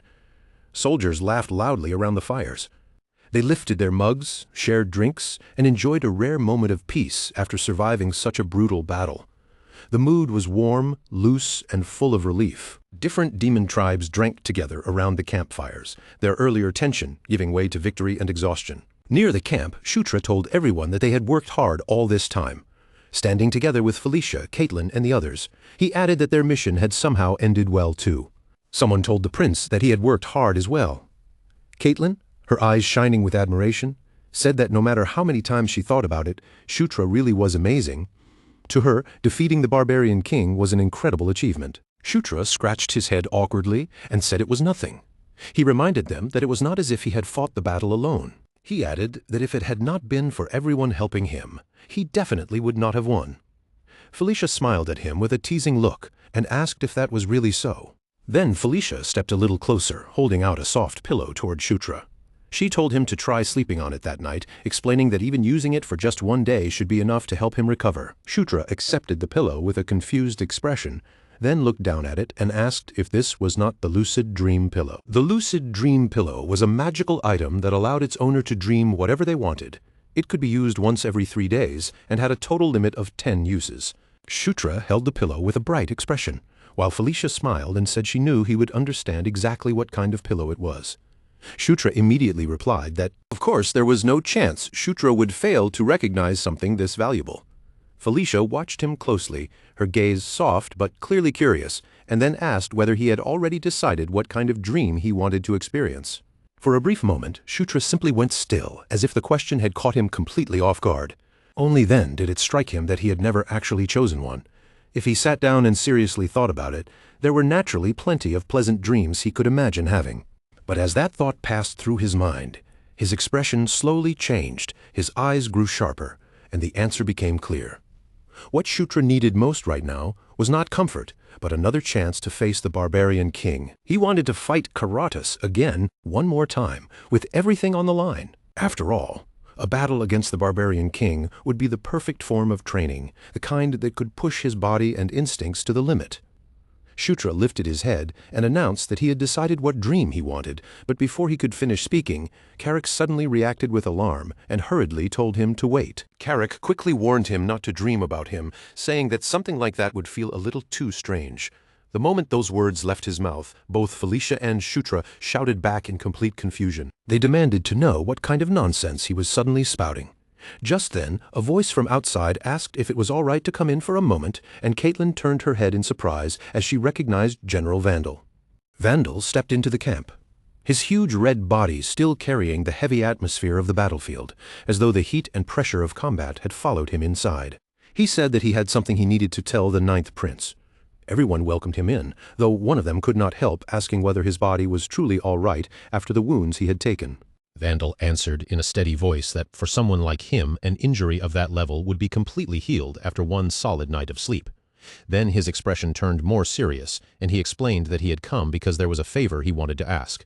Shutra looked up at him with focused eyes and asked what kind of favor he meant. Vandal met Shutra's gaze directly, not avoiding him for even a second, and carefully began his request. He asked whether, 5 days from now, Shutra would be willing to fight him. For an instant, Shutra froze in place, clearly caught off guard by the sudden challenge. Inside his mind, Shutra immediately realized something important. This was the first time Vandal had been the one to request a duel from him. In Night Saga, it had always been Zephyr Ragnaros who made the first move. Whether it was when Vandal was recruited or when Yakuzen was brought in, Vandal had always been approached first by someone else. He had never been the kind of warrior who tested another person to see whether they deserved to become his lord. And yet now that very same Vandal had stepped forward on his own and challenged Shutra to a duel. Shutra could feel the meaning behind it as clearly as if it were written across Vandal's face. It was Vandal's fighting spirit, burning with a fierce desire to measure himself against him. A smile naturally spread across Shutra's face, and without hesitation he accepted, saying that they should fight. Vandal smiled in return, and with that, the challenge was officially decided. In 5 days, when both of them had recovered and reached their best condition, they would stand against each other in battle.